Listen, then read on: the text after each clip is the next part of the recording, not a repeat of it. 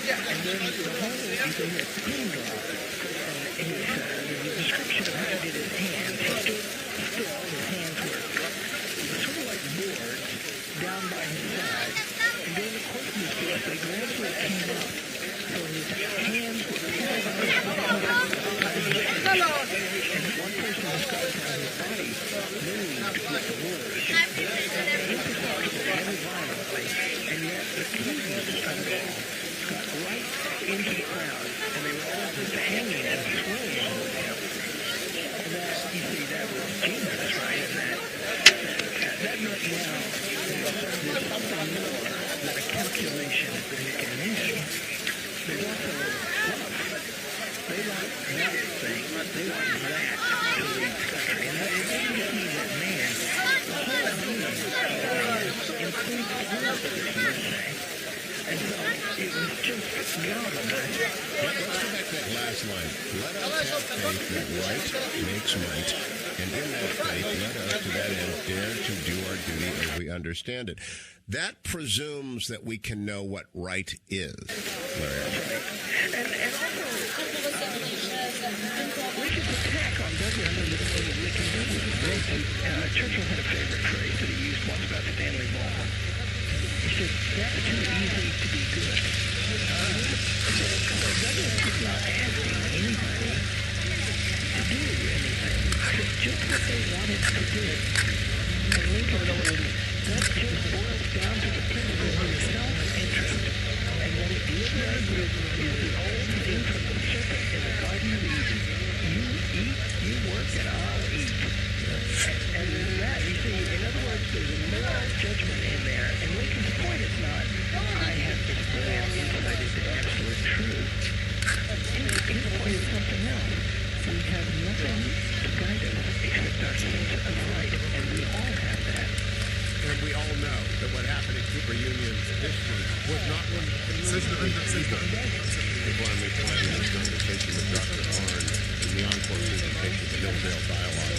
All things Hillsdale can be found at qforhillsdale.com, all the Hillsdale Dialogues, all 508 of them, and application to or subscription for and find is absolutely free. I found at hillsdale.edu, as are all of the video courses.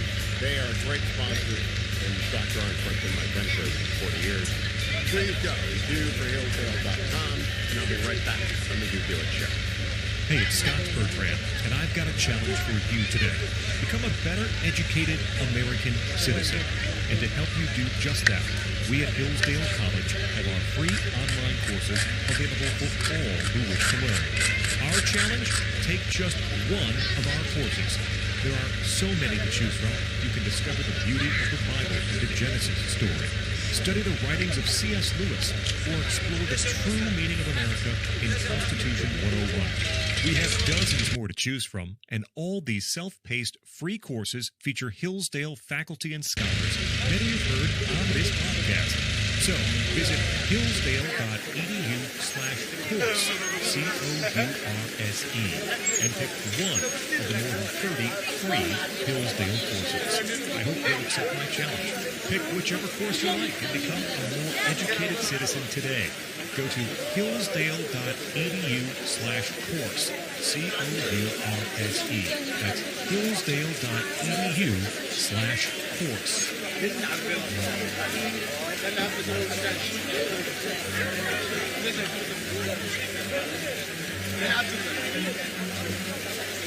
Welcome back, America. I'm going to do it now for WrestleMania. As usual, comparison based out of the beginning of the day. Let's go to the conclusion of my encore presentation, Hillsdale Dialogue, from Cooper Union speech with Dr. Abraham Lincoln. Faith, my 1860 speech at Cooper Union, University, in the news this week because the Jewish groups, number of them, were threatened by a national mob, hostile library full of That's not the Cooper Union that Lincoln existed.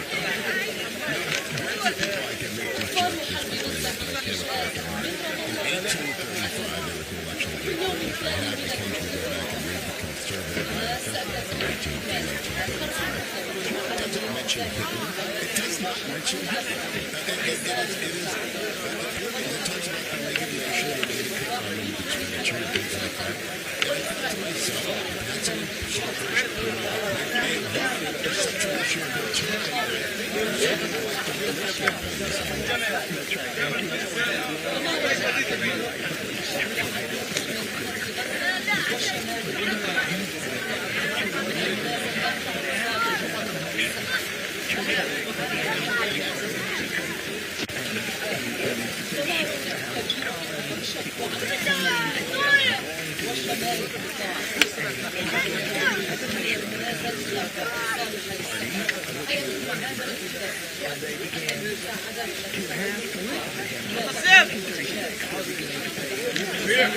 It's such a good at the Central Issue inevitably do at least engage the opponent in the argument. Let me ask you, after Cooper Union, you said he goes on a speaking tour where it's really heavily publicized. Is he ever not running for president after this one? Come on!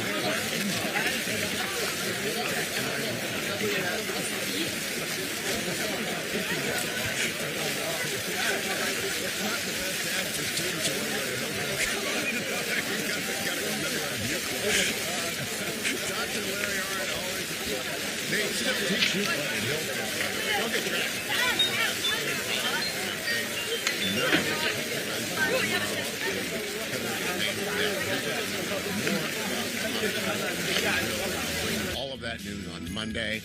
HughForHillsdale.com for all things Hillsdale. Thanks for listening to the Hillsdale Dialogues, part of the Hillsdale College Podcast Network. More episodes at podcast.hillsdale.edu or wherever you find your audio. For more information about Hillsdale College, head to hillsdale.edu.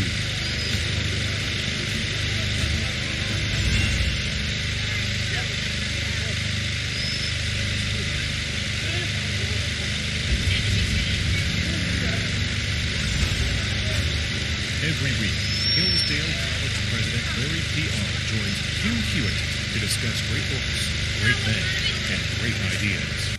This is the Hillsdale Dialogues, part of the Hillsdale College Podcast Network. More episodes at podcast.hillsdale.edu or wherever you find your audio. Also at the Hillsdale College Podcast Network, check out the Radio Free Hillsdale Hour, the Hillsdale College K-12 Classical Education Podcast, The Larry P. Arn Show, and more, all at podcast.hillsdale.edu. Morning. morning, Glory America. Bonjour, hi, Canada. I'm Hugh Hewitt. That music means the Hillsdale Dialogue is upon us. Once a week, Dr. Larry Arnn, usually Dr. Larry Arnn, president of Hillsdale College, joins me, and we have been embarked for many months now, and we will remain embarked on reading this book, The World Crisis, Volume 1. And it's been a revelation to me, and it gives us an opportunity to do a little poetry as well. I'm not much of a poet, Dr. Arnn. All things Hillsdale at hillsdale.edu. I do not know much about Mr. Blake. I don't know much about poetry. Do you study poetry? I have some favorite poets. There's a kind of student at Hillsdale College that I admire very much, and I call them warrior poets. They like poems with cadence and sometimes with a body count. And there's a lot of very noble poetry like that. So, well, here is Blake. Churchill liked poetry a lot. He uses Blake. The most important chapter is July 24th through 30th, because the world hangs in the balance in 1914. And Churchill's memoir of the week of crisis begins, prepare, prepare the iron helm of war. Bring forth the lot, cast in the spacious ward.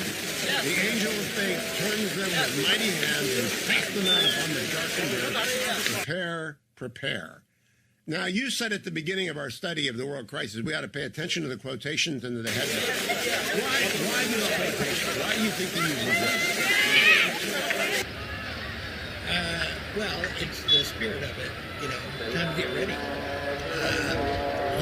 It's not, it's a martial. In other words, he regrets all of this, and he thinks it's the worst disaster ever described. But what's he doing right now? While working hard to stop the war, he's getting ready to fight. And that's what that quote is about. That's why that's there. Last week you told the story a little prematurely. I want to go back and retell it again at length. There is a cabinet meeting about the Irish crisis. And the Irish crisis consumed Great Britain for 9 months. And into this comes Lord Edward Grey. And I don't know what you think of him. I've always thought he was pretty smart, but maybe by half too much. He wouldn't tell anyone what he was doing. And the world didn't know what he was going to do. And Churchill, well, you describe it. Churchill looks up. He's just in a fog, and Lord Grey starts to read something. Yeah, well, Churchill did. What do you mean? And he was inscrutable about it. And he didn't. It wasn't like today. So many talk out of both sides of the mouth. When he talked, he only talked out of one side.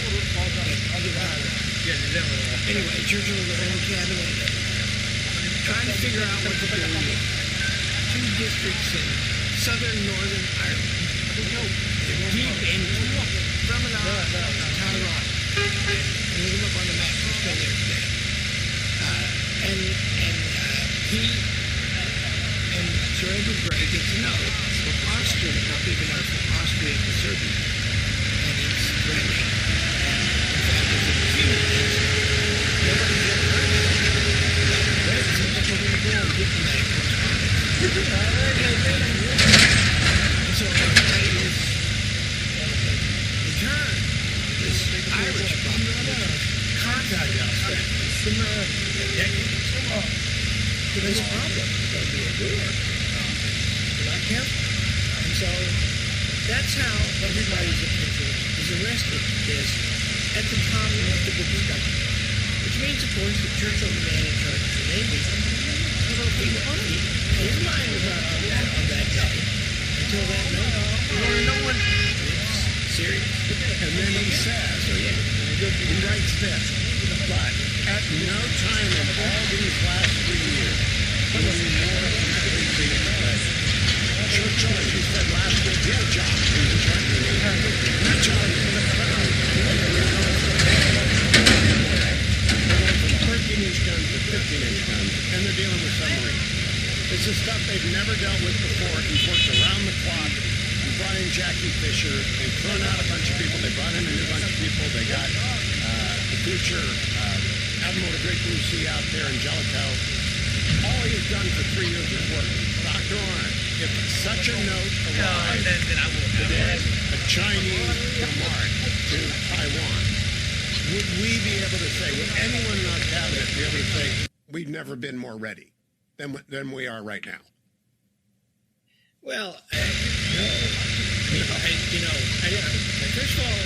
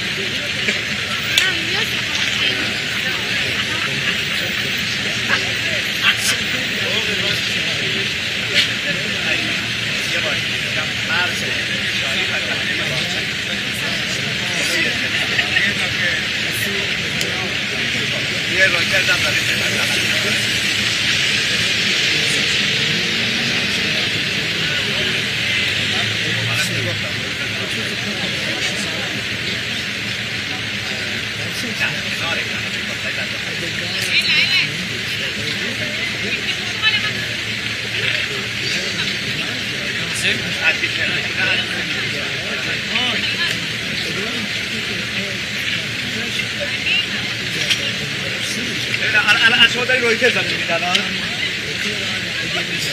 نه ببین اینا من الان رویترز منو میبینید؟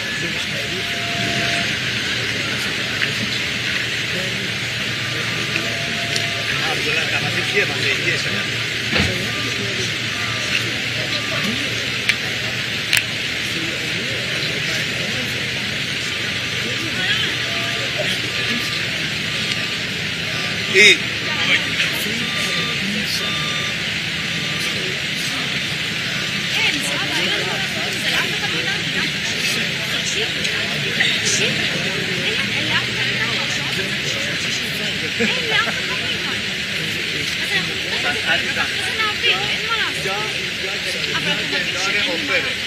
این زندان اوپره اون ور کرانه باختریه این ور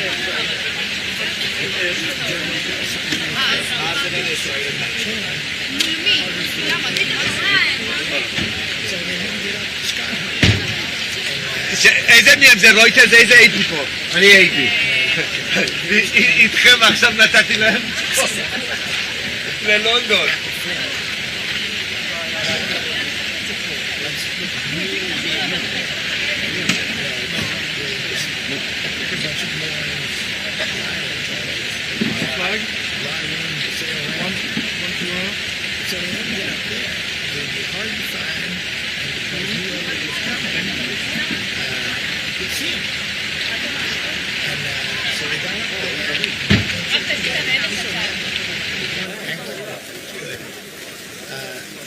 The British Navy was on annual move cemetery. And a lot of people were called out, a lot of ships lost. And these events start coming. That telegram that was read by Sir Edward Grey, the cabinet comes, and the first thing Churchill thinks of is, we're all together, right? Let's keep us together. Keep us together. Don't let anyone go on leave. All leaves are canceled. That's right. That's it. And so there was some good fortune in that. But that meant that not only was the Navy bigger, stronger than it had ever been, it was also ready for the war. And those were achievements. And they counted. There were people in command as well who would be ready to act. When we come back from the break, I've got to bring up Hillsdale nonpartisan, this is a nonpartisan government. When we talk about energy in the executive and the president's capability right now in 2023, we're not being partisan. We're just talking about what Asquith had to do, along with Churchill and Gray, in 1 week because a crisis came. and they were ready, and they were able to do it. And the war wasn't won in the first week, but it wasn't lost. And that's the key thing, and the key difference that I think Americans have to think about as we go forward in this unusually turbulent summer. Don't go anywhere. Hey, it's Scott Bertrand. If you haven't yet, now would be a good time to check out the Hillsdale College Podcast Network. It's over at podcast.hillsdale.edu. What's there? Free nationwide access to all of Hillsdale's podcast content. That includes shows like the Hillsdale Dialogues, the Radio Free Hillsdale Hour, the Hillsdale College K-12 Classical Education Podcast, the Larry P. Arn Show, and now, new in Climax. You can listen to any of those programs wherever you are and whenever you want, and it's always free. So find out more about all of our shows at podcast.hillsdale.edu. You can subscribe to any program you want. New episodes will come right to your device, or grab the Hillsdale College Podcast Network super feed, and you'll be the first to get access to all of the content posted on the site. If you want to come close to stepping inside a classroom here at Hillsdale College, well, the Hillsdale College Podcast Network is for you. Check it out at podcast.hillsdale.edu. That's podcast.hillsdale.edu.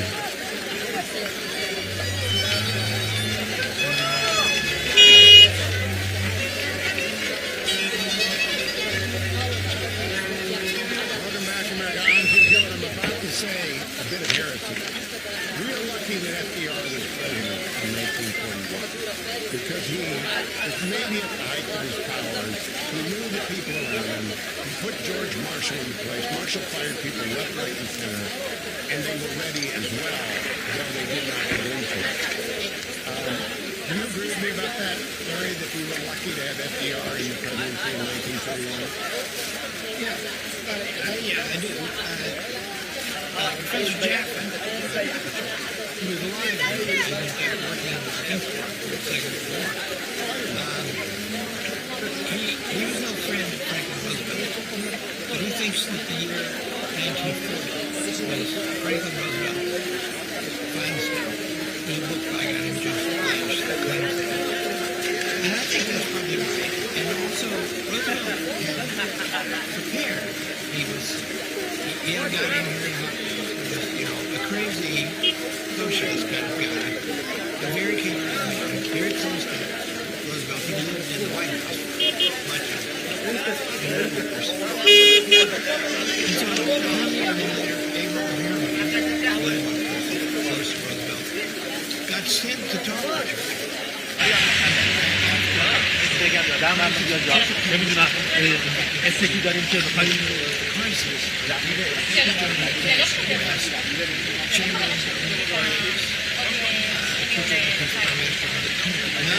به دارم یا چه چیزی داریم با هم دیگه که ندارم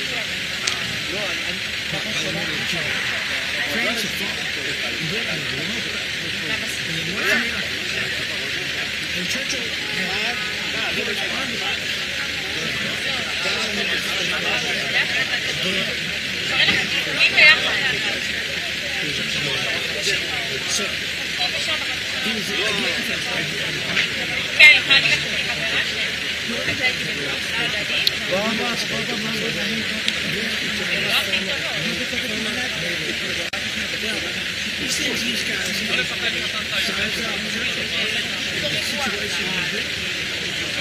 من بیا به رانی تولید کنیم برای چی چه کار کردن یمینی باشه یا من یادت نیست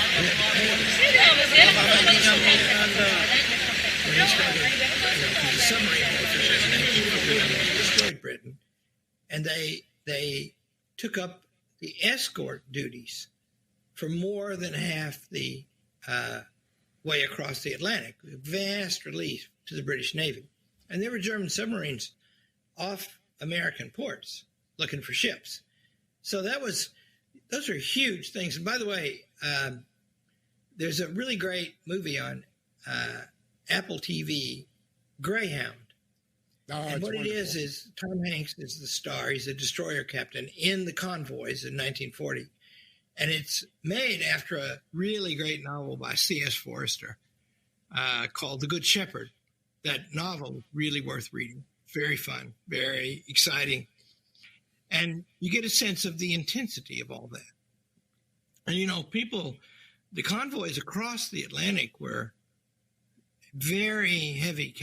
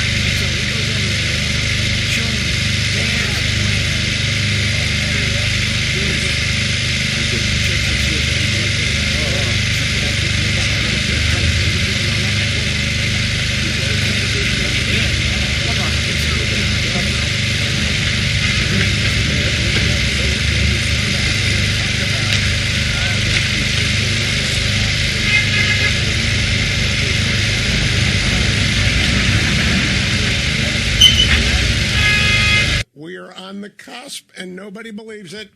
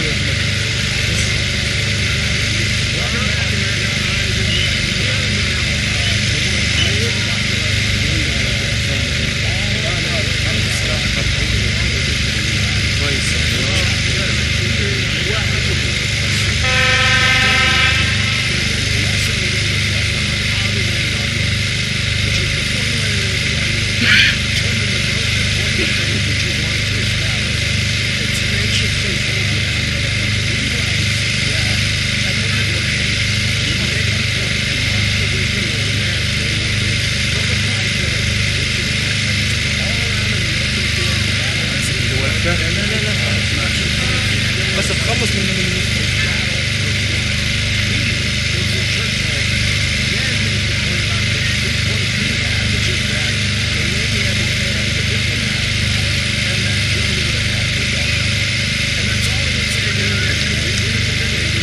ready, and the Germans will attack through Belgium. A lesson to take away for presidential candidates of all sorts about how to win a presidential campaign, which is to stake out 2 points and say them again and again and again, and then stand by them. We have the, yes, of course, right? We have the amazing example of the 2016 Trump campaign, which, first of all, he's very skillful, and it boiled down to a simple phrase. He would walk out in front of those rallies, and he'd say, lo abu بFB بعده.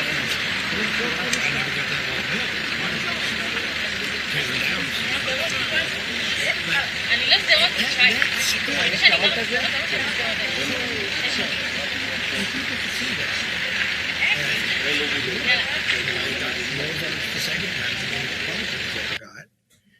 And so, in other words, yeah, you have to. אני לא זה רק שי. It's not just for people. You have to organize it. I don't like rules.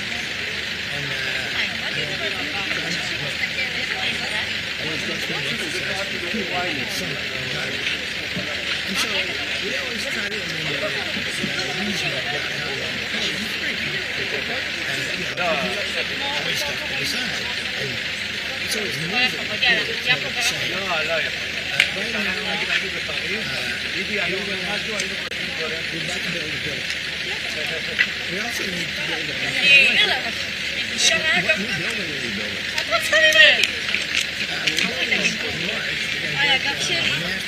תמרי למנסון. לא, לא תחליפי אותי, אני דקה חוזרת. אני פתח את הסטופר.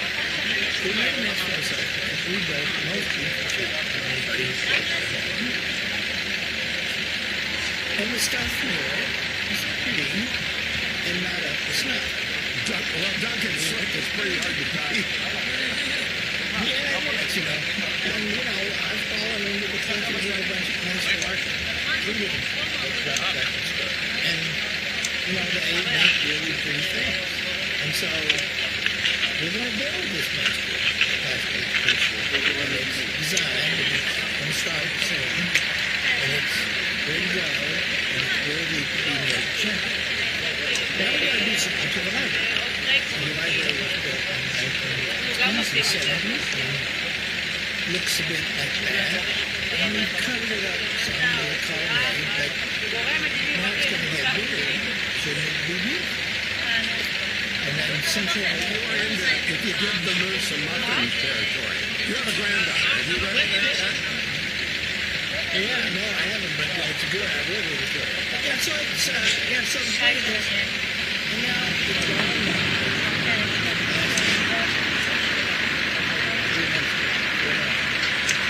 Every time we put something in that quad,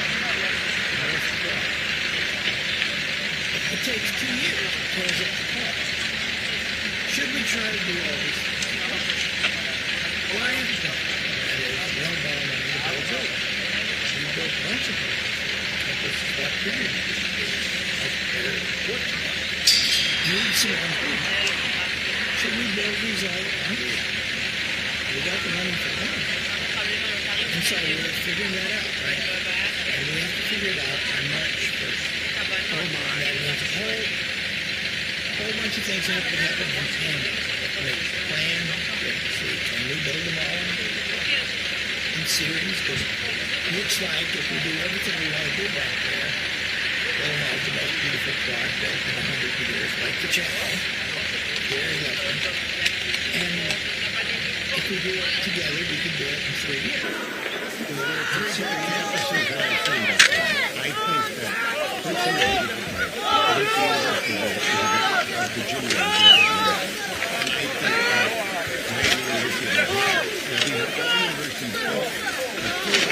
And I think that University of and so they're all built out of Georgia.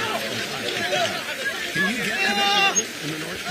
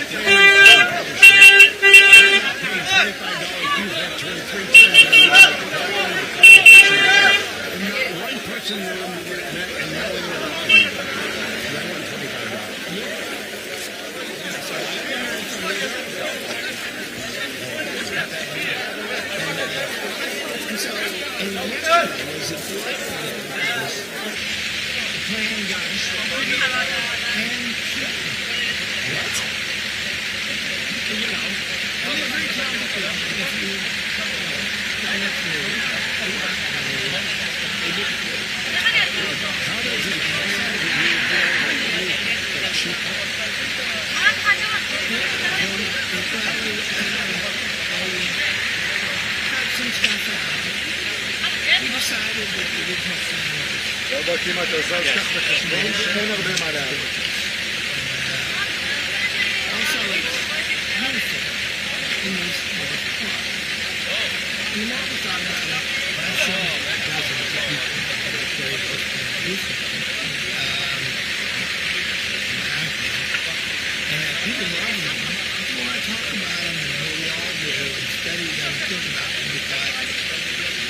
Just too beautiful. It's sort of, when you look, if you look down, it looked like an Oxford College. Oxford Colleges, the quads in Oxford Colleges are small. ندیدم که ندیدی باشه Quite a bit. به اینجوری مباده نمیشن اونا باید بیان تو بعد از اینا برن بیرون نه And so if you build it all, you see, they got massing, maybe they're not colleges. And you know, massing costs money. So if you don't have much money, like those who have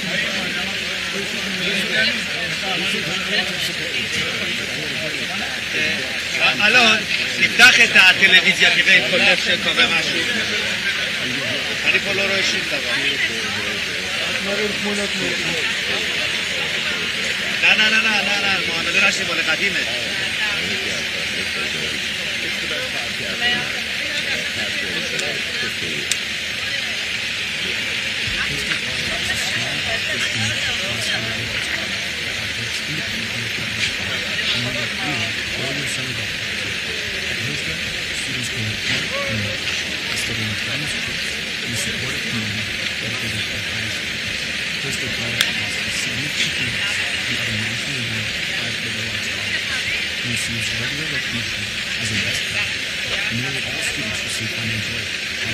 نه این مال قدیمه این فیلم‌های قدیمه هر بخور این فیلم‌های مال دیروزه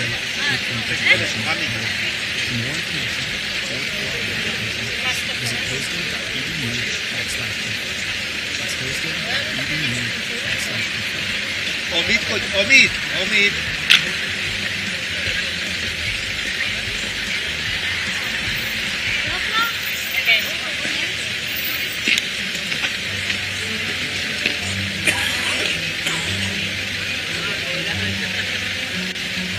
اسرائیل تایید نکرده اسرائیل تایید نکرده من تایید نکرده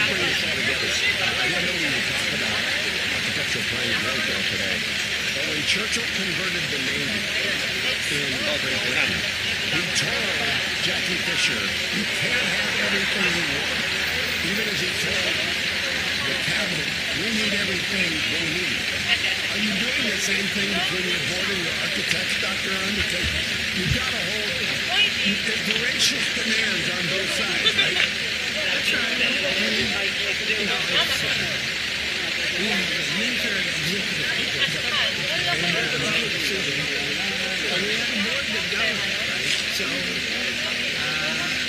the chairman of the building and grounds, chairman of the board, and all the board, we're involved in it. So we're thinking hard. I mean, we can think hard together, and we can make decisions. But together, we're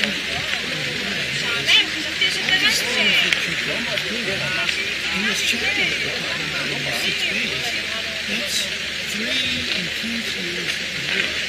he did, came together as a fleet that was ready to go on the day of Christmas. But when the decision was made years earlier, nobody could predict that. גורם ביטחוני איפה היא?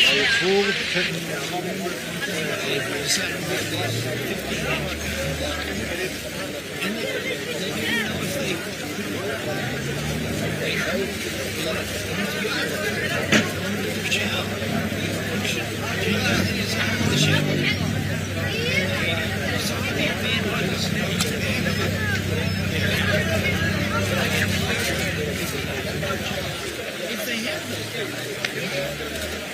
those and it takes today, their standard 2 years to build. And they don't really know for sure. So I'm coming back there because I want to make sure we get this point. Churchill has an enormous courage when it comes to making hard choices. They're not always going to be right, but he's right 8 out of 10 times. But he has the courage to decide things and to defend his decision. I think that quality is missing in public life. If you're going to have the courage to make a tough choice and defend it.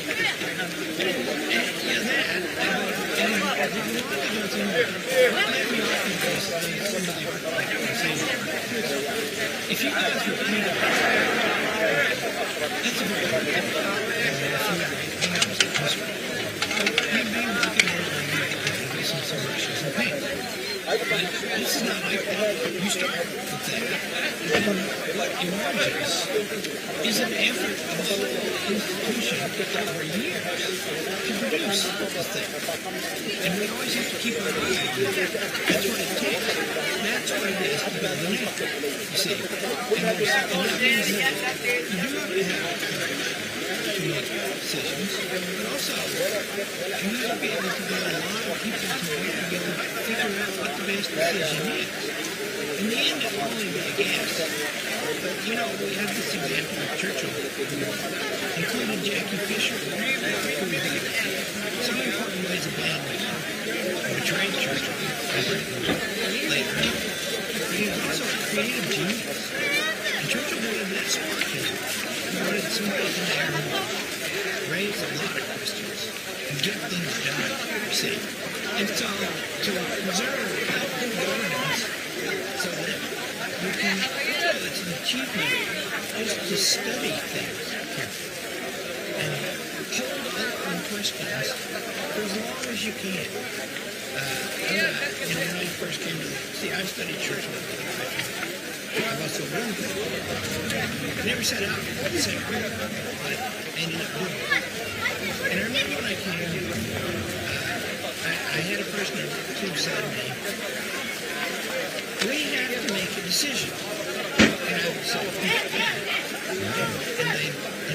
and then I would get somebody say, don't you have to have the courage to make a decision? And I would say, yeah. And there was a very pregnant meeting. People were saying that I was a different. I think my predecessor might have made a decision faster. But their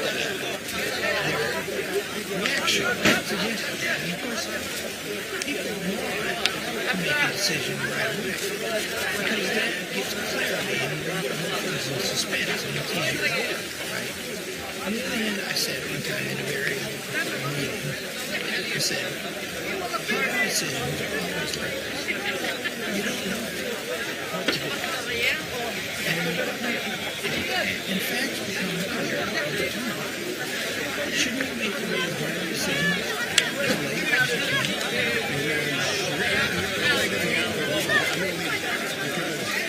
When you rush a hard decision, you're going to make a mistake. But you need to know they're legal. You need to know they're out there. Come back next week. The first action of the First World War with Dr. Mary Arnold. Thanks for listening to the Hillsdale Dialogue, part of the Hillsdale College Podcast Network.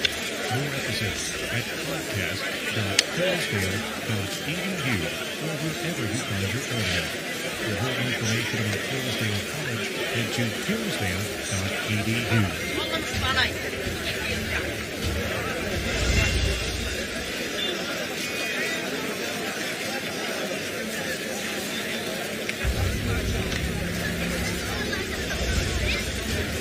Every week, Hillsdale College President Larry P. R. joins Hugh Hewitt to discuss great books, great men, and great ideas.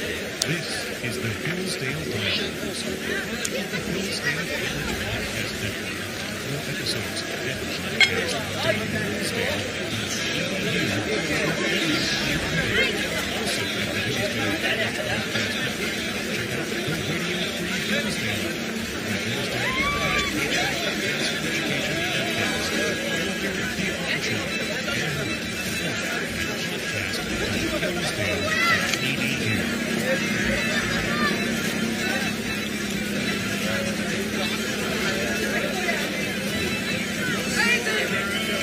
Hi, Canada. I'm Hugh Hewitt.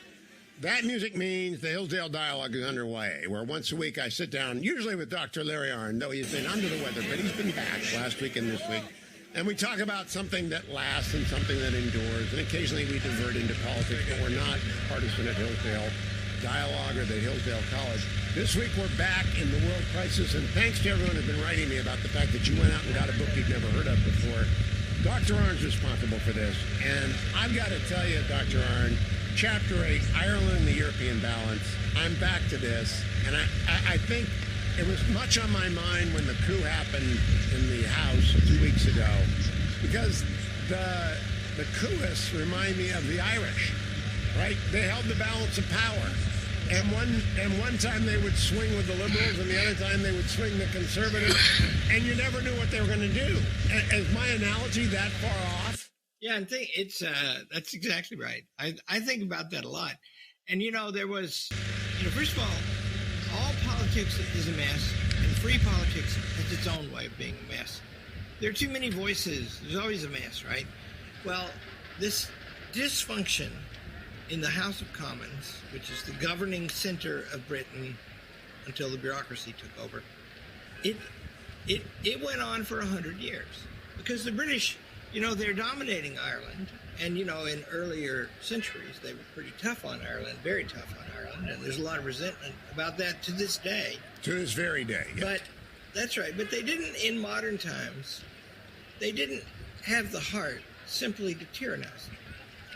And so they included them in the House of Commons. Is that right? They got to elect their members and join up. And then they messed with the House of Commons all the time. And, in the end, by the way, they were successful because they made themselves so annoying that Winston Churchill separated from the politics of his father and helped to negotiate the settlement after the First World War that let them go. And that was what he complained of, was he admitted that wrong was done in Ireland. And it's worth stopping and saying what is thorny about Ireland. Northern Ireland was and is today Protestant. And Southern Ireland is Catholic. And as you know, Catholics can be very despotic. No, I didn't say that. Well, I'm actually Orange Irish and Green Irish. You can't insult me or not insult me no matter what you say about Ireland, because I got both sides. Right. And both of them have, they're people, right? So they can be despotic. So in the, Britain's ambitions to control Ireland, Churchill thought had become obsolete by early in the 20th century because Britain had become very large and Ireland was not so large, and therefore it couldn't be so much a danger. And the particular danger that had occurred was European powers hostile to Britain using Scotland and Ireland different times in different ways to build bases, constitute a threat on the borders of England. And so he thought that was less a problem, although the Irish Republic during the Second World War was way too comfy with Hitler, hosted German submarines and their ports and stuff. Anyway, they didn't want to, serious opinion in Britain was much less inclined to keep Ireland. Northern Ireland was different because they felt they had a debt of honor. They had taken control, they represented them, and Northern Ireland wanted to stay. And so they couldn't get out. Hard to get out. Today, there's very controversial, right? They did Brexit. But what about Southern Ireland and Northern Ireland? And do they have to have a border there with Europe? And that was the thorniest thing. And it went on, still goes on some. Well, what's when he writes in Chapter 8 about Ireland and the European balance, the solution he was putting forward is the solution we haven't arrived at, which is never coerce Ulster and let the rest of the Republic of Ireland be free. Churchill got there in the 20s and the 30s, but the rest of the country didn't get there until the Good Friday Agreement in the 90s. Yeah, that's right. And it's settled down a lot now. It's a lot better, but it's still a contemporary issue in some ways. And so the House of Commons in 1914, in August, when the war is about to descend, and remember, this is a different kind of war than the world has ever seen. Bigger, more intense, fiercer. We read Churchill writing of it, that it different from the modern wars in the fierceness with which it was fought. It's like the ancient worlds where they would sometimes kill everybody in a city. But it was different from the ancient worlds in the scale and the science that was brought to bear. And the world had never seen such a thing. And in the middle of this Irish debate about two districts in northern Ireland, close to the border with Southern Ireland, Fermanagh and Tyrone, and the whole cabinet is spending days, weeks, months, where the border runs through those towns, and most of them never been there, and would never go. So they're doing that, and then it's very riveting in this chapter because Edward Grey, foreign minister whom Churchill admired very much, he starts reading this note from Austria to Serbia. And the note is very hard. In fact, and it sort of accumulates. At first, they're not paying much attention. Churchill isn't either. Churchill admits he's not paying attention. Yeah, and then it just, on it goes. And it accumulates this, and then this, and then this. And he said, I never heard such a note. Right? And so the Archduke Ferdinand, the heir to the Habsburg monarchy, was assassinated in Serbia, part of the Austro-Hungarian Empire, and like almost all of the rest of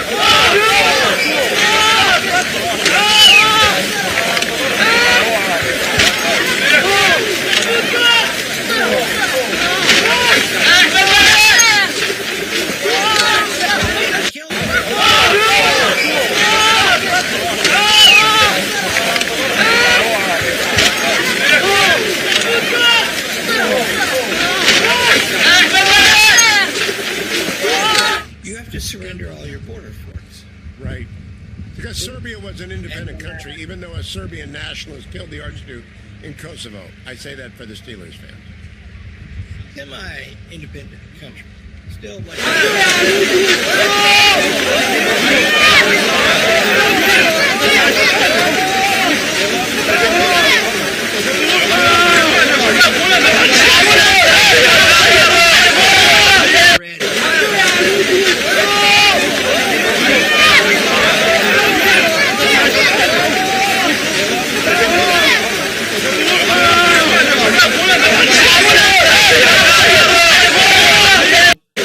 People are used to thinking about that now, and that's gone on for about 4 years by 1914. And so people know if Austria attacks Serbia, Russia is probably going to attack Austria. Germany is going to attack Russia, but Germany can't get in a big war with France. With Russia, with its back to France, France is going to get involved too. And then England is going to get involved. All because of something that happened in a little town in Serbia. And people understand those steps. And you know, Churchill himself, more than anybody else, has predicted what such a war would be like. But even he is shocked at what happened and how it grew. And it's about to get out of hand. And what's interesting to me is the way Churchill tells the story is how intelligent everybody was. The Germans were trying to stop it.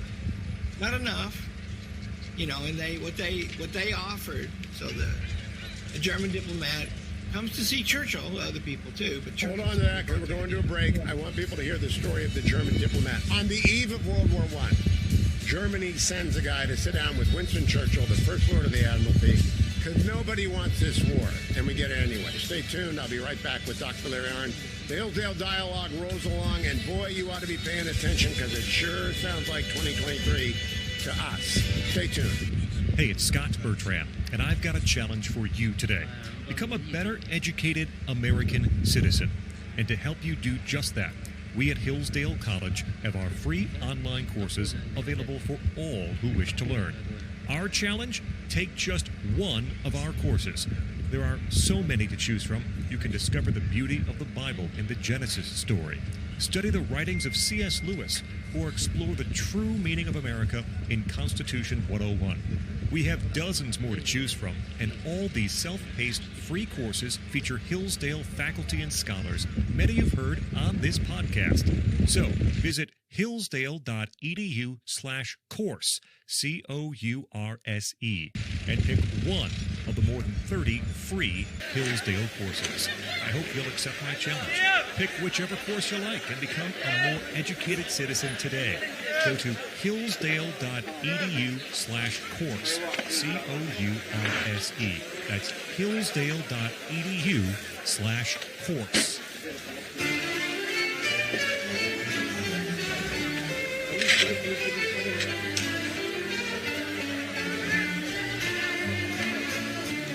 Welcome back, America. I'm Hugh Hewitt. One of the things you have to understand about the Hillsdale Dialogue is that we presuppose a lot of knowledge on the part of you, the audience, and Dr. Arnn fills it in on how the British political system works. Winston Churchill is not the Home Secretary. He is not the Foreign Secretary. He's head of the Admiralty. Why did the Germans send somebody to talk to him, Dr. Arnn? He was a big man. He was a showpoke. He knew the Kaiser. He was engaging. He was good to talk to. And the British political system is, it's ruled by the peak of the British political system is a cabinet. Actually, now it's a bureaucracy. Never mind. And the cabinet has a prime minister, which means first among equals. It doesn't mean.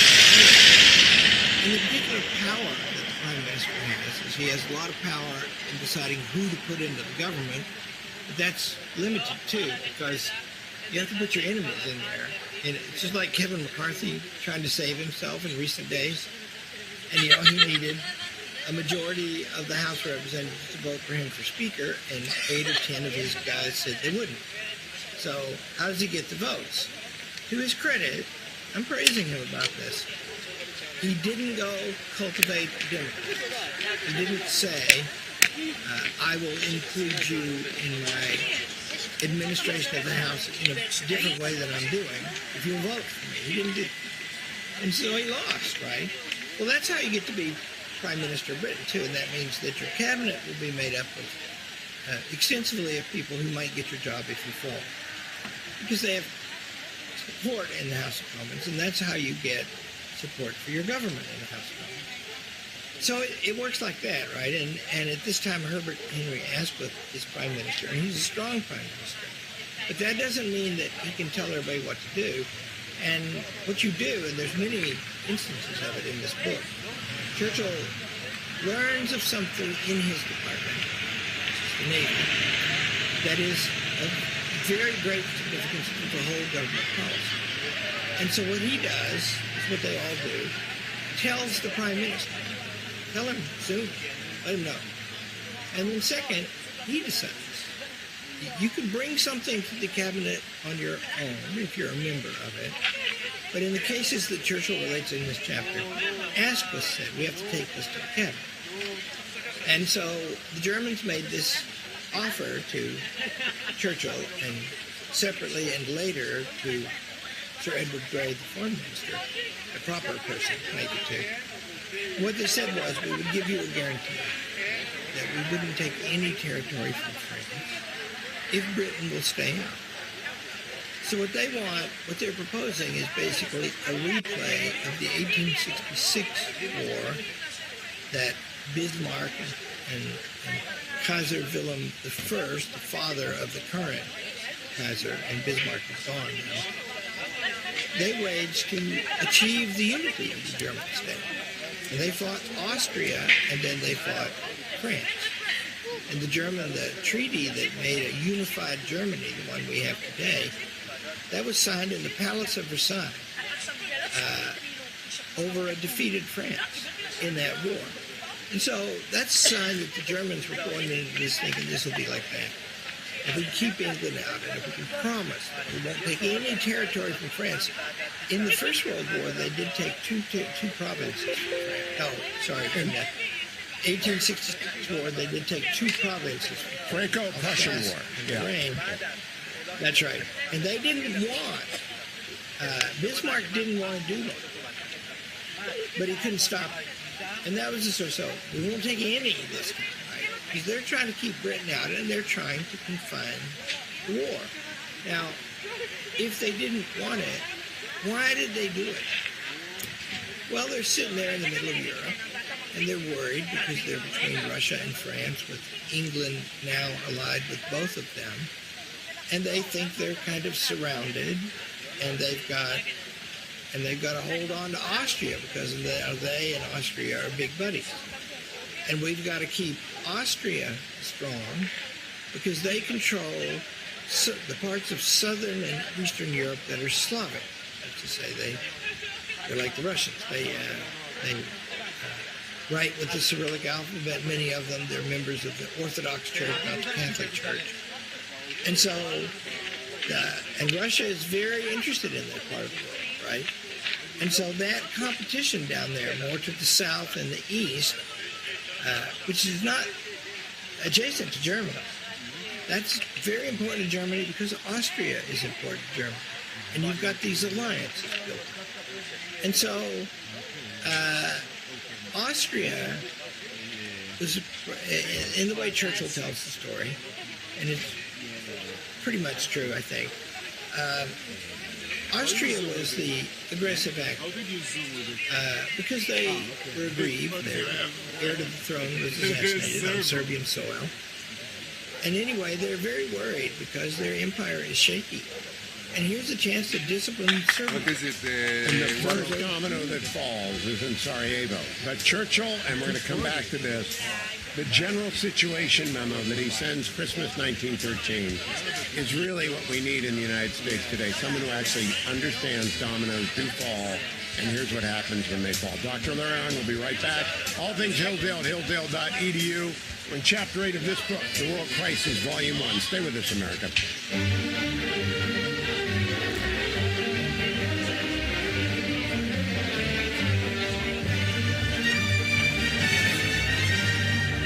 Back, America. Maybe the most used phrase that is misunderstood is strategic thinker. Dr. Arnn is my guest. Larry Arnn, President of Hillsdale College. All things Hillsdale at hillsdale.edu. Dr. Arnn, I don't know that I've found, and it was new to me, pages 120 to page 122 of the Bloomsbury edition of The World Crisis, Volume 1, is just the reproduction of a memo that Winston Churchill wrote in December of 1913 on the general situation. Do you think anyone in the Biden administration could write such a memo today about the general situation? One doubts that there's anybody who could read it. I agree. I don't think they understand that the chin bone is connected to the neck bone, which is connected to the shoulder bone. They just don't get it's all connected. Yeah. So there's a lesson. This memo is steps they got to take because he's in charge of the Navy, and what are we going to do? And, you know, you got to be, you know, the Navy is a very big thing, and it was the key to the British defense for several hundred years. And the first thing you got to worry about is the aggression toward war is coming from Austria and then to Germany. And Germany has built itself a big navy. Are they going to attack our navy of a sudden? Because if they could change the strategic balance of the world. Because they've got a huge army and Britain's got a little army. If Britain didn't have control of the sea, they could get their army to Britain. That would change everything. See? So he's got to protect the fleet. And there's a point that people should understand. In politics, in its very long, you know, starting in 1900, ending in 1961, when he retired from the House of Commons, Churchill always preferred to have a job with activity. He didn't much like being a general advisor kind of cabinet. And that's a kind of lesson for people, by the way, because politics is very dangerous. And, you know, we may all get hurt in fundamental ways here.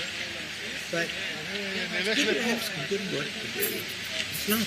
You know, you've got to pay attention to your country. You've got to learn. You've got to be a better citizen and help others to learn. But also it's great to have some rewarding work. I mean, I value my job very much. It's fun. So far I'm able to do it. You know, you get to teach. Well, Churchill, you know, the grand strategy of the war, Churchill was probably better at that than anybody. He certainly wrote better than anybody else in the cabinet. But he wasn't in charge of that.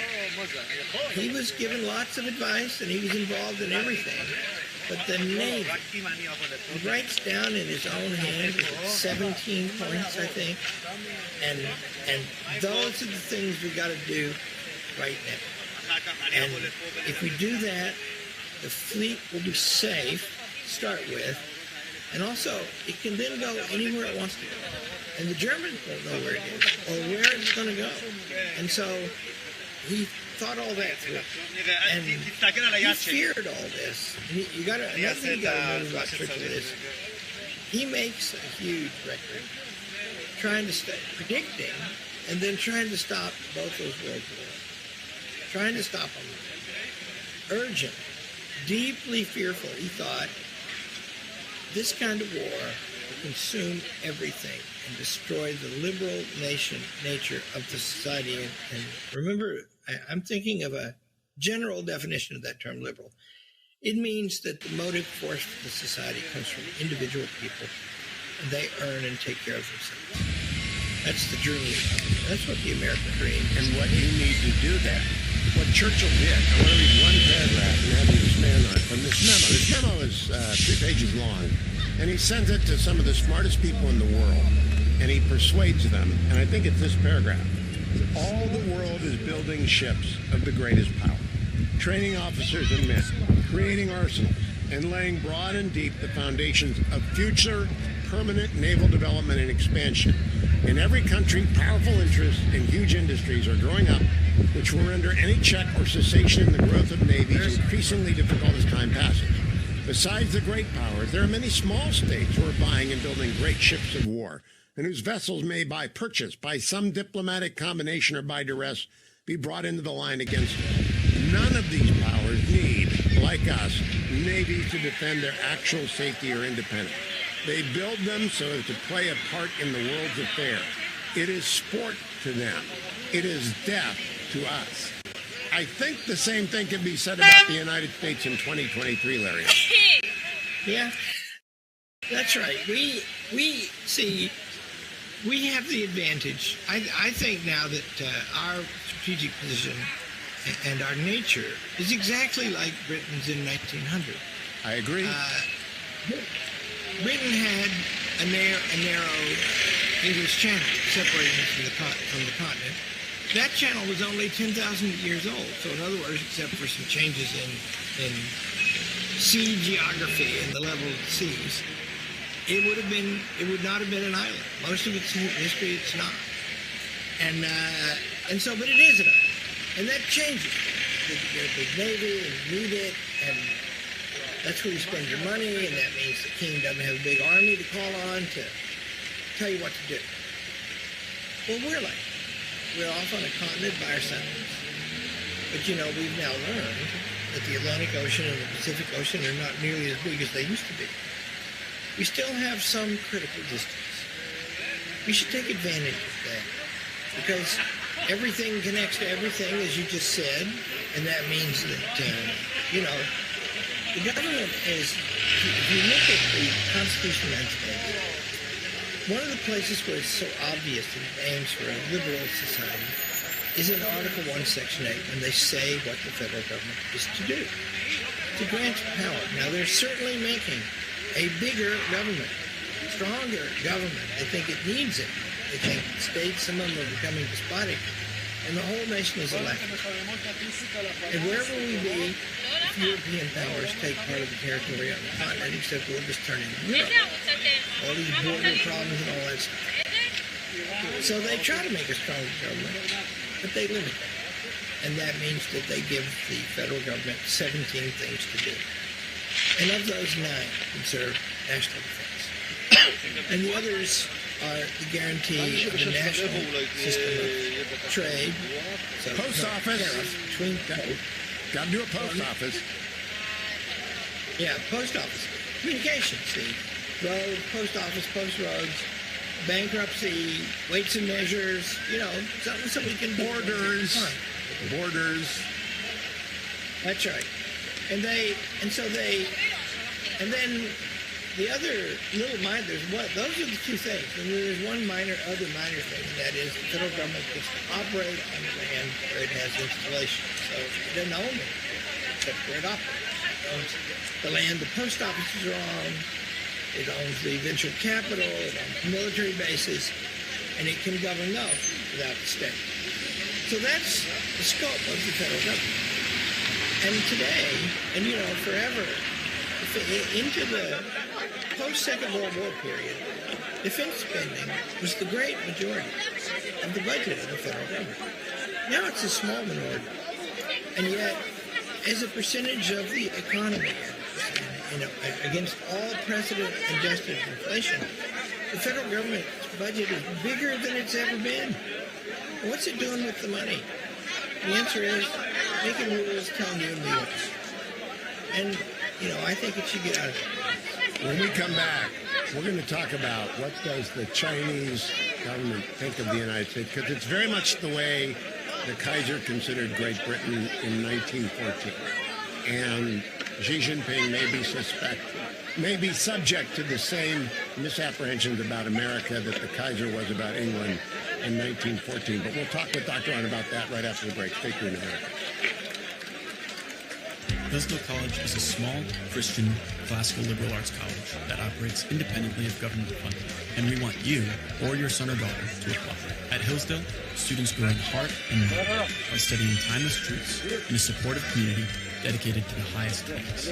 Hillsdale College costs significantly less than other nationally ranked private liberal arts colleges and receives regular recognition as a best value, and nearly all students receive financial aid. Our robust core curriculum, vibrant student life, and 8-to-1 student-to-faculty ratio make for an education with no hour. For more information or to fill out an application, visit hillsdale.edu/info. That's hillsdale.edu/info.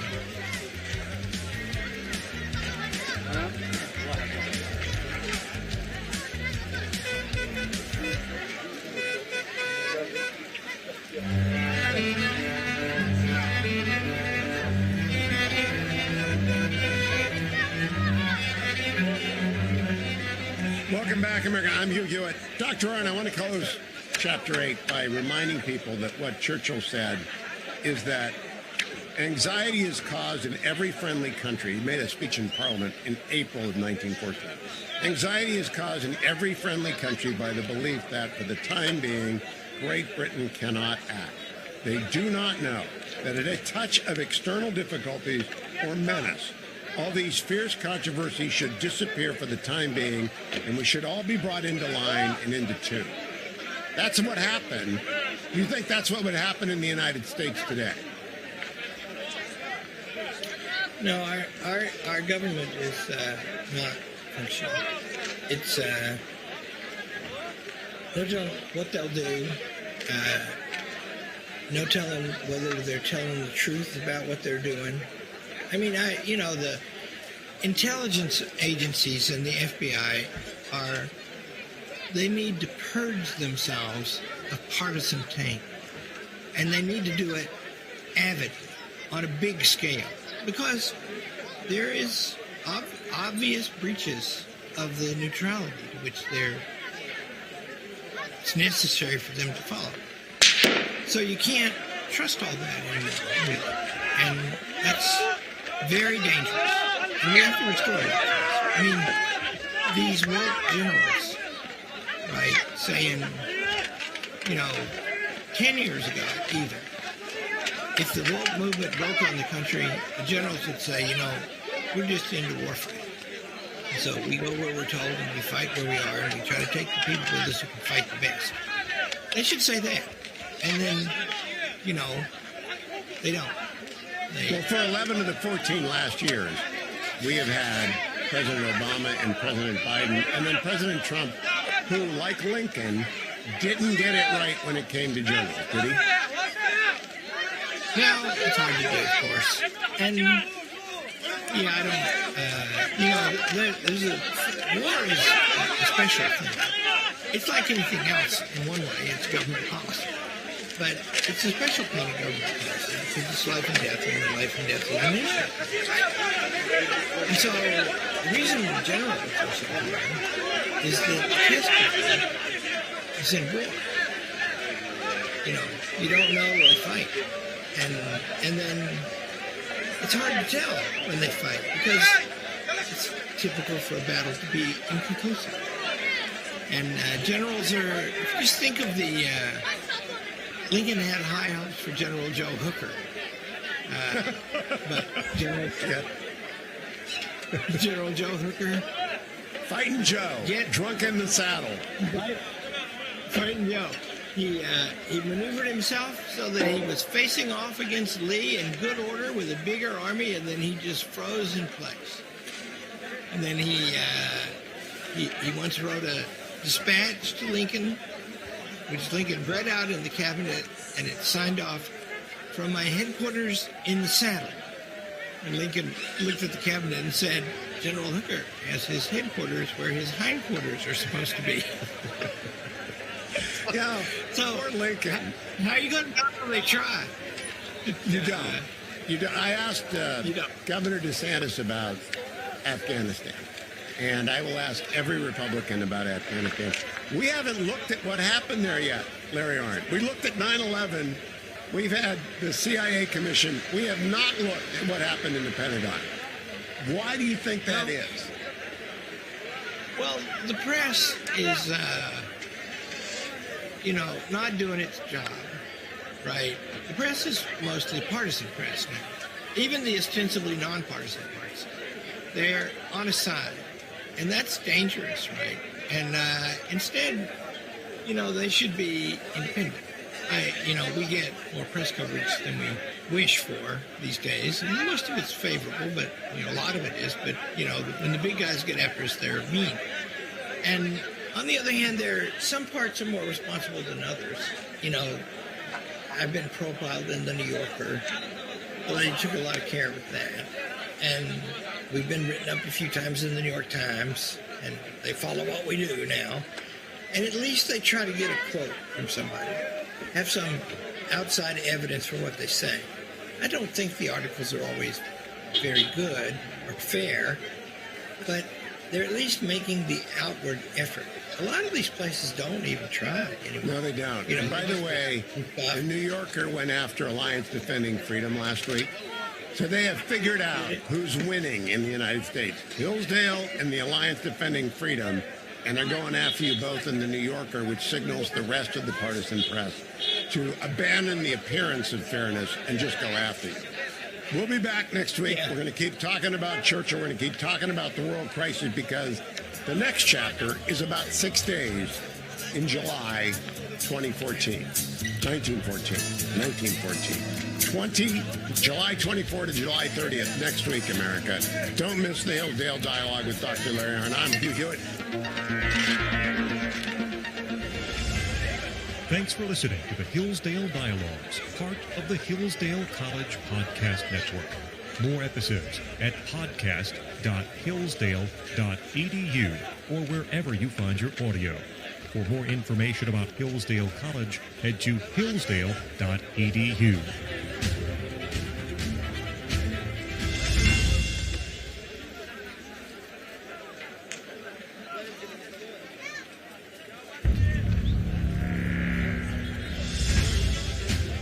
Every week, Hillsdale College President Larry P. Arnn joins Hugh Hewitt to discuss great books, great men, and great ideas.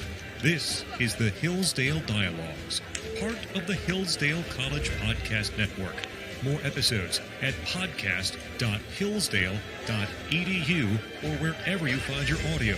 Also at the Hillsdale College Podcast Network, check out the Radio Free Hillsdale Hour, the Hillsdale College K-12 Classical Education Podcast, The Larry P. Arnn Show, and more, all at podcast.hillsdale.edu. Morning glory, America. Bonjour, hi, Canada. I'm Hugh Hewitt, live inside the Beltway, talking with Dr. Larry Arnn, president of Hillsdale College. That music always means we're in the last radio hour of the week on Friday morning, and so I'm so glad to welcome back Dr. Arnn, who's been under the weather for a couple of weeks. I hope you are recuperating well, Dr. Arnn. Yeah. Nothing like a break from the radio to make you feel strong. That's not what it was. That's a terrible thing to say, but I don't see you, so I gather you can see me. I hope you can at least. There you are. Did your illness have anything to do with your granddaughter? Because I've been put under the weather by my granddaughter this week. I got, so our younger daughter got married in San Antonio, and the English, as we refer to my in-laws, brought a foreign bug. Oh. So it was an invasion from abroad. And I don't get sick very often. And this was a bad bug. And I don't either. Days. I do not either, but boy, oh boy, I blame grandchildren before I blame in-laws, because, you got to deal with those in-laws for a while. It's, by the way, both my daughters are married. I've paid that bill. Congratulations. I only had one, and I'm letting the second son get married in 2 weeks, and then that one's off my radar as well. We are successfully and well and truly done. Dr. Arnn, someone who has done this week is a friend of yours, a friend of mine, Kevin McCarthy. We have been friends, you and I, for more than 30 years, and both of us have been friends with Kevin McCarthy for the same amount of time. This is truly a tragedy. What is your commentary on it? Well, the government is dysfunctional, as a rule, widely. And the Republican Party is extensively dysfunctional. But if you just look at the facts, those 6 or 8 guys didn't topple Kevin McCarthy. The Democratic Party did. Those 6 or 8 guys helped him. And it's too bad because, if we've been talking about Churchill and the world crisis, and the First World War opens with Britain deeply distracted by fundamental problems with Ireland. And they were able to overcome that enough to focus on the war. And we focus on our big problems now because it's, the House right now, as we speak, the House is not functioning. And, it's, sometimes you can say it would be good if the government didn't function, but the truth of the matter is the most powerful parts of the government in this new age, the permanent bureaucracy, they're functioning all the time. And how do you get a plan to get the expenses and revenues of the government of the United States under control, to get the private sector protected so we can live our lives as free people, which is the purpose of the country? And how do you figure out about this big war we got going on and how you bring it to an end somehow with some good resolution? And those are huge things going on right now, and we're not talking about those. I'm in Switzerland as you are. Hillsdale's nonpartisan, and I am a Republican partisan who stays in Switzerland, so we were both in Switzerland together.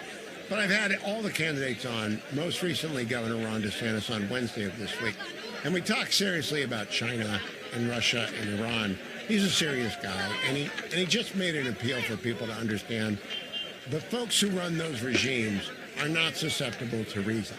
Kind of what Churchill did through the entire 30s was beg the British public to understand that Hitler was not susceptible to reason. And they resisted learning that until the bombs started falling, Dr. Is that what it's going to take in the United States? Yeah, well, what will work? We don't know right now. Nothing works right now. I mean, look, we are not policing much of America.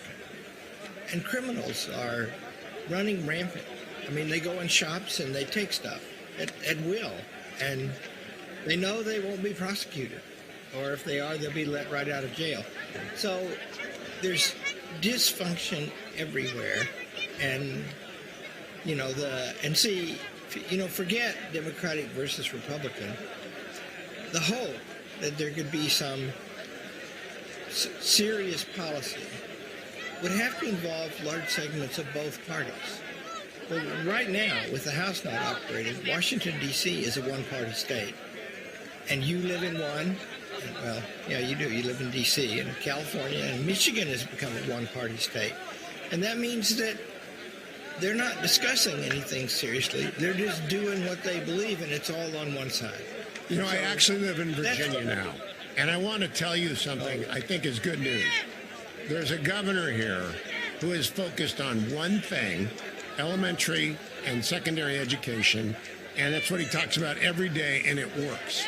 It has worked. I think unless these 10 knucklehead Republicans screw up the narrative, he was going to win the state Senate too, and then we could lower taxes, but he stayed relentlessly focused on education. What lesson does that give you? We're gone from a blue to a purple state, and we're on our way to being a red state again because of Glenn Youngkin. What's that tell you? Well, he's a genius, and, I think, first of all, if the greatness of America is gone, Lord help the world. And I think it's not gone. And the most encouraging thing is that the largest exodus from public education that I can find in American history is in the last 6 years. And the schools, here are the numbers, since 2000, according to the Department of Education, for goodness sake, since 2000, the number of students has increased 7.5%, and the number of teachers has increased 8.5%, and the number of administrators has increased 92%. And what do the administrators do? Well, first of all, they don't go in classrooms. They write rules. And rules teachers are supposed to follow. And they're complicated, and they're often insane. And if parents object to them, they have custody threatened of their children. And there's an exodus going. And, Hillsdale College has suffered the terrible misfortune of becoming important. And so now lots of people pay attention to us who didn't used to. I wish they wouldn't. But this school thing is one of the things, because we've started about 100 charter schools, about to pass that number. And they're all over the country, and they're rolling. And it's complicated to start a charter school, but people are taking the trouble, and we're helping them. Dr. Arnn, you can go back and read the interview with Governor DeSantis if you'd like. It's over at HughHewitt.com. He's sua sponte, and I got to explain that for the Pittsburgh Steelers fan. That means I had nothing to do with it. It was of his own initiation. Brought up Hillsdale College as a model for how to run institutions like his new college. And the key part of what we were talking about is that teachers' unions are the enemy of excellence, and that tenure is the engine of teachers' unions. You agree with that? Well, that's right. You can make just about anything work if this simple thing is followed. The way to raise children is to depend upon the natural love that parents have for children. And so they should be strong in the system. They shouldn't run the system, but they should be strong in the system because they want what's good for their kids, on the average, and more than any other body of people you can identify. Certainly more than a bureaucracy that doesn't know who the kids are. And so, remember, America was a bottom-up country for most of its history. And now its rules made at the center. And because they pretend to comprehend everything, they have to be hopelessly complex. And nobody can read them. Nobody ever does read them, by the way. And so there's your difficulty. And so you've got what Glenn Youngkin is great and Ron DeSantis is great, as both of them, especially on this issue. Because what they did was they got a system where parents could be strong in the schools again. And that just works them back towards sanity. Remember, the rebellion against the public schools became a national issue through Loudoun County, Virginia. And you live in that county? That's close to D.C. It's full of beer pubs. Yeah, I don't, but I'm in a worse county with a worse school board, but it's a pretty bad school board in Loudoun County. Yeah, and so these parents, and then, they put the FBI on. And We're going to come back and talk about that. Because we also talked about, with Governor DeSantis and every other Republican, politicization of the Department of Justice, which is a menace to free society. When you have the internal engines of investigation turned against political opponents, we're in a bad spot, and that's where we are. Stay tuned, America. Dr. Larry Arnn will be right back. All things Hillsdale at hillsdale.edu. Hey folks, it's Scott Bertram, director of the Hillsdale College Podcast Network. I wanted to take some time to say thank you. Thank you for listening to the Hillsdale College Podcast Network. We're working hard here to bring you the good, the true, and the beautiful in audio form, and we couldn't do it without someone very important. That someone is you, of course. Hillsdale reaches and teaches millions of people through its free online courses and Primus, and podcasts like this one. Without you, none of that is possible. Your support is essential to the pursuit of truth and the defense of liberty. The more you listen, the more this work thrives. So thank you again for listening, and God bless you and your family.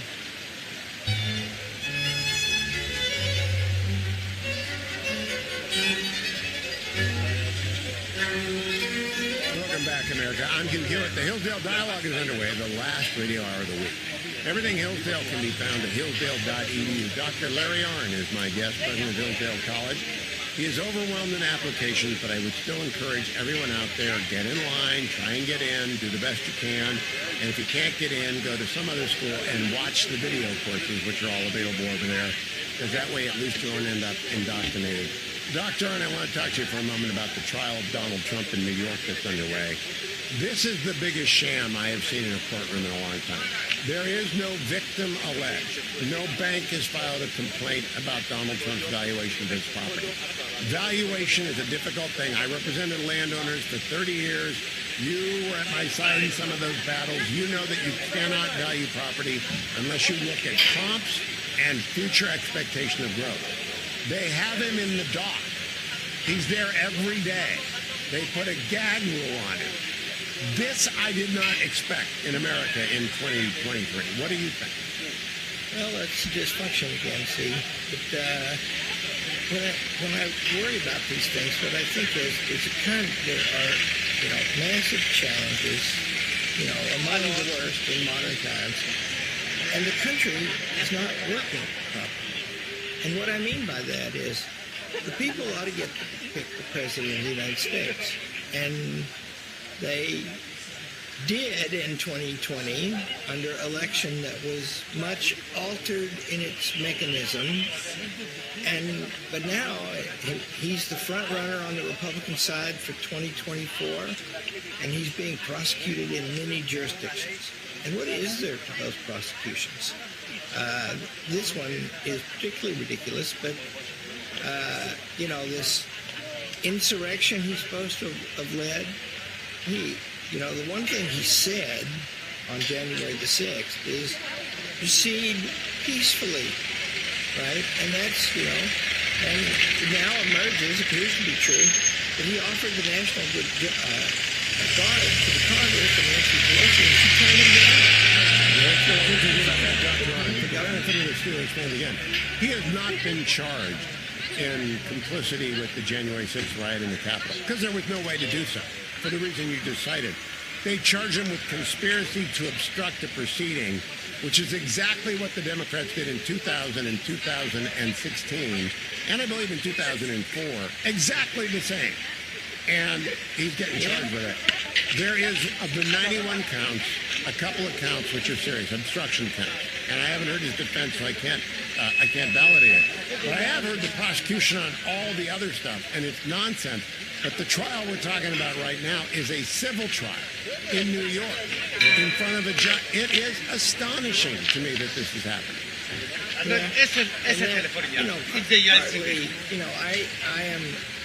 I don't think that those Republicans who joined the Democrats to House to Speaker did the right thing. And partly, it's such a consequential thing and such an unprecedented thing. And the overwhelming majority of the caucus did not agree with them. And, I have certain barometers in the Congress.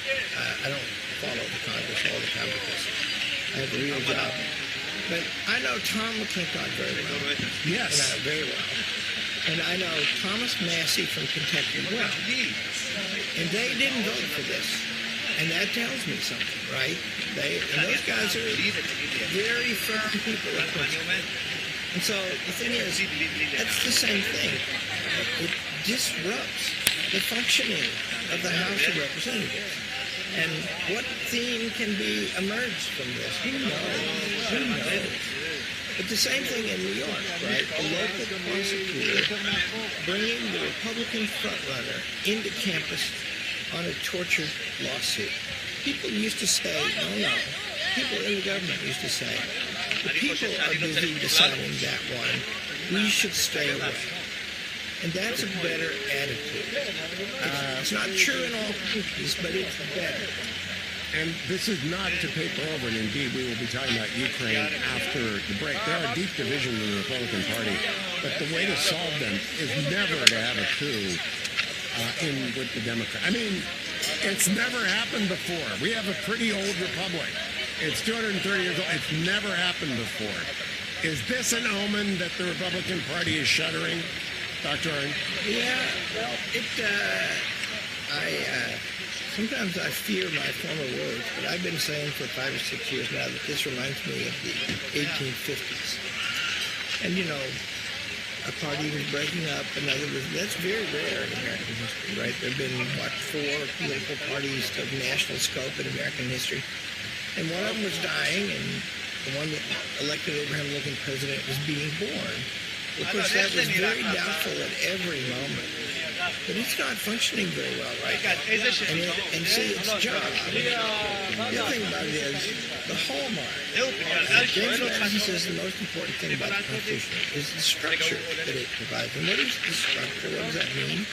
That means power flows from the people, directly from the people, in different ways to different bodies, and it makes them equal.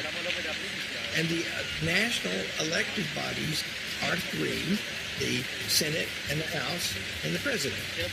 And they're divided right now. And that means you start out by knowing you can't run policy. But if you don't like the Ukraine policy, work it and moderate it. That's it. We're going to come back to that. Don't go anywhere, America. Dr. Larry Arnn is my guest as we look back at an astonishing week in American political history. I'm Hugh Hewitt, Dr. Arnn, Hillsdale College. All things Hillsdale at hillsdale.edu. Stay tuned.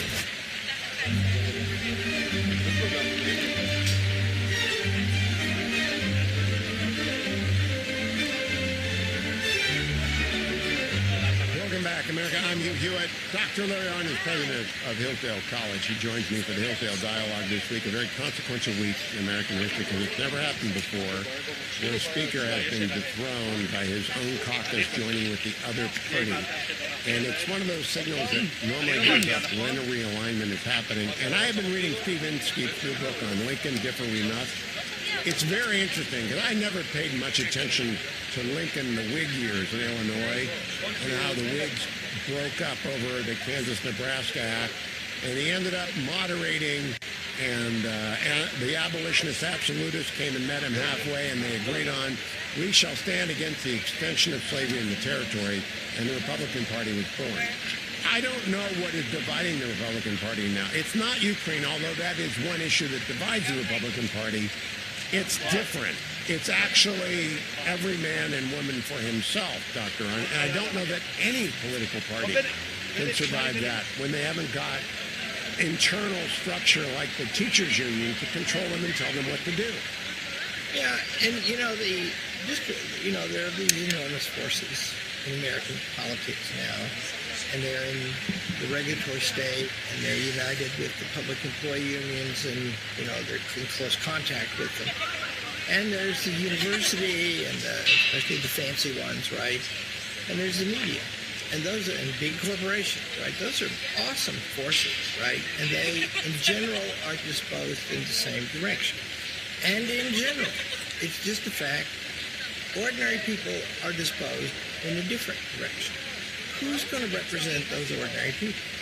How do you marshal those people in sufficient numbers to put a check on the direction the country is going, which is debt and ever more expenditure, and soon to follow ever more taxes, and less provision. Our friend Tom Tate was an awesome mayor of Anaheim. He was very effective. One of the he simplified. He said, our purpose in the government of Anaheim is safe, clean, and well maintained. Right? And then the list is over. Right? Those are the things that are not being cared for.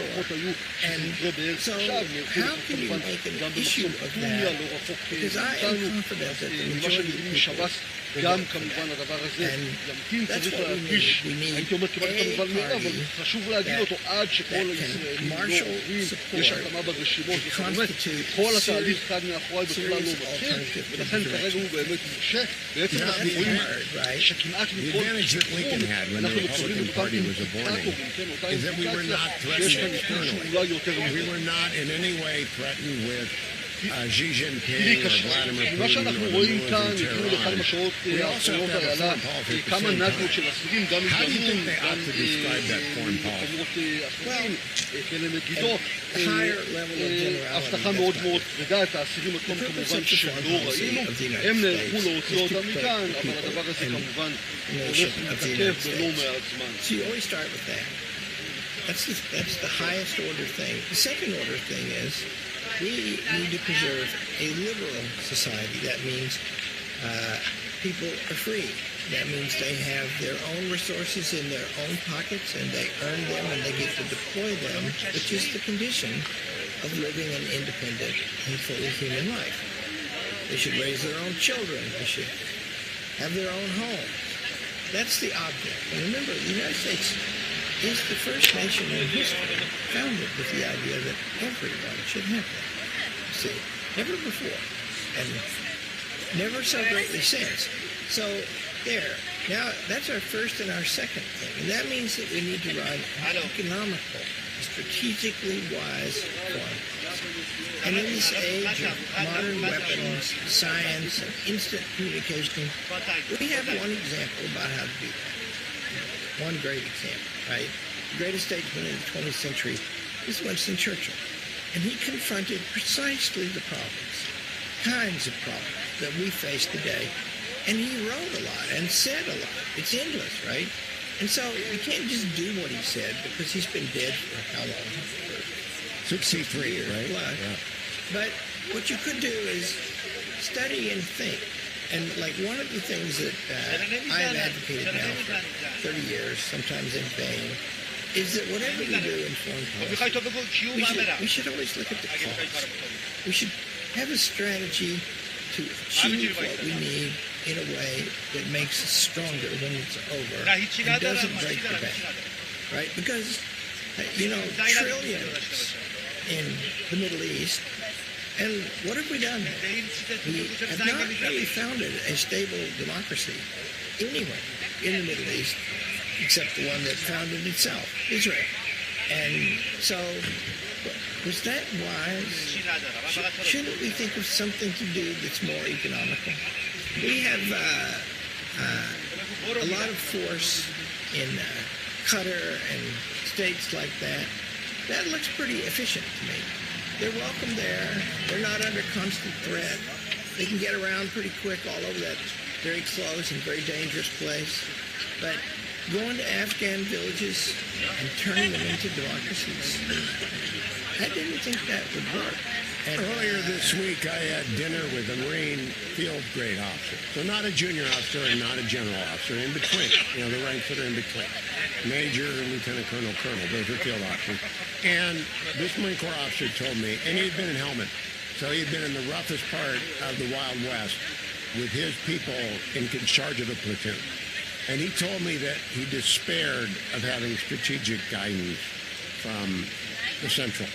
And that over the last year, he wasn't in Kabul when Kabul fell. There was no one in charge. And there was no plan. And so what you get when you have no one in charge and no plan is what we got in Afghanistan, collapse. I don't know who can fix that. The warriors are great. The Marine Corps is still the Marine Corps. But you can't put in what God left out, which is strategery. Yeah, there you go. And see, I think, so I miss Donald Rumsfeld, this pine for the past for a minute. I knew him well for a long time, admired him very much. And I am confident, because of conversations I had with him, that his plan in Afghanistan was to go topple those guys who planned the 9/11 attacks on Afghan soil, the ones who hosted Osama and his friends, be it peace and training in Afghanistan, to go topple them. And his plan for doing that was, they've got enemies all over the country. Just reinforce them a little bit. And so he had a light idea, right? And that was a runaway success. But then we decided to stay and police the place. And I don't know. It's a known fact that it didn't work. How did it not work? My Marine friend said it would have been strategic to grab Kabul and Bagram and build a force around the strategic center of the country and let the rest of them shoot it out in the wildlands. Because we were never, he said, you define a border, it's not really a border, it's a line on the map, and you say we won't go any further. And you know what they call the territory on the other side? The ungoverned territory of Pakistan.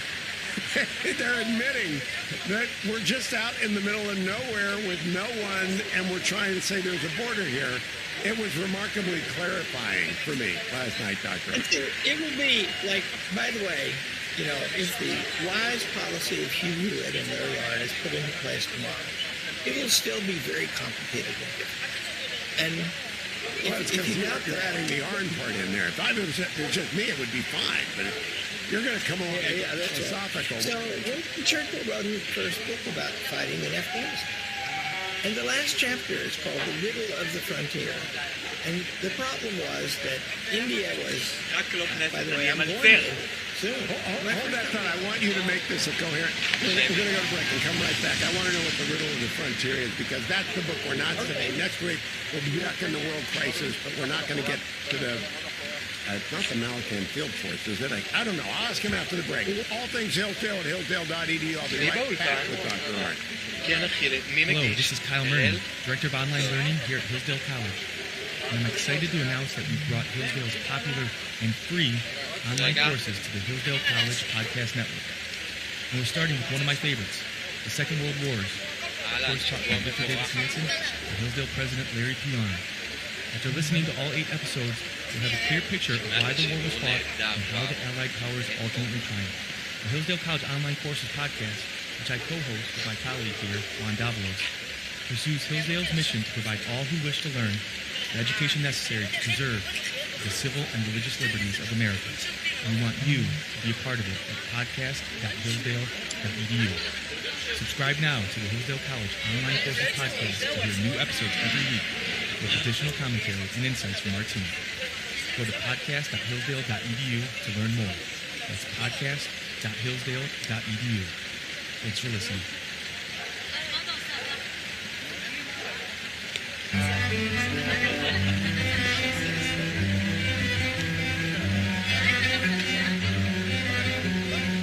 Welcome back, America. I'm talking with Dr. Larry Arnn at Hillsdale College. What book are we talking about, The Riddle of the Frontier? Is that the Malacan Field Force? That's right. Last chapter. And here's the story. So Britain has an empire in India. It's huge. It's lightly policed. It's mostly Pacific. But then just north, up in the mountains, impassable almost, is Afghanistan. And so the Afghans are warlike people, and they live in their villages, and once in a while they live their lives, and they farm, and they raise animals and stuff. And then once in a while they get all fired up, and they go across the border, and they raid into India and steal stuff and kill people. And so what are you going to do about this? And the problems are never, what you learn in the chapters are never going to go away. First of all, if what you try to do is try to defend that border, you'll have to have so many troops up there, by the way, not living their lives, not being in their village. המפיק אומר לי, כבר אומר לך מי זה הצלם. אני אומר, שמי. And you never know where they're going to attack, and you'll always be weaker at any particular point. So that doesn't. And so then they adopt what Churchill took part in his first findings. Butcher and bolt. If they come over and raid, we're going to go over there and kill a bunch of them. שלום אראל, כן, אז כאן בכלא אופר ממשיכים להתארגן לקראת אותה עסקה. So then they decided that they would go up and take the mountain passes and hold them, keep them from coming over. And then you got a bunch of troops stationed way up high in the mountain where it's cold as the dickens, hard to resupply them. And then they decide they're going to go over the mountain down to the bottom and hold that, called the forward policy. And of course now they're over the mountain, you know, and so the point was, the riddle there was not a good thing to do, except suffer. And Churchill roughly but not strongly supports the forward policy, but he admits that it's going to be a mess. And is it an abidable mess? And, you know, if you admit, as I do, that we need to be involved in the Middle East, what we're really doing is admitting to ourselves that we're not going to turn it into, what, Montana, or pick a desert state, Nevada. It's going to be a mess. You should do the cheapest mess you can that secures what we need there. And you shouldn't define that too broadly. It's my opinion. And, you know, remember, we're $33 trillion in debt now. And that's debt that's accumulated because of the ordinary ongoing profligacy of the government. Or you can put it in non-partisan, and the other argument, because of the selfishness of the American people who won't pay their taxes, or enough taxes.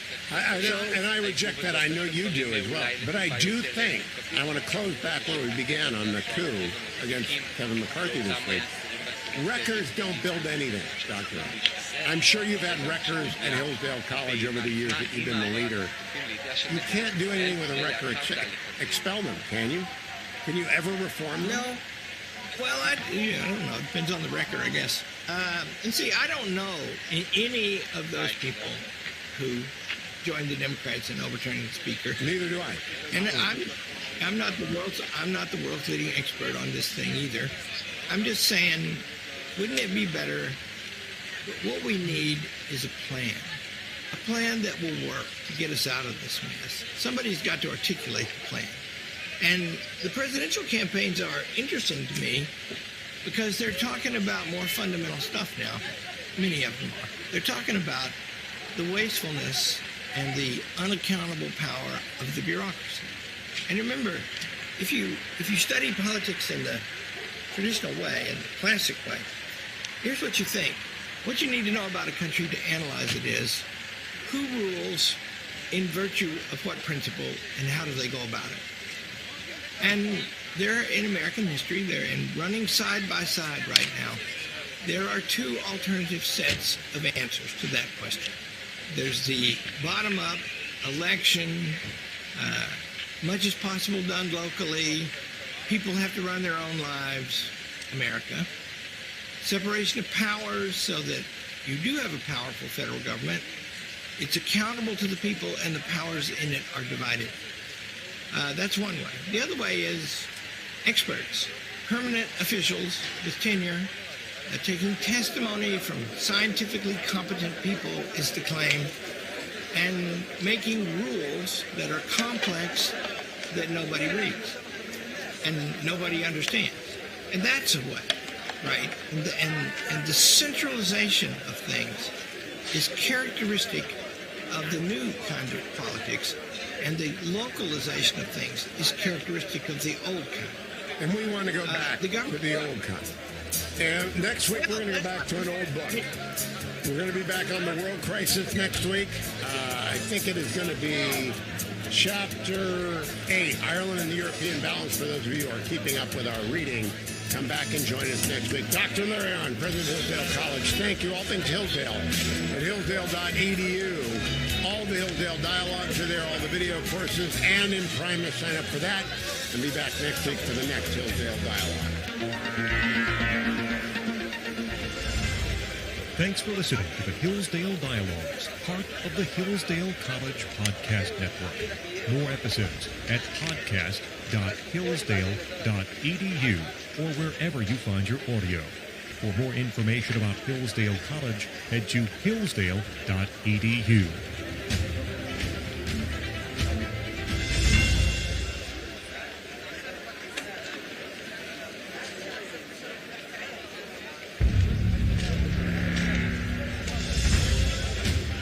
Every week, Hillsdale College President Larry P. Arnn joins Hugh Hewitt to discuss great books, great men, and great ideas.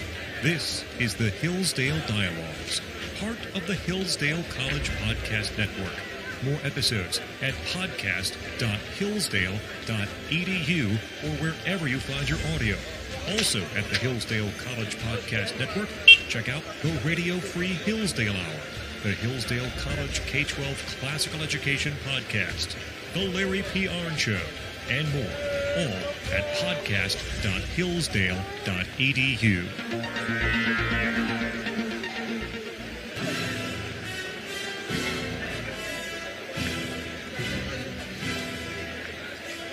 Morning glory, America. Bonjour, hi, Canada. This means the Hillsdale Dialogue is underway, the last radio hour of the week.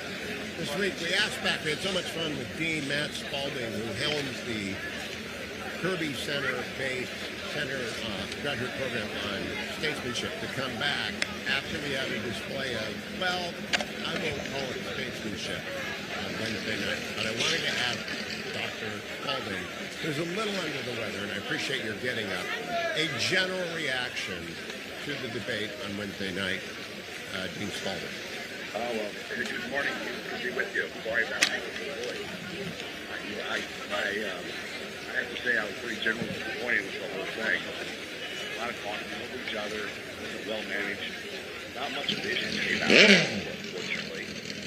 I'd like to see some good, serious debate between the candidates. We didn't have it on Wednesday night.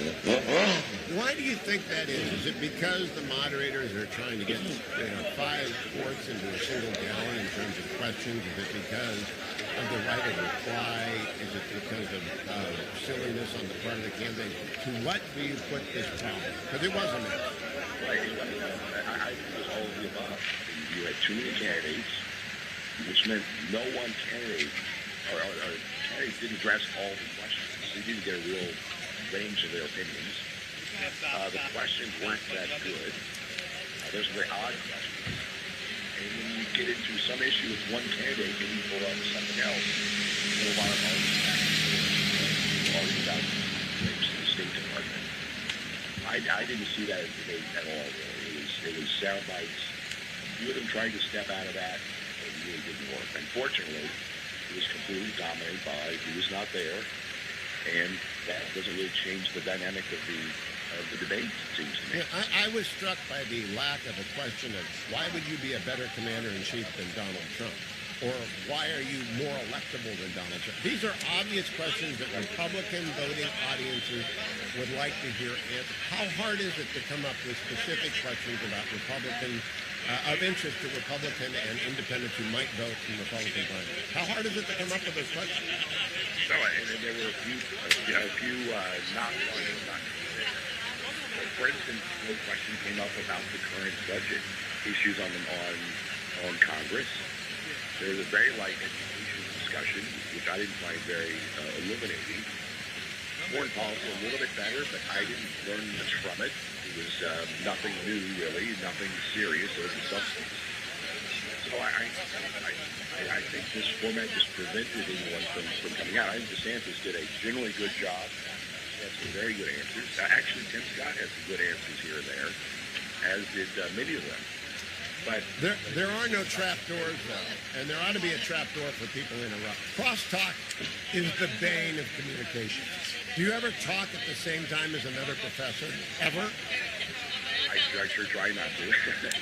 but yeah, there was a few moments there when 3 or 4 people were talking for what seemed to be a minute or so, and it was just embarrassing. It looked terrible. It looked very small and petty. And then most of the crosstalk was about unimportant things in those cases. All right, before I go to bigger topics and move on from the debate, I want to ask you about how to approach the division in the Republican Party of Ukraine. People can either ask the question, should we send more aid to Ukraine? Or they can ask, what types of aid should we send to Ukraine? Or they could ask what I think is a good question, what is the end result you will pursue if you are president in Ukraine? No, I agree. Why I thought the discussion at the debate was very disappointing. On one hand, you saw a division between the arguments about how we can't have an endless war and things like that. But on the other hand, you hear the argument that it's good that we're going back against breaking down the Russian military. It's not our troops over there. We're spending. It's very cost efficient. Having said that, there was no conversation between them about what a reasonable position would be, having to do with tactics and strategy, what's the end game. No one actually wants to have that conversation, I think, because it divides Republicans, but also I think it is unclear in their minds as to what we should do. Yeah, until you obtain the purpose for which any intervention would serve, it's hard to talk about what the intervention should be. And to me, this is the biggest problem again and again. 1-minute answers don't allow for people to explain what ought to be the end game that we're searching for and how best to contribute to it. So I think my first improvement would be to give them 75 seconds or 90 seconds an answer and trap door people. I mean, just pass over them. You're not getting a question if you interrupt or talk over somebody, because it just so annoys me. I agree. I mean, several people shouldn't have been there in the first place, let's face it. But if you want to have this, the objective of the debate is to cull through serious candidates trying to develop then the potential alternatives. You've got to have some sort of reasonable way to suss this out. I don't think there's ever a moment here where we got that opportunity. We're going to set up getting a number of people and getting them talking over each other. Not look anywhere near as prejudicial.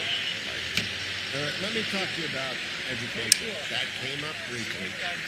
I do not believe it was answered effectively, which is the condition to receive any federal aid by a high school or an elementary school on standards and approaches to a variety of things.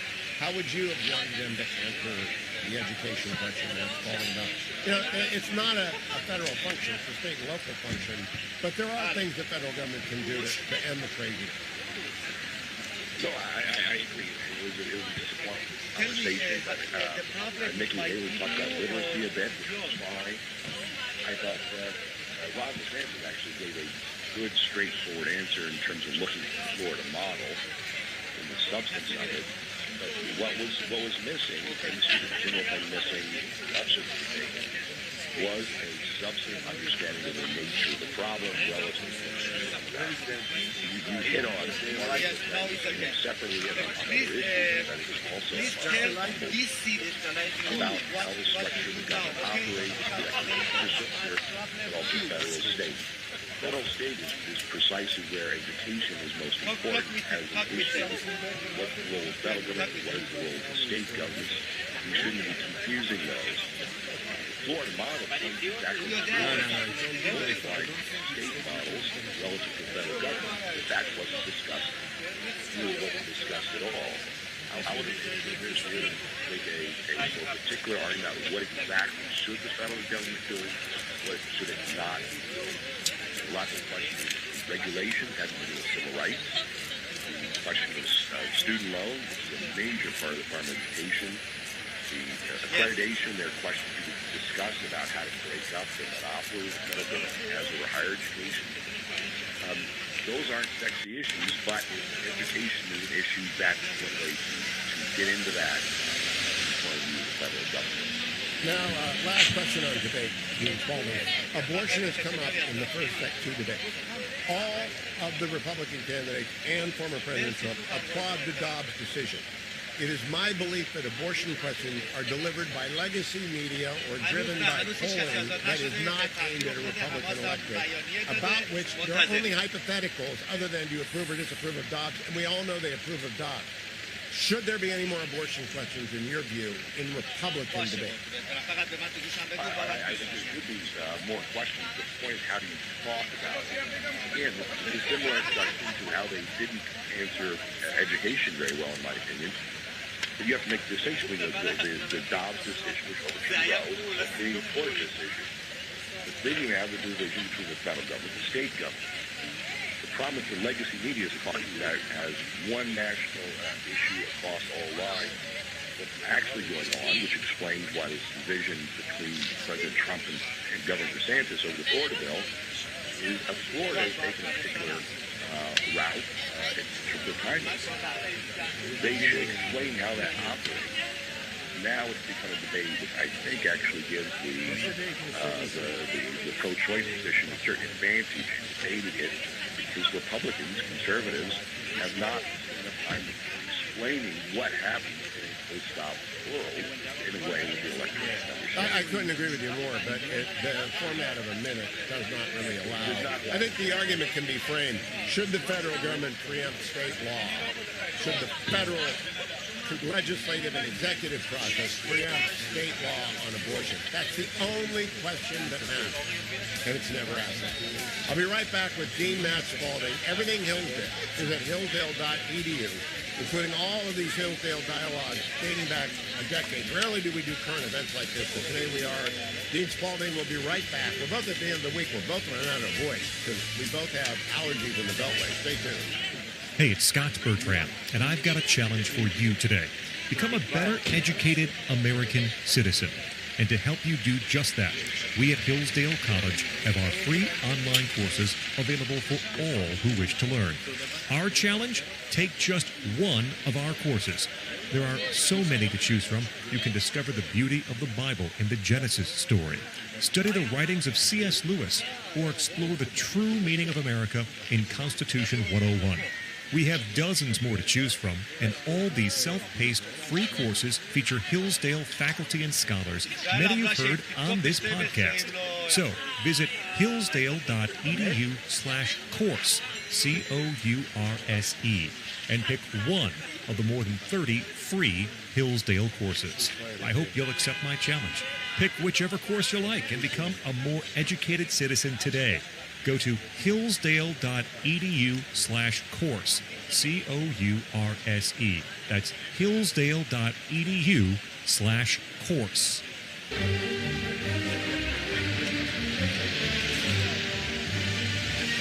Welcome back, America. I'm Hugh Hewitt, talking with Dean Matt Spalding of the Hillsdale Graduate School on Statesmanship. All things Hillsdale are available at hillsdale.edu. That's hillsdale.edu. Dean Spalding, I want to go back to get an update from you on New College. You're a member of the board of directors on New College. This will lead to our next question, our next segment about tenure.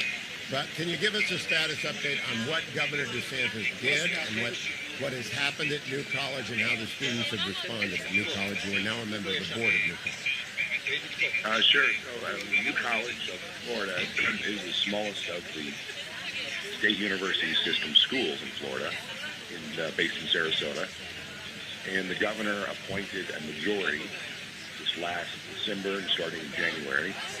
And we have been step by step going through and trying, in my opinion, cleaning out the underbrush so that we can revive and restore the school. It was originally founded as a liberal arts school. It's currently the Liberal Arts Honors College of Florida.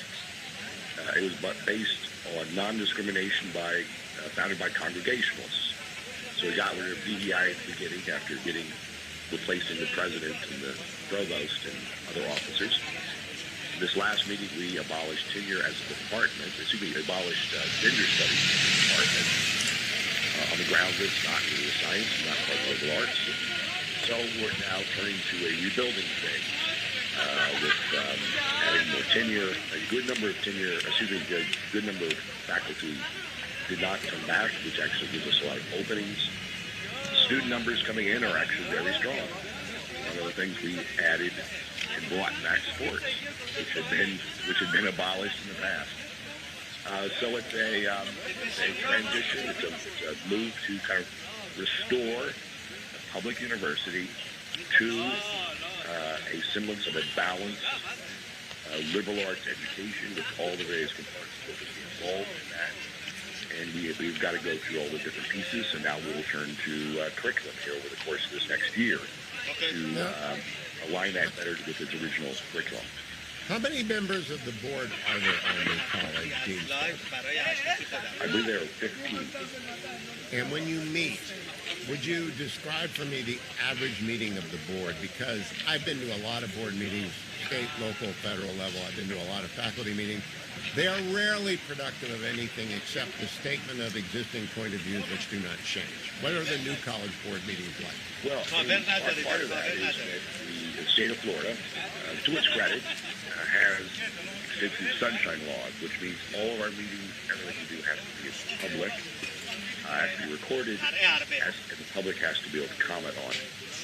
So, in that situation, it's actually very hard to deliberate. This is an example, in my opinion, of good government measures which are preventing the precise kind of thinking we ought to do to deliberate about what to do with this school, the tampering that.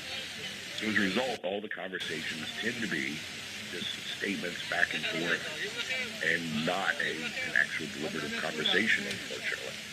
And when we go into the meetings. Now, the other thing, which I think I've mentioned to you before, is that it's a requirement at the public meetings that the public can say whatever they want at the meeting, which is a great thing. So we'll spend the first hour, sometimes hour and a half, hearing public comment, all of which is overwhelmingly negative, critical, and in the same way, not actually contributing to the conversation at all, sometimes quite profane in terms of what we're doing. So can't you put that at the back of the agenda? We've tried to move it around in ways that can help us with the conversation, but it doesn't seem to matter. Dean Spalding, from 1983 until 2016, I was a member of one or another public body. And I was subject to all the Brown Act rules from 1989 to 2016, where you can't do serial meetings, you've got to do everything with notice and comment, you got to provide for that. And we found ways to actually work in the public view by pushing comments. You let 20 minutes of comments at the front, and then you put the rest at the back, and you make the agenda items wide open and swing for the fences kind of agenda items. Are you getting there? Are you figuring out how to do that? We started doing that with the agenda items, and we're having broader conversations. Unfortunately, I think what's happening here is that we have a strong majority with a faculty opposition and usually a student opposition, and maybe one other board member opposition. And the problem is that, as you might expect with a lot of the issues we're facing there, a lot of these questions are extremely politicized. So it's hard to operate as a board of a college thinking through curriculum questions when what's happening. This is why education, I think, is really the political cultural question today, is that this is all involved in ideas and in curriculum and discipline in a way that it wasn't in the past. So you really not having a debate with old liberals with whom you can have a rational conversation. It is a combination of ideology plus chlorosis plus paralysis by public transparency laws, all intended to be good, and all of which is combined for absolute sclerosis in higher education. We come back, we're going to talk about tenure and when it should exist, if ever, in any institution. I'm becoming more and more radical about this. Stay tuned, America. I'll be back. All things Hillsdale are at hillsdale.edu. Stand by. Back, America. Dean Matt Spaulding is my guest on this week's Hillsdale Dialogue. All things Hillsdale are available at hillsdale.edu, including amazing online courses, the opportunity to sign up for free for the old stale mail version of Imprimis, which is a monthly speech digest, which many of you have been getting for years and reading for years, and it remains absolutely essential reading. And then beyond that are the applications you need to apply to Hillsdale, and you better start early because they're going to be overwhelmed this year as Hillsdale continues to be the lantern of the North and indeed of American higher education. Matt Spaulding, I want to talk about tenure.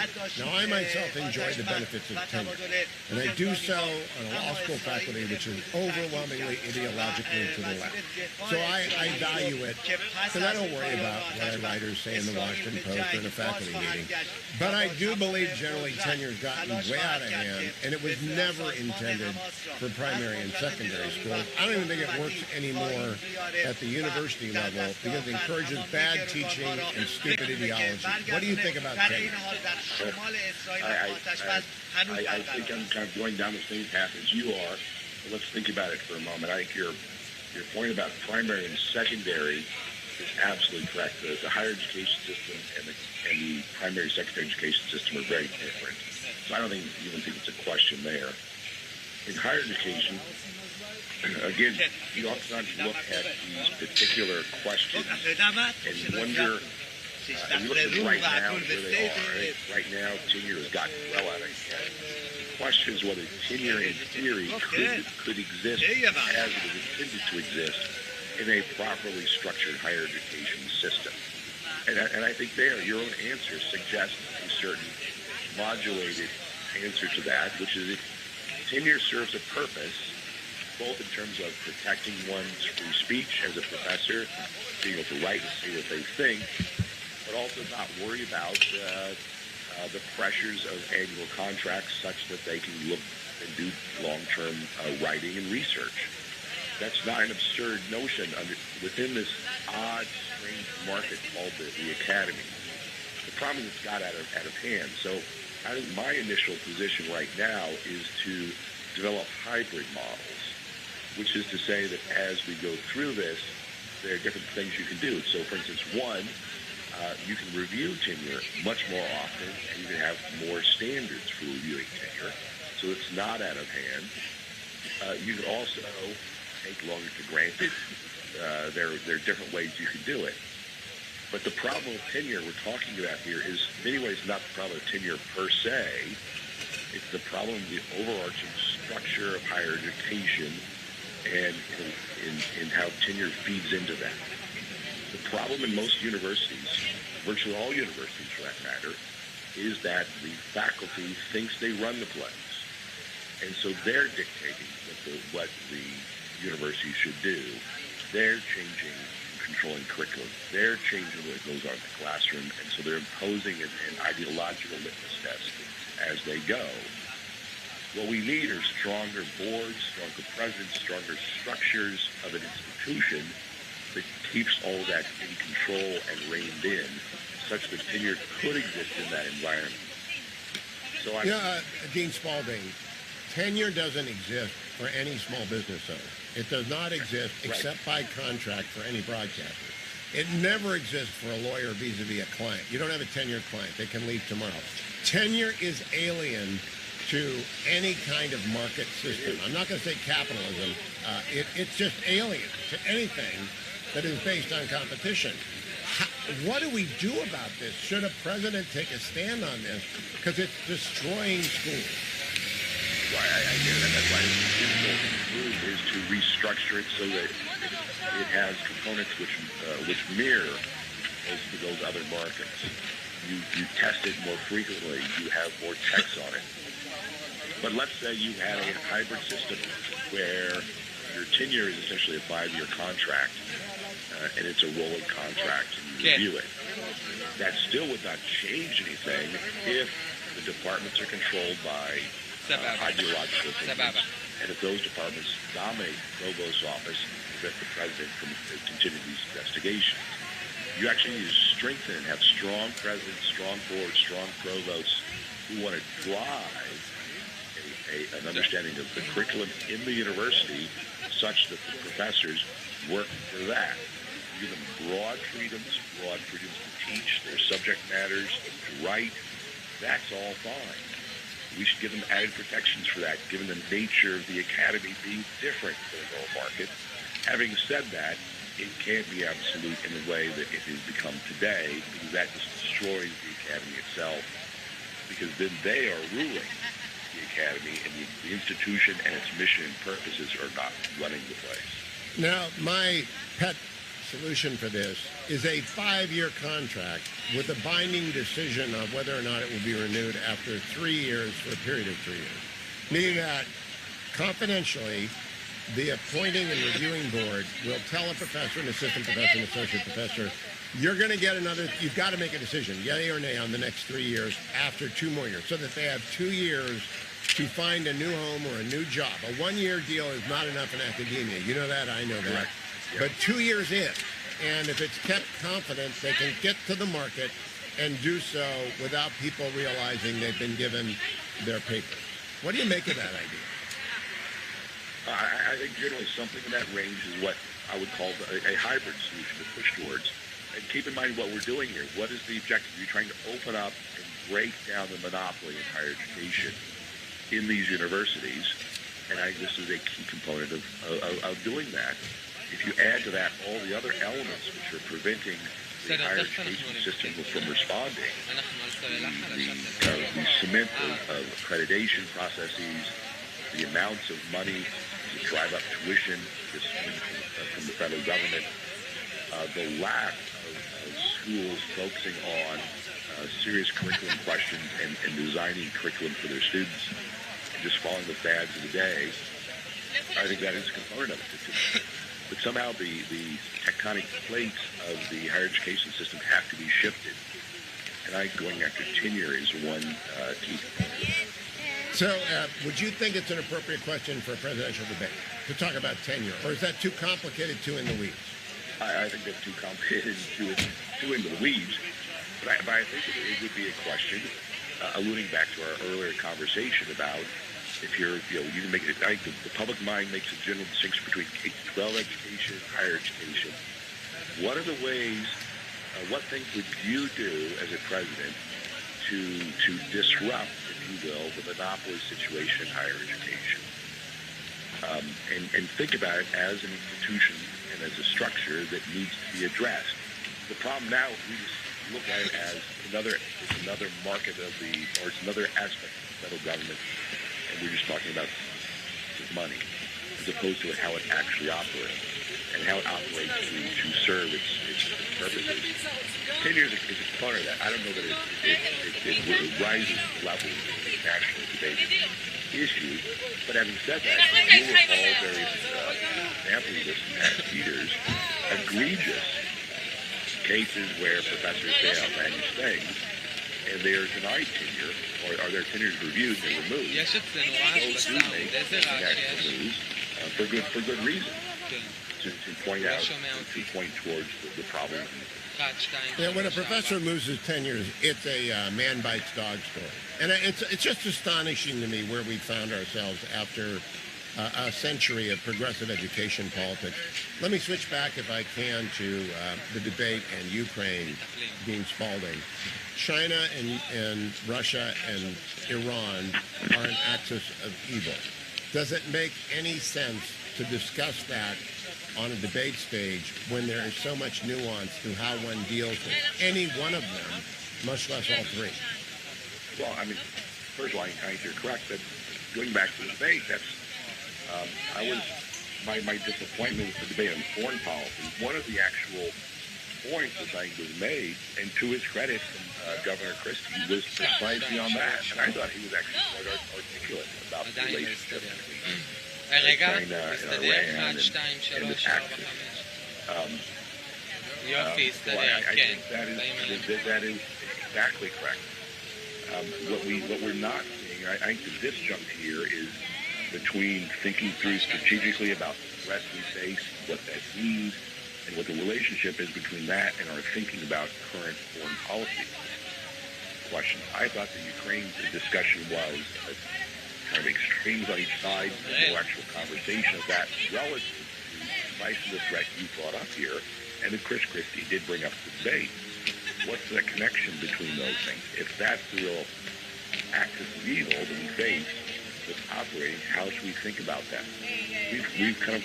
We don't think anymore, at least and our public leaders don't seem to be thinking, or at least that debate does not allow them to be shown to be thinking in a way that's kind of a prudential, strategic way of understanding an objective, an end, a threat in a higher sense, and then thinking through the stages and steps and strategy and tactics to get there. And that was true whether it was foreign policy or education or whatever it might be. We think too much in sound bites. We think too much in making debate points, and that structure of that debate just lends itself to that. I would much rather see a substantive debate between some small number of these candidates on these issues, and I would like to see how they think through, how they connect the dots, how they think their feet about important questions. When we come back, we're going to talk about the shutdown, the Seinfeld shutdown, which is about nothing, like the show, and it's coming up. Well, Paulie, what do you think about that? Hillsdale College is a small, Christian, classical liberal arts college that operates independently of government funding, and we want you or your son or daughter to apply. At Hillsdale, students grow in heart and mind by studying timeless truths in a supportive community dedicated to the highest values. Hillsdale College costs significantly less than other nationally ranked private liberal arts colleges and receives regular recognition as a best value, and nearly all students receive financial aid. Our robust core curriculum, vibrant student life, and 8-to-1 student-to-faculty ratio make for an education no other. For more information or to fill out an application, visit hillsdale.edu/info. That's hillsdale.edu/info.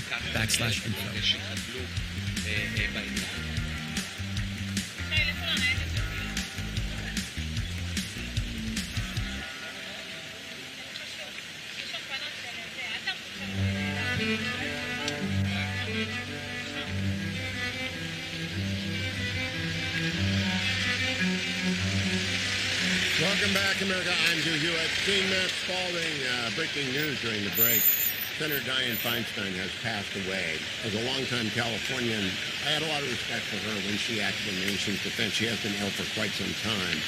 I'm curious your reaction to her passing and what you think. Gavin Newsom will punt, but what do you think he ought to do? Should he pick between the candidates who are running, or should he punt? I'm sure he's been thinking about this for a while. I'm sure they've known about it coming. But having said that, he'll think in terms of how to affect his political career, I'm sure. Yeah, I know that Barbara Lee was hoping to be appointed because he has promised to appoint an African-American for that seat. But, of course, you got Adam Schiff and Katie Porter running. And Dianne Feinstein had a very distinguished career, but they can't operate with 49 senators. No, they can't. He needs to move quickly. And she, that's a vote. That's also a vote on... She's still on the Judiciary Committee, so they can't advance anything there either. Oh, you're right. Although Chuck Schumer can name someone to the Judiciary Committee in her absence. That's true. Yeah, that's true. That's true. So, in terms of recalling her career, I will simply remember when George Moscone was assassinated, she stepped up. She was great. And ever since then, she's been a sort of center-left Democrat. Are there any more Dianne Feinstein old-school Democrats left? Not very many. I mean, you would. First of all, note that when she stepped to Moscone. I mean, what year was that? That was a while ago, and this trend of the Democratic Party has been going on underneath our feet for a while, and I think it's harder to see. I mean, I think there are other Dianne Feinstein out there here and there, but they're few and far between. And they're increasingly not getting into these positions. And when they do, their own party is pushing against them. I mean, it'll be fascinating to see who Gavin comes up with. I do want to close by the Seinfeld shutdown. The budget process has surprised, not worked again. We're going to have a shutdown because of 4 members of the House Republican caucus, which I call the Knucklehead Subcaucus, What do you think about this theater, Matt Spaulding? Well, I think you're right. It's theater. But let's step back for a moment. And what is this theater about?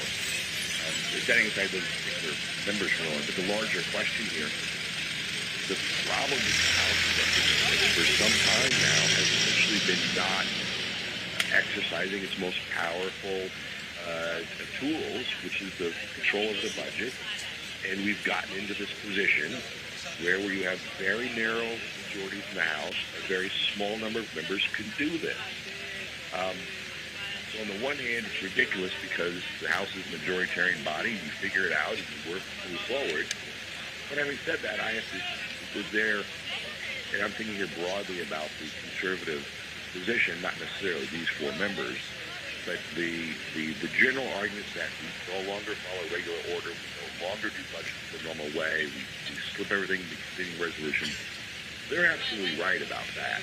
That is an ingredient for not only bad budgets, but for a Congress which is giving away its most important power in controlling the budget. This theater we're watching here is really a symptom of a problem, not necessarily the problem itself, because we're seeing politics, in my opinion, being poorly managed in this situation. But they're trying to do it for what are these larger questions, which I think there is general agreement, but you've got to figure out how to continue operating. But how do you then revive congressional power in the sense that it becomes an actual branch of government vis-a-vis the executive? That's the bigger problem here. That's the larger question. That's why I think my personal opinion is that Speaker McCarthy is the most talented speaker we've had in 25 years. However, we've also changed the dynamic of politics where viral moments create fundraising and email opportunities and publicity. I do not know how to uncouple that. I don't think it's possible, Dean Spaulding. I think we're stuck with this system. I think your point about viral, there's a certain parallel here with the debate we just watched, right? I mean, these viral moments in terms of identifying, single popular candidates for fundraising is a real problem in our politics. But the point here, I don't know that I see the path right now. I don't know that it's clear.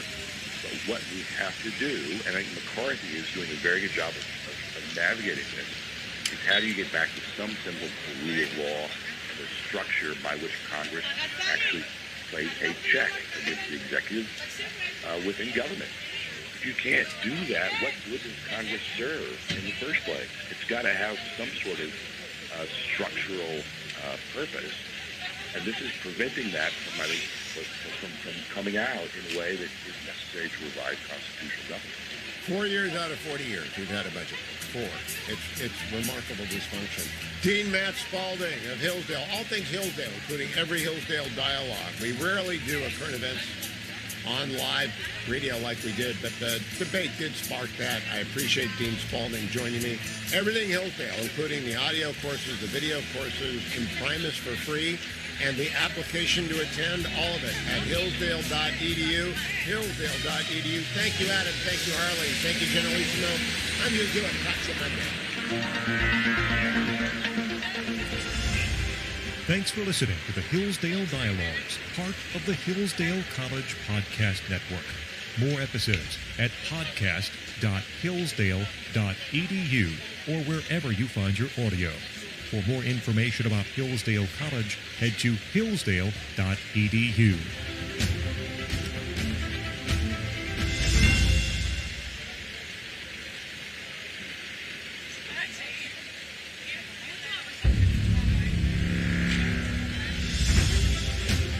Every week, Hillsdale College President Larry P. Arnn joins Hugh Hewitt to discuss great books, great men, and great ideas.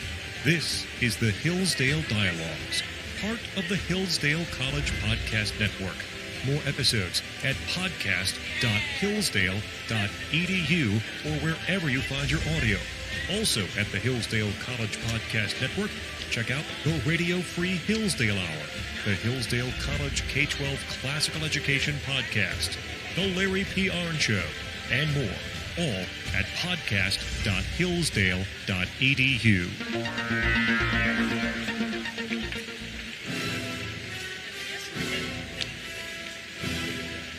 Morning glory, America. Bonjour, hi, Canada. That music means it's time for the Hillsdale Dialogue. Once a week we go high and we go back far to founding principles and first principles. This week, Dean Matt Spaulding, head of the Hillsdale Graduate School of Statesmanship in Washington, D.C. at the Kirby Center, is joining us, but he's at the mothership today. Matt, good morning from Hillsdale. Is it snowing? It is not snowing, but in my luck, it'll start snowing very soon. I'm only invited there in January. Well, I've never seen Hillsdale when it's not covered with snow, but I'm glad you're there and it's not snowing. Fall must be beautiful at Hillsdale, actually. How often do you go out to the mothership? It depends. I Zoom out there quite often, but I probably get out here once a month, so it's pretty often. Sometimes the next day I'll go out for meetings. We're busy folks, there's a lot to be done here. Do you fly to Detroit or to Grand Rapids when you do that? I usually go into Detroit and drive from there. What do you prefer? I go to Detroit. Last week I was supposed to go to my 40th law school reunion. I didn't go because the Lions had beaten the Chiefs, and I were afraid everyone was drunk at Detroit Airport for the whole weekend, so I didn't go. Matt Spaulding, I want to begin with the low and end at the high. This is the low point of this week. Merrick Garland testifying before the House Judiciary Committee with Jim Jordan, cut number 19. Let's play it for Dean Spaulding. Quote, Mr. Weiss has full authority to bring cases in other jurisdictions if he feels it's necessary. That was your response, Attorney General, to Senator Grassley's question on March 1st, 2023. You just referenced it when Mr. Bishop was questioning you. Only problem is he'd already been turned down by the U.S. Attorney in the District of Columbia, Mr. Graves. So he didn't have full authority, did he? I had an extended conversation with Senator Grassley at the time. We briefly touched on the Section 515 question and how that process went. I've never been suggested. My point's real simple, Mr. Garland. You said he had complete authority, but he'd already been turned down. He wanted to bring an action in the District of Columbia, and the U.S. Attorney there said, no, you can't. And then you go tell the United States Senate under oath that he has complete authority. I'm going to say again that no one had the authority to turn him down. They could refuse to partner with him. They could not. You can use whatever language. Refuse to partner is turning down. Well, it's not the same under a well-known Justice Department practice. Here's why this... So, Matt Spaulding, how do you react to that exchange? I was struck by the whole testimony in the back and forth. It had everything to do with a lot of confusion. It seemed to have several points of contradiction. The main point here, I think there's a deep confusion about exactly what is a special counsel, what is going on, who's their authority, who they report to, and how this fits in within the constitutional system. And my broad comment, and I want to come back to the particular one here, it strikes me that what we're seeing, and this testimony is a great example of this, is what happens when you have the beginning of the breakdown of the rule of law. How does that actually play out in our constitutional politics? This strikes me as an example where the Attorney General is working with someone who is actually under his authority and seeming to give them, on the one hand, wanting to give them complete independence as if they're an independent prosecutor, which, of course, there's a backstory in that we can discuss. When in actuality, he's a special prosecutor, which is to say he's under the Justice Department, and he works for the Justice Department. The whole thing strikes me is full of confusions and contradictions, and shows you how the rule of law, which used to be falling under an executive authority, constitutional authority, separate from the lawmaking authority, how that has now become very confused in a modern situation where increasingly prosecutions are handled administratively under the guise of the executive to serve purposes that don't seem to be on their face publicly constitutional purposes. So I found it very... This is a 50-year-old controversy. It goes back to October of 1973 when then President Richard Nixon ordered then Attorney General Elliot Richardson to fire then Special Counsel Archibald Cox over Cox's demand for the president's take. Elliot Richardson refused and resigned. Perfectly appropriate response. Williams Ruckelshaus refused and resigned. A perfectly appropriate response. Robert Bork said, I will do it, fired Cox. And the Senate came back and said, we will not confirm anybody unless and until you give us a promise, President Nixon, that you won't fire the next special counsel. A perfectly appropriate response. It has metastasized since that, but the original proposition was there is a unitary executive. And I think people in the country have forgotten that. Well, think about how those episodes you just went through very, very nicely. What did that reflect? Which is say that the dilemma, the great constitutional dilemma here is what happens in the branch of government with the power of prosecuting and executing the law is investigating essentially itself. There are all sorts of potential conflicts of interest and problems. And one way you solve that problem the constitutional government is to have a check on it by the Congress.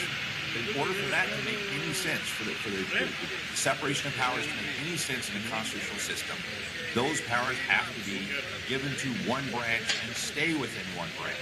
You can't have things occurring outside of the executive branch, just as you can't have lawmaking occurring outside of the legislative branch. So I think, and then the shift away from that situation, to get around that, they created a independent council, and that turned out to be a disaster as well.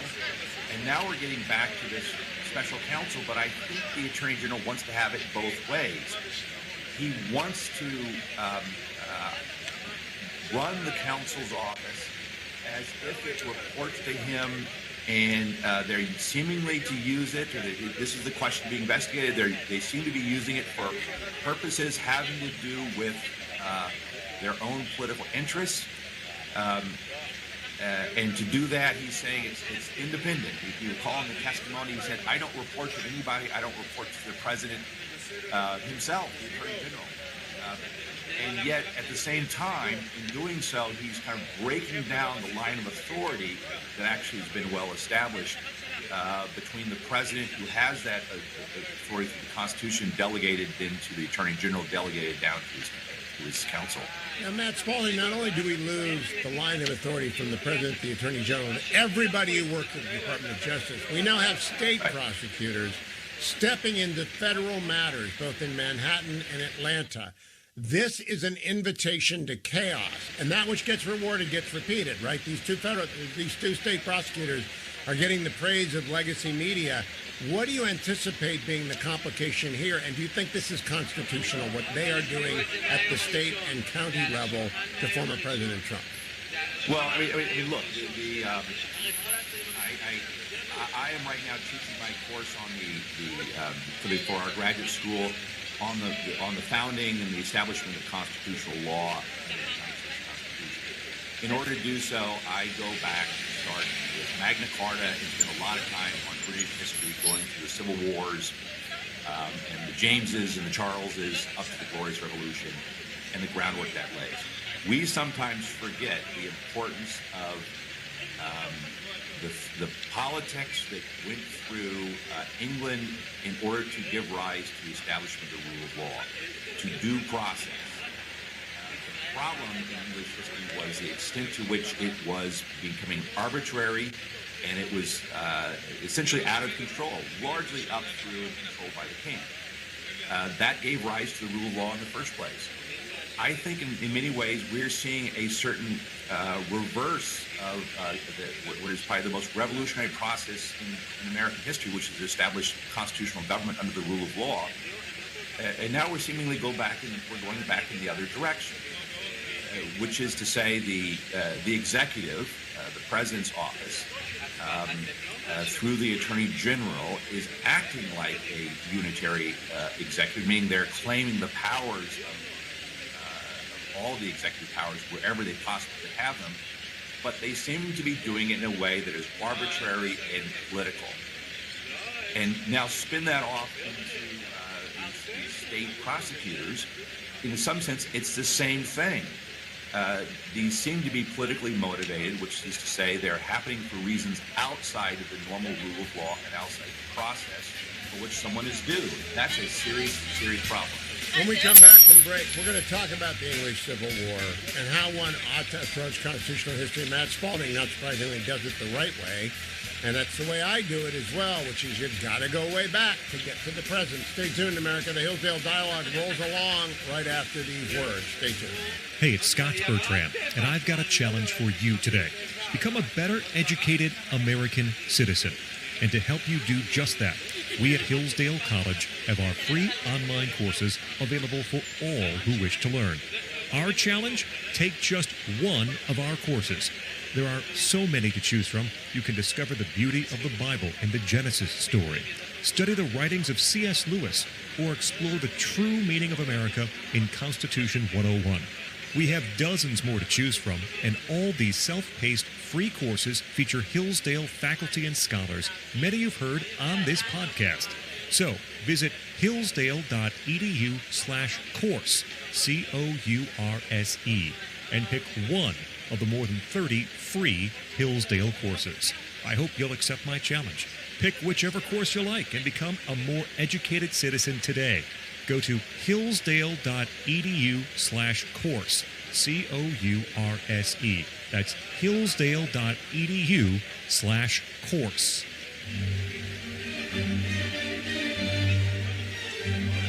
Welcome back, America. The Hillsdale Dialogue completes our week on the Hugh Hewitt Show every single week. All things Hillsdale are found at hillsdale.edu. You can find all the Hillsdale Dialogues going back a decade now at hillsdale.edu. You can also find all the online video courses that are available free, and you can sign up to receive Imprimis in your mailbox, the old-fashioned way, a key speech digest available to subscribers for free if you visit hillsdale.edu and find the box for Imprimis. Dean Matt Spalding helms the graduate school on the study of statesmanship at Hillsdale, centered at the Kirby Center in Washington, D.C. But he does teach a class. He's teaching it this week on campus at Hillsdale. Matt, I've been teaching Con Law for 25 years. I've given the same lecture on Con Law 1 and Con Law 2 in the first substantive lecture every year, which is you must learn the Jews, the Greeks, the Romans, and the Brits if you want to understand the American founding. It seems to me like you had dropped the same approach. Would you explain to people have heard me explain why I do it that way. Why do you insist at least on understanding English history before we get to American history? Well, absolutely. And to some extent, you have to go back as far as you did as well. It's very important for us to understand the slow and steady rise of constitutional government and the rule of law. It happens over time. It does go back to the Greeks and the Romans especially. I think it also has something to do with the rise of Christianity, which is the initial establishment of equality before God. But having said that, it goes through British history. We are the inheritors of the greatest rise of constitutional government and law in history. You must understand that. And I'm increasingly struck, and I spend more and more time every time I teach it, about English history. When you read the American Constitution and you read the Declaration of Independence for that matter, it makes much more sense, indeed is much more powerful, if you understand the terms they're using, such as due process and equality before the law, but also if you understand the context in which they are writing. You have to understand that the England, especially after the Reformation, and you start having questions about religion and politics, this causes a great controversy in the West about how to maintain this rising idea about the rule of law. And increasingly what that leads to is a more and more powerful king who calls more and more this onto themselves, especially once you get into the Stuart kings, James I, Charles I, and it's all wrapped up together. So to understand the rise of due process, which was already kind of taking place in England, coming out of Magna Carta, but then was being threatened with the rise of the stronger Tudor kings, and especially the Stuart kings, who are pulling it on themselves. as opposed to the increasing rise of Parliament, which comes into being at this time, and the legislative power.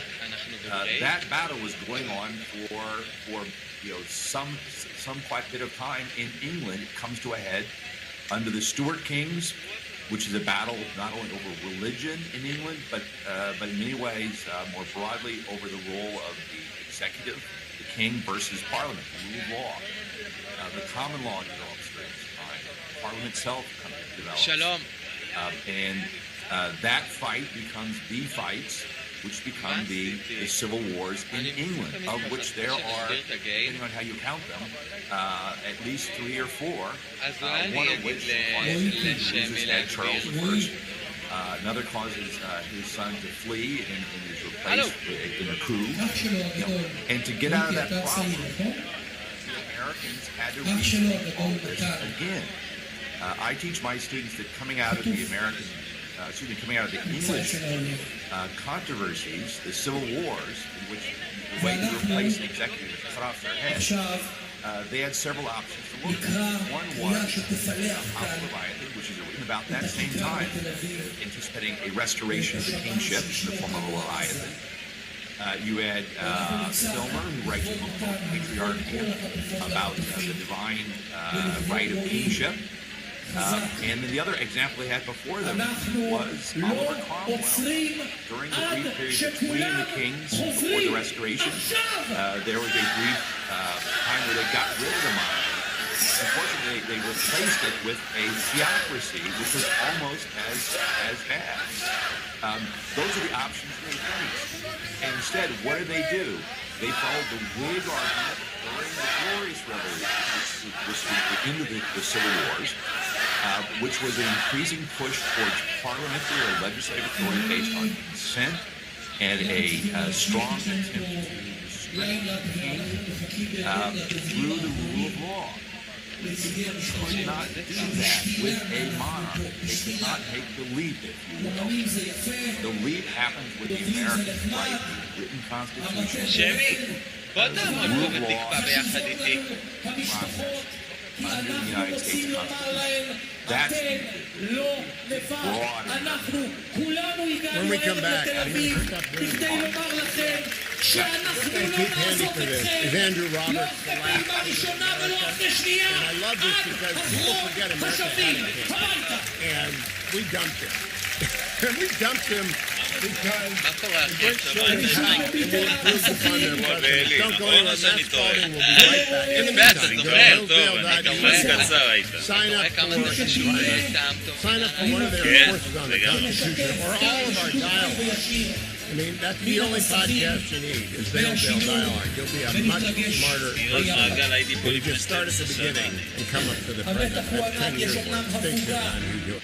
הפוגה בלחימה, אבל זה לא מפיג את המתח ולא את Welcome back, America. I'm Hugh Hewitt. The breakdown of the rule of law occurs when the constitutional structure is simply put aside and avoided. Yesterday, President Biden announced unilaterally in the Oval that they were sending more billions of dollars of aid to Ukraine. Now, I support aid to Ukraine, but the ability of the president to do that unilaterally, Matt Spalding, dean of the Hillsdale Graduate School and all things Hillsdale at Hillsdale.edu, you're listening to Hillsdale Dialogue.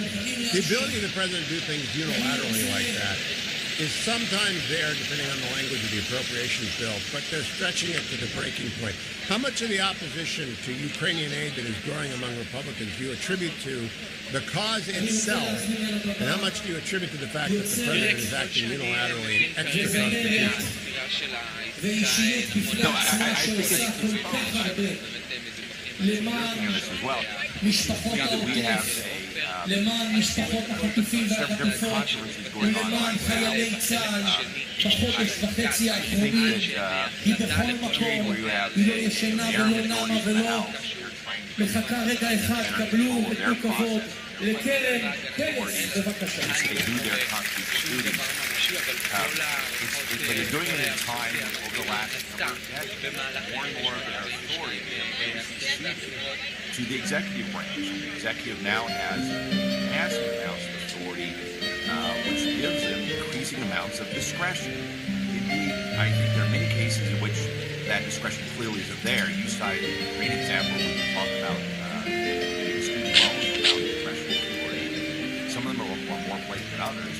But there are many cases in which the executive could, through some shadow of numbers and laws, make an argument by putting together pieces here and there that they have the authority to do something. They could have a kind of a shade of an argument. And again, I would put this in the context of my earlier comments about this is what starts happening when you have departed from a constitutional structure which had a clear division of powers, and the lawmaking power is separate, especially from the executive power. Right? This goes back to the battles of the English Civil Wars, the executive and the legislature. When you start melding those three things together, the executive will have a natural advantage because they can essentially broadly read through very poorly written laws, find authorities they want, and then they can execute. And once they start doing that, once they start following that pattern, it gets easier and easier to do that. Emergency powers, foreign policy powers, especially. So I think this is all very disturbing, but it's also very part and parcel of what we talked about with Garland as a counsel, these actions with the president essentially spending monies without congressional authority, which Congress has seemed to be, especially in the last day or so, increasingly unable to fulfill its budgetary responsibilities, and instead is unable to hit its constitutional powers. There's a broad breakdown here. I think we're really concerned about it. No, I also want to make sure people, this is not a partisan point. All presidents alike. Donald Trump reprogrammed Department of Defense money to build the wall because Congress wouldn't give him the wall.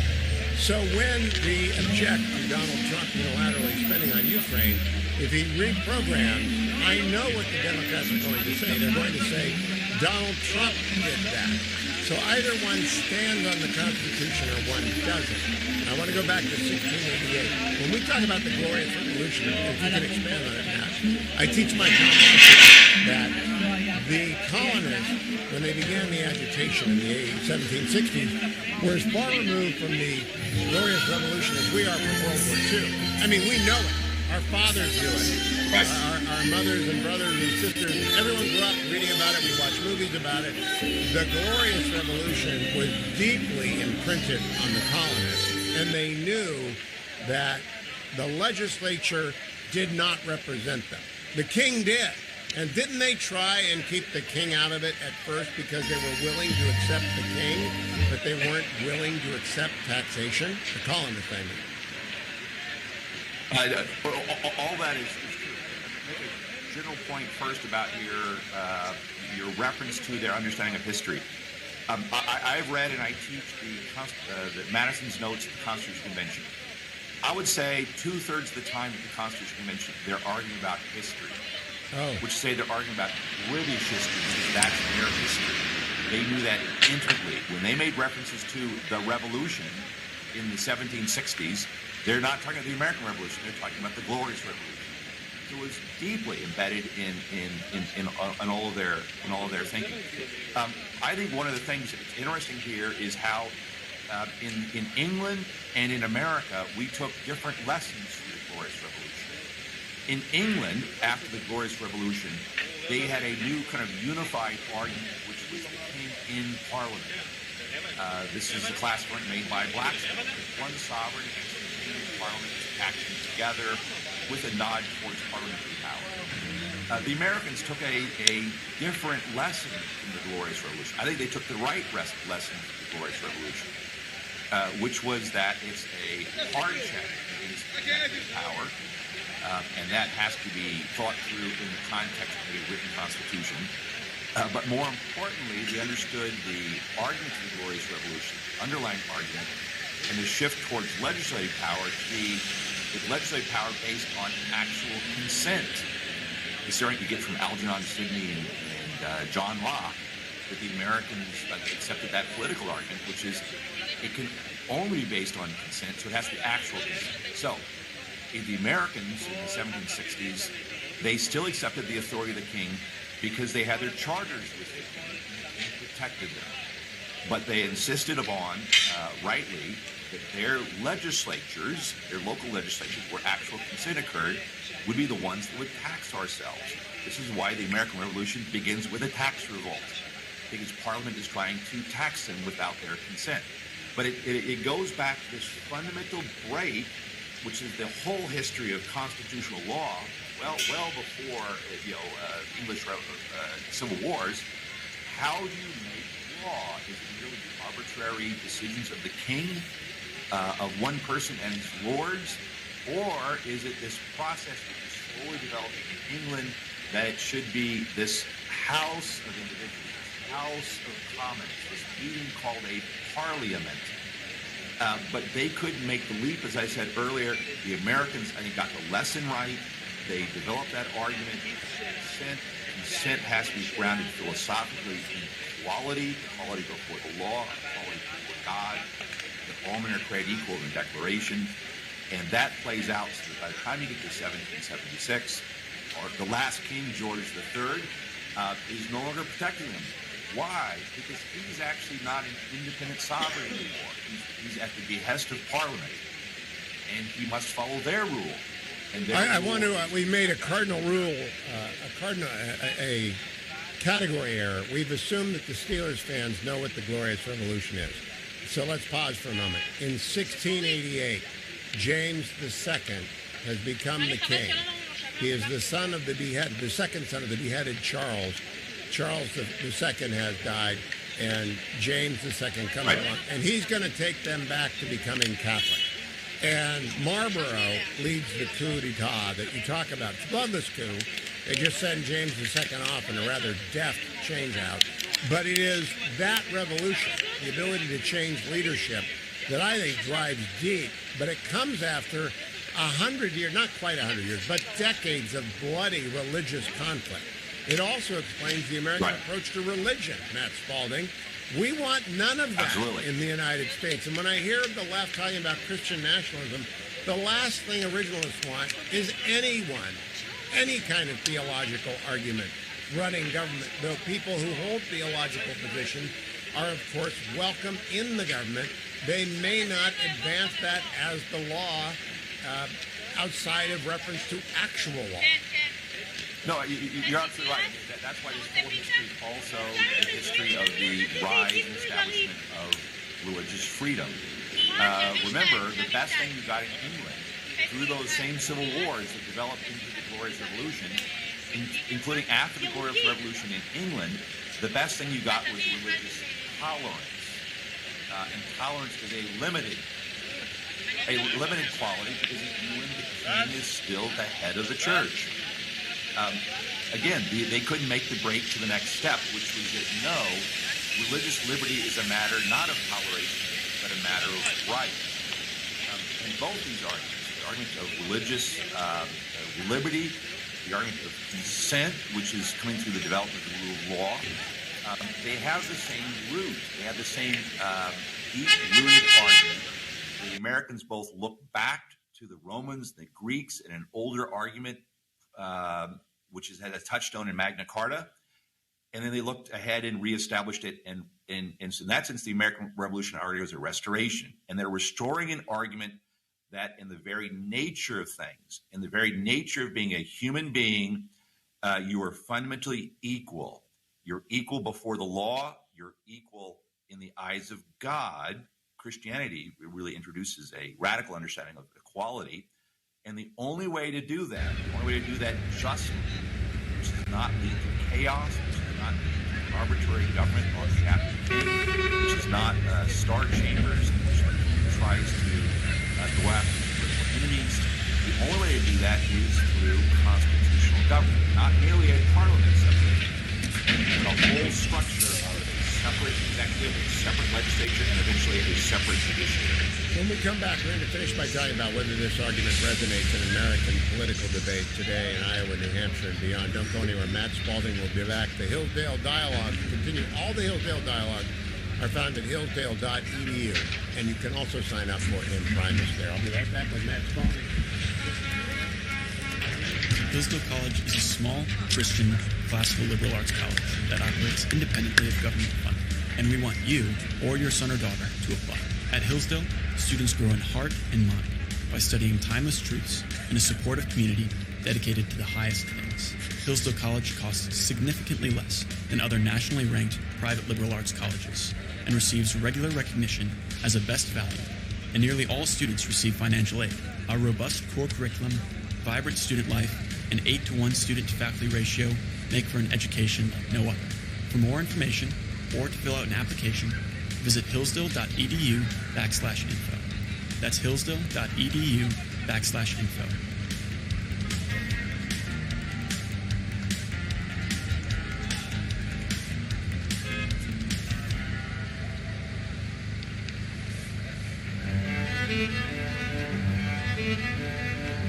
Welcome back, America. I always finish the Hillsdale Dialogue by asking my guest this week, Dean Matt Spaulding, who helms the Graduate School on Statesmanship for Hillsdale in the Kirby Center in Washington, D.C. All things Hillsdale at hillsdale.edu.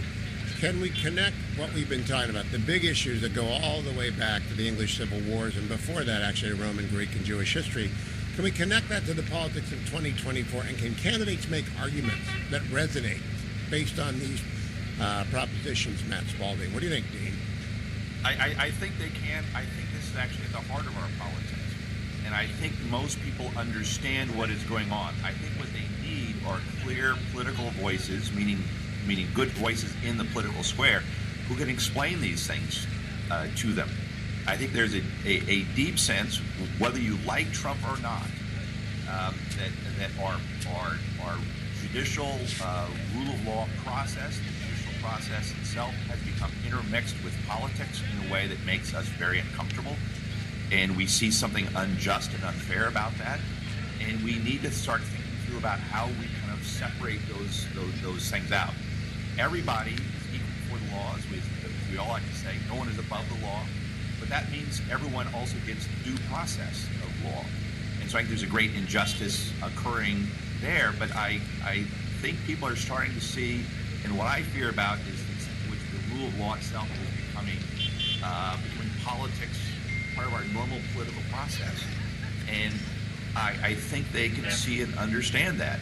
You know, Matt, we've never seen this before. We've never seen before. President Joe Biden, go back to the unitary executive we talked about, is prosecuting his former and future rival, Donald Trump. We have never seen this before. How significant is that? Because that's the big picture. A president is prosecuting his rival. Well, that's absolutely right, and that is hugely significant, and that's what gives me the pause about thinking about the English Civil Wars. I mean, the whole constitutional system is to prevent those with power without unjustly using it, in particular against their political enemies, to extend their power. That's why you have checks and balances. So this deep sense of injustice that I think most people see needs to be pointed back to the reestablishment of the constitutional rule of law and checks and balances. Look, the separation of powers and all this stuff that good constitutional lawyers like us like to talk about is not the sexiest of topics. And as a practical matter, that's what it's all about. The Constitution, the framework is set up so that they argue with each other, but they check each other and prevent them from crossing these lines. The breakdown of the rule of law now means there's no check. Why Garland's testimony was so revealing was that it shows patently that that this is a political prosecution. And then when you see other people not being prosecuted, the president's son, or whatever it might be, or some of these other cases that are coming up, it will remind you of the rule of law. As John Adams said, rather than the rule of law, we are seeing the rule of men.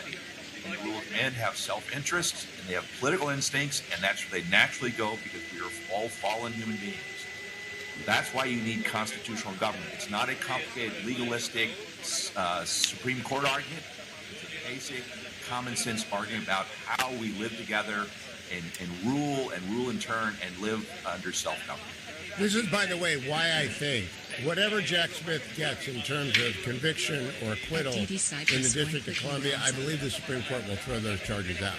For this very reason, that same reason they threw out the Bob McDonnell charges brought by the same man, Jack Smith. It is a breach of our fundamental understanding of how we govern ourselves. Do you agree with my prediction, Matt? Absolutely, I think you're right. But the problem is that in the meantime, in the public debate, there is a assault on the rule of law itself, because we are doing these things which teach people again how to think about politics around them, and we increasingly see politics getting into the rule of law. And I think that is actually a problem as well. I think this plays out well in the long run in terms of things being thrown out. But in the meantime, it's, I think, become a deeper and deeper problem going to the very core of how our modern government actually operates. Oh, the disaster will be, here's the disaster, Dean Spalding. Donald Trump loses narrowly after having been convicted on one or more, and those convictions are overturned by the Supreme Court, meaning that the loss was illegitimate. That's the disaster, and that's what Jack Smith. That is the disaster. And on that happy You're note, absolutely right. On that happy note, we conclude this week's Hillsdale Dialogue. Matt Spalding, thank you for putting on your tie early this morning at Hillsdale. Go out and shovel the snow. We're not going to lie to you. It's not snowing in Michigan. I'm telling you. Good to see you, Matt Spalding. All things Hillsdale at hillsdale.edu. Great seeing you. Sign up for Imprimis at hillsdale.edu. Watch the video. Of course, they're all free. It's all free. It's an attempt to educate the American public about the founding and how it matters today and will continue to matter tomorrow and throughout 2024 and beyond. Thanks for listening to the Hillsdale Dialogues, part of the Hillsdale College Podcast Network. More episodes at podcast.hillsdale.edu or wherever you find your audio. For more information about Hillsdale College, head to hillsdale.edu.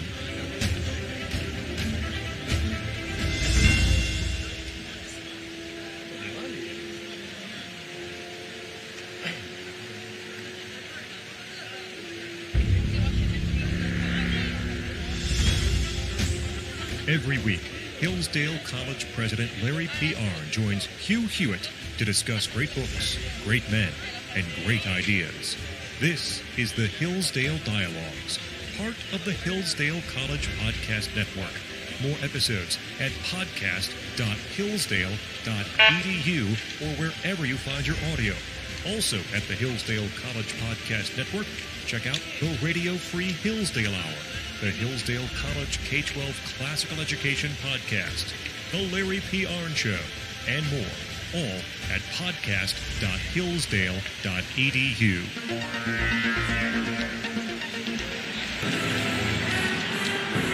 Morning glory, America. Bonjour, hi, Canada. That music means it's time for the Hillsdale Dialogue. It's our weekly journey into big topics and big picture. And the person you see there, if you're watching on the Salem News Channel, is Dr. Paul Ray, professor of history and the lead professor, I think, in the Graduate School of Civilization, Western Civilization. Dr. Ray, it's so good to see you again. How are you?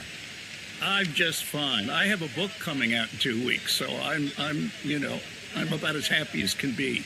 What is the name of the book? It's called Sparta's Sicilian Proxy War. And it's about the Sicilian expedition in ancient Greece from a Spartan perspective. And when writing it, at least in the last stages, I thought a lot about proxy wars, including Korea for the Russians, Vietnam for the Russians, Afghanistan the first round for us, Afghanistan the second round for the Pakistanis, Iraq for the Syrians and the Iranians, and, of course, Ukraine. For us. So it's yeah. Oh, yeah. Yeah, Dr. Ray, that is so fascinating. Yeah. The HillsdaleDialogue.com is usually not about current events, but today it is. Dr. Arnn is indisposed, and you're so kind to fill in for him, because I always love talking to you. You are a scholar of republics. You are a scholar of the West. You're a scholar of history, and you're a scholar of ancient Greece. You and Victor Davis Hanson are the two people I know that know the most about Sparta and things like that. What does the Sicilian campaign, well, tell people what it is first. We're in the middle of the Peloponnesian War here. It's an optional war for the Athenians. They are theoretically at peace with Sparta, but it's a kind of armed peace. And they're hungry, and they want more tribute, and they want glory. And Alcibiades sells them on going 800 miles overseas, which is a very long supply line for that period, and to try to conquer Sicily, starting with Syracuse. And Alcibiades, who has been driven out of Athens, ends up at Sparta, and he advises the Spartans to intervene on behalf of the Syracusans. And they intervene by sending one man, Gylippus. And that's enough. He puts steel into the Syracusans, and without any other expenditure of manpower and materials, the Spartans are able to do untold damage to the Athenians that opens up the way for their defeat in the Peloponnesian War. That is the bleeding theory of proxy war. Bleed your opponent on a field in which you are not bleeding, and they will be weakened. What's so interesting about this, anyone in the audience who saw the latest Indiana Jones movie, and it's really, I don't know if you've seen it, Professor, but it's set in that civil, it's set on the Athenian attack on Syracuse. Did you know that? No, I haven't seen it. Good God. Yeah, I know. It's completely wild. It's completely wild.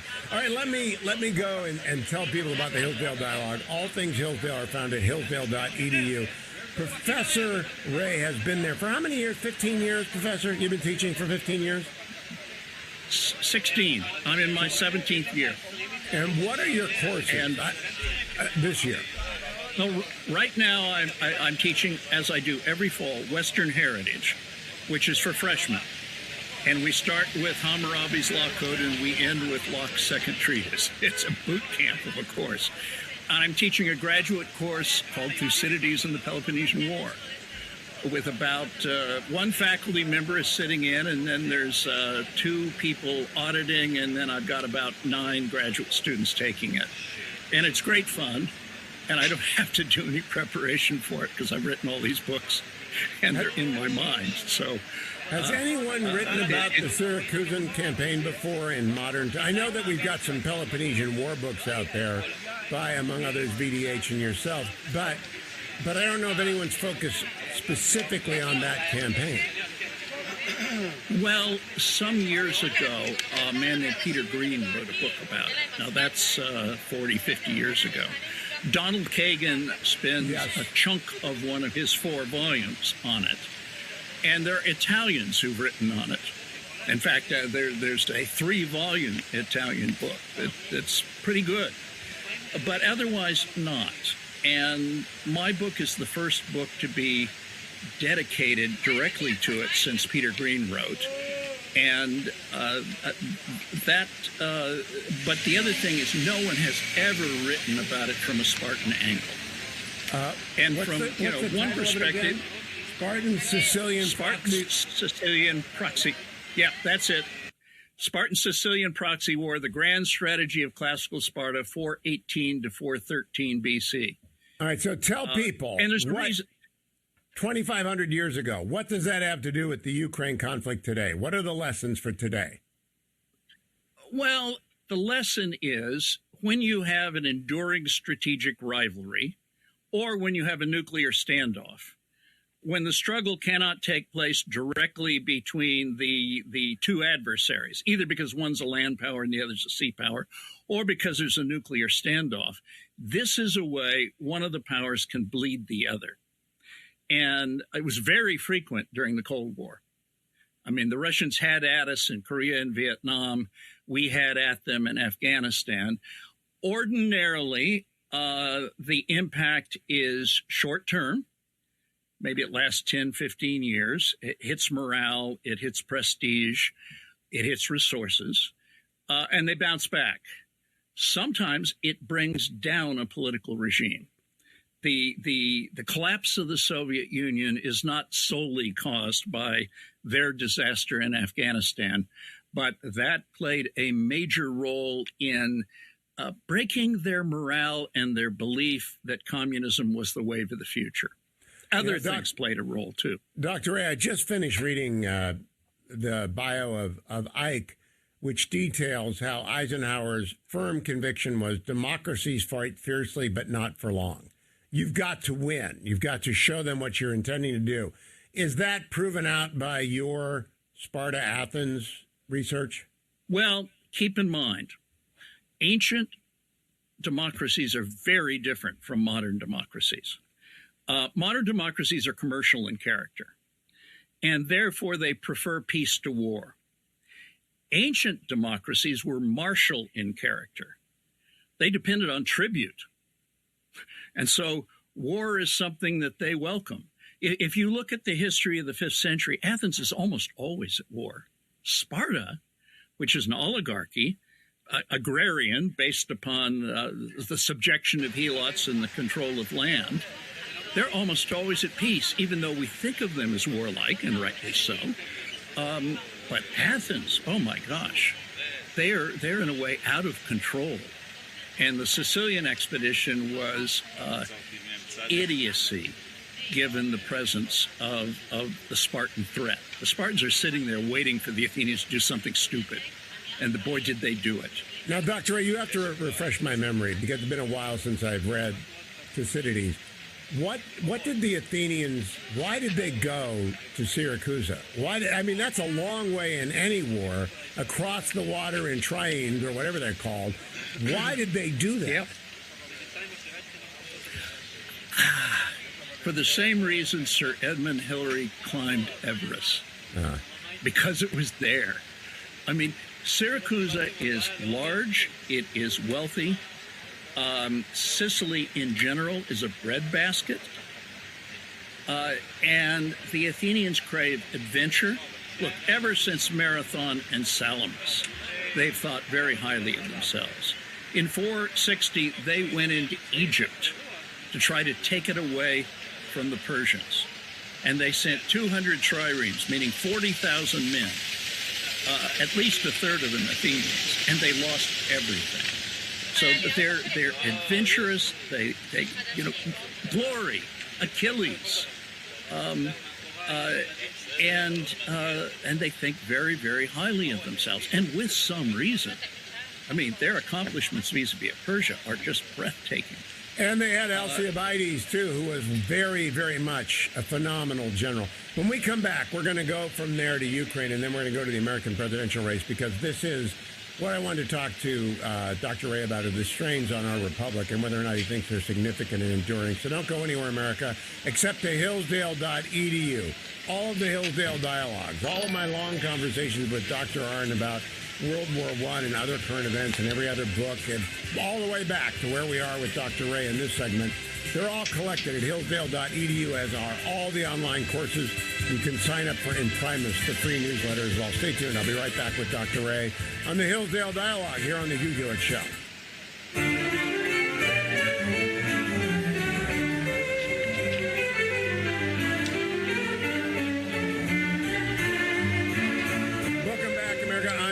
Dr. Paul Ray, professor of history at Hillsdale College, the lead professor of history up there. Dr. Ray, Joe Biden is 80 years old, and his age is becoming an issue. Konrad Adenauer might have been 80. They called him Der Alt, the old man. I don't know. Disraeli was pretty old when he went to the Congress of Berlin, and Bismarck said, Der Alt Juden, the old Jew. That is the man. He was being very complimentary of the Prime Minister of Great Britain when he said that, because Disraeli was running circles around people. Age really doesn't tell you anything, but do democracies usually depend upon very old men? No. I mean, if you look at the history of the American presidency, if you leave aside Ronald Reagan, Donald Trump, and Joe Biden, it's been younger people in their 40s, their 50s, and their 60s, at the height of their powers, and with a capacity to change their minds, if you know what I mean. They weren't old dogs, and they often tried new tricks.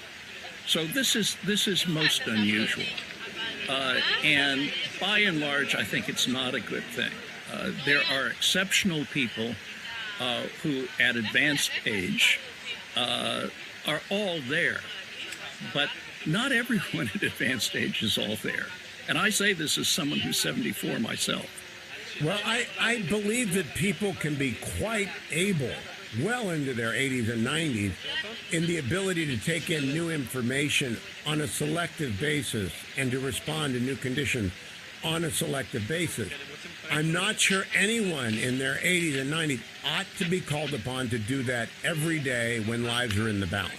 That's my genuine concern about the president now. I agree. But look, he was already in trouble before he was elected, and they kept him out of the public eye because he was going to stumble all over himself. And he was never the brightest bulb. I mean, Ted Kennedy once described him as the stupidest man in the Senate. And if you think about it, until they handed him South Carolina in the 2020 election, he'd never won a presidential primary. He'd run again and again. He's a highly spirited man. Good Lord. I mean, keep going and keep going and keep going. But no, he's not competent. And Secretary Gates, the former Secretary of Defense under both Republican and Democrat, George W. Bush brought him in, President Obama kept him, said President Biden's been wrong about everything for the past 40 years. His decision-making skills are not likely to improve in his 9th decade, are they? No. It's not going to happen. And you can see the disasters he can lead us into, given our withdrawal from Afghanistan. That was really very telling. And I personally believe we would not have helped the Ukrainians had that not been such a disaster. He could not afford a second humiliation. So, the closest parallel I come to is when Reagan had to deal with successive Soviets who kept dying. Leonid Brezhnev, followed by, I think it was Andropov, followed by Chernobyl. I might have the order wrong. And that's what happens with a gerontocracy, right? Instability and collapse. Yep, right. And inattention. And what happens is their advisors begin to actually run the show. Think of Woodrow Wilson after he had his stroke. His wife was running the country. And Wilson wasn't that old, but he was not well. I mean, he was very much not well. So it's... and look, we are entering a period of very considerable danger. In my opinion, we haven't had a really good president since Reagan. And what I mean by that is that until Donald Trump, they all averted their gaze from the question of China. And that got us entangled with China economically and in 1,000 other ways. And it's turning out to be a disaster. Well, you know, I think W was not the perfect president for 9/11, Professor Ray, because of the ability to rally the country. A hugely erroneous decision, not deceitful, but erroneous on Iraq, about which I was, in complete agreement. I'm not going at W about this. But the question becomes, right now, and we're going to talk about this after the break, the stresses in the country, are they best served by someone who's been around? And this is not RD. The stresses in the country, are they best served by a new face or by a reliable old hand? I think a new face. In my opinion, it would be very good if the Republicans won decisively, and there was someone who was intent on eliminating the polarization and on dialing things back, but also on getting certain things done. One of the problems we have now is our justice system has been corrupted. Now, hold on. We're going to go to the break. When we come back, we're going to talk about the stresses on the American Republic. Dr. Ray is an expert on republics from the beginning, all right? So he knows republics. We're going to talk about the stresses on republics and democracy when we come back with Dr. Paul Ray. It's the Hillsdale Dialogue. All things Hillsdale at hillsdale.edu. Stay tuned. Hey, it's Scott Bertrand, and I've got a challenge for you today. Become a better educated American citizen. And to help you do just that, we at Hillsdale College have our free online courses available for all who wish to learn. Our challenge? Take just one of our courses. There are so many to choose from, you can discover the beauty of the Bible in the Genesis story, study the writings of C.S. Lewis, or explore the true meaning of America in Constitution 101.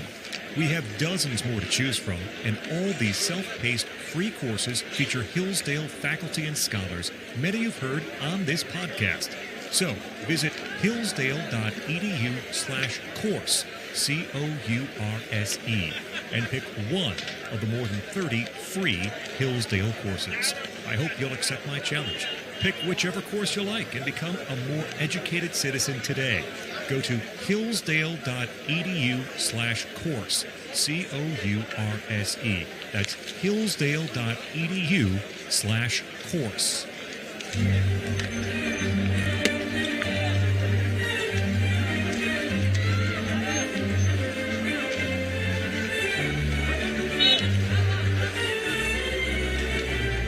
Welcome back, America. It's this week's Hillsdale Dialogue with one of my favorite faculty members up at Hillsdale, Dr. Paul Ray.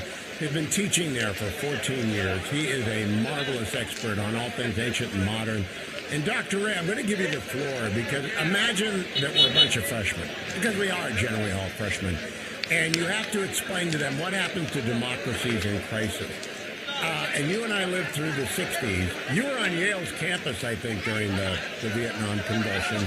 I've always told people, this is not the 60s. It's not even close.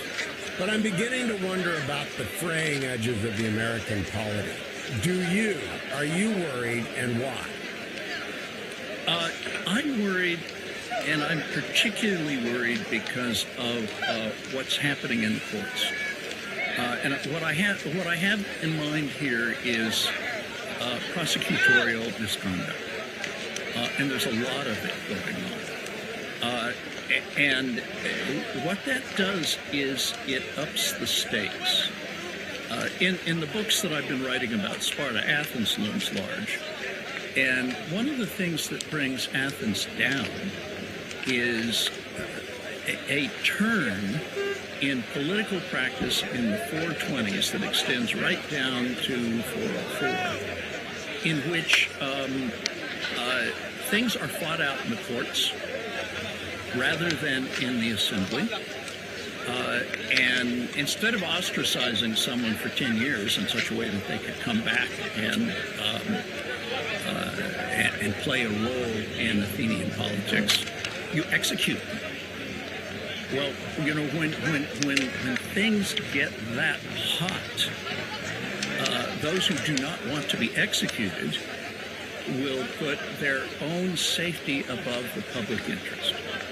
And one of the reasons for the disaster in Sicily is the Athenian general in command there, Nicias, who ends up sort of holding the bag, is not willing to make a decision that would put himself in danger and bring the whole thing back.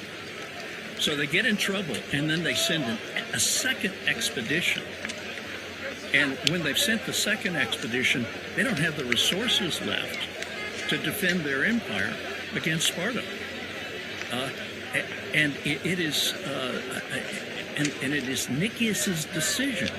He doesn't dare go back home because they'll kill him, even though he's been a very popular and very successful general in the past. That's lawfare. This business ancient. That's lawfare BC. Lawfare today is 4 indictments and threatened confinement. And I do believe it's a terrible, terrible turn. Have we ever done this in America? You've been teaching American history for a long time. Have we ever done anything remotely like 2 impeachments followed by 4 indictments? Of course, there's never been a president like Donald Trump. But have we ever responded this way, ever? The only time we've responded in anything like this way is in the wake of the Civil War with regard to some of the Southern leaders, depriving them of their citizenship. And if you think about that, that was a real insurrection, not a demonstration that got out of hand. No, we have not. And it's very good that we have not. It should be possible to lose and not lose your livelihood. Yeah, I've been talking with Dr. Arnn about the situation in Great Britain in 1914, the spring and the summer.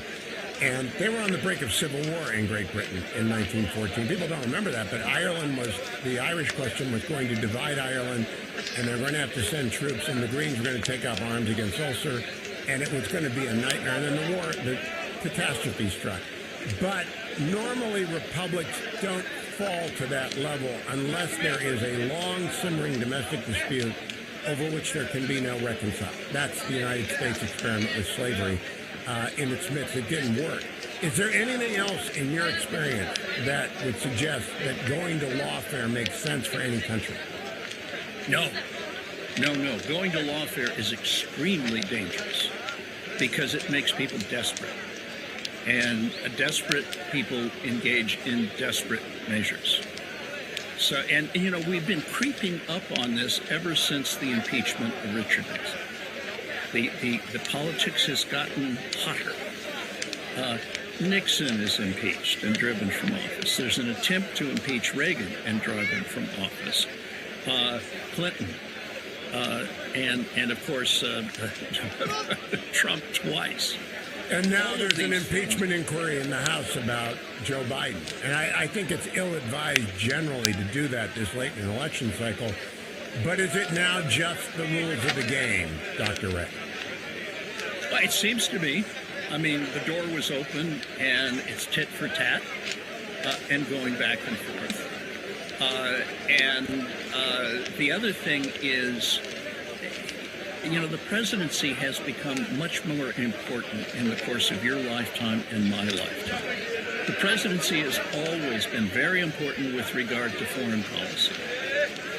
But Congress has been eclipsed. If you go back to the 60s and the 70s and the 80s, the people who chaired committees in the Senate and in the House, they were barons. And the reason is the power of the purse. All right, in the struggle between Newt Gingrich and Bill Clinton, Congress gave up the power of the purse. They really don't do budgets anymore. They vote on the president's budget. And they don't break it up into committees and look at it in fine detail. And the consequence is Congress doesn't really matter much anymore. No one's afraid of them. And if they start an investigation, what happens is the executive branch throws everything in the way of that investigation they can. So to get to the bottom of the question whether Joe Biden is on the take will require a paneling, an impeachment committee in the House of Representatives. That shouldn't be the case. You're a student of the Roman Republic, the late Roman Republic. There were two parties, basically, the people and the elite, and they constantly escalated their tactics in their states. They went to lawfare. I remember Cicero actually prosecuted the governor of Sicily, like your book, 400 years later. Do you think that's what's happening in real time, or are we just going through a bad patch like 1968? I think it's happening in real time. This is far worse than the 60s. They were a mess, but look, what happened in the 60s was a quarrel within the Democratic Party. A rebellion by the young people against Lyndon Baines Johnson, and a battle royal within that party, which took place for the most part on university campuses. Now what you have is a relatively unified Democratic Party and a relatively unified Republican Party. And the Democratic Party has changed character. It's lockstep. I have political science graduate students, and I had dinner with our PhD students about a year and a half ago. And I asked them to name 5 Democratic senators, other than Elizabeth Warren, who I went to high school with, Schumer, Bernie, and Klobuchar. People who have been very much in the news. They could not name 5 Democratic senators. They're automatons. They vote with the party. When you and I were younger, Democratic senators were making fuss within their own party. And they were making trouble for Democratic presidents as well as Republican presidents. None of them knew about Chris Coons or Chris Murphy or Angus King or any of the sort of center-left Democrats? Nope. Didn't know the names. These people are unimportant. And it's one of the reasons why, if Joe Biden gets pushed back, which I think will happen, Who could they nominate? Chris Coons. I think Gavin Newsom. Maybe Gavin Newsom, Chris Coons. Chris Coons, I think not. It would have to take the president coming up and saying, I'm handpicking Chris Coons to take over my legacy, and the Democrats not wanting to nominate the vice president because he's a loser. And I don't see how anyone comes to a conclusion other than she's a stone cold loser. She will lose 40 states. Like I think Biden will. Before we go to break, last question before break, do you think convicted and confined Donald Trump beats Joe Biden a year from now, plus 2 months, given what the trajectory of the president's infirmity is, Dr. Okay, let me say, I have an opinion, and my opinion is almost worthless. My experience is hundreds of opinions about these matters. Their opinions, that's it. Yes, I think you turn him into a martyr. You abuse the judicial process in ways that are obvious to too many people. He will win. And that's what I told people. I'm a convicted and confined Donald Trump will beat Joe Biden on his current trajectory simply because the American people will not be led by an invisible hand, and they will conclude that. I'll be right back with Dr. Paul Ray. Don't go anywhere unless you're on the coast of Maine, and you might want to drive inland. I really don't know, but I do want to remind all of you out there that Dr. Paul Ray's book is called Sparta's Proxy War. It's all about the Syracusine campaign, and I cannot wait to read it. Paul Ray is a magnificent man. Do you believe in our founders' vision for America? That our republic will only survive if we are an educated and informed people who know our rights and duties. Since 1844, Hillsdale College has sought to educate all who wish to learn about these timeless principles of self-government. For more than 50 years, the college has worked to spread that mission by sending Imprimis to millions of Americans. Imprimis features some of the best speeches given at Hillsdale events, and now an audio version of the popular speech digest is available in a new podcast of the same name. And, like the print publication, Imprimis, the podcast is always free. Listen to the best arguments by speakers such as Chris Rufo, Molly Hemingway, Mark Stein, and Hillsdale College President Larry Arm, read by Hillsdale students. Subscribe today to listen to Imprimis at podcast.hillsdale.edu. That's podcast.hillsdale.edu or wherever you get your audio.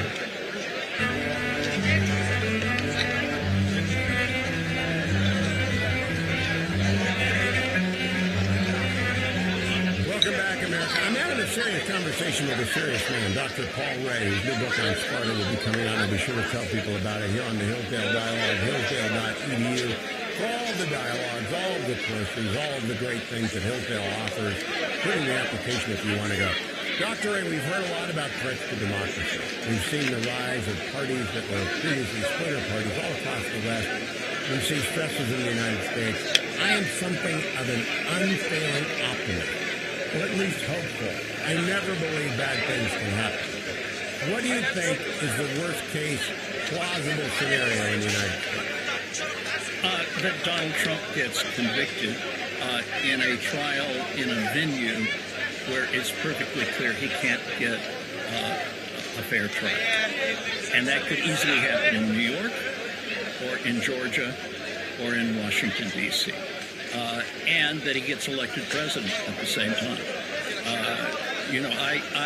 I wish that he were off the stage. He's an impressive man in certain ways. As president, Michael Walsh just spoke of his supine last year, in which he let them walk all over him, and I think that's really true. I wish he were off the stage. I wish that Governor DeSantis were going to be the Republican nominee, but it doesn't look like that's going to happen. I wish Joe Biden were off the stage. And I wish that there were a genuine moderate Democrat running, but that's not going to happen either. So I think we're in for trouble. But trouble, I want to focus on the trouble, Dr. Ray, because I'm in Switzerland. I don't endorse anyone, I just report. what do you mean by trouble? Because I can remember 1968, not very well. You know, I'm not even in junior high when the riots break out in 67, but I think I'm in 7th grade when MLK and RFK are assassinated, and things look a little bit wild. I don't think we're going there. That's why I always say to people, we've been in a lot, and there were 500,000 Americans deployed in Vietnam, and 1,000 were getting killed or wounded every week. I just don't think we're there. We're not there, but we are more divided and more bitterly divided than we were then. You know, the opposition to the Vietnam War was a minority, and they were very active, and they were very violent, but the country was against them. Here, there's the bitterness is like nothing I've ever seen. Even in Michigan? Conduct. In Michigan? Yes, in Michigan. Yes, there's a great deal of bitterness in Michigan. Yeah, Doctor, I interrupt only to tell you, I went to my 45th Harvard reunion, and that was deeply polarized. It was very annoying to me, because politics outside the Beltway, I don't want to do politics, I want to talk about kids and what they're doing and grandkids and stuff like that. But it was polarized and it was bitter. And I thought that's just because of Harvard. You're saying it's actually everywhere, and that would trouble me greatly. It runs through families. I think it's very, very bad, and I think it's perfectly possible that one side or the other won't accept the results of the next election. So and see, what makes this especially bad is the chickens are coming home to roost with regard to our 30 years of averting our gaze from the danger posed by China. I agree with that. But Dr. Ray, I believe that the Constitution is very strong. I want to make sure you get an answer to this. I think the Constitution can endure anything because it's got systems built in for it to endure, the Supreme Court being primary among them. Do you think the Constitution endures anything? You know, the Constitution depends upon the character of the judges and the character of the prosecutors. And there is a systematic attempt underway to undermine the Constitution. There is a systematic attack, for example, on the First Amendment. And time and again, going back quite a number of years, from the left, there's been the view that certain kinds of speech are unacceptable. And boy, has that broadened in character. Disagreeing with someone now is a form of hate speech. So, you know, the character of our ruling order, of the people who hold high office, their self-restraint matters. The Constitution is meant to save us from our passions. It guarantees, for example, double deliberation in the House and the Senate. It makes use of the self-importance of congressmen and senators to make them take that seriously. It makes use of the desire of the president to be remembered in history in a positive way. And he plays the third role because of the presidential veto in that deliberation. We're going to have to talk more about this in the future, Dr. Ray, because I'm still an optimist, but boy, it's not warm and fuzzy when Dr. Paul Ray is not the optimist. I'm looking forward to seeing Spartan Sicilian Proxy War when it comes out. Thank you for filling in today, Dr. Ray. Always appreciate it very, very much. That's it for the Hillsdale Dialogue. That's it for this week. Thank you, Adam. Thank you, Harley. Thank you, Dwayne. I'll be back on Monday on the next Video Show.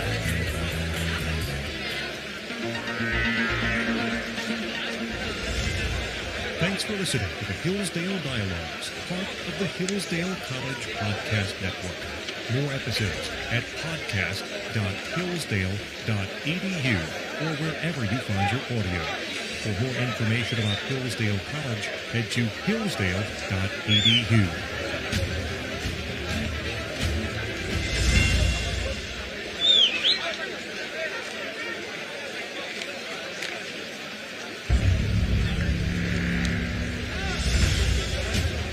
Every week, Hillsdale College President Larry P.R. joins Hugh Hewitt to discuss great books, great men, and great ideas. This is the Hillsdale Dialogues, part of the Hillsdale College Podcast Network. More episodes at podcast.hillsdale.edu or wherever you find your audio. Also at the Hillsdale College Podcast Network, check out the Radio Free Hillsdale Hour, the Hillsdale College K-12 Classical Education Podcast, the Larry P. Arn Show, and more, all at podcast.hillsdale.edu. Good morning, America. Bonjour, hi, Canada. I'm Hugh Hewitt. The Hillsdale Dialogue is underway. Dr. Larry Arn, last radio hour of the week. He's back. He looks the same. It's great that you look this good and put your tie on, Dr. Arn. Last week we finished, and you were talking about talking to the freshmen. On my outline, Chapter 7 of the World Crisis, there is a quote from Pericles. The great impediment to action is not discussion, but want of knowledge, which is gained by discussion preparatory to action. Rarely, in our many years of doing the Hillsdale Dialogue, has the transition from last week to this week been so easy.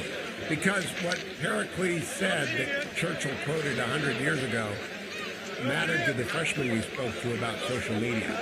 So would you go back to where we were last week and tell us what you told the freshmen about social media?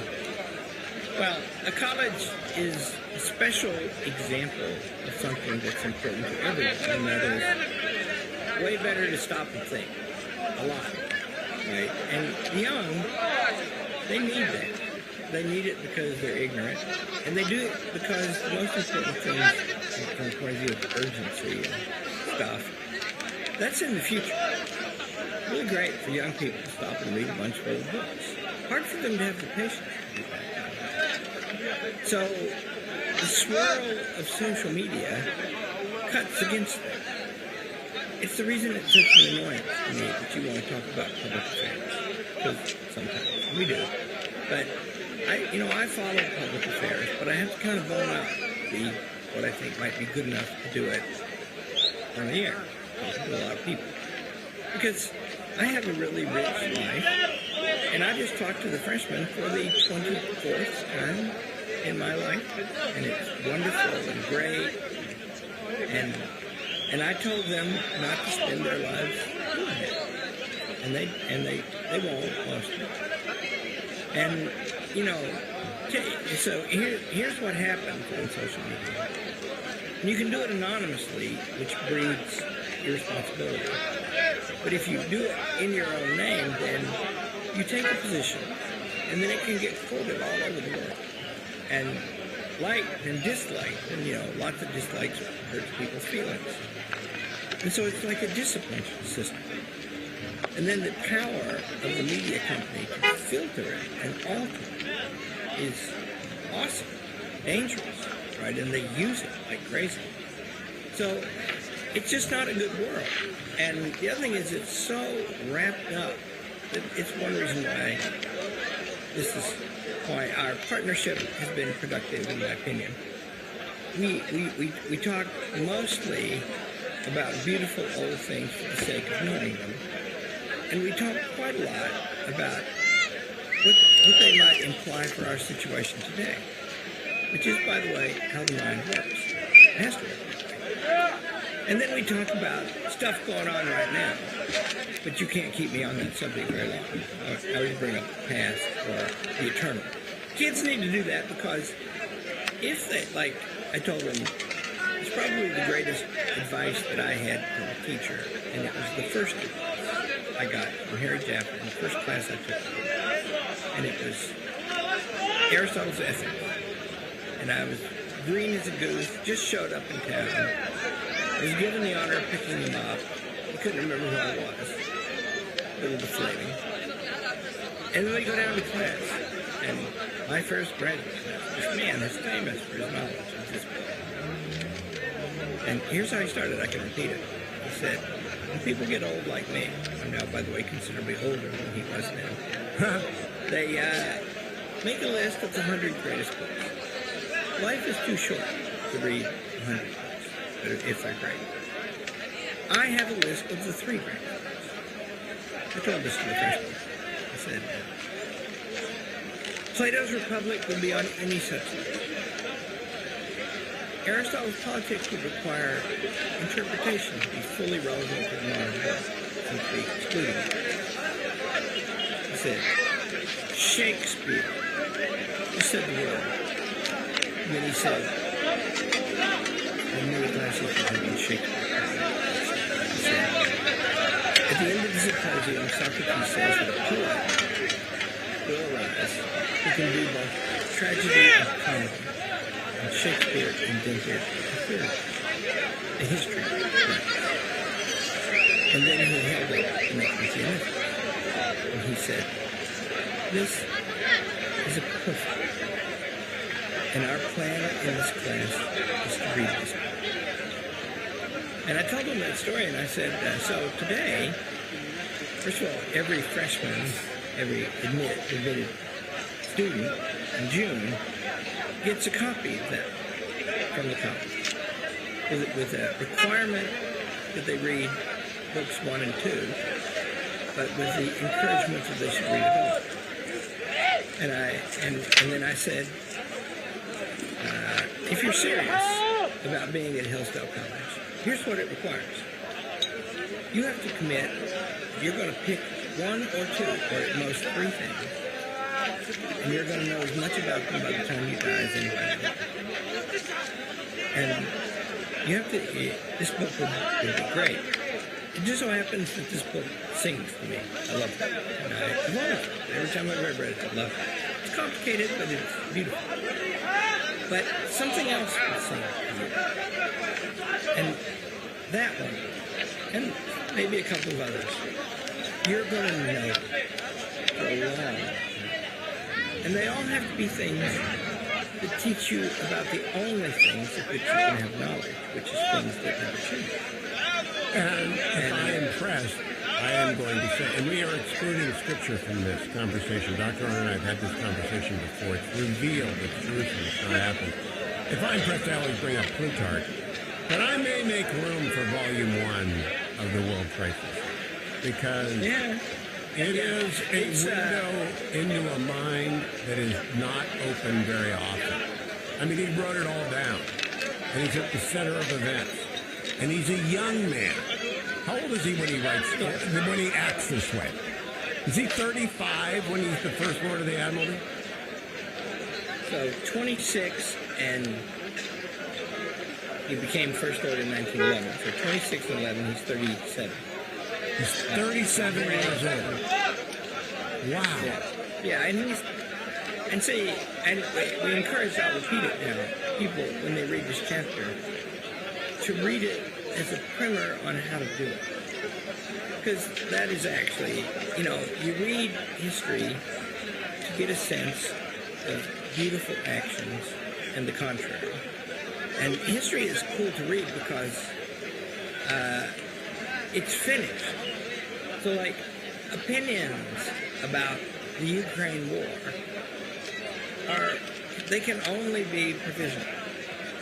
It's still going on, and hard to know everything going on in the present, right? Whereas opinions about the Peloponnesian War, that happened a long time. Now, what is relevant right now from Chapter 7 is that when there is a Committee on Imperial Defense put together by the people, elected by the people, led by Henry Asquith, and Churchill's in the cabinet, and Lord George is in the cabinet, one of the first things that Churchill does is go to Asquith. And we talked about both of these men in the course of our Great Contemporary series. It says, bring in Balfour. Bring him in. And he's on the other side. And because he had stepped down, he is brought in. There is a lesson in that for today, Dr. Arnn. Oh, yeah. Explain what you think that lesson is. That's the solution, so far as one exists, to the problem that's the center of Plato's Republic. He says the city will be miserable until the philosophers are kings, and they won't be. Because why would they? They have better things to do. And anyway, we don't know who they are. We can't make them. So, how do you get the best people to rule? That's the one of the fundamental political problems. And so if you have a healthy republic, which we do not these days, by the way, then at key moments, because, you know, philosophers don't become kings unless their names are Abraham Lincoln or Winston Churchill or several of the founders, then they will pick the best. And they won't let anything low get away. When we come back, we're going to add to that list of the founders, Washington's cabinet. It's not on my agenda, but Washington ought to pick them. We'll be right back. Hillsdale.edu for this and every other Hillsdale dialogue for Imprimis and the application you want for next year. Stay tuned. Hillsdale College is a small, Christian, classical liberal arts college that operates independently of government funding, and we want you or your son or daughter to apply. At Hillsdale, students grow in heart and mind by studying timeless truths in a supportive community dedicated to the highest things. Hillsdale College costs significantly less than other nationally ranked private liberal arts colleges and receives regular recognition as a best value, and nearly all students receive financial aid. Our robust core curriculum, vibrant student life, and 8-to-1 student-to-faculty ratio make for an education like no other. For more information or to fill out an application, visit hillsdale.edu/info. That's hillsdale.edu/info.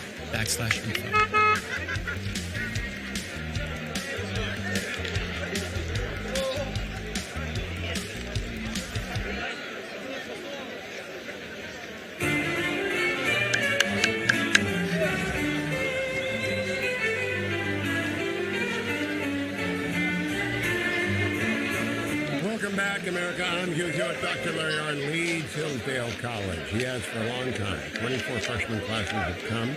Hillsdale.edu for all that, and he has the capacity to pick them. By that I mean he has a capacity to bring to the college people of talent and put them on the faculty so that it has grown into a huge success story which has now attracted the enmity of the ruling class in America because it is against the idea that there ought to be a ruling class in America. So it is only natural, by the way, that you've gotten into their target. And I saw another attack on you this week. I said, boy, oh boy, aren't they doing something? Because he's drawn all the aircraft fire. Now, in this segment, I want to talk about the fact that Winston Churchill loved war games at the Admiralty. You know who else does? Congressman Gallagher. You know who else does? Tom Cotton. And these are people that you identified very early on in their career as being smart and worthy of investing in.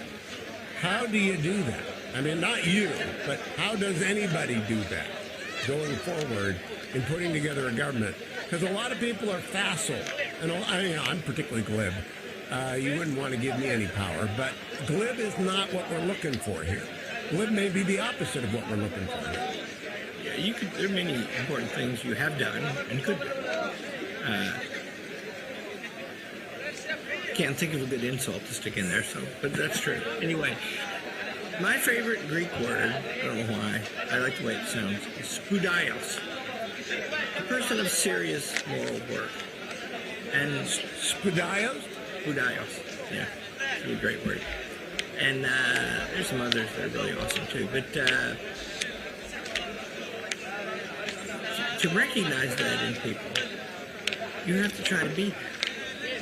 And you become that by living your life seriously. And you do that by making your choices seriously. And by equipping your mind. You form your character through your choices. And that's a very beautiful part of Aristotle. He says that human freedom is located in this fact. Everybody's got it.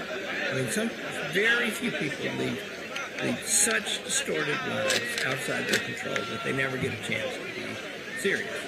But they're not many. And almost anything can be overcome. We have a kid in our freshman class, and he had never seen an automatic toilet except on the way to Hillsdale, and had seen very few indoor toilets of any kind. And he showed up here, and he hardly knows how to dress. He's brilliant. He's from Uganda. And how did we get him? I don't even know. Dr. Arnn, I had a freshman roommate in 1974 who had never dined in a restaurant. And my parents just thought that was astonishing. When our son, our younger son, who's about to go in the Marine Corps, he did a stint in the Army and decided he wants to do something harder, so he's going to be an officer in the Marine Corps. But when he graduated from boot camp in the Army, Penny and I went down there to celebrate with him, and we picked up a kid who was a bunkmate and took him around for the day, took him to the PX. The big thing is, the Army makes the killing off the PX. And we bought him some stuff, and we took him to dinner. And he's an American in the United States Army. He'd never eaten in a restaurant. Isn't that remarkable? He'd never had anybody, he was confused. He'd never had anybody buy anything. And he was whispering to Tony. And I heard Tony say, don't worry about it. So you see, Aristotle says that is not because. Just think about that young man in the Army. He knew that was generosity. And well meant. You see, and he admired it. Even if he was taken aback by it. Larry, my roommate told my parents at the end of the dinner that was powerfully nice of you. He's a Southern boy. I'm not going to tell you where he's from. I don't want people to know it. I don't want to embarrass him. That was powerfully nice of you. That was as well as I've eaten. And so he intuited the same thing you just mentioned. Nobody taught him that he should say thank you, but he did. And Aristotle's claim is that we know all that by nature. By the way, he even claims, I won't do that argument right now, that and I hold it up, this is a cup, a Yeti cup. They're pretty good. And how do we know it's a cup? And there's so many different ones. Nobody teaches. We see the being of it, and the being of a thing, and the good of a thing are the same. That's what he says. And that means the fact that we can talk means we know better and worse. Now he says, we form ourselves when we choose, not when we act. Like I know the head of the Medal of Honor Society today, Pat Brady, Medal of Honor winner, extremely brave. And I just had a long talk with him a 3 weeks ago. Tell us about that after. Don't go anywhere. I want to hear about the Medal of Honor recipient from Dr. Arnn because they are extraordinarily rare people. And if you ever run into one, you want to take them to dinner and talk to them. I'll be right back with Dr. Arnn. And we'll talk about that and close blockade versus far-off blockade. Really, it all comes together. Stay tuned to the Hillsdale Dialogue. All things Hillsdale, hillsdale.edu.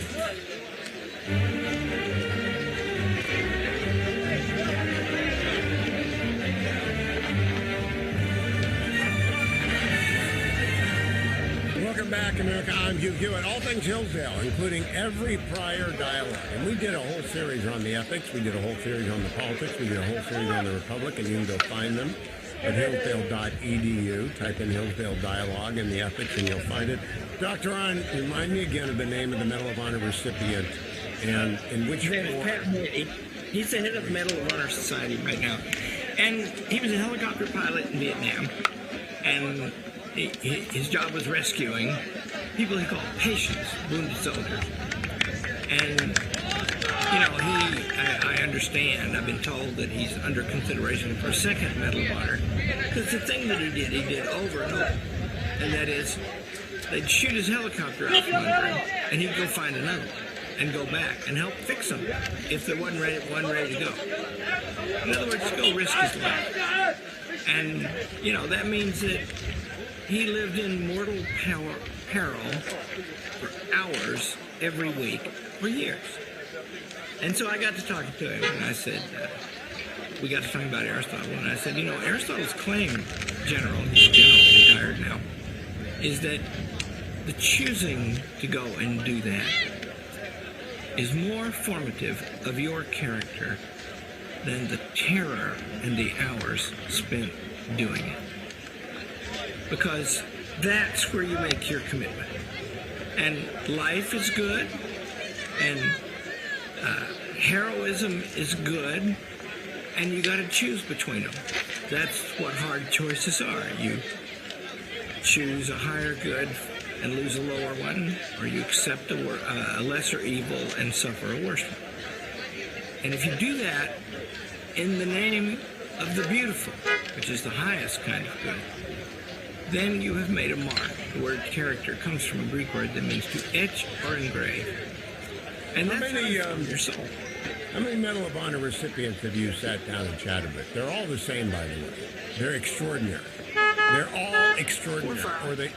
Or at what point in their lives they were. How many? 4 or 5. Because I was just with General Brady, I know that there are 64 of them alive right now.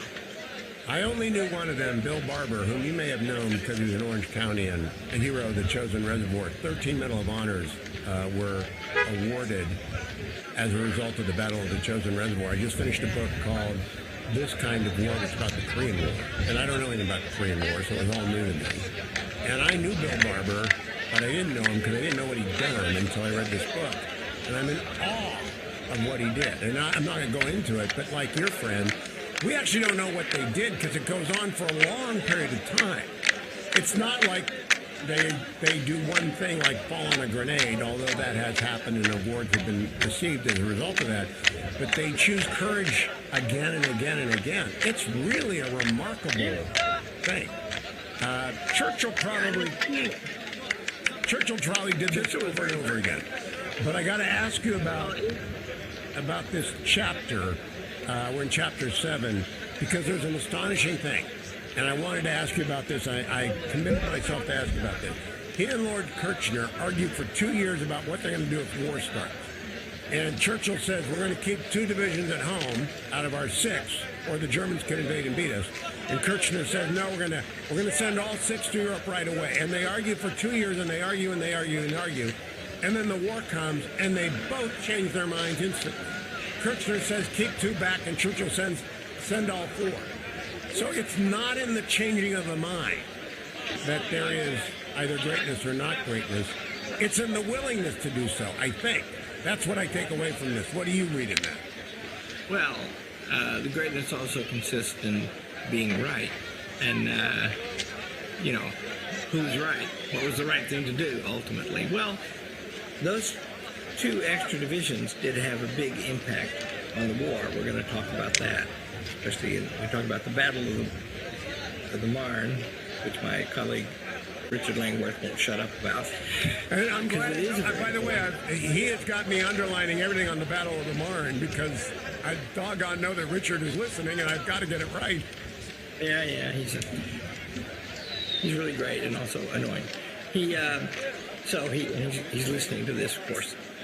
That was a very important moment. And it changed a lot of things. You have to remember that there's a time, I know of only one day in Winston Churchill's life, when he did some things that altered the course of history decisively. None of them happened in the First World War, because the things that he set out to do, ultimately he didn't really get them done, because he wanted the Navy to win the war, and if it couldn't, he wanted the tank to win the war. He wanted a decisive victory and cheap, right? And it was very costly. It didn't go very well. And, the Second World War didn't go very well for Britain. Britain lost its greatness in these people. Yeah. And so it, Churchill's life, anybody's life, by the way, has tragedy in it. And, in this world, on this earth, it's a lot of tragedy. Everybody has it. We all will if we haven't yet. So Churchill had a lot of that, right? And so what's wonderful about this book is that, first of all, it's very exciting. If you like to read about war, read this. War's exciting to read about. Read about battles, read about what people did. That's great. Just a spectacle that is instructive, but then because Churchill is writing it, because he was a phronimos, we call it in the Greek, a man of practical wisdom and eloquence too. He can explain how he thought things through, and there's a pattern there that is extremely instructive. There's an old saw among graduate students that you may write a good dissertation or a bad dissertation, but what you write it about, you will become that. And so, I probably think a lot like Winston Churchill because I know all this. And well, it's interesting. He wrote this, and his career is still unfolding. He writes this when he has future in front of him, so he's aware that it will matter in his future career when he knows there is another war coming. In fact, he's not quite certain there's another war coming, but things are going badly in Europe in the interwar period. And he writes on page 114, once you are at war, the task is definite and all-dominating. Whatever may be your surmises about the enemy or the future, your own action is circumscribed within practical limits. You live in a world of reality where theories are constantly being cured by experiment. Resultant facts accumulate and govern to a very large extent the next decision. Well, he's made a decision to write about what he did, and it's going to affect what he gets to do. That's why this book is so fascinating. It's the most important man of the 20th century in the middle of his career writing about what he did right and wrong, aware that he wants to do it again. No, I am unaware of any other book like this. Yeah, he didn't want to do it again. He tried to fight that and stop it, but he was, in another way he wanted to, but he was aware that he might have to. This quote, Pericles at the beginning, you read, you think things through so you're ready, and then you start learning. But if you hadn't thought things through, you couldn't learn so fast or be ready. And another thing is, it's something I believe very much, and I even think, if you're lucky in your friends and teachers, you can never remember who thought of what. But I may be the one who understood that it was in the Dardanelles that Winston Churchill learned how to organize the government for the Second World War. And he changed everything because he saw that go wrong. And one of the few places where he thought that the British Constitution was inferior to the American Constitution was the appointment of a commander-in-chief, because then somebody can make a decision. And Britain doesn't have that. It's cabinet government, right? And among the many things, we'll get to it. But, and so, Churchill, another way to read this book is The Education of Winston Churchill. We're going to come right back to that, because that is exactly the point I take away from this, is that he's getting the Dardanelles decides everything in World War II, whether or not people know that. Stay tuned, I'll be right back with Dr. Oz. Hey, it's Scott Bertrand. If you haven't yet, now would be a good time to check out the Hillsdale College Podcast Network. It's over at podcast.hillsdale.edu. What's there? Free nationwide access to all of Hillsdale's podcast content. That includes shows like the Hillsdale Dialogues, the Radio Free Hillsdale Hour, the Hillsdale College K-12 Classical Education Podcast, the Larry P. Arnn Show, and now, new in Primus. You can listen to any of those programs wherever you are and whenever you want, and it's always free. So find out more about all of our shows at podcast.hillsdale.edu. You can subscribe to any program you want. New episodes will come right to your device, or grab the Hillsdale College Podcast Network Superfeed, and you'll be the first to get access to all of the content posted on the site. If you want to come close to stepping inside a classroom here at Hillsdale College, well, the Hillsdale College Podcast Network is for you. Check it out at podcast.hillsdale.edu. That's podcast.hillsdale.edu.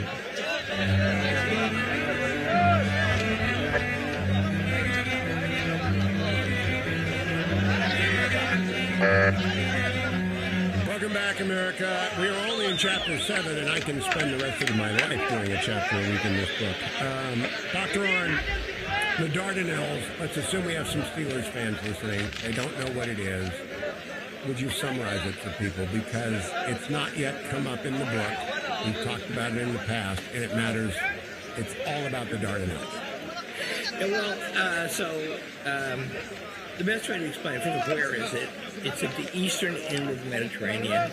It's the inlet into the Black Sea. And at various times in history, it's been surrounded by Constantinople and then Turkey. Now it's Turkish on one side and Greek on the other, I think. They're just there. I can't remember who's on the other side. So the point is, there's this narrow straits, and there's two sets of them. The narrow strait, straits of the Dardanelles, and then there's the Sea of Marmara, which is a bigger place. And then there's another strait that goes into the Black Sea. And when you're in the Black Sea, you can get up to Kiev and join the Ukraine war if you want to. Or in these years, you could join hand by sea with Russia, your ally. And you can cooperate most closely. And then a lot of that land is behind the big German army. And what happened in the First World War was it was a big learning experience for everybody involved, because firepower had become so great that the one on defense had a big advantage. So the war is very fluid right at the beginning, and Germany took a lot of territory, and then it's fluid again at the end when two things happened. Germany got reinforced by bringing 2 million soldiers from the Eastern Front because Russia collapsed, which Germany helped to make happen, put the Bolsheviks in. But then they moved, right? But then in the First World War, any army that was on the offensive for a long time would eventually break. They all did. And they just couldn't go anymore. There were mutinies. The German army started a mutiny in 1918. And then the Americans were coming in, and they saved the day, and the German army collapsed so suddenly that they didn't get pushed all the way back. Now, in between those two fluid times, there's trenches that go from the Alps to the sea. There's no way around them. And if you go over them, you're going to have an extremely high body count. Millions of people die trying to gain miles of ground. That's right. And usually losing it the next day. And they tore the heck out of the ground and each other. And they didn't change things very much for about 4 years.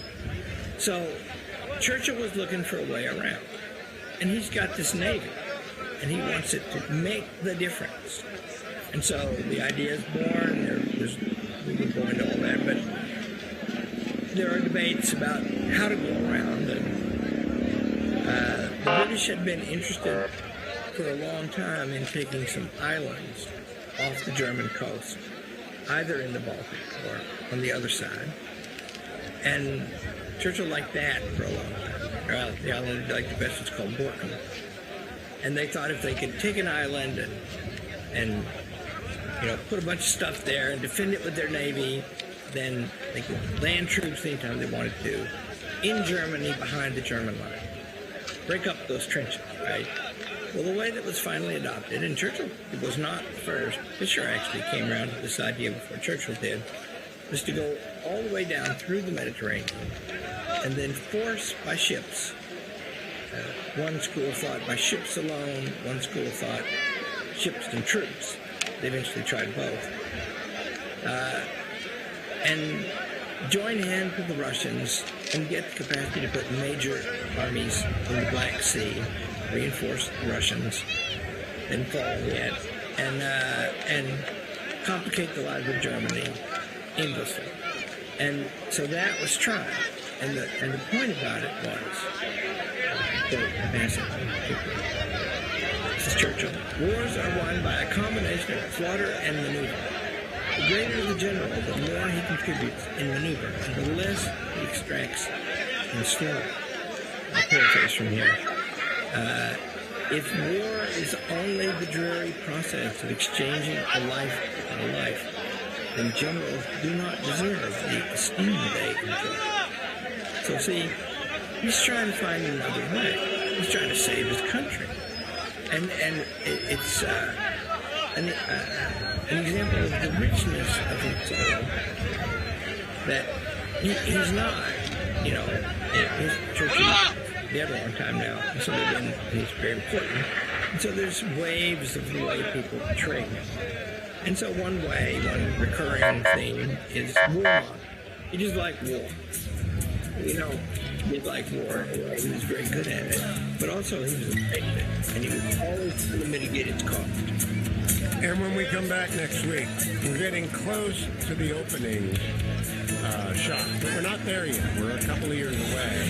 But even now, he's trying to prepare for what is coming, and I hope everyone is thinking about China and thinking the same way. How do you prevent it from starting or winning it quickly if it does? Dr. Larry Arnn, thank you so much. Hillsdale.edu. Every Hillsdale Dialogue is there, and you can sign up for an Imprimis, and you can get your application. Thanks for listening to the Hillsdale Dialogues, part of the Hillsdale College Podcast Network. More episodes at podcast.hillsdale.edu or wherever you find your audio. For more information about Hillsdale College, head to hillsdale.edu.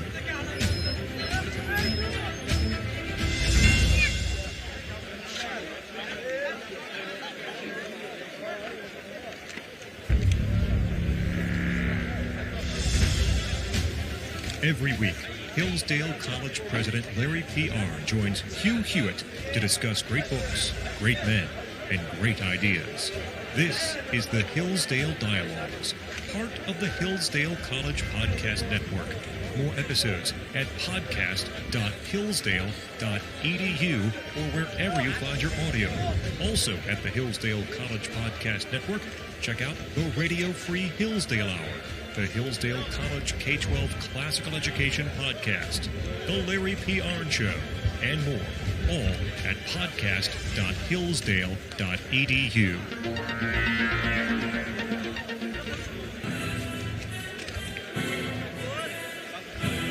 Good morning, glory, America. Bonjour, hi, Canada. I'm Hugh Hewitt. Dr. Larry Arnn is president of Hillsdale College.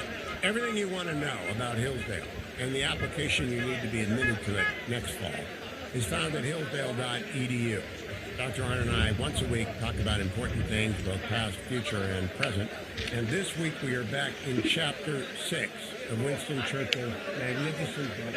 I have the Bloomsbury edition of The World Crisis, which came out in 1950, which explains a couple of things, which friends of us have told us.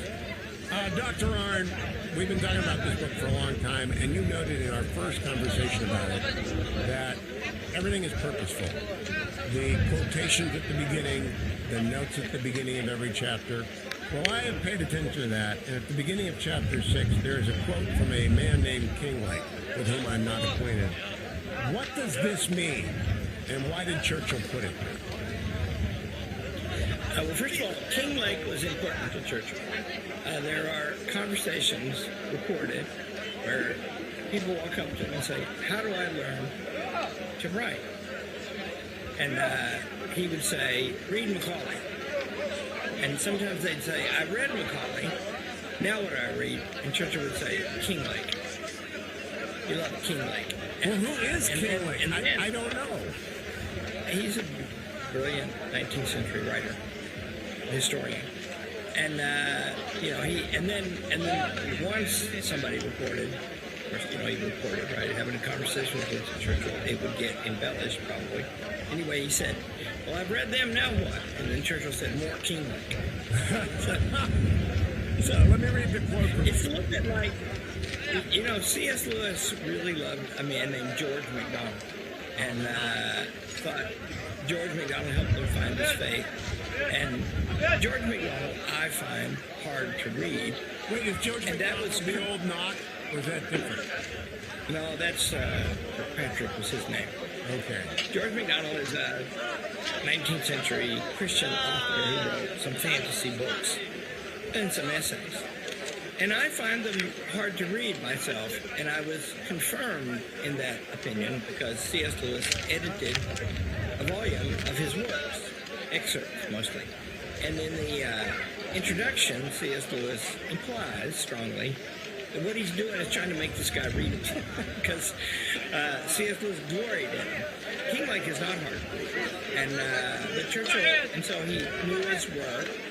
And this quote, he likes this quote because, how it touches on the question of expertise. By the way, this chapter is called The Romance of Design.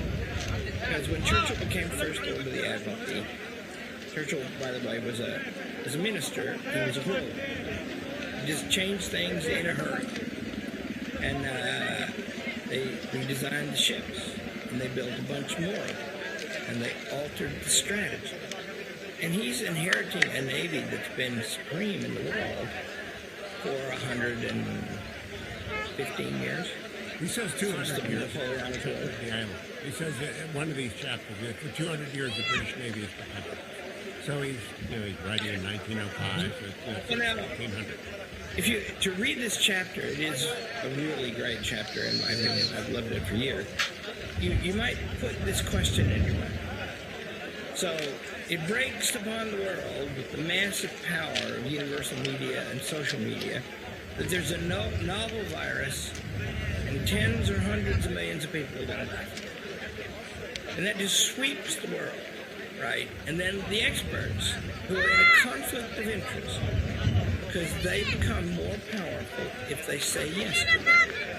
You see, that's the conflict. That's the problem. And so how do you cope with that? This is a model of how to do it. I didn't know you were going to say that, but I am convinced that this is the most important thing I've read about COVID. This chapter, written in, 1930? This chapter is not new to me, of course, and so it is true that I talked with certain powerful people when the COVID first broke, and one of my pieces of advice, and this is 2 weeks in, I was asked by somebody, how we doing? And I said, get Anthony Fauci off the stage. And he said, who should I get? And he named a person. And I said, no. And he said, you don't like that person. I said, I don't know that person. What you should do is get a mixture. And then the world will see that they disagree. Because they do. And remember, it's not just that people who are in a conflict of interest because they get more powerful, the worse this thing gets. It's also true that those people are closely connected, indeed, it's been proved, in weekly communication with the people who give 60% of the funding of science in the world. And so, if you want to do a paper that says COVID is not that bad and will kill a lot of people if we shut down the world economy, the World Health Organization, according to my friend Jay Bhattacharya, has estimated that because of the lockdowns, 130 million people perished in the third wave. We killed those people, if that's true. And that's I want people to understand, we are talking about Chapter 6 because it's about an existential threat to Great Britain, which was the German Navy. And Churchill, who was not a design man or an engineer man, had to make decisions upon which the life of Great Britain depended, and he was not an expert. And so it's exactly analogous. And remember the point about Churchill. Where did he get it? First of all, he didn't make that decision alone. He was just in a key place, made political recommendation. But he made that political recommendation to others, and all of those others have been put there by the people of Great Britain. See, that's where their authority comes from. Their authority is us, we. And so, if you don't respect that, you don't believe in self-government. Now, the response would be to the modern time, Donald Trump picked Anthony Fauci, and nobody said stop. Does that matter anymore? Because what happened is, when you put Fauci on the stage, you captured the imagination of the country as a trustworthy Marcus Welby thinker. And media made him who he is. And that's what happened. But he should never have been on the stage. They should never have created a superstar out of an expert. There should have been, that's right. I think I may have said to somebody important, you are turning him into the Archangel Gabriel. He's the messenger of God now. And that's not good because and remember, there are people, 3 of them are friends of mine, their names, and I work with them, Jay Bhattacharya, Scott Atlas, and Martin Kulldorff. And they actually claim, and tens of thousands of serious scientists have agreed that this whole thing, it was a dangerous disease, it was a new virus, nobody had an immunity, there are going to be some people die.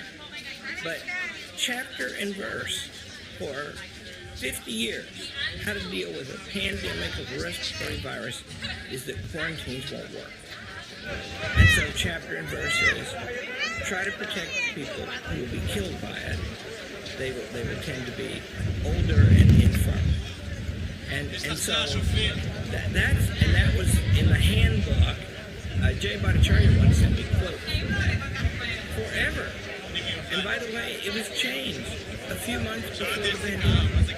And the reason we changed it is because modern technology and media elevated the expert class above the people's representatives.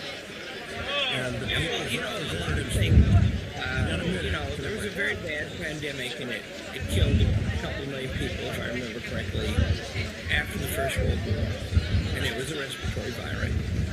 And it was because it killed young people, a lot, young men in particular.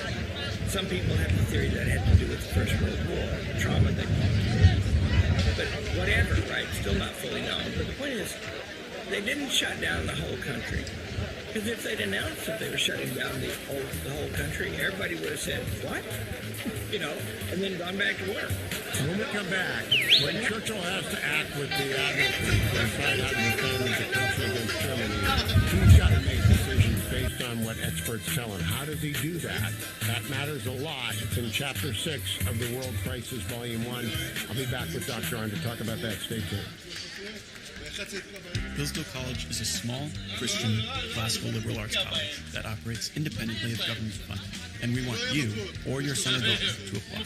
At Hillsdale, students grow in heart and mind by studying timeless truths in a supportive community dedicated to the highest things. Hillsdale College costs significantly less than other nationally ranked private liberal arts colleges and receives regular recognition as a best value, and nearly all students receive financial aid. Our robust core curriculum, vibrant student life, and 8-to-1 student-to-faculty ratio make for an education no other. For more information or to fill out an application, visit hillsdale.edu/info. That's hillsdale.edu/info.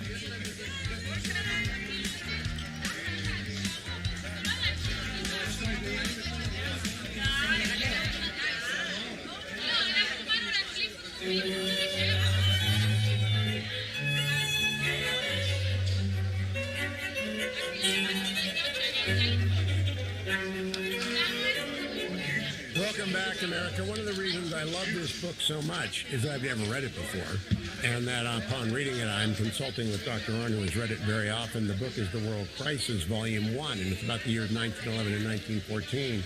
And one of the problems is the Kaiser has decided he needs a navy, and Germany has never had a navy before, but a navy is what Great Britain has.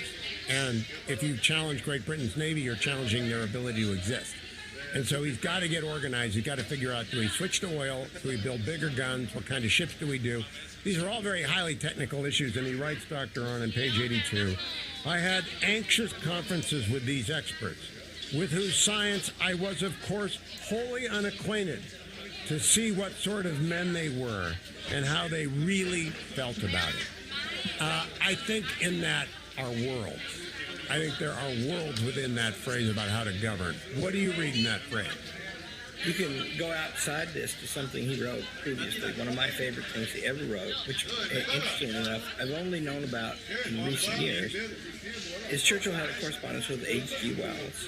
I sent him this, what I'm about to quote, paraphrase, to some powerful people who were overseeing the pandemic. Churchill liked the future. He's like you.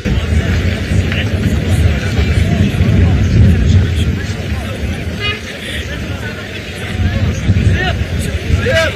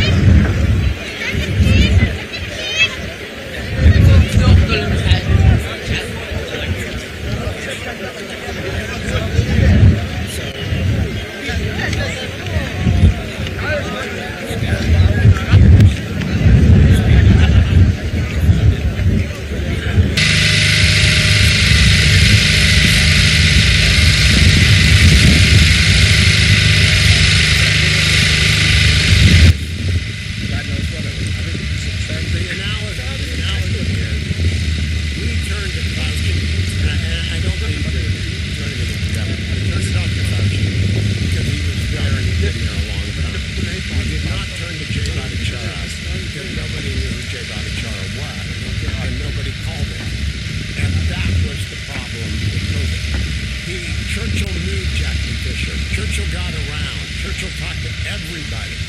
And so he consulted widely, and he consulted with people who previously held the job, who did not necessarily like the people who held the job right now. To me, this is the key to going forward when you're running the government, is you can't trust the people who are there, because they're not there because they were great, they're there because they're wrong. Yeah, that's right. There's another thing. There's an insight of reading things like this. This is a story of something important that Winston Churchill did, which he describes as one of the hardest things he ever did. Right? And so, how did he do it? Well, he did it just the way you and I did. Why are we on this radio program? We met each other when you were a lawyer tending to me. And I thought you were foolish, and I liked it. You were running the Claremont Institute, and we had a common friend in Tom Clinton who said we should all have friends. Yeah, that's right. And it was all, remember that, right? And then I would flog my tail end down to Orange County to be on your radio. And then later on, Dread, Life, Time, PBS. Why did I do that? Well, I made a judgment about it. I thought, I like that guy. He's hilarious, sometimes ridiculous, and it's kind of fun, and you learn from it, right? That's how Churchill, that's how we all pick our friends and our colleagues, to the extent that we have the latitude to do it. And know what the trouble is, Dr. Ryan, and we'll come back to this. In the online age, we are doing less of that than we are trusting text, not interpersonal communication. We are not trusting that. And text is a great deceiver. And the online world is full of fake. That is a problem. Oh, yeah, sure. And, getting worse, because just think of the word media, right? Everything is media. That means there's something between you and it. And that's the problem. Now, one circle of friends and close colleagues is necessarily and will always necessarily be small. I'm married to Penny. I know that woman better than anybody. Better than I know anybody else. I know her better than anybody else knows her. And so, you can't be married to 10 women. You wouldn't know them. Right? The same way. And so, there's limits, and those limits still pertain. What's bad about social media is that people can write any dang thing anonymously, and it has consequences. That's the first thing that's bad about it. I just cautioned our freshmen a week ago. I said, how many do social media? And they all looked. I said, stop. God bless you. When we come back next week, we're going to talk about that. No matter what's on my agenda, we're going to talk about that, because what you told the freshmen cannot be repeated enough. That's it for this week's Hillsdale Dialogue. We will be back next week. Have a great Labor Day weekend, everybody. Enjoy. Go get this book. Go get Churchill. You can get it. Go to hillsdale.edu and find out all about it. Hillsdale.edu has a Churchill project.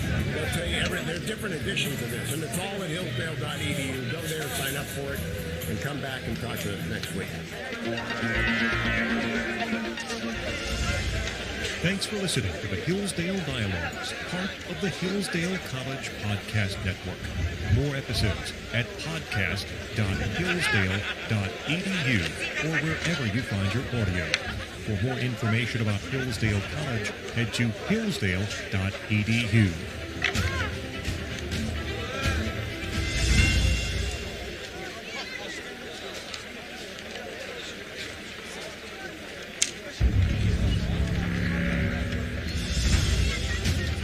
Every week, Hillsdale College President Larry P.R. joins Hugh Hewitt to discuss great books, great men, and great ideas. This is the Hillsdale Dialogues, part of the Hillsdale College Podcast Network. More episodes at podcast.hillsdale.edu or wherever you find your audio. Also at the Hillsdale College Podcast Network, check out the Radio Free Hillsdale Hour, the Hillsdale College K-12 Classical Education Podcast, the Larry P. Arn Show, and more. all at podcast.hillsdale.edu.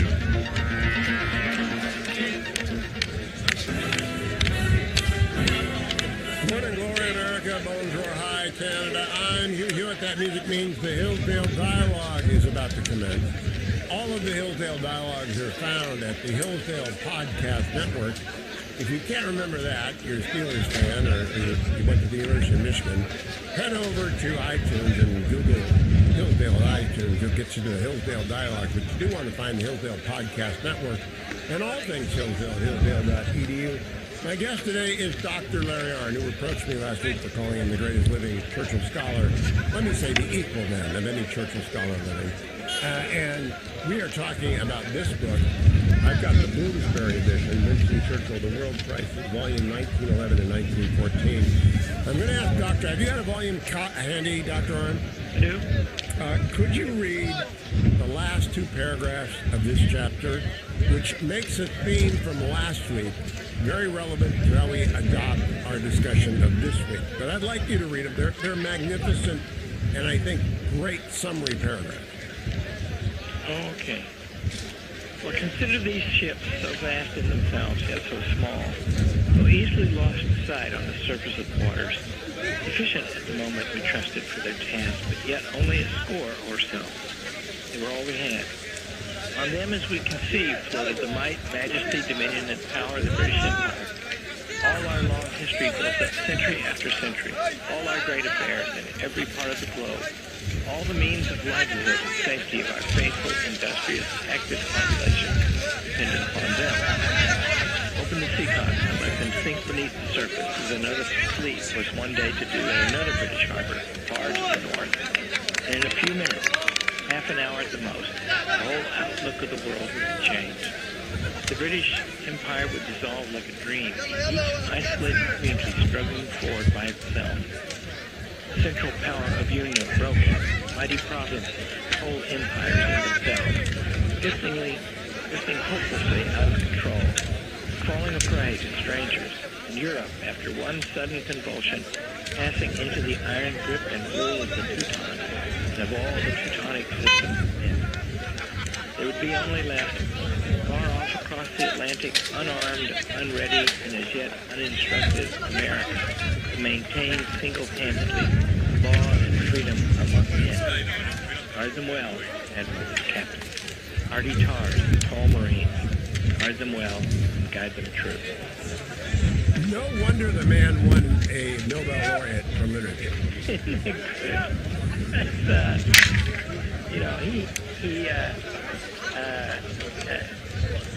An aside to appreciate writing, I studied Shakespeare several classes with Professor Jaffa, who just loved Shakespeare.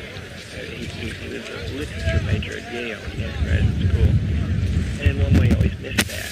So what we would do back in the day was, we were using phonograph records, and they had the kind where you could pick up the needle and stay in the same place. And Macbeth is about to destroy his house of death, get his job in his house. He creeps into his chamber to stab him to death. And he imagines the angels above crying out against the deed, and the demons below calling for the blood of Duncan. Macbeth Mr. Jeff picks up the needle and says, "Does this man not live in a richly populated whole universe?" Well, there's a device here, a literary device. Guard them well, admirals and captains, hardy tars and tall marines. Guard them well and guide them through. He's talking to them, but he's also instructing us by talking to them. It's a literary device. What that means, by the way, is that he saw things in dimensions like these. This is, one of the greatest books of history written, in my opinion, arguably Churchill's best competitor too. But he's telling you how he sees all things. And he's a big, the time that he's writing this, his career is in one of several interregnums that had, because he lost his job in the middle of the the First World War, and it nearly killed him, literally, because he went and fought in the trenches, and that was very dangerous. And then he was sort of on the road to recovery. This book is an explanation of what he did. And the reasons he did it are, he describes them in such beauty and strength, right? So the horror of the trenches, the incredible cost that they imposed on the country. So much by the time the Second World War was over, they compromised the power of Britain as he predicted they would. Well, this is the opposite. It's the things that say, look how beautiful. Look what they protect. And then it comes down to those people on those ships, those men, and guard them well. See, that's the world of understanding that leads to the conclusions that Churchill drew and the actions he took. And he's just very good understanding the causes and actions and explaining them to us. And I'm in awe of the art. There's something, a trick he does here. It's three-dimensional. Horizontally, he's looking back in time, as you did last week, to the Armada, and forward to the present day. That's a horizontal view. He's talking vertically as well about sinking, pulling the sea costs, which I have no idea what those are, but it's obviously pulling the bucket and down go the ships. And so that's a vertical descent of the ships to the bottom. Are they sunk in Scapa Flow, the German Navy, is it Scapa? Yep. So he's calling to mind the vertical descent of the ships lost at sea. And then he's talking of no dimension whatsoever into the future to these future mariners. It's really beautiful. Yeah. Yeah, and that's an interesting aside that you call attention to. So we've learned in the chapters we've read so far the fear, anxiety that was caused in Britain by the growth of the German Navy. And he will talk about it at length when they finally conquer Germany. And they don't just sink the German Navy somewhere in the North Sea. They take it up to the north of Scotland near the British main port of the British Navy, and they sink it there. Why did they do that? I mean, we'll get to that. I have no idea why they did it there. I've always thought, wouldn't that kind of create a bumpy situation and for submarines and all that kind of stuff? It's very deep. You know, you live on the ocean, right? Yes. It's very big.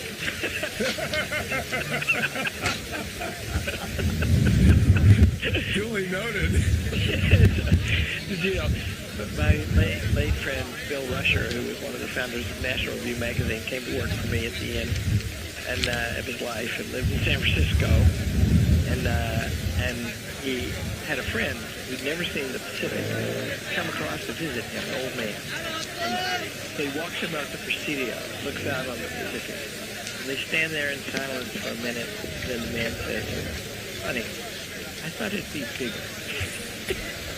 You know, I just finished rereading American Caesar about Douglas MacArthur, and one of the comments made is Americans had trouble.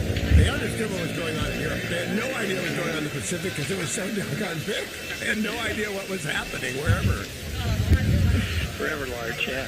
Yeah, no, Scapa Flow is a big place. And see, it's an interesting thing, right, that you know, because that's the scene of action is the English Channel and the North Sea. That's what has to be defended. And for strategic and tactical reasons, they based fleet at the opposite end of the British Isles.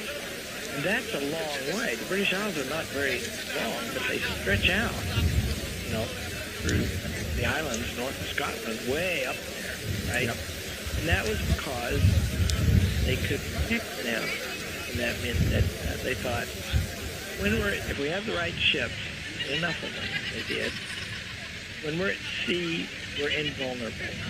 We don't want to be attacked, you know, when we're refitting and when we're laid up, all of that. So they took them way away. In segment 3, we're going to talk about how the French and the British divided up the ocean and how that led inexorably to war. But you have to wait 2 segments. We're going to come right back and talk about that line about the Teuton spirit. And all that meant, because it's really something, and it's in the middle of a beautiful graph. So I want the Dr. Arndt's commentary on and what Churchill intends to convey. Stay tuned, America. The Hillsdale Dialogue is underway. All things Hillsdale at hillsdale.edu. It's no secret that Americans are more divided than ever. And it's not just over what policies will improve our great country. No, it's over whether America is great at all, whether America deserves our love. That's why Imprimis is so important. Imprimis looks at the issues of the day from a constitutional perspective, reminding citizens always of our great heritage of liberty. For more than 50 years, Imprimis has featured speeches from the smartest conservative thinkers and writers at Hillsdale events. These days, Hillsdale publishes people like Molly Hemingway, Andy Puzder, Harmeet Dillon, and Chris Rufo. Over 6.4 million American households and businesses receive Imprimis absolutely free. And I urge you to sign up for it today at no charge. To get your free lifetime subscription, go to hillsdale.edu/lifetime right now. Or text the word Imprimis to 71844 and we'll send you a link to sign up for your free lifetime subscription. That's IMPRIMIS to 71844.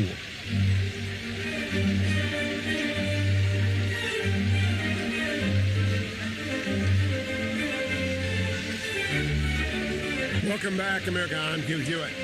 We went from 4 admirals last week to right now we're just spending the first half of this Hillsdale Dialogue, and all Hillsdale Dialogues are collected at hillsdale.edu and the Hillsdale Podcast Network. We're spending a lot of time on 2 paragraphs, but they're pregnant. Dr. Arnn, the iron grip and rule of the Teuton and all that the Teutonic system meant. What does that mean? What did Churchill mean by that in 1923? Because it would then surface again in 1939.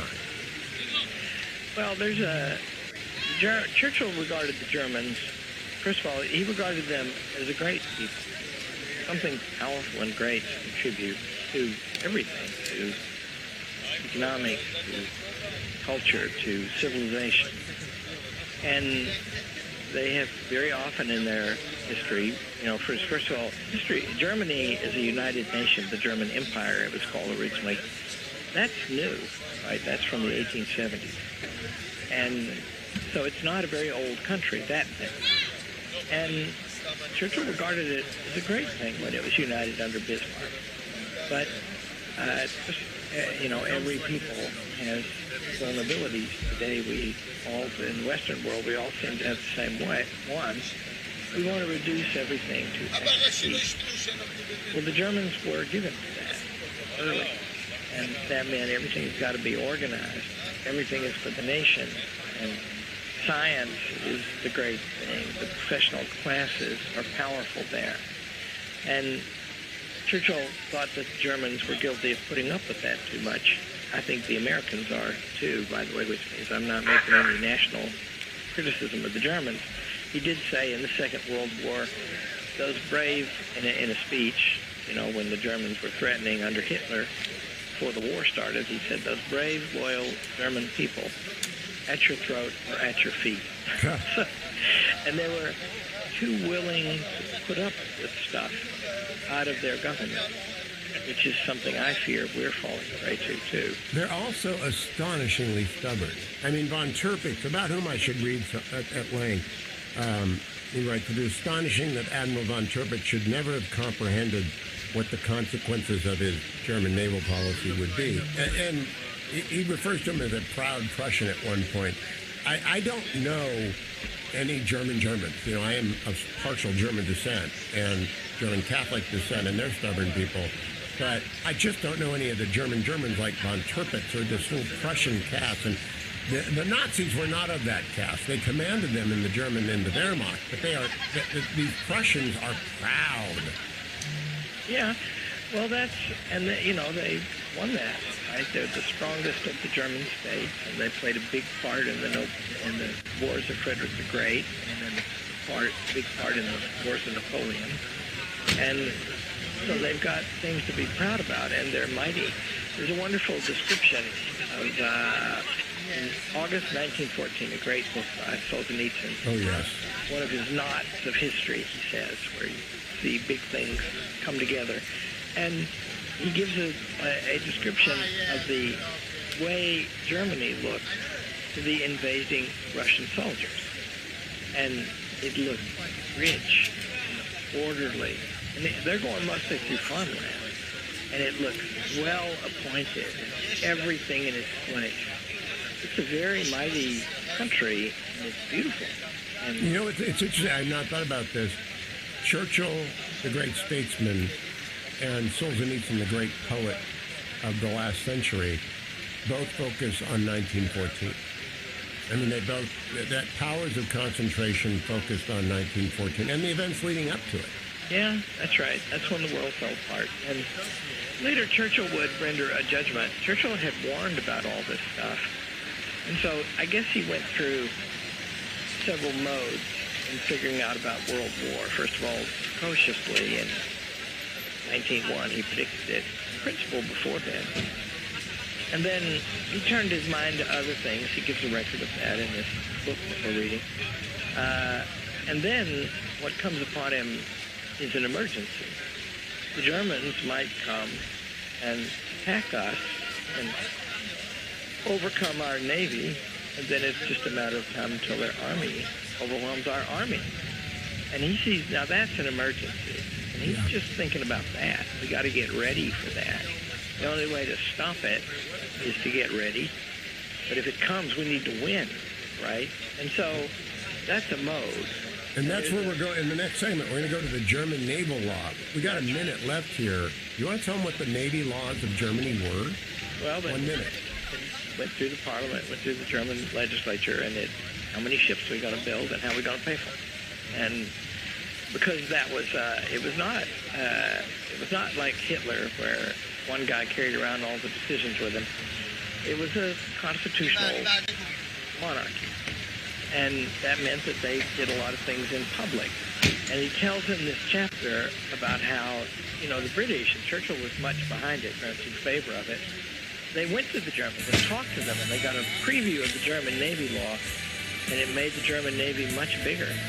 And much more of a threat. When we come back, how to respond to a threat. Not the way we're responding to China, that's for sure. Stay tuned, America. I'm Hugh Hewitt, Dr. Lehrer, and we'll be right back. שבוע טוב. המאמץ להשבת החטופים, חובתנו המוסרית והערכית. אנחנו נחושים לממש אותה בכל דרך. המאמץ הלילה מתקדם, ואנחנו נעדכן את המשפחות והציבור שדברים יקרו. נדרש להתאזר בסבלנות, יש התקדמות משמעותית, אנחנו נעדכן את הציבור שדברים יקרו. אנחנו מנהלים מתווה דרך מתווכים עם ארגון טרור אכזרי. כמו שכבר אמרנו, שום דבר לא סגור עד שהוא מתרחש בפועל.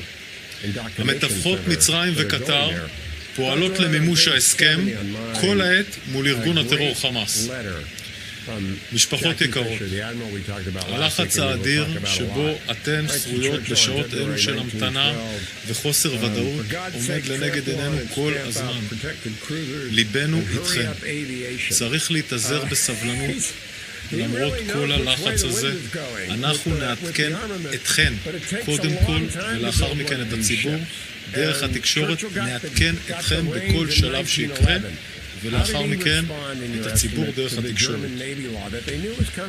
אנחנו נעדכן אתכם עד אשר החטופים ישובו למדינת ישראל. תצמדו רק לדיווחים הרשמיים בבקשה. שאלות. האם שחרור החטופים מחר גם בסכנה לאור העיכוב שראינו היום? ומה לגבי רשימת החטופים שישוחררו מחר? האם היא התקבלה בישראל? ושאלה נוספת, לפני העיכוב היום היה דיווח שחמאס מוכנים להאריך את הפסקת האש ולשחרר עוד חטופים מעבר ל50 שסוכמו. האם תוכל לאשר את הדיווח ולהרחיב אם נכון? אנחנו נחושים לממש את המתווה של הלילה. לכן והדברים יתעכבו, התחיל בעיכוב. צריך להתאזר בסבלנות, דברים יקרו ואנחנו נעדכן. יש התקדמות עכשיו, בזמן אמת, דברים יקרו ואנחנו נעדכן על כל שלב כפי שהבטחנו. אנחנו גם נערכים לזה שמחר יתרחש המתווה כפי שהוא צריך לקרות. עד שמשהו לא סגור, הוא לא סגור. כשיהיו פרטים בדיוק על הרשימה, כמו שאמרנו, קודם כל יעדכנו את המשפחות ולאחר מכן את התקשורת. זה לגבי מחר. לגבי השאלה שלך הנוספת הייתה? היה דיווח שלחמאס אמר שיהיו עוד חטופים שישוחררו, יותר מה-50 שסוכמו? לגבי מה שיקרה אחרי מימוש ההסכם כפי שהוגדר, גם פה אנחנו נעדכן את הציבור אחרי שנדע שדברים מאומתים והם קורים. כרגע צריך להתרכז לילה במימוש המשימה, להחזיר כל פעימה ולהתקדם קדימה. זה בצעדים קטנים, יש פה דרך ארוכה. המאמץ להשבת החטופים הוא מאמץ עליון, ואנחנו נשיב את החטופים בכל דרך, דרך מתווה או דרך השלבים הבאים של המלחמה. הדס גרינברג כאן 11, תת-אלוף הגרי, האם המשך כל עסקת שחרור החטופים בימים הבאים מוטל בספק, ומה הקו האדום של צה"ל שאם חמאס לא יעמוד בו תחזרו לתמרון? וברשותך שאלה נוספת, האם המשוחררים אתמול סיפקו לכם תרומה מודיעינית איכותית על שאר החטופים? האם המשך... יש פה הסכם שאנחנו יצאנו בדרך. ודאי אני דובר צה"ל, בשם צה"ל, אנחנו עומדים בהסכם כפי שהמדינה קבעה אותו, כמלואו, כלשונו. יש מתווכות רציניות מאוד, מצרים וקטר מתעקשות שזה יקרה. ההסכם כלשונו. יש פה ארגון טרור רצחני שנקרא ארגון חמאס. אנחנו צריכים לוודא שאנחנו מממשים את ההסכם. אם הוא לא ימומש, נחזור חזרה ולכן יצרנו את זה לטובת המימוש המתווה וההבנה שהחזרת החטופים במאמץ עליון, וכרגע הדרך הזאתי, כמו שקרה, בהתרגשות גדולה אתמול, כך אנחנו רוצים שאנחנו נמשך, אנחנו רוצים שהדבר ימשיך. זה לגבי הסיפור של ההסכם. מה הייתה השאלה השנייה? מה הקו האדום מבחינתכם של צה"ל, שאם חמאס לא יעמוד בו תחזרו לתמרון? זה היה חלק מהשאלה הראשונה. השאלה השנייה הייתה, האם המשוחררים אתמול סיפקו לכם תרומה מודיעינית איכותית על שאר החטופים? אנחנו בתוך ההסכם הזה נמצאים בהיערכות מבצעית מלאה בקווים של ההפוגה. היערכות מבצעית מלאה. לכן אני ממליץ לא לדבר עכשיו על קווים אדומים. אנחנו מתנהלים לפי ההסכם. אנחנו לא צריכים לעדכן את חמאס מה אנחנו נעשה. אנחנו מתנהלים לפי ההסכם. ויש מדינות שמתווכות בהסכם ומחויבות להסכם. אם ההסכם לא עומד, אז אנחנו נעשה הערכת מצב שלנו ולא נעדכן את חמאס דרך התקשורת ונפעל כמו שאנחנו חושבים שצריך לפעול, כמו שפעלנו עד עכשיו במלחמה. השאלה הנוספת הייתה? האם המשוחררים אתמול סיפקו לכם תרומה מודיעינית איכותית על שאר החטופים? כל משוחרר, כל משוחררת, משוחרר, אנחנו פוגשים אותו, אוספים ממנו את כל המידע, מתחקרים אותו, כל אחד מהם, בעולם ומלואו יש לו גם זיכרון משלו, ולכן אנחנו כל אחד לוקחים בדיוק מה שהוא זוכר, את מה שהוא ראה, את מה שהוא למד, מתחקרים, לומדים, ולא נעדכן פה עכשיו על מה שלמדנו. ערב טוב, פגרי. מה תוכל לומר לנו לגבי ההתקדמות הערב? מה היו הפערים בין ישראל לחמאס? לגבי הסיוע, לגבי ותק המחבלים בבתי הכלא? ראיתי דיווחים בתקשורת הערבית שישראל התקפלה בעניין הזה. ומה ישראל נתנה או הסכימה בתמורה לקידום הפעימה הערב? ואני מרשה לעצמי לשאול, כעמיתי, האם כוחות צה"ל שבתוך הרצועה כרגע ממשיכים בפעילות שאיננה הפעלת אש? והאם יש הערכות בצה"ל לגבי מנהרות שחוצות לצד המצרי? והאם ייתכן שבכירי חמאס או חטופים חצו דרכם? נתחיל רגע בהסכם. יש הסכם שהוגדר, לא השתנה כלום הלילה. יש הסכם שהוגדר, אנחנו נצמדים עכשיו להסכם שהוגדר. בתוך ההסכם הזה שהוגדר יש צעד הומניטרי, למשל. בסדר, ניתן דוגמה. בצד ההומניטרי סוכם סיוע הומניטרי. אנחנו בצה"ל בודקים את המשאיות שמגיעות לפה דרך סיוע של ארצות הברית ומצרים, מגיעות משאיות ציוד הומניטרי, זה מסעיות שהאו"ם וארגונים בינלאומיים מובילים אותם בתוך רצועת עזה. הספיקה של המסעיות האלה, בהתאם למה שהוסכם, מתבצעת על ידי האו"ם והארגונים הבינלאומיים, גם לדרום וגם לצפון.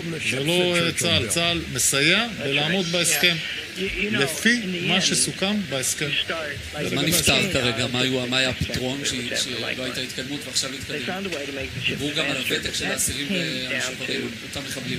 לא יודע על מה אתה אומר שדיברו. אני אומר לך על מה יש בהסכם. מה שסוכם בהסכם, אנחנו מממשים את חלקנו בהסכם, וזה הכנסת מסעות ואסירים, כפי שסוכם בהסכם, לפי מה שרשום בהסכם. יש מתווכים, אם יש פערים, יעלו את הפערים, נדבר שוב. ברגע אנחנו מתקדמים במתווה הלילה, אל מול מה שסוכם, אנחנו נמשיך להתקדם. אני רק רוצה להעביר דבר אחד. הכניסה של מסעיות, בסדר? לדרום הרצועה או לצפון הרצועה, זה ספיקה של האו"ם ושל הארגונים הבינלאומיים, לפי היכולת שלהם, ביחס למה שהוסכם. שאלתי גם לגבי פעילות שאיננה הפעלת אש ברצועה ולגבי מנהרות שחוצות לצד המצרי. אנחנו ערוכים בנקודות המבצעיות שלנו, בקווים של ההפרדה. חוץ מהדבר הזה, כל הכוחות שלנו עוסקים עכשיו בהכנה, ברענון, בהתכוננות לקראת השלבים הבאים של המלחמה. לגבי המנהרות שאתה מדבר עליהן, אנחנו במעקב המודיעיני, אנחנו מסתכלים בעדיפות עליונה על בכירי חמאס באשר הם.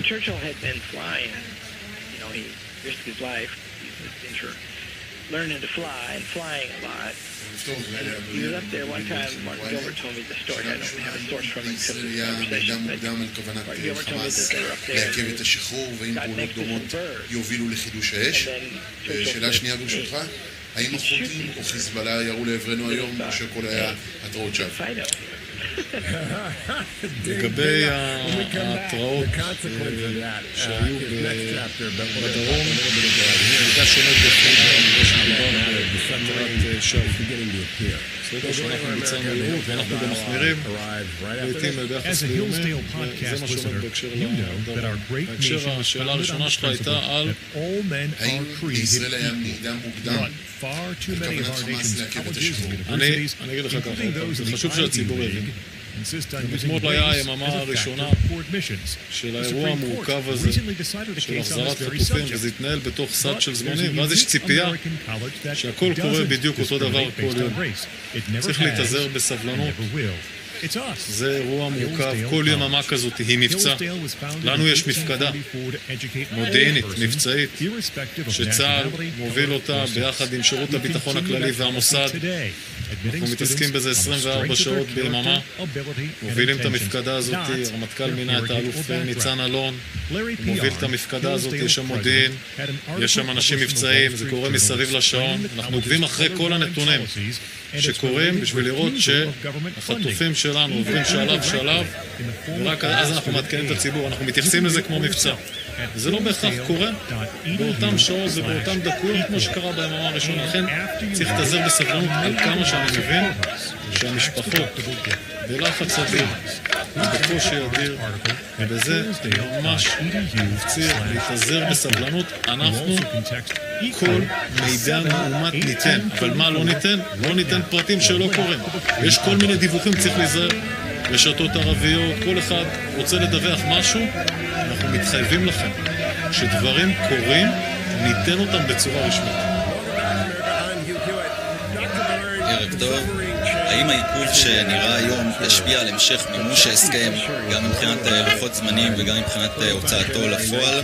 זאת שאלה ראשונה. שאלה שנייה, האם נשארו פערים ממה שנראו היום לגבי הימים הבאים, או האם הכל נפתר?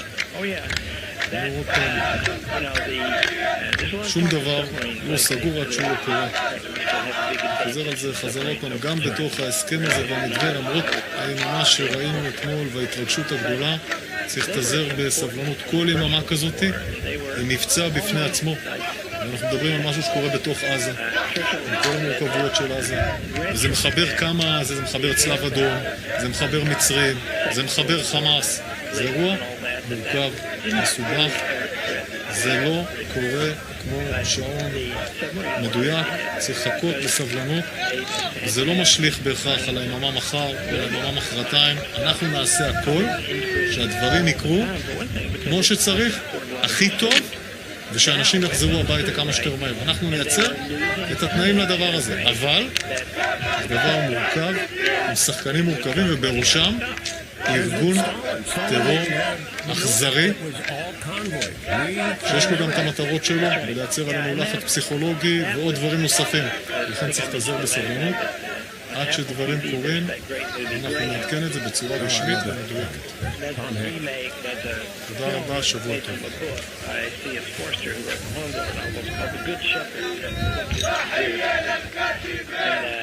And it shows what it took to get those ships across, and they lost them. But gradually, first of all, anti-submarine warfare is one of the decisive things they can find them. But so you see in that book and in that movie, sonar is not fully reliable, but it helps. And then warships, and then, the casualty rate of the German submarine force in the Second World War were astronomical. I mean, they just basically were killed. I want to make sure that I include in this, and we only have 5 minutes left. Churchill writes about the Irish turmoil and the need for his mind to leave that behind and skip over it. It had been all-consuming. So the mark of a great statesman is that's a crisis over there, but I can't do that now. I have to do this one over here. And he just switches. Yeah. And remember, all of this stuff happened. These are some of the biggest events in history. If you look back on them and know how they came out, we have to remember that they didn't know that, and they almost didn't come out with it. And all these anxious, energetic preparations that Churchill describes in this first book, that's one of the reasons they came out this way. If we do the Second World War, if we do that book, we'll see that it's similar, right? From 1911 to 1914, Churchill became forced to restructure the British Navy. Similarly, through the 1930s, we have to build more airplanes. Those speeches that he built a national movement for more military, more airplanes in particular, but more military spending generally. And we'll see that in 1940, there was just enough, and just barely enough. But for that, and that goes back to a point that's in this chapter that we were reading, that these decisions that are made in policy years in advance, Churchill keeps saying, he compares himself to, it's as important as the outcome of a major battle, because it will decide those, helps to decide its future major battle. We don't have that, I hate to be dour at the end of the hour, but we don't have that focus now. And the idea that we are in any way seriously preparing for conflict with the Xi Jinping-led CCP, it's silly. And we're trying. Gallagher and a few Democrats, and Cotton and a few Republicans and Democrats are trying, but nobody is listening. Yeah, well, I don't know. A great thing about reading history is that if you know, it's easy to think that the conditions are not as they were. I don't think America is as healthy a country as it was in the 1980s, or Britain was the first decade of the 20th century. But I don't really know that. And I know that latent in us has been, time as long as there's been a country, is great strength.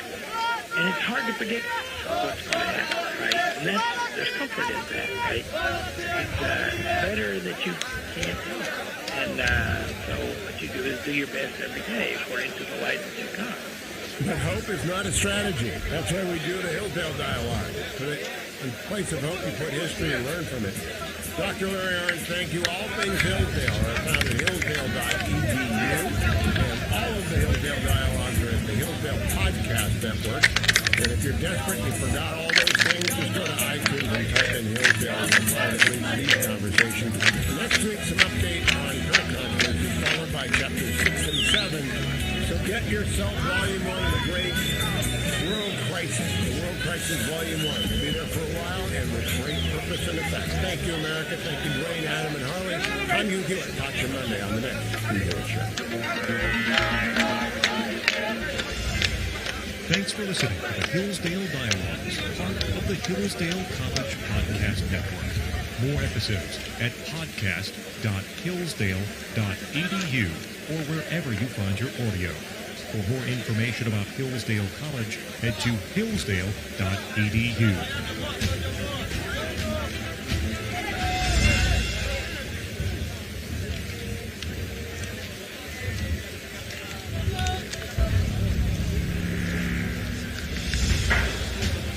Every week, Hillsdale College President Larry P.R. joins Hugh Hewitt to discuss great books, great men, and great ideas.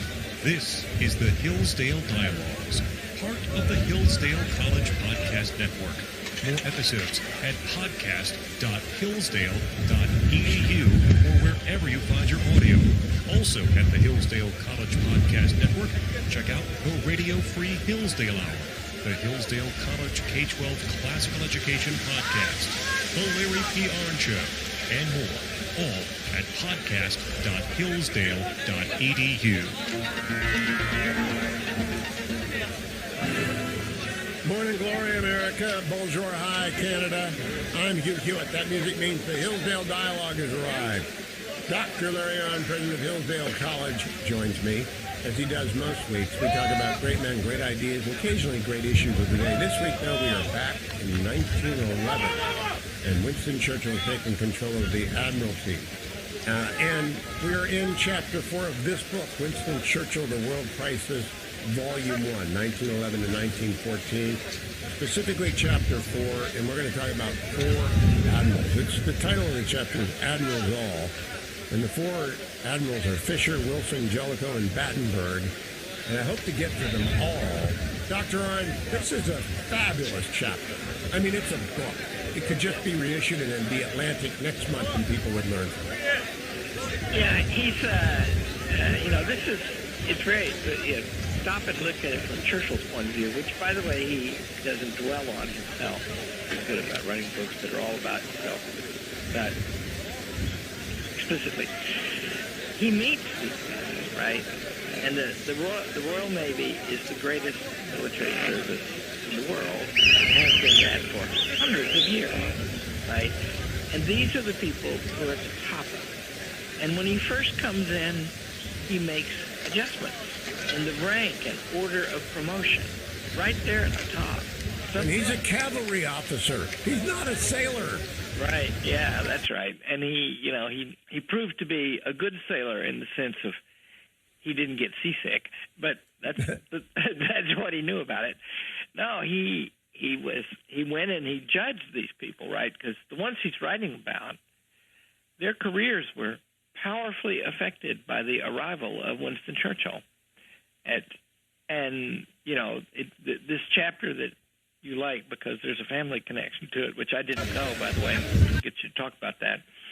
It starts with him replacing Reginald McKenna. And I think I said last week that McKenna was a great guy, and Churchill commanded the respect and enjoyed the cooperation of Winston Churchill, not just here in this time, which is the first time they came in close contact with each other, but in the 20s, again, McKenna was helpful to Churchill, and Churchill went on the gold standard in 1925, and the great Milton Friedman, whom I was privileged to know, said that he made a mistake in the way he did it. He couldn't find, Churchill feared that too, he couldn't find anybody to support him except Reginald McKenna. And so the first episode of somebody not getting, McKenna gave up his job for Churchill. Yeah. And he went and took Churchill's job at the Home Office. With strict punctilio, he said. Yeah, isn't that right? Yeah. That's good. Strict. See, that's it. That sentence, 1, 2, 3, 7, 8 words, and it puts the point Mr. McKenna changed guard strict filio. In other words, he's saying this was a bit of a stiff meeting, but carried on just right. In other words, McKenna was hurt, right? Because McKenna, you know, there's war talk everywhere, and McKenna has been building the Navy. And Churchill later gives him great honor and respect for the way he went about it. And in fact, the last naval program that McKenna got through the Parliament, Churchill opposed it because it was too big. And, you know, he lived to give McKenna honor for that and admit that he was wrong.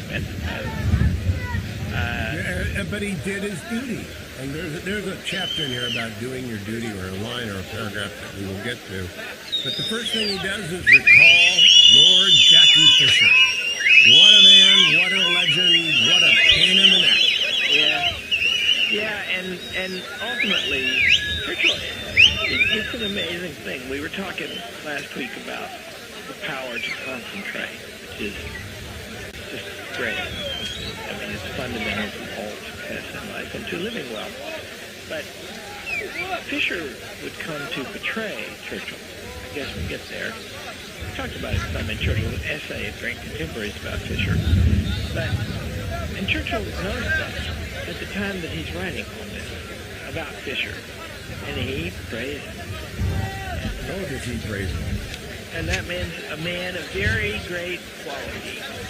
With some, well, in the case of Churchill, Fisher was treacherous. And that's even a habit of operating. You know, there are, let's say, I'm not going to make a current political allusion very lucid, but do we know anybody as a person of very great power and has some flaws? Yeah. Well, he calls him ruthless, relentless, and remorseless. And he wrote in the law, Fisher did, favoritism is the secret of efficiency. Churchill comments, what he meant by favoritism was selection without regard to seniority by a discerning genius in the interest of the public. Wow, that's something. Yeah, and that's Churchill absorbed that. See, Churchill thought, you know, because there's these, you know, in this day, age of the administrative state, we bow to expertise and those who have permanent stations in the government, because they're thought to be above partisan. Well, the truth is, the Royal Navy was a little bit like that too, because Lord, did anybody ever have prestige, right? You know, they had saved the country repeatedly and allowed it. Churchill gave it more honor than anybody I know, because he explained how fundamental to both the freedom and the greatness of Britain was this fact that it was a secret. Such a happy accident. It's actually a geological accident, because 20,000 years ago, Britain was not an island. There was a sea connection. And global warming, I guess, the seas rose. So but still, here's the situation. Churchill is put there under the constitutional operations of the nation. And now he has to make judgments about these admirals. And critical judgments that will make them happy or unhappy, that will make or complete or put a crown on their career or compromise their career. And Churchill thinks it's his duty to do that. But this is an introductory hour, and we'll be back with Fisher a lot, because no man is more central to Churchill's life almost because of the Dardanelles and Fisher and the betrayal. But he does note, this is after the fact, his love of England. That's, you know, to me, find people who love their country, really love their country, and with volcanic energy and knowledge. But maybe he was a bit long in the tooth, Larry? Well, he was, but it wasn't, I don't think that was decisive. I think that he was overcome by his ambition. And when he was younger, and there were stronger forces in front of him, he was not. So, you know, Churchill said he was not always a just man. And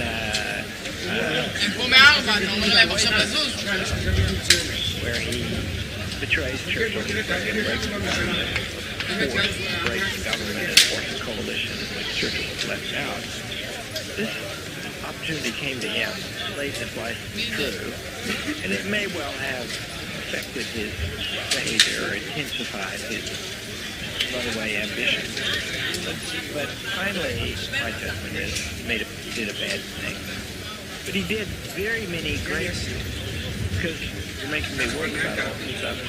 I've become more interested in a very great thing that Churchill did and Fisher spearheaded, that is, converted the British Navy to from coal to oil. And that changed everything. Yeah. But it also a risk. Well, Churchill writes Fisher this long thing, and you've got to do this. You're the one with the energy. You're going to have to go do it. You're going to have to focus on that. Because it changes, there's a wonderful chapter about it. Called The Romance of the Time. That chapter is awesome. Because this is defensive, right? This is what statesmen are actually doing. You have to decide years in advance what you're going to do.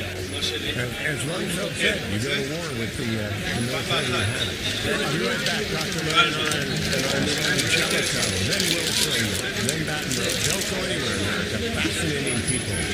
And we need more of their ilk now. Stay tuned to the Hillsdale Dialogue. All things Hillsdale. Hey, it's Scott Bertrand, and I want to tell you about something new from Hillsdale College. It's the Hillsdale College Podcast Network. Check it out right now. Go to podcast.hillsdale.edu. The Hillsdale College Podcast Network offers free nationwide access to all of Hillsdale's podcast content. That means shows like the Hillsdale Dialogue, the Radio Free Hillsdale Hour, the Hillsdale College K-12 Gospel Education Podcast, the Larry Dupont Show, and now, the Imprimis Podcast. You can listen wherever you want and whenever you want. And it's always free. Find out more about all of our shows at podcast.hillsdale.edu. You can subscribe to any program with new episodes delivered right to your device. Or sign up for a super feed. That means you have access to absolutely everything posted on the site. If you want to come close to stepping inside a Hillsdale College classroom, the Hillsdale College Podcast Network is for you. Get informed and get entertained at podcast.hillsdale.edu. That's podcast.hillsdale.edu.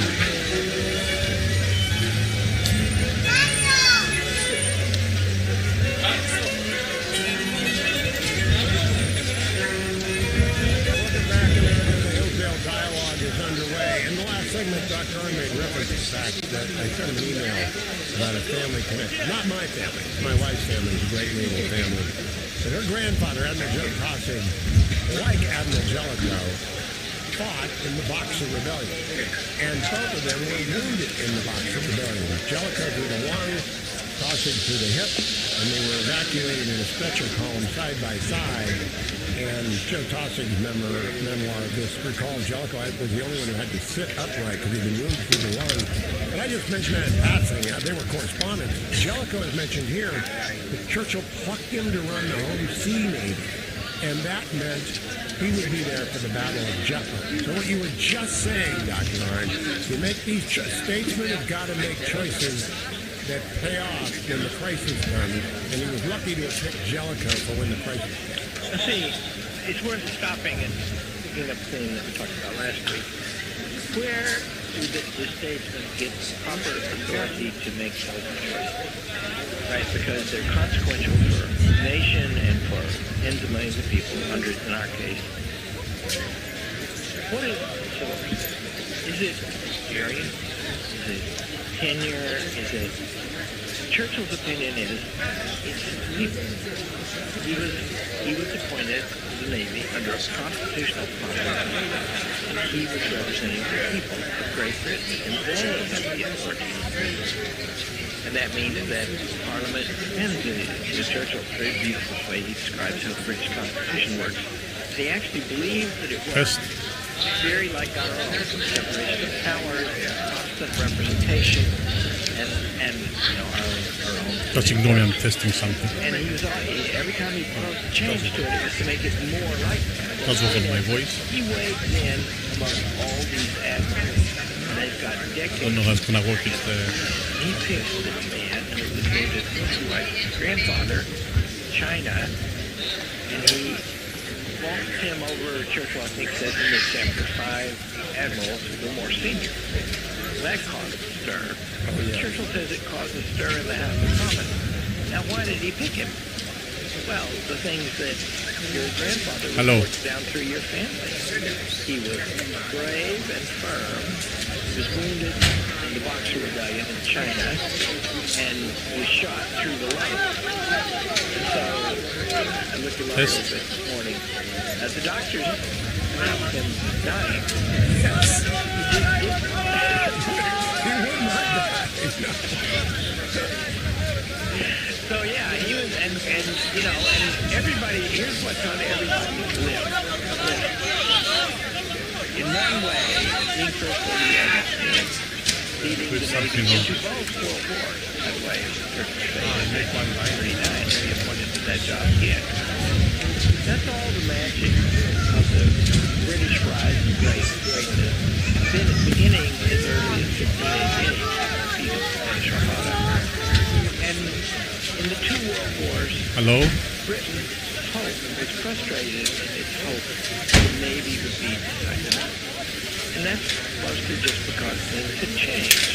And the worst thing... Hold on, I'm taking over this. Yeah, in the First World War, it hadn't come. But they weren't able to use the Navy. Churchill tried. Man, go all the way around through the Mediterranean, through the Dardanelles and Turkey, and try to force a decisive thing there by opening a new front in the war. But Churchill didn't get that done. Can you imagine about the steel? There are vulnerable saying the steel and character take to replace everybody? You're this young army officer and a chancellor of the exchequer and to walk in and replace everybody. Okay, testing. And you know, when he writes about this in this chapter, he will see our man when he writes about this. Truth. And he says, I was at that time very strong. In other words, he didn't this is a lot of complaints. That most important and that's going to echo in the House. Yes, the thing is to what I say to show on the screen. Not for my voice, we want to do it for the... It had been questioning itself and changing itself in big ways. And so that opened the way for Churchill to make the case that these changes were right. And so he was a judge of such things, and he didn't always get that right, famously, but he was, and he carried it off. And Jella, now a point about your wife's grandfather's friend. He would, people would say he's like Nelson. That's what everybody wants. See, everybody wants the news to come over the wires, the wireless. Everybody wants news that we have won a decisive victory out there on the ocean, because that's better than winning one in the trenches. Yeah, Trafalgar and Nile and the Spanish Armada, you're right. In the trenches, tens of thousands, hundreds of thousands, millions die. At sea, people die, but not like that. We're going to come back and talk about the surprise for me in Chapter 4, Sir Arthur Wilson. Again, we're setting these people up. They come back and back and back. But stay tuned, because this was a revelation for me. Not probably for Dr. Allen, but for me. The Hillsdale Dialogue rolls along.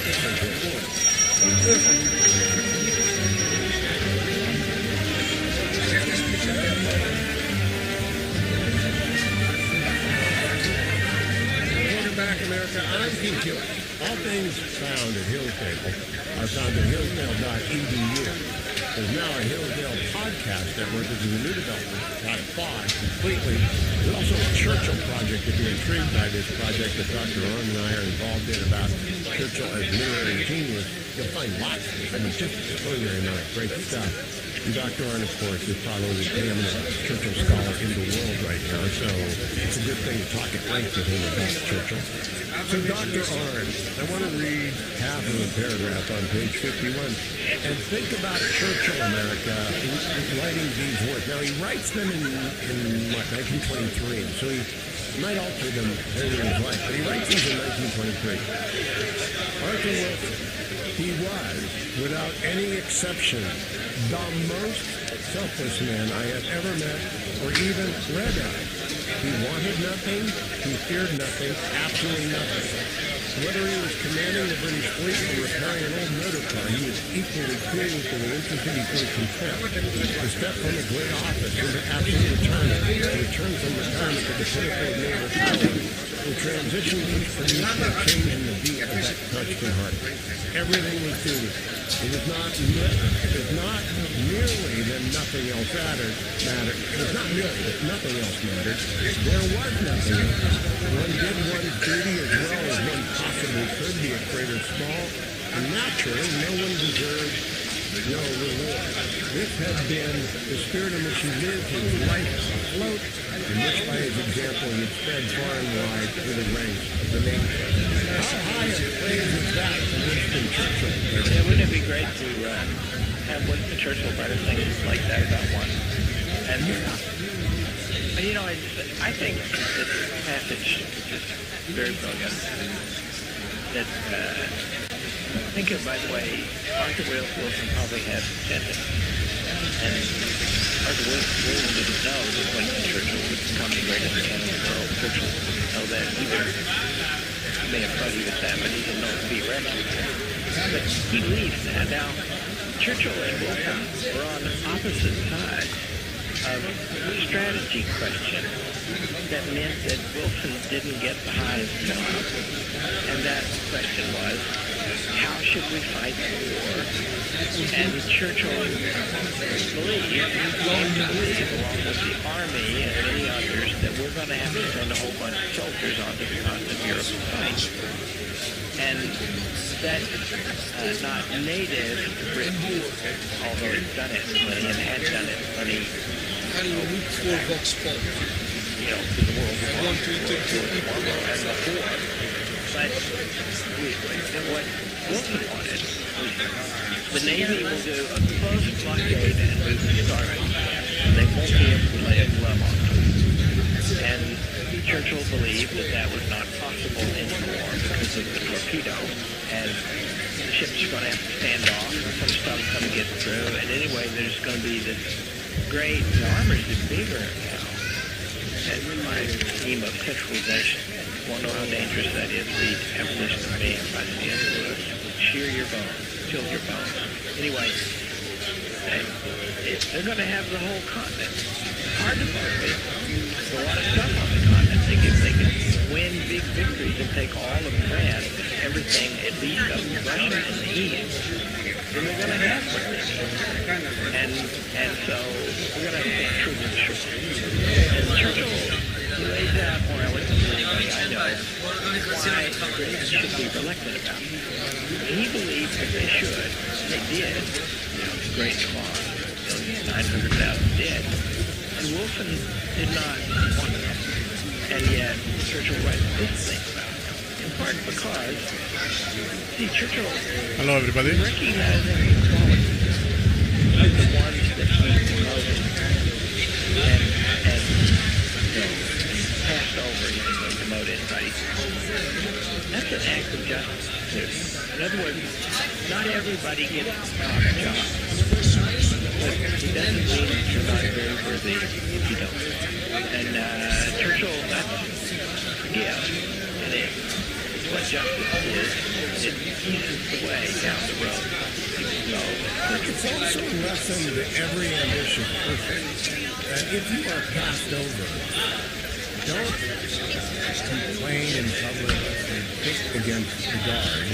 Don't go down fighting as Admiral Barrington did. But do your duty, and who knows? It may come around again. And it did for our duty. Yeah, so that, we talked a little bit about all the prosecutions, right? Yeah. It means that the stakes of politics are raised to the place. Okay. I know this sounds silly.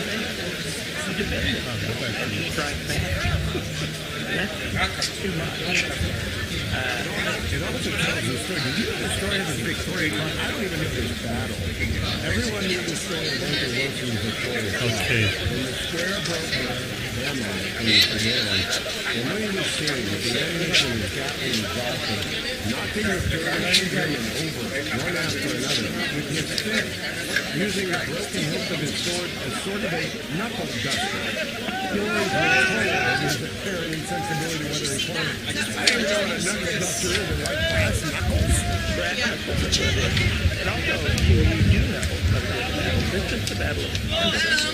Is it really? And Arthur was in charge for it.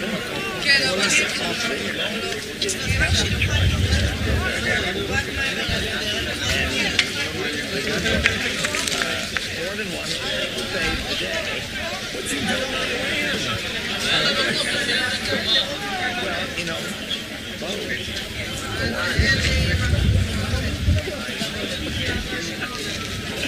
Captain Collins again. I know, but isn't he supposed to stay on the boat with a gun, or did he get the Gatling on board? Is that what happens when he charged? Yeah, and they, you know, they were. I'm glad to do it. And good to know.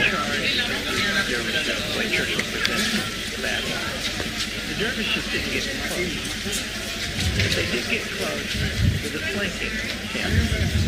They were served to the right of the dervishes, to the south of the dervishes. They launched a charge from behind the hill with a lot of troops, and there wasn't much there to meet them. And one of the gunboats floated down, opened fire, and repelled them. They got close. And I didn't learn in the River War, and I remember Churchill's book about this battle, that Arthur Williams had got out of the boat. But he said that Arthur Williams was over here in this one.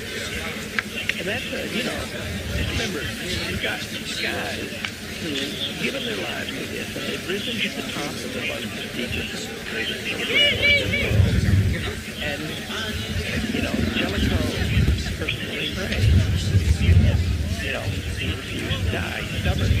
And Wilson, he got the Victoria Cross. Isn't that awesome? It just makes you stop. And I read that paragraph, and we did read the Rebel War, and we read it at length here on the show, but I didn't remember that. And I was, of course, you fill in the blank. That's why we have the world in terms of Scotland. Well, by the way, that could be, once in a while, in Europe, there's a lot of people who know a lot about Churchill. You know, Andrew Roberts is very bad. Well, I do like Andrew's work, but he hasn't spent nearly as long at it as you have. Yeah, he's a quicker learner. But it's, you know, my colleague Richard Langworth, who listens, Joe's writing to correct me. He's writing to send us stuff we need to know. He's an amazing guy. He's just got a remarkable, detailed knowledge of Churchill that's enviable.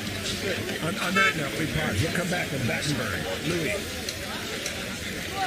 Hillsdale College is a small Christian classical liberal arts college that operates independently of government money, and we want you or your son or daughter to apply. At Hillsdale, students grow apart and more by studying timeless truths in a supportive community dedicated to the highest ethics.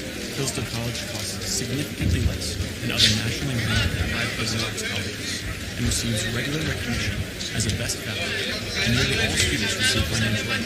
Our robust co-curriculum, vibrant student life, and 8-to-1 student-to-faculty ratio make for an education of your own. For more information or to fill out an application, visit hillsdale.edu/info. That's hillsdale.edu/info. child of the Royal Navy. From his earliest years, he had been bred to the sea. The deck of a British warship was his home. All of his interest was centered in the British fleet. So far from his exalted rank having helped him, it hindered his career. Up to a certain point, no doubt it had been his assistance. But after that, it had been a positive drawback. I didn't know any of this, Dr. Arnn, and I didn't know the injustice with which the man eventually met until I read Churchill. Churchill wants to right that wrong in writing, doesn't he? And, you know, Churchill... מה, הוא סיים להיות במרומה? זהו, מצא איפה להתקין את הכתובה? עבר לו. made the deal for the military. אני? שמונה. And was murdered by the IRS. That family is a great family in relation to the royal family. And Prince Louis, Churchill had a special fondness for him. Apparently he was great. He was a distinguished Churchill. He also a great guy to work with. Churchill put him in a big job. Just found him a great colleague. And people up at the high level, I don't, you know, I've only read about it, but it's still mortal people up there. And so, not, especially if you're a well-directed person, you don't just pick one you like. You pick one cooperation with whom you work. And you're grateful to them and loyal to them because together you have achieved this thing. That's part of my theme today.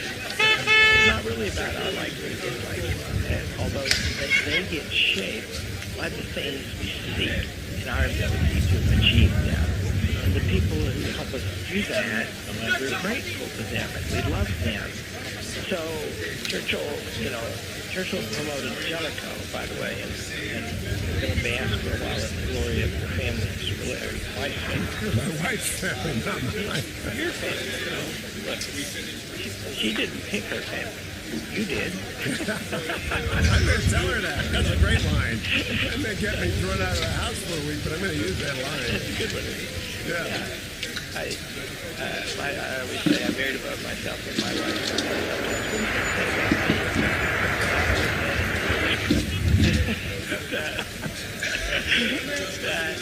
Yeah, so Battenberg was, see, these you know, Churchill developed, this is a big thing simply, and a big thing in Churchill's life.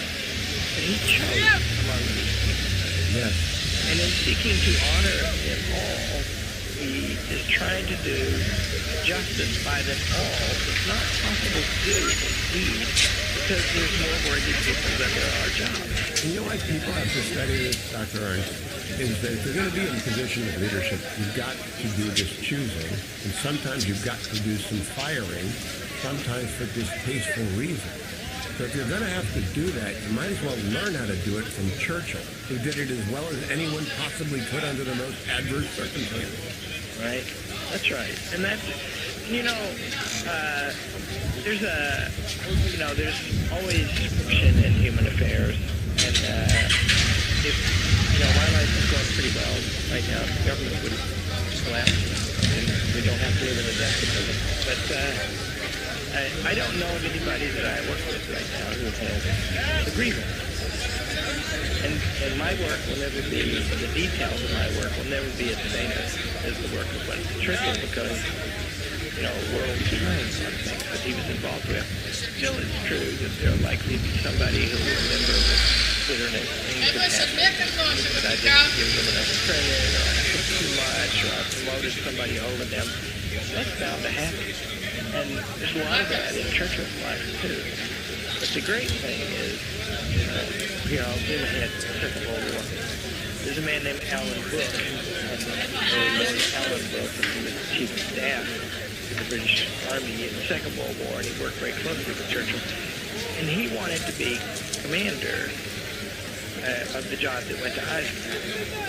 And on the day, on D-Day, the invasion of Europe, re-invasion of Europe first happened, there were many more British troops than American troops in the invasion on the day.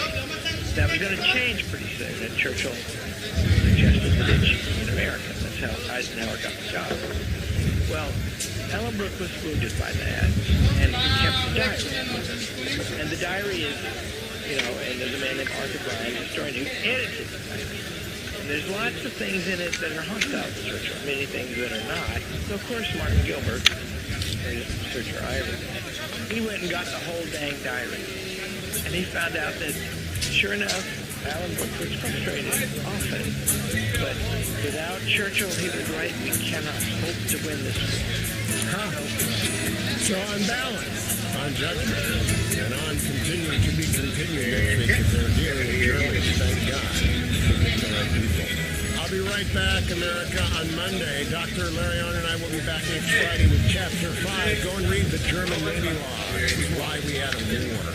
And keep China in mind when you read it. I'm Hugh. Thank you, Dr. Arnold. Thank you.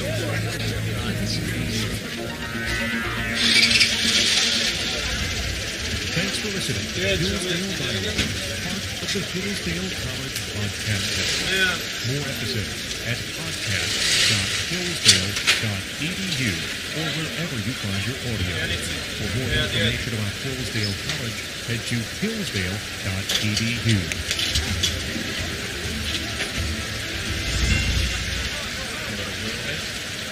I am, yeah. You guys have a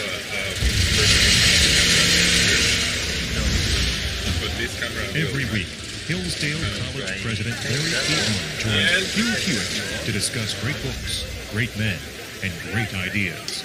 This is the Hillsdale Dialogues, part of the Hillsdale College Podcast Network.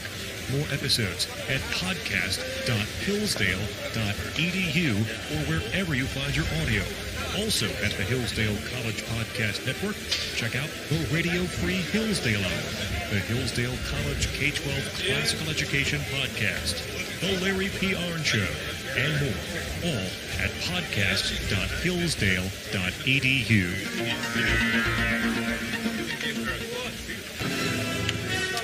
Good morning, glory, America. Bonjour, hi, Canada. I'm Hugh Hewitt. My guest is Dr. Larry Arnn of Hillsdale College, because this is the Hillsdale Dialogue. Once a week, Dr. Arnn and I gather, talk about great men, great ideas, or a great issue of the day, and this is one of those weeks in the latter category.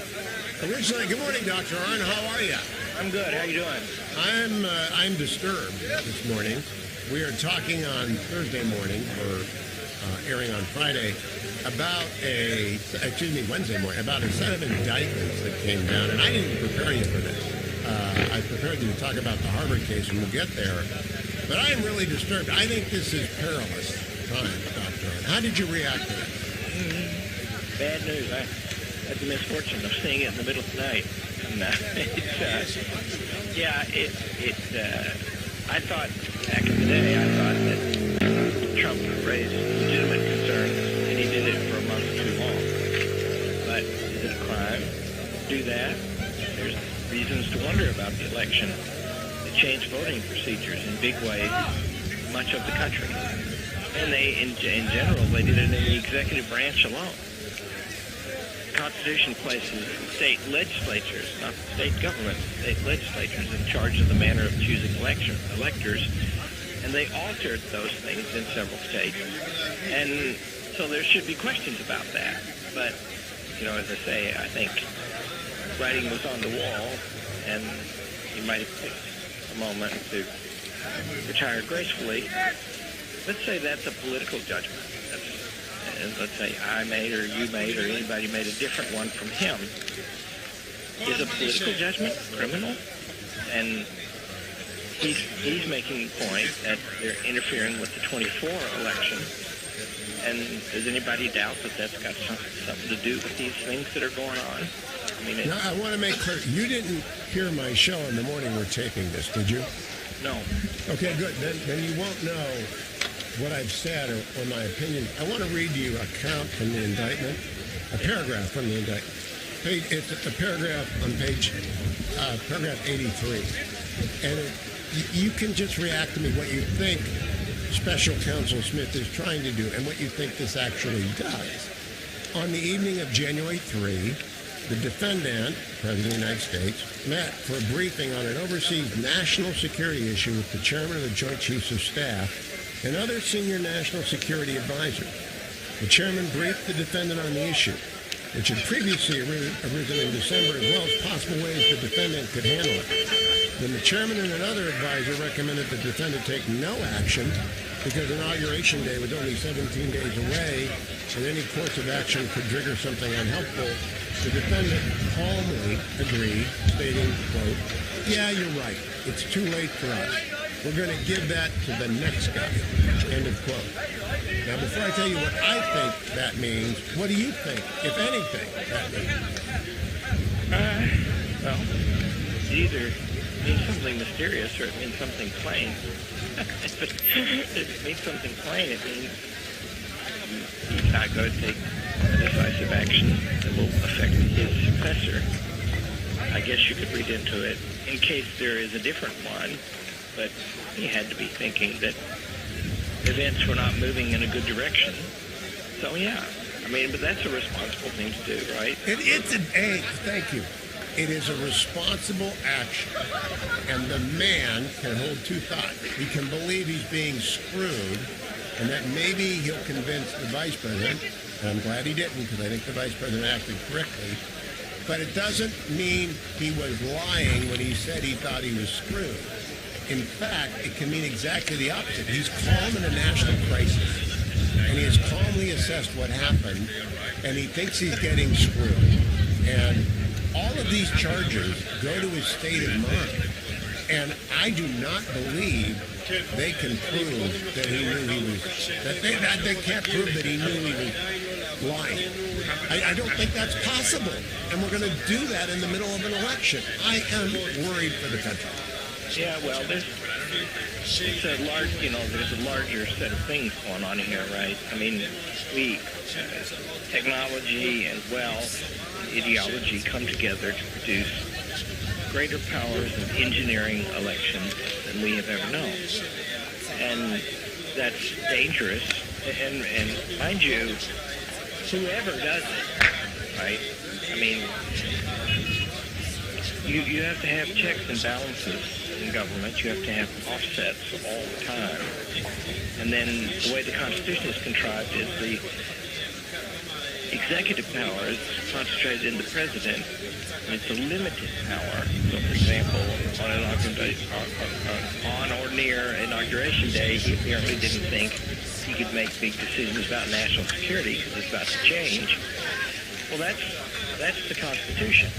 But what if it's true that the sources of information are concentrated and organized in partisan direction? And there's, it just changes everything, doesn't it? That so much is known about everybody and everything, and there's an ability to filter information now. The wonderful quote from Churchill I like, and I have to paraphrase it because I'm not prepared for this. So maybe. You're always prepared for everything, but you haven't grabbed the site. He says that, the strength and safety of Britain is the little man alone in the voting booth making up his mind. See? Well, are they alone now? People bring them ballots, pick them up anywhere. Is there influence when somebody brings you a ballot and then picks it back up again? And that whole thing, see, that means that it moves the initiative away from the voter. And that's what you want. I mean, 2/3 of the purpose of the Constitution, let's say, exact number, is to decentralize authority.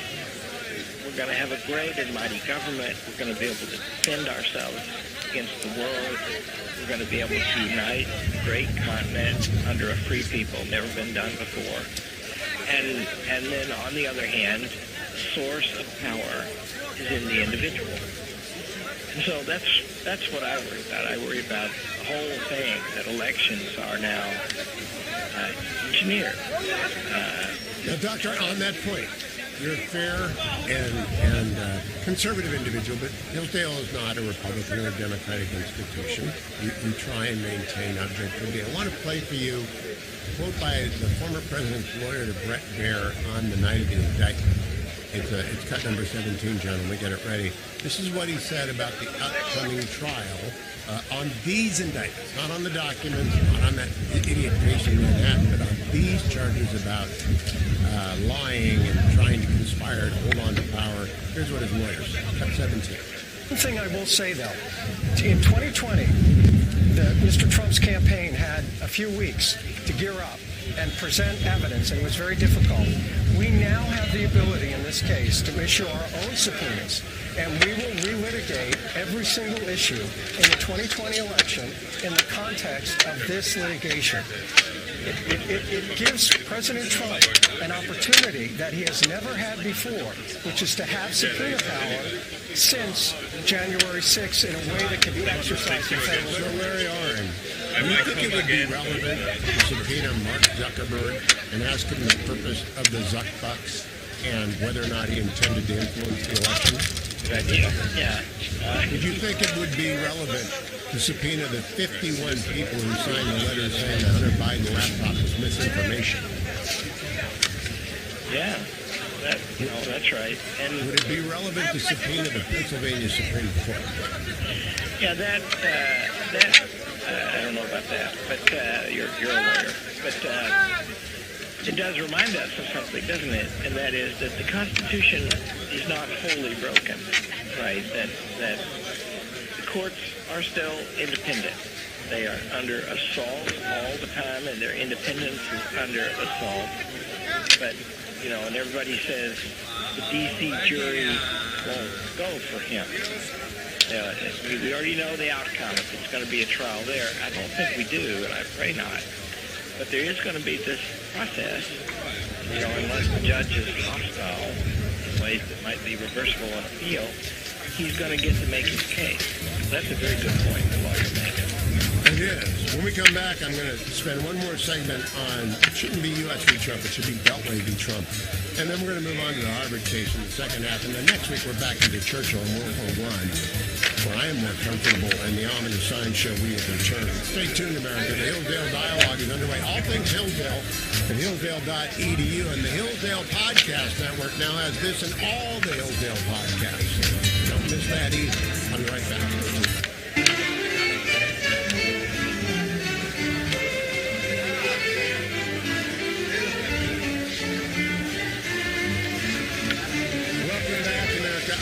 Hewitt.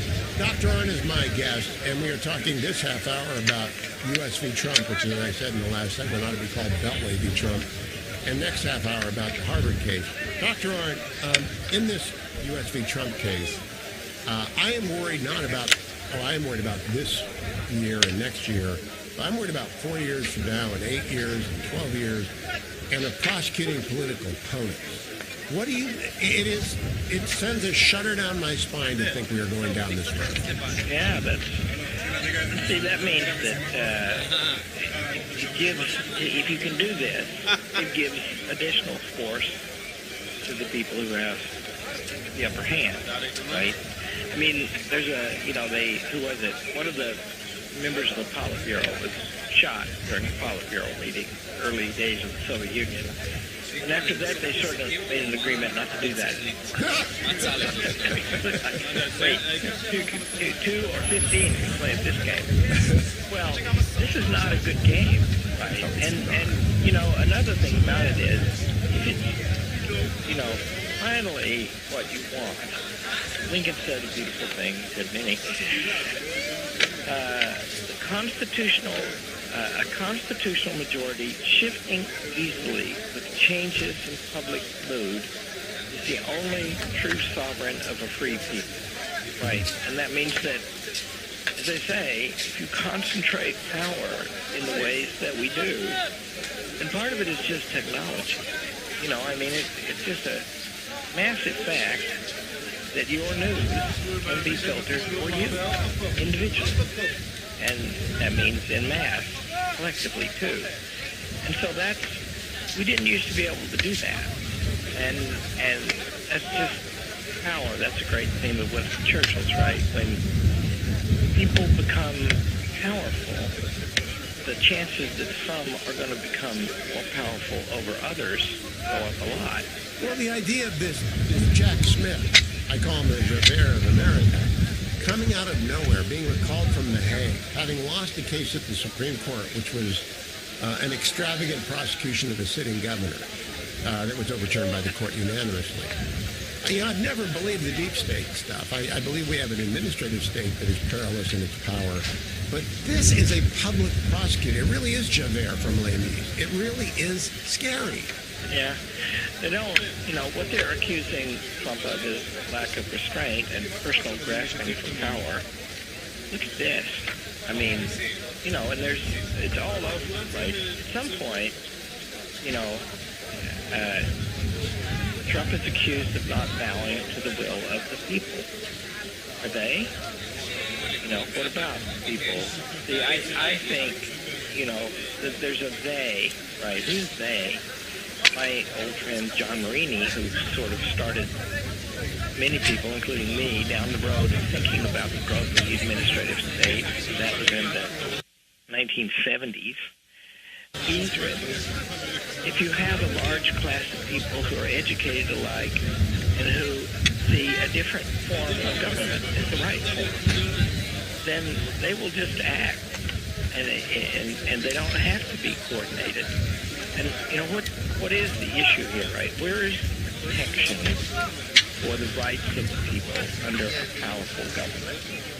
That in the Constitution, that is in decentralization above all, and in the separations of powers that makes possible. There are many constituencies that don't even all vote at the same time and in the same way, and they delegate their authority at different times in different ways to competing branches of government. That's the old scheme. That scheme has been extensively overturned, and it was done for reasons that are explicit. They thought, no, the real protection will be that there will be a professional and tenured class of people who are highly trained, and they won't have, this is actually an argument, I can find it for the audience if they want me to, but put it up. R.J. Pastrigo wrote a great book review of this, of an old book, and the author of the book, whose name, I'll tip my tongue, but I can't remember right now, he argues that you don't have to worry about these people abusing power because they won't have any interest separate from their jobs, because they will have tenure and they will be guaranteed a salary, and so there will be no reason for them to act in personal interest. That's the burden of the argument, right? And is that as safe as separation of powers? Everything starts with the voter, and the voter is independent in making his decisions.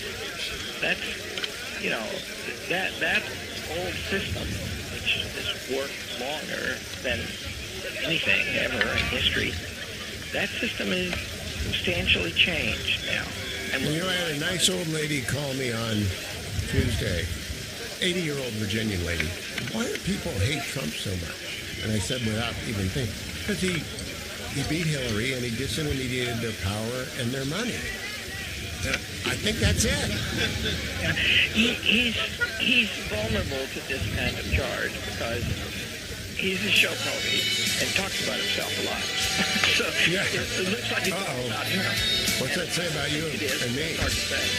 I'll be right back. We're going to talk about the Harvard case next, as promised to Dr. On. Stay tuned, America. It's Hugh Hewitt. Hey, it's Scott Bertrand. If you haven't yet, now would be a good time to check out the Hillsdale College Podcast Network. It's over at podcast.hillsdale.edu. What's there? Free nationwide access to all of Hillsdale's podcast content. That includes shows like the Hillsdale Dialogues, the Radio Free Hillsdale Hour, the Hillsdale College K-12 Classical Education Podcast, the Larry P. Arnn Show, and now, new Inclinus.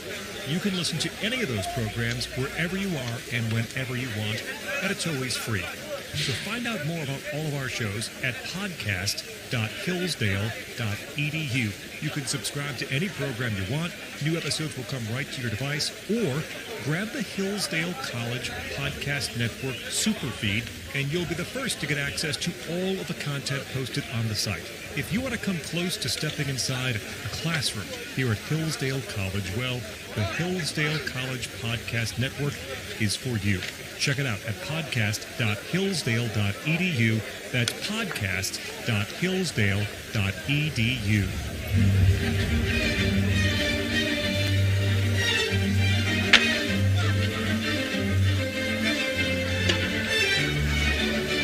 Welcome back, America. I'm Hugh Hewitt. The Hillsdale Dialogue is underway. Today's guest, Dr. Larry Arnn, president of Hillsdale College. All things Hillsdale are found at hillsdale.edu. All of these podcasts are collected, if you're an iTunes user, at Hillsdale Dialogue iTunes, but you can also go to the Hillsdale Podcast Network. Google that, and you'll find not only these, but many other podcasts from Hillsdale, which are wonderful. And, of course, if you want an application to go to I believe now, the country's preeminent institution, go to hillsdale.edu. Dr. Arnn, higher education was the subject of a Supreme Court opinion. Students for fair admissions versus Harvard, which also involved the University of North Carolina. Private college, Harvard and Hillsdale are both private colleges, and a state college, University of North Carolina. And not surprisingly, the Chief Justice, joined by 5 others, absolutely forbade the use of race in admission. What did you think of that decision? What about its implications? Well, you have to add the caveat that if you're acting with the money of the government, you can't do that. And that's true. Because the Constitution of the nation its goal is to be colorblind, to be no respecter of persons. Race, creed, or national origin, says the Articles of Association of Hillsdale College from 1844. So if you enroll yourself in that, then you're acting for the government, or you're acting for the people under the authority of the Constitution, and you can't do that. And that's the right decision, of course. And then on education grounds, the right decision because either the human soul is immaterial and can be free to think, or it isn't. And if it's conditioned by the color of the individual, then it isn't. But college, what happens in college is what happens in life, except it happens intensely and in a somewhat different way than normal. What happens in our lives is we try to grow, and we try to overcome and grow outside our many, limitations. And we all have a lot, right? Some people have more than others, it's a fact. But education is supposed to be the road upward, right? And that means that you can't really effectively at a college. What I like to say about the key to running a college is you got to get them to stop thinking about themselves. They have to learn, and it's an achievement of soul. They have to learn to attend to the thing before them and see it, right? And today the way kids are raised, they'll be, for the most part, managed to get it out of them. What's interesting about a thing that they look at, what do they think about it? Their opinion about it. It's to be decisive, right? They akin to that. Social media encourages that and gives it a voice. But the truth is, you have to still all that. And, I like to teach, my favorite thing to teach is, well, there's a few, but Aristotle and Churchill are up there, right? If you're going to understand them, Aristotle tells you how to do that. You have to step outside yourself. You have to focus everything on the source, as he calls it. The information, the thing, the phenomenon you're looking at. And can you do that or can you not? And in De Anima, on the soul, Aristotle says that we can do that. And the way we do it is that we have this soul that actually becomes nothing except what it's thinking. Very beautiful passage, too, and very practical. You remind me, a wholly different subject, but it does touch on Churchill. My son is reading Alone, the second volume of the Manchester book. They just came across the page in which, on the eve of Hitler showing up in Prague, Churchill says, "Now I shall concentrate my mind on the reign of James II." in Manchester says this is testament to his awesome power of concentration. And he could put aside everything he had predicted is coming true. And he would be able to walk up the steps and write about James II, even as Hitler is taking the rest of Czechoslovakia in the second Gulf. That's a very good point. And expand it just a step. You're learning from your children, as I did. Of course. Churchill painted, right? And he writes a wonderful essay. One of the greatest things he ever wrote is an essay called Painting is a Pastime. And his partner read about something called hobbyism. He says you need a hobby that engages. You need take your mind. He says the mind, the soul, the coat, and they wear out in the sleeve first. That's why you see sport coats with patches on the elbows. But the soul is also magical because if you use a different part of it, the worn part repairs itself. So in other words, to be able to shift your focus is crucial, not just to effectiveness, to sanity. And, we teach young people today that they're victims or perpetrators of forms of it. And that's not a good thing. And they're losing their ability to concentrate. Do you realize? I got an article sent to me yesterday about high school debate, of which I've long been a fan and a proponent. Apparently, high school debate is thoroughly racialized and partisan. And you cannot win an argument even if you're assigned the opposite case if you're on the wrong side of the aisle in the eyes of the judges. And the judges are increasingly students who are themselves participants. It's a nightmare. Yeah. We have just a lot of success in national championships. The kids who do it are great. I went one time a long time ago, and I didn't like it. I'm told my old friend Brian Kennedy's son, the national figure in debate, he was up against our kids in the one that I went to, and I ran into him. He's a graduate of University of Chicago Law School now. He's smart food. And I talked to him about it, and I have noticed things. I noticed a temper in the students, which is they were just trying to win. And, what about the quality of the argument? A good habit is to judge yourself entirely by outcome, because you're never fully in control of them. And what you can be in control of is how good a job do you do. So anyway, I asked this boy, young man, lawyer, I guess, I said, what do people say about our kids? And he said, your kids know a lot. He was that kind too. He went to Chicago University in California, but he said they know a lot, and they're always talking about things that nobody else would have thought of. Well, that's right. See, they're thinking they know some things, and so a question is put in the debate. Everything that bears on it, you need to know to do the best job. Well, now there's this template that's put over it all. Everything, the template is whatever's on the front page of the New York Times this week, and especially... And it's often race and gender. Yeah. And the argument for quotas and diversity and admissions is that we need race and gender in order to have good arguments and good concentration. And it's not true. Well, it drives it out, right? I mean, correct. It's dangerous. I had a student last fall, for the only time that's ever happened. I was in the fall. I tend to sit with the freshmen because they're still half high school students and they're fun. And I asked them lots of things. Most fundamentally, why'd you come here? What do you think we're doing here? But I asked them how they're doing, and a young woman said to me, well, for the first time I can remember, I'm not afraid. You see? And is that supposed to inspire debate? A discussion and thinking? Well, that does, but the opposite doesn't. That's right. Fear silences.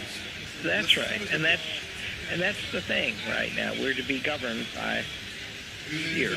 And now I'm afraid of Jack Smith. Not myself, but I am afraid of future Jack Smith. We'll be back I want to talk to Dr. Arnn about whether he thinks colleges will comply with the Supreme Court ruling. Stay tuned. I'll be right back on the Hillsdale Dialogue.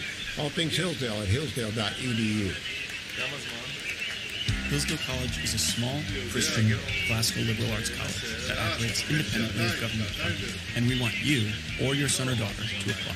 At Hillsdale, students grow in heart and mind by studying timeless truths in a supportive community dedicated to the highest things. Hillsdale College costs significantly less than other nationally ranked private liberal arts colleges and receives regular recognition as a best value, and nearly all students receive financial aid. Our robust core curriculum, vibrant student life, and 8-to-1 student-to-faculty ratio make for an education like no other. For more information or to fill out an application, visit hillsdale.edu/info. That's hillsdale.edu/info.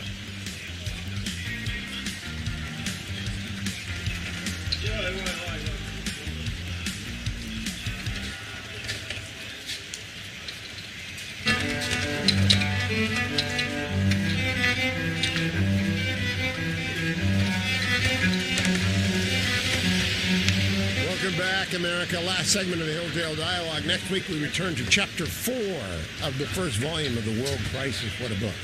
But Dr. Arnn, the Supreme Court has ruled, it has ruled definitively, it has said you shall not use race. If you accept federal money and you're a private institution, or if you're a public institution, you shall not use race in admissions. Do you believe that university, by and large, will comply with the ruling of the Supreme Court? That's, written in the political battles to come, right?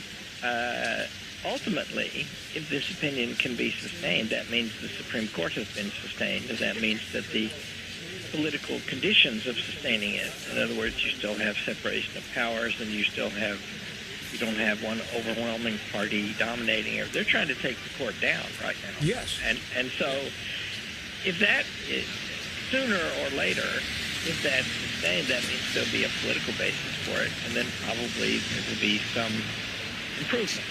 But they'll wriggle and try not to. And you got to remember, people, I always try to remind people about that there are some thousands of colleges in there. And there are not 20 like Harvard, right? They have, I read the opinions in the case, or especially the very great opinion by Justice Thomas, and they have 60,000 applications for 2,000 places. We have a surfeit of applications, but not that much, right? And so what they should want to do, what they used to want to do, I imagine, everybody did, is they should pick the most worthy. And they should try to make sure that that's even. That is to say that everybody gets a chance. They should... I got, back in the day, I got into some fancy law schools, and I once overheard one of the professors say, this boy comes from a little town in Arkansas, and he went to the state university, but he's really smart, you should give him a chance. And I heard him make that argument about me on the phone. I was sitting outside his office. And that's a good thought, right? And I did get into that one. But and I didn't get into Harvard Law School, by the way.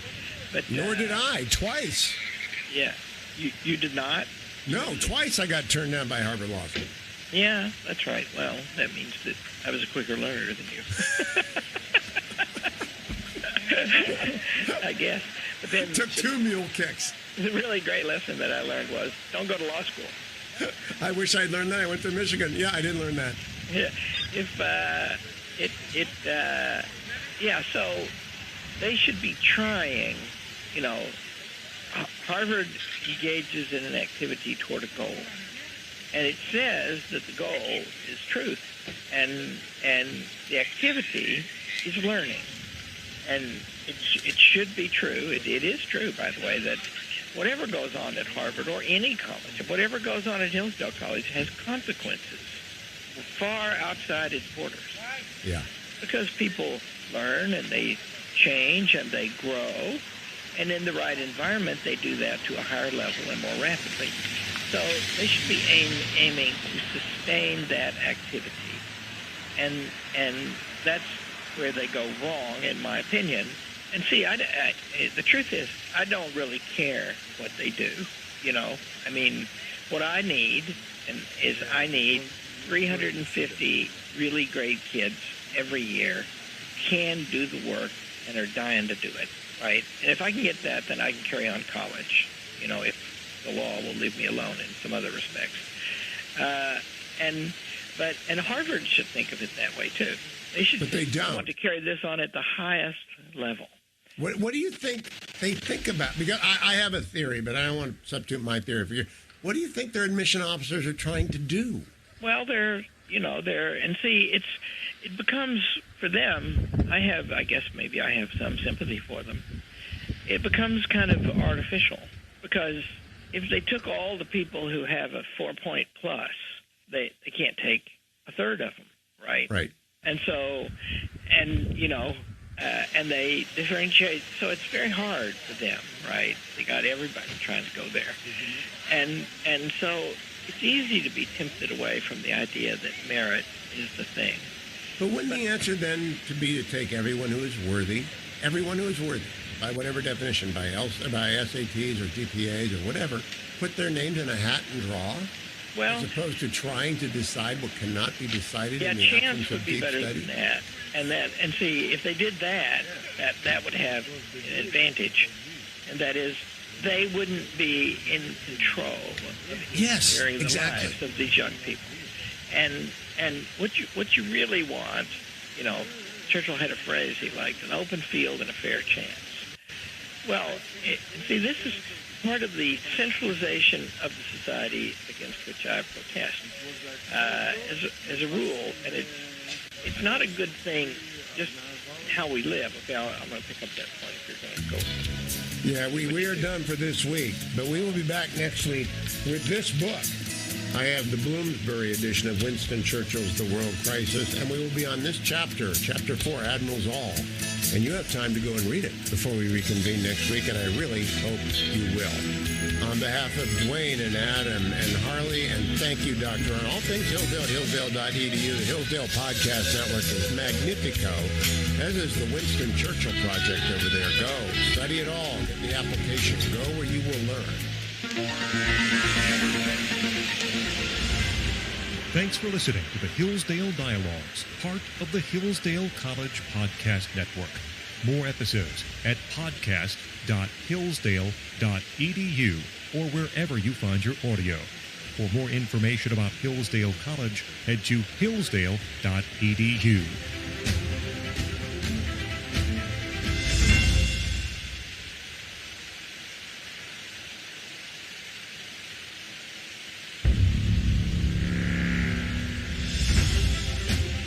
Every week, Hillsdale College President Larry P. Arnn joins Hugh Hewitt to discuss great books, great men, and great ideas.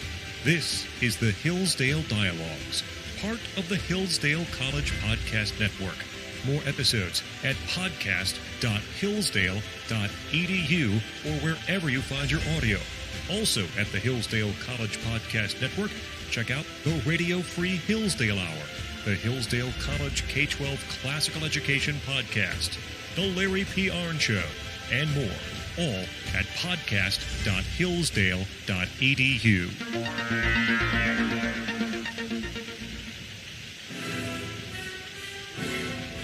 Morning, glory, America. Bonjour, hi, Canada. Hugh Hewitt in Studio North, live on this Friday. The Hillsdale Dialogue is underway. Dr. Larry Arnn, president of Hillsdale College, joins me. Good morning, President Arnn. How are you? I'm good. How you doing? I am great. Are you taking any time off this summer? Are you going motorcycling again, or are you done with motorcycling? I'm done with it for the time being, but also I'm too busy now. I've got a crazy life. Even in the summer? Yeah. In trouble. It's a little quieter. We just got back from a cruise, and I got to go to Israel, which I love, and I also walked up the Acropolis. So oh my goodness. Things like that. But we had 570 of our closest friends on this cruise. Oh, I love cruises, but I normally have between 50 and 100 people with me, and I find that I'm exhausted at the end because I want to talk to each of them, and they all want to talk to me, and I try and get that done. How do you handle 570 people? Well,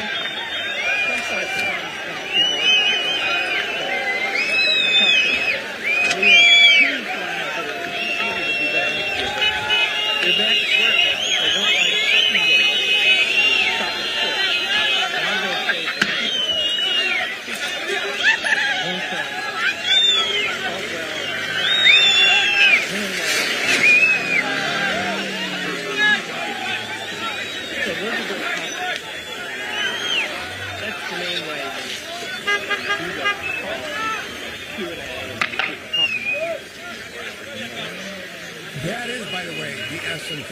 is seated. Because you are absolutely right. We used to get Alan White along with us, and they'd come to hear me, but they'd go to applaud David. So your best speaker always gets the most applause. Like King for a Day. I never liked that in King for a Day, because I was never a Queen for a Day. I was never going to win.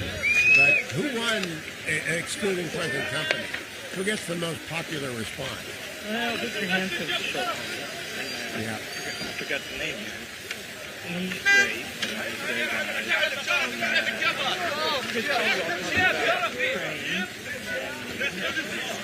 They were both very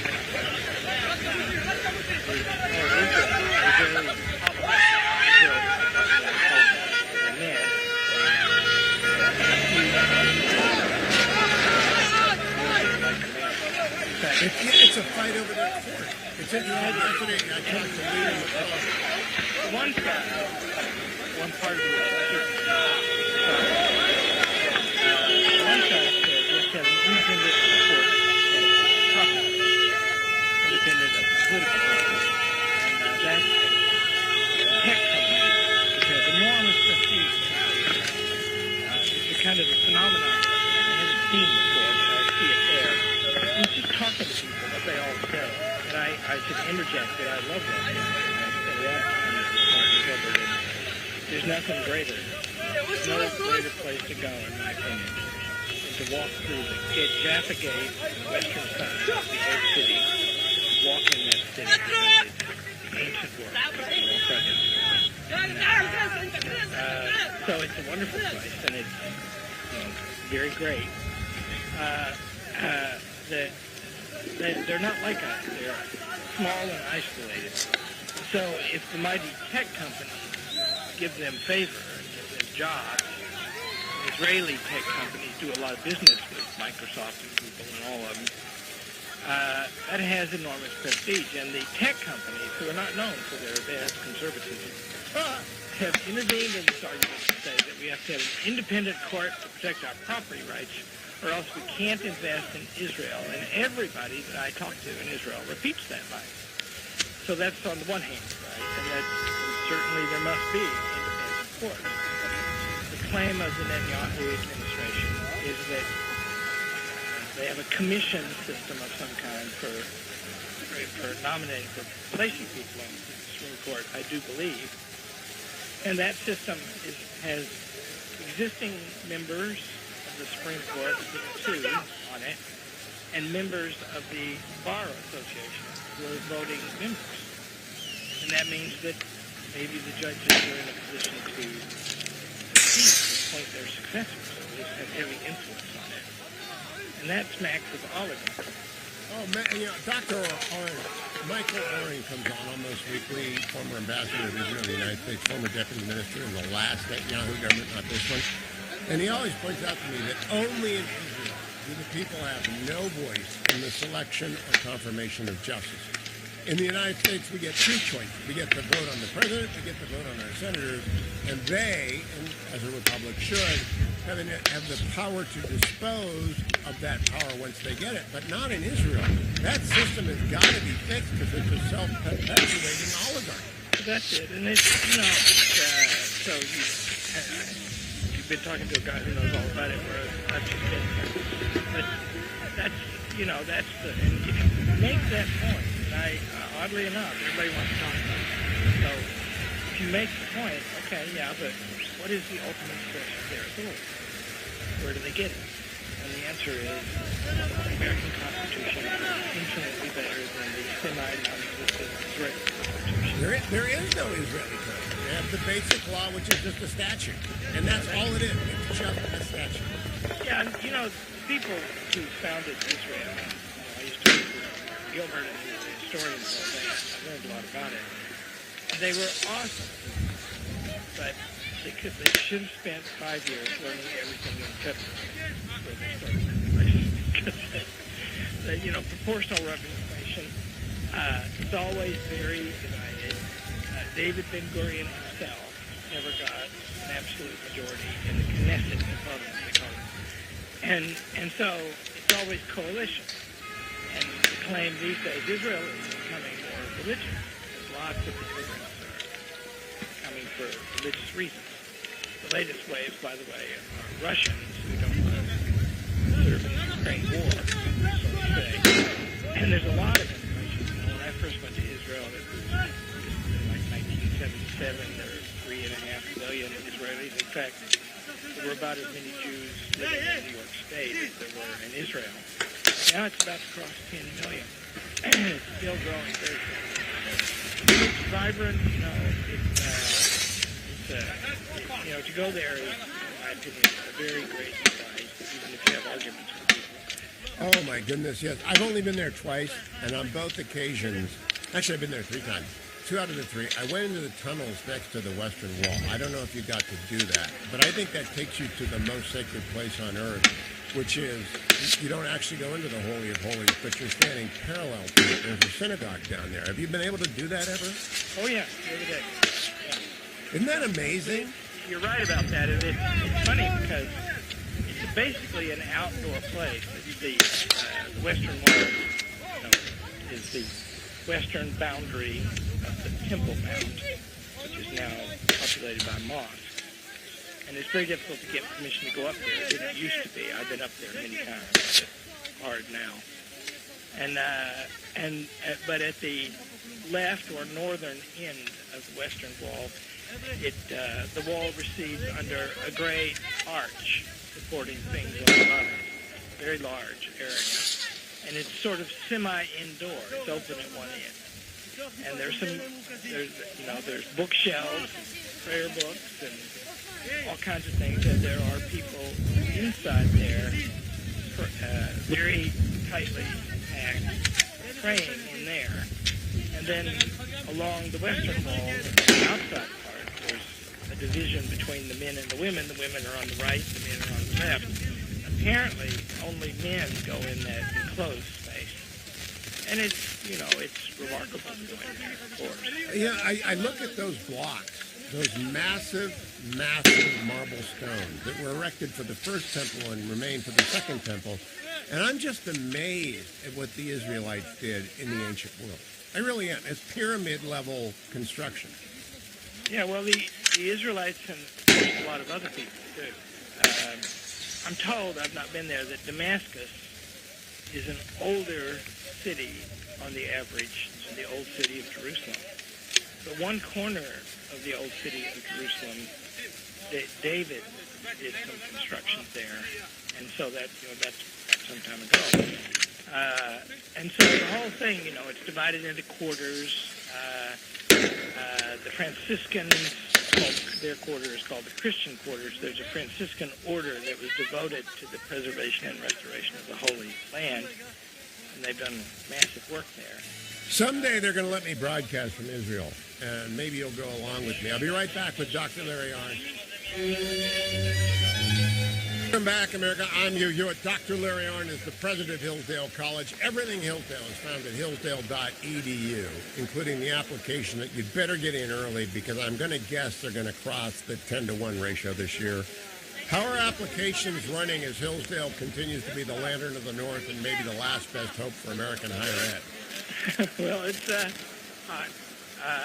We're going to have a good year. I think this class is better.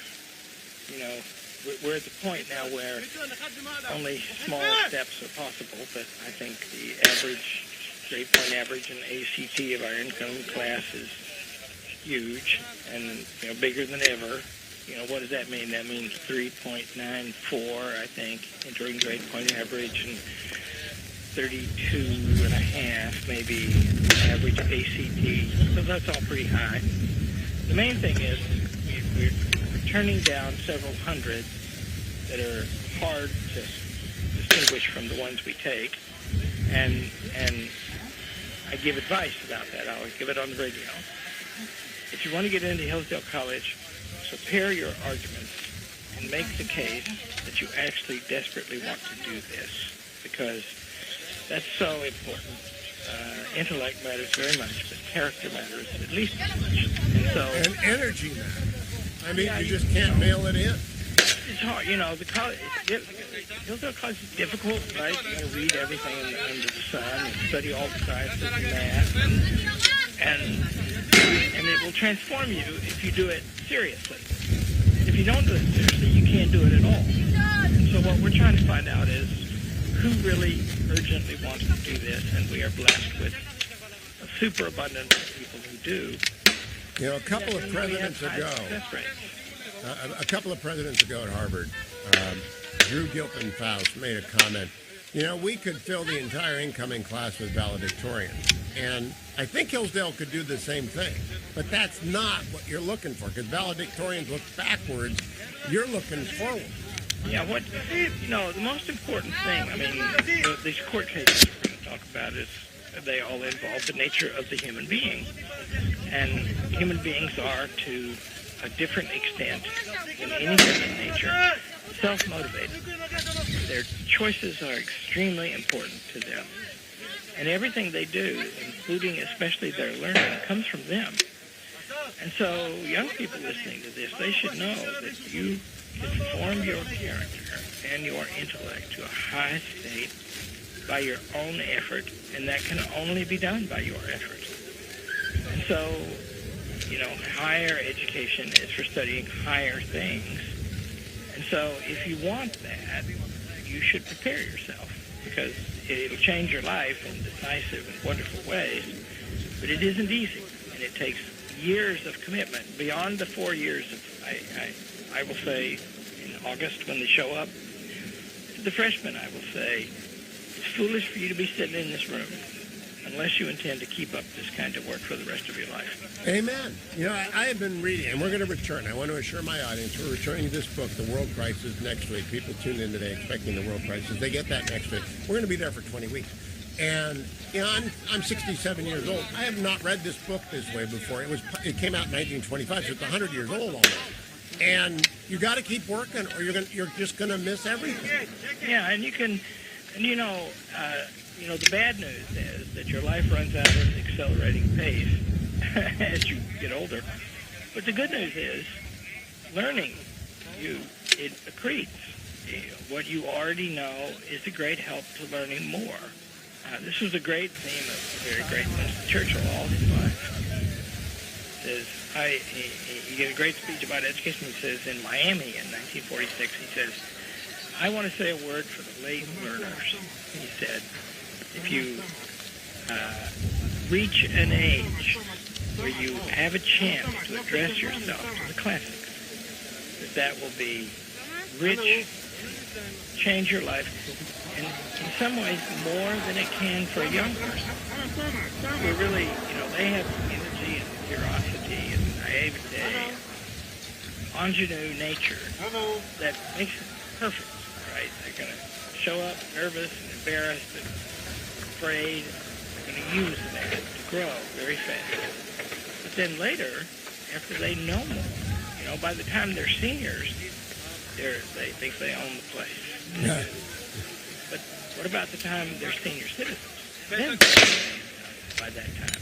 Then they go on the cruises, and they go to Israel, and that's what they learn. I'll be right back. Don't go anywhere, America. Dr. Larry Arnn and I are going to talk about affirmative action in the Supreme Court term just completed, picking up on where I left off with Senate Republican leader Mitch McConnell yesterday. The court is working well for the first time in 40 years that I've been a licensed lawyer. It's working as it should, and we'll talk about that when we return. As a Hillsdale podcast listener, you know that our great nation was founded on the principle that all men are created equal. But far too many of our nation's colleges and universities, including those in the Ivy League, insist on using race as a factor for admissions. The Supreme Court recently decided a case on this very subject. But there's a unique American college that doesn't discriminate based on race. It never has and never will. It's us, Hillsdale College. Hillsdale was founded in 1844 to educate all persons, irrespective of nationality, color, or sex. We continue that policy today, admitting students on the strength of their character, ability, and intentions, not their heritage or background. Larry P. Arnn, Hillsdale's president, had an article published in the Wall Street Journal explaining the college's colorblind policies and its related refusal of government funding, even indirectly in the form of federal student aid. You can read it for yourself at hillsdale.edu/equal. And after you read it, you may even want to support us with a tax-deductible gift. So please, read Dr. Arnn's article at hillsdale.edu/equal. You also can text EQUAL to 7-1844 right now for a link to the free article.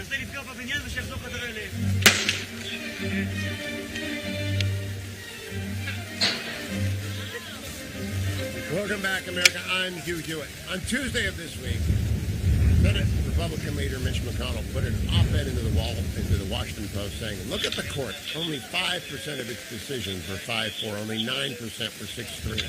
It is not partisan. It is original. Then Ruth Marcus, my friend at the Post, but a woman of the left, responds that, oh, no, it's revolutionary and radical. Then Leader McConnell joined me yesterday, Dr. Larry Arnn, president of Hillsdale College, and all things Hillsdale, hillsdale.edu, to talk about the fact that it is an inconvenient truth that this court is only radical to the left because it stopped being radical for the left. Do you agree with that assessment? Oh, yeah.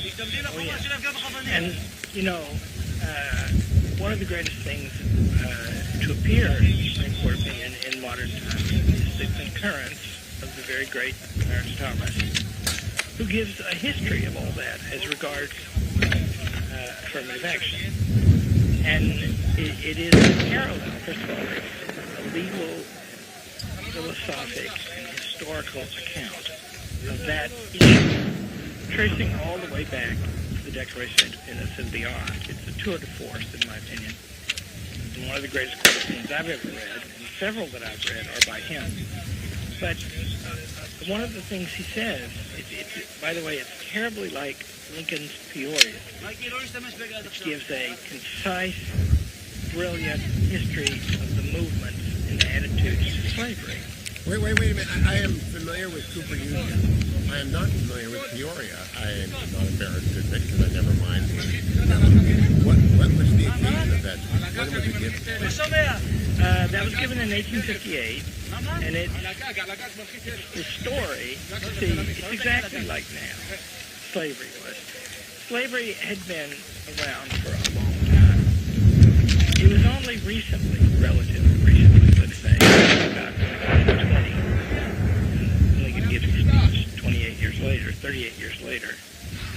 It's only then that people began to say, some people began to say that slavery is a good thing and justified. And before that, not at all. And the ones who did say it, even then, they were kind of shy about it, right? Because they had to make all the full-throated pro-slavery people, they had to make arguments in two extremes. And in one extreme, it's that this is good for them. They're a simple people, and they thrive when they have the proper direction. And in the full extreme, and these two arguments are really only forms of one another, they're not really quite human. And that's what was hard to deny. Which one was Calhoun's primary argument? Because he is the original theologian. Which did he embrace? Well, both, kind of. He spoiled his case. And there's a speech he gives called the Oregon speech, which is in our Constitution reader. And in that speech, he says it's good for them. And he says that it would be an abomination for us to live with them as equal citizens because they're not the same kind of thing we are. And that's the problem, see. That's, what did the Nazis say about Jews are subhuman. Jews? Yep, they're subhuman. Well, the first thing is they didn't say a lot about killing them, right? They were a little embarrassed about it. Oh, they hid that. Oh, yes. Yeah, but what their case was like that. They're not fit, they're diminished, or they're inhuman. And it was only the extreme argument that they're inhuman.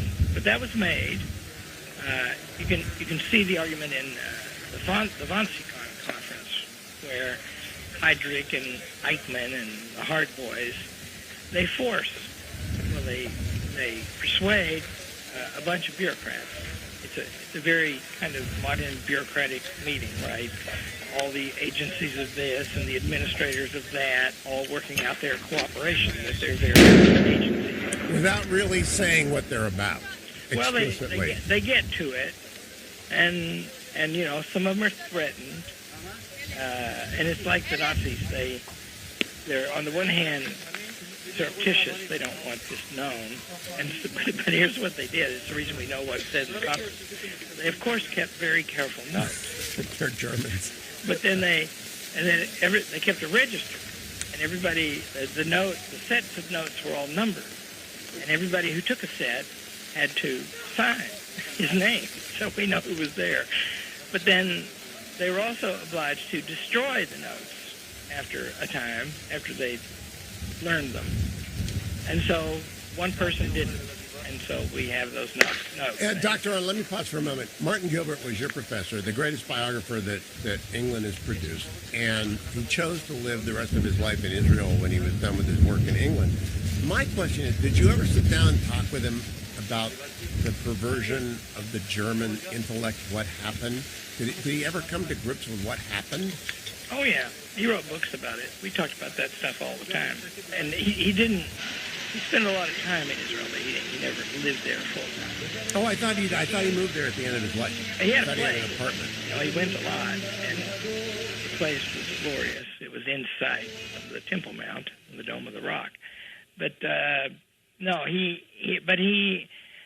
that was, and I am trained by two Jewish teachers in the main, Harry Jaffa and Martin Gilbert, and they're very different kinds of guys, but, friends and close in a way, close through me mainly. But Harry Jaffa wrote all about the twists and turns of philosophy that produced these crazy ideas. Modern scientific materialism and historicism is what it is, in its various vile forms, including those extant in America today. Well, that brings us back to affirmative action, because the last extant exercise of sort of race-based, eugenic-like thinking is in the bureaucracies of people so attached to affirmative action they are unaware of what they are saying about the people whom they are, quote, acting on affirmatively. Well, they want to, there's a lot going on there in the psychology. By the way, these opinions, if you want to, you could just make a complete textbook on modern race relations out of the 5 opinions in that case, because the disagreements among them are fundamental, and I think unusually for the court, they argue with each other a lot. Explicitly, yes. And they pick up each other's points, and so it's a great thing, and it takes some work, because, as I say, Thomas's opinions is, I think, the longest of them. It is long, but it's comprehensive, and he is thorough in his criticisms of Sotomayor and what's her name, the new one, Kagan and Brown Jackson, Jackson Brown. Brown Jackson, Justice Brown Jackson. Brown Jackson, yeah. She's and what's at stake is the status of the human being, right? Because just remember, our country is glorious in so many ways, and one of them is it begins with an account of the human being.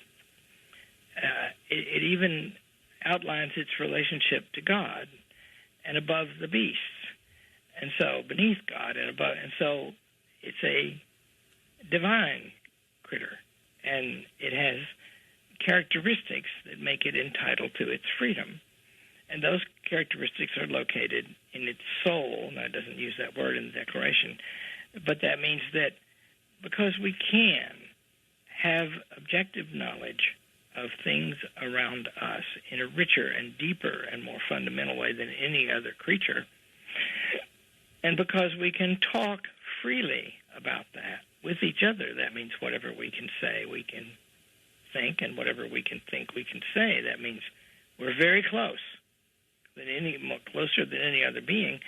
Then certain rights come to us. And those rights are to think and to talk and to choose among the options. We can see the options and evaluate in a different way than any other critter. And so that is all in that beautiful, 2,000-word document, the Declaration of Independence. That's all laid out, right? And it's the first nation, remember, that does lay that out, and then everybody who has that nature, every human being, is entitled to the rights proper to it, found in its nature. And so that's an argument, right? And if you want to see that argument summarized as regards race, read Clarence Thomas's opinion. And I want to pause. The Chief Justice has, for as long as he's been on the court, said the way to end discrimination based on race is to end discriminating based on race. He's the succinct version. Clarence Thomas is the long version. But what's going on there, as Dean Spalding and I talked about last week, is fundamental to understanding the modern university.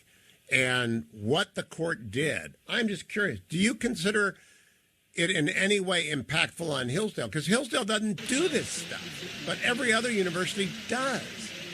Yeah, well, it's, and the reasons, I tried very hard to explain this to the lady from the New Yorker, and she got part of it, but what you have to do in university, now that's a special thing, right? It's not, every human community is not a university, and it's not like all the others in every respect. But what you have to do in a university is you have to treat everyone equal. Yep. They are going to cooperate on a very profound level. And so they must have, the first paragraph of Aristotle's Politics says, every community aims for some good.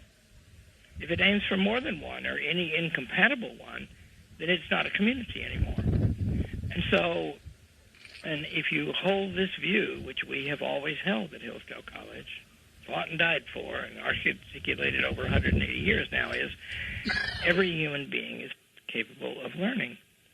And so that, you don't come to a college to represent anything except the wish of the human being to know the best things. Oh, would that were the goal of every college and university. When we come back, we're going to talk about the court's direction to every college and university out there. Don't go anywhere except to hillsdale.edu or over to Apple iTunes, where all the Hillsdale dialogues, 800 plus of them, are collected, or to hughforhillsdale.com. But I really do, if you're a kid or you're a parent, you got to get that application in early, and you got to work on it, hillsdale.edu. And by the way, we'll be back on the world crisis next week. Do not despair. The Churchill Project is also over at hillsdale.edu, and we'll tell you more about that next week, and I'm coming back to talk about the court right after this. Hey, it's Scott Bertrand, and I want to tell you about something new from Hillsdale College. It's the Hillsdale College Podcast Network. Check it out right now. Go to podcast.hillsdale.edu. The Hillsdale College Podcast Network offers free nationwide access to all of Hillsdale's podcast content. That means shows like the Hillsdale Dialogues, the Radio Free Hillsdale Hour, the Hillsdale College K-12 Classical Education Podcast, the Larry P. Arn Show, and now, new, the Imprimis Podcast. You can listen wherever you are and whenever you want, and it's always free. Find out more about all of our shows at podcast.hillsdale.edu. You can subscribe to any program with new episodes delivered right to your device. Or sign up for the super feed. That means you get access to absolutely everything posted on the site. If you want to come close to stepping inside a Hillsdale College classroom, well, the Hillsdale College Podcast Network is for you. Get informed and get entertained at podcast.hillsdale.edu. That's podcast.hillsdale.edu.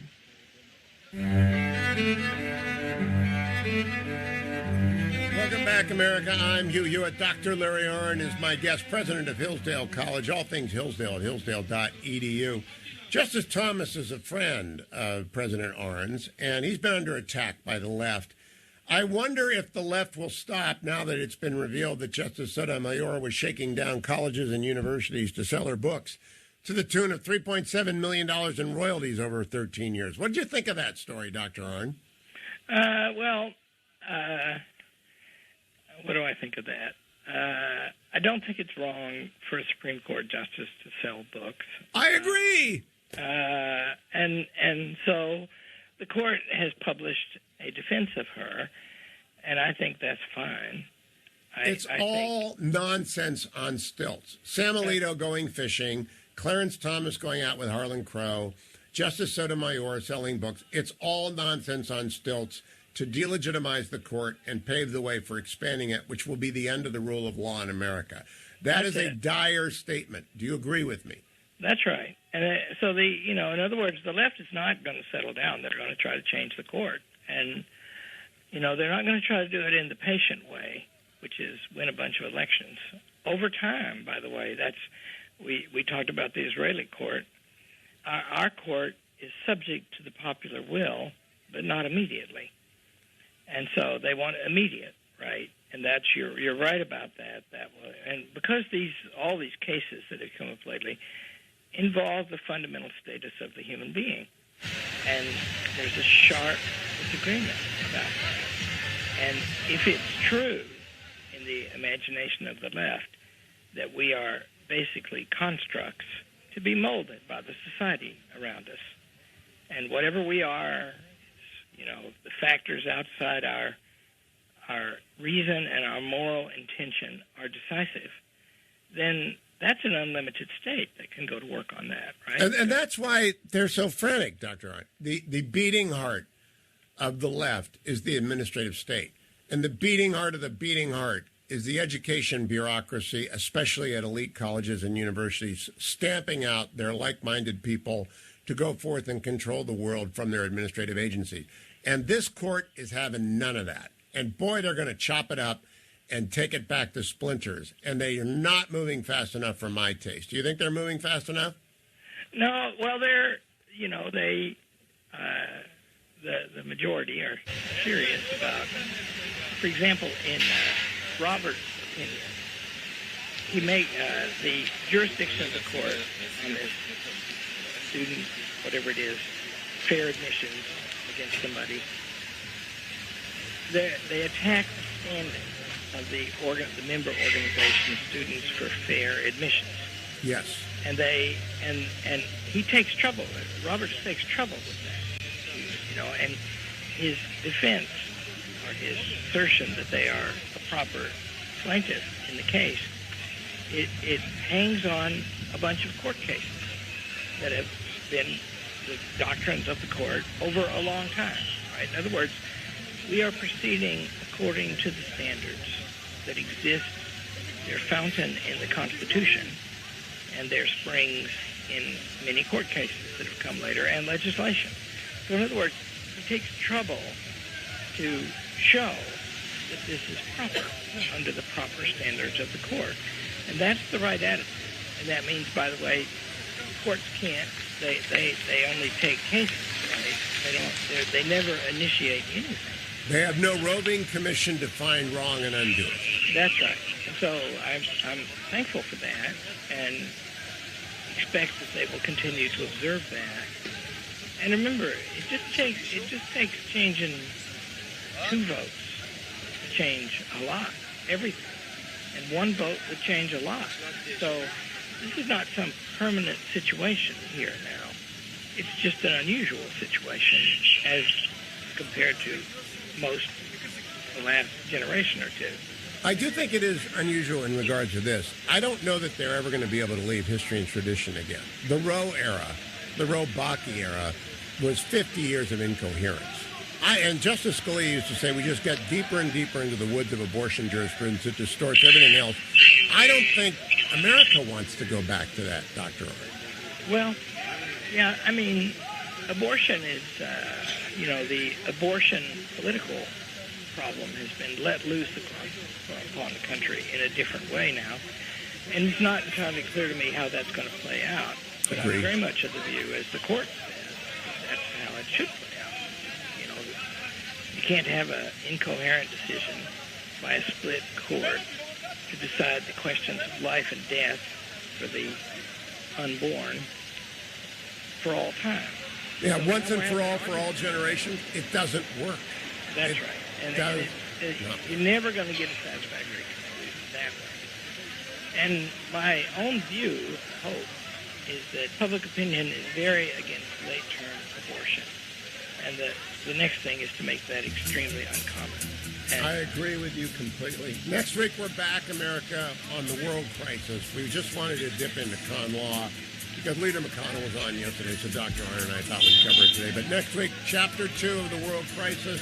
Don't miss it. The week thereafter, Chapter 3. Stay tuned to this great station. Thank you, Dr. Arn. All things Hillsdale at hillsdale.edu. Thanks for listening to the Hillsdale Dialogues, part of the Hillsdale College Podcast Network. More episodes at podcast.hillsdale.edu or wherever you find your audio. For more information about Hillsdale College, head to hillsdale.edu.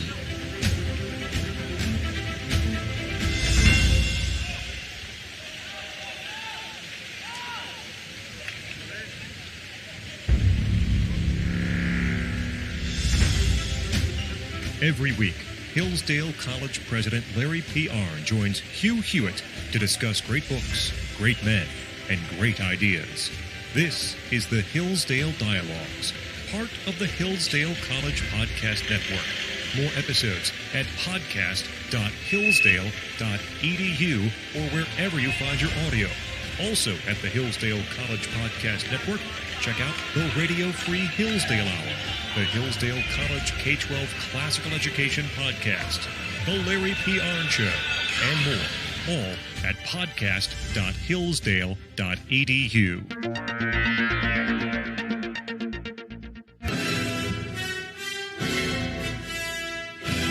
Good morning, glory, America. Bonjour, hi, Canada. That music means it's the last radio hour of the week. And on this July 7th, 2023, I'm joined by Dean Matt Spalding. He helms the graduate school in D.C., the Kirby Center for Hillsdale College. And he is also a board member of New College, which puts Matt Spalding in a very interesting position in the aftermath of Students for Fair Admissions versus Harvard, because that case dealt with both a private college, Harvard, and a public college, the University of North Carolina. And Matt's got his fingers in the management of both. Good morning, Dean Spalding. How are you?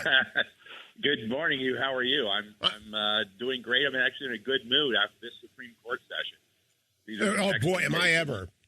I am telling everyone, let's start broad, that this is the end of the Roe era officially. The Roe era is much more than the abortion jurisprudence that grew out of Roe and Roe v. Wade, but it's 50 years of terrible law and confused law and misguided law and blindfolded law and legislating from the bench. And I think it's over, Dean Spalding. What do you think? No, I think you're absolutely right about that. Not only the fact that, first of all, I think this affirmative action decision is the crucial decision in this term, but the fact that that decision essentially reversed 50 years of bad law and Dobbs reversed 50 years of bad law go directly to your point, but more generally, the series of cases, I mean, on free speech in particular, but also this case on reversing the Biden student loans. These are good constitutional arguments, and even though some people will point, well, they didn't do this, that, and the other, the turn has happened, I think. And if this continues, if this is what we're seeing, if this is the logic being played out, because I think there's some very large implications in these cases about where this court looks to be going. If that is true, then we have actually seen a tectonic shift, and that's it. Is turning the corner. I've been teaching con law since 1995, and we always talk about the end of the Lochner era, and that is the era of free market. Mr. Spencer's statistics is that era, and it led to a lot of bad law, and Lochner came to a conclusion probably in West Coast Hotel, but other people date it to different times. But what they need to know is that there was a switch in time that saved the nine, and the court abandoned 50 years of jurisprudence and went to a new jurisprudence, deferential to the executive branch and the Congress. Now, after a 50-year period, what I'll call the Roe era, like the Lochner era, it's over. It's done because there are 6 judges committed to history and tradition, Matt Spalding. How's that make you feel? No, it makes me feel great. And rather than deferring to the executive or deferring to some particular thing, they're now deferring to the Constitution. And they're deferring to Congress. They're looking at institutionally. And there's an underlying attack here, I think, in the affirmative action cases, the Congress cases, moving towards Chevron cases. They're not deferring to expertise in a way, which is a reversal, not merely of 50 years of jurisprudence, but is a deep attack on the kind of the progressive view of modern political thinking, as opposed to making clear and forthright arguments based on an understanding of the Constitution and its meaning in our political lives. That is huge, monumental shift. And I think we see that throughout all of these decisions in this term. And this is why the left is immediately pushing to delegitimize the court and to get back to legislating from the bench with a majority they control via the expansion of the Supreme Court, which I believe, by the way, is the end of the rule of law and therefore may be unconstitutional given the history and tradition. While the fixed number of justices was up for grabs until after the Civil War, it stopped at 9, and it hadn't moved in 150 years. And I believe history and tradition would look very, very dimly on any statute attempting to expand the Supreme Court. But I'm an outlier on that, Dean Spalding. What do you think? Well, in general, I would agree with you. In particular, I think that could be changed. But the point is, it's crystal clear that the reason it's coming up now, as the same reason it came up under Franklin Roosevelt, is precisely to change the makeup of the court to achieve certain outcomes. That has deep constitutional and political problems. But the general point here is that the left is heating up that rhetoric against the court precisely because I think the hard left, especially the postmodern left, has already given up on the rule of law, broadly speaking, and it's just becoming more and more obvious that it's all about outcomes. I think these cases, especially the dissents in the affirmative action case, make that very clear. And the attempt to revive that by this Roberts majority is also very clear. And protecting the court as an institution, protecting the court as part of 3 branches that in turn uphold and defend the Constitution, I think is where the whole game lies. And Matt, I want people to understand, we're not talking about Dobbs only, the abortion decision. We're not talking about West Virginia versus EPA only. That's the major question doctrine. We're not talking about Sackett, which is about the abuse by the bureaucracy of individual right. We're not talking about just affirmative action. We're talking about a wholesale attack on the court, not over one decision, but over the loss of authority by the elite decision-making class back to the elected representatives. That's where it needs to go. That's where it needs to stay. And boy, is the left upset because they have ruled indirectly through elites for 50 years. And again, we support what you just said. It's not merely an attack on the court per se. It's an attack on the whole constitutional system, which is the rule of law. And if we lose that, the game is over. And they've been working at that since the progressive era, since after the Civil War, since they've been pushing back against that. They've been trying to break down all those institutions. And I think they thought they had the Supreme Court tape to do what they wanted it to do with elite rule, which in turn would defer and allow the executive branch to essentially rule at will through formal expertise and bureaucracy. I think they're being upset here on all of those counts. Not only from the correct constitutional understanding of the 14th Amendment in this case, but also in the role of Congress in major political questions and doctrine. Reviving that and pushing back the czarist rule of the modern executive. On all fronts, is now engaged on a much broader discussion today about the very nature of the rule of law and the very nature about how we go about ruling ourselves. And I think the court is primed and set up, especially in one thing I will emphasize when we get into this more, in Thomas's concurrence, which is a beautifully written concurrence that goes to the heart of the matter. I think that there's a much larger movement going on towards reviving proper understanding. There's some internal debates here and there, and they're going back and forth. Generally speaking, they're clearly moving in the direction of reestablishing the rule of law, understanding constitutional matter, say that the three institutions have a role to play in upholding the Constitution according to their duties and responsibilities. The attack for many years on Chief Justice Roberts and on Mitch McConnell. My friend Mark Levin, and he is a dear friend, told me to write on this thing because I wanted to point out Chief Justice Roberts has been saying the same thing about race forever, which is the way to end discrimination based on race is to stop discriminating based on race. And the chief is right on almost everything, and I agree with him almost always. And Mitch McConnell saved the Constitution when he held open the vacancy so that Donald Trump could send up first Neil Gorsuch and then 2 more justices. But Mark gets mad at me for that, Reeve. What do you think about that the unsung hero of this moment is Senate Leader Mitch McConnell? I think, like, in terms of Mitch McConnell, the political matter on those seats, you're correct on that. I think on the question on Justice Roberts, I think that there's, to some extent, I'm still getting him to figure out he's clearly an institutionalist. I don't like some of his decisions. I like some of them. This decision was spot on, and I think on this question, on the question of race and affirmative action, if you go back in his career and his earlier decisions, even before he's on the Supreme Court, he is solid on this question, and it comes ringingly clear here. So I think that the criticism, and there are criticisms even of the affirmative action decision as to it doesn't go too far. It's not clear enough. It's not decisive enough. I think part of it is we've got to step back and look at the larger thing and not miss the forest for the trees.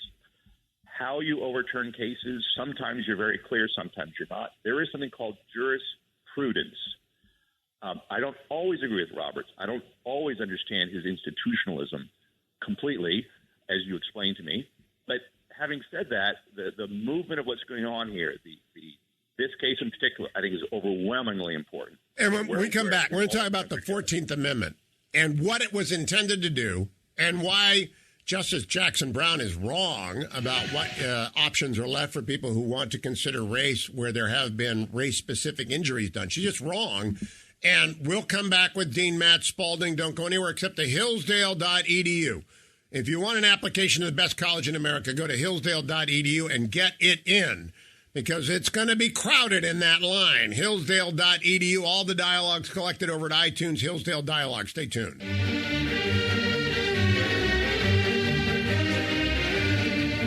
Welcome back, America. I'm Hugh Hewitt. Dean Matt Spalding helms the Kirby Center, Hillsdale's lantern of the D.C. Beltway. Hillsdale.edu for everything Hillsdale. All the Hillsdale dialogues, back to, there are 800 of them, are collected at hughforhillsdale.com. They're also at iTunes. Matt Spalding, I want to do the practical thing first. When Students for Fair Admissions versus Harvard was handed down, did it change anything at Hillsdale? Will it change anything at New College, on which you will serve as the Board of Trustees member? Good question. I can answer the New College one first. It won't directly. The admissions process at New College, as far as we can tell, and as far as I can tell, does not have a system the way Harvard or University of North Carolina do. And we are actually in the process of erasing anything that's possibly there. One thing I would mention, looking beyond the implications of this particular case, is that, and I think this is actually going on in the dissent back and forth between Thomas and Jackson especially, is that fewer and fewer colleges actually have formal processes the way Harvard and UNC do, and they've actually been shifting over time, especially of late, very recently, to an alternative. And that alternative is called diversity, equity, and inclusion, which is looking at not just admissions, but now shifting to hiring and training and faculty and operations across the board. And that, I think, is the growing problem. And at any public university where you're not explicitly, clearly stating you're opposed to discrimination, that's what is growing and growing very rapidly. I want people to understand, if you are a state actor, all right, if you belong to the state, if you are run by the state, and by that I mean the federal government or any of the 50 states or any of the territories of the United States, and you use race or gender to award benefits or inflict penalties, you are violating the Constitution. That's it in a nutshell, Matt Spalding. Agree or disagree? I agree, which is why I think the implications of this decision go vastly beyond merely formal admission programs like Harvard and UNC. And so DEI, I think, is now on the chopping block. We as one of our first acts as trustees, got rid of all our DEI programs at New College. We just abolished them because New College was actually formed by Congregationalists who wanted to have a school in segregated Florida based on non-discrimination. So we went back to that principle. But that whole approach of DEI, which I think is the modern alternative to affirmative action, where a lot of schools are shifting, and as well as companies and other entities, I think that is brought into question precisely by this decision in the same way that you've suggested here. You can't discriminate based on race or sex. At Hillsdale, or religion. Or religion. Or religion. At Hillsdale, that's not an issue because we were an abolitionist college. We forswore that in our founding documents. We cannot discriminate. We took in women. We took in blacks from the very beginning. And we do not keep the records of our students in terms of their racial makeup. That's why we don't take any state or federal funds, because we believe that violates a core principle of our very existence. Unless you're clear on that matter, and here's the clear distinction between a Hillsdale, private, but also the distinction between Hillsdale and other public colleges for that matter, and a lot of public schools which have been caught up and trapped in this affirmative action world for too long, and now are being pulled into the DEI world.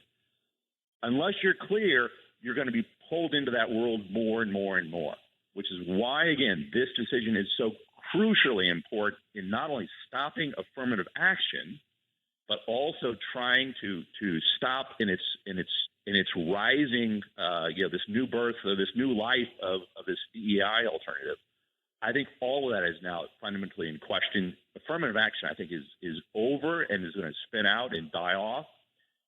There is no loophole in Justice Roberts' majority opinion. And now the new battle shifts to what Thomas and Jackson were debating, which is essentially about systemic racism in a broader category that she wants to move to. And I think that is deeply problematic, but also deeply, deeply suspect for the same principled reasons as affirmative action is unconstitutional. When we come back, we're going to review Chief Justice Roberts' majority opinion, which is the concise history of race and the Constitution. And more importantly, we're going to jump to the discussions between Justice Jackson, Brown, and Justice Thomas, because as Matt Spalding has correctly pointed out, those two conversations are fascinating. All right, the Roberts opinion is the tour de force, and the dueling opinions of Thomas and Jackson Brown are fascinating. I'll be right back with Dean Spalding as we talk about Students for Fair Admissions versus Harvard, the three opinions that matter, Roberts, Clarence Thomas, Justice Jackson Brown. Stay tuned. It's no secret that Americans are more divided than ever. And it's not just over what policies will improve our great country. No, it's over whether America is great at all, whether America deserves our love. That's why Imprimis is so important. Imprimis looks at the issues of the day from a constitutional perspective, reminding citizens always of our great heritage of liberty. For more than 50 years, Imprimis has featured speeches from the smartest conservative thinkers and writers at Hillsdale events. These days, Hillsdale publishes people like Molly Hemingway, Andy Puzder, Harmeet Dillon, and Chris Rufo. Over 6.4 million American households and businesses receive Imprimis absolutely free. And I urge you to sign up for it today at no charge. To get your free lifetime subscription, go to hillsdale.edu/lifetime right now. Or text the word Imprimis to 71844, and we'll send you a link to sign up for your free lifetime subscription. That's IMPRIMIS to 71844.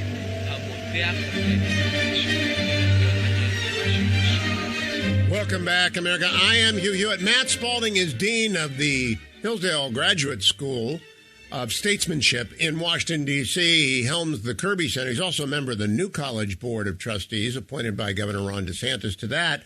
And we are talking about last week's decision in Students for Fair Admissions versus Harvard.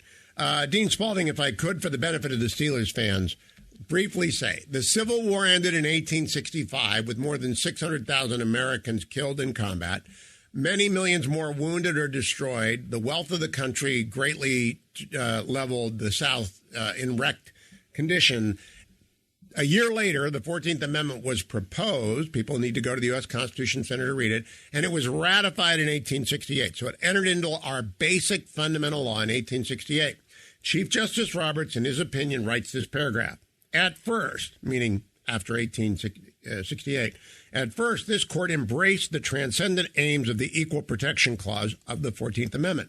Quote, what is this? We said of the clause in 1880, quote, but declaring that the law in the state shall be the same for black as for the white, that all persons, whether colored or white, shall stand equal before the laws of the United States. And then it goes on to say the broad and benign provisions of the 14th Amendment apply to all persons.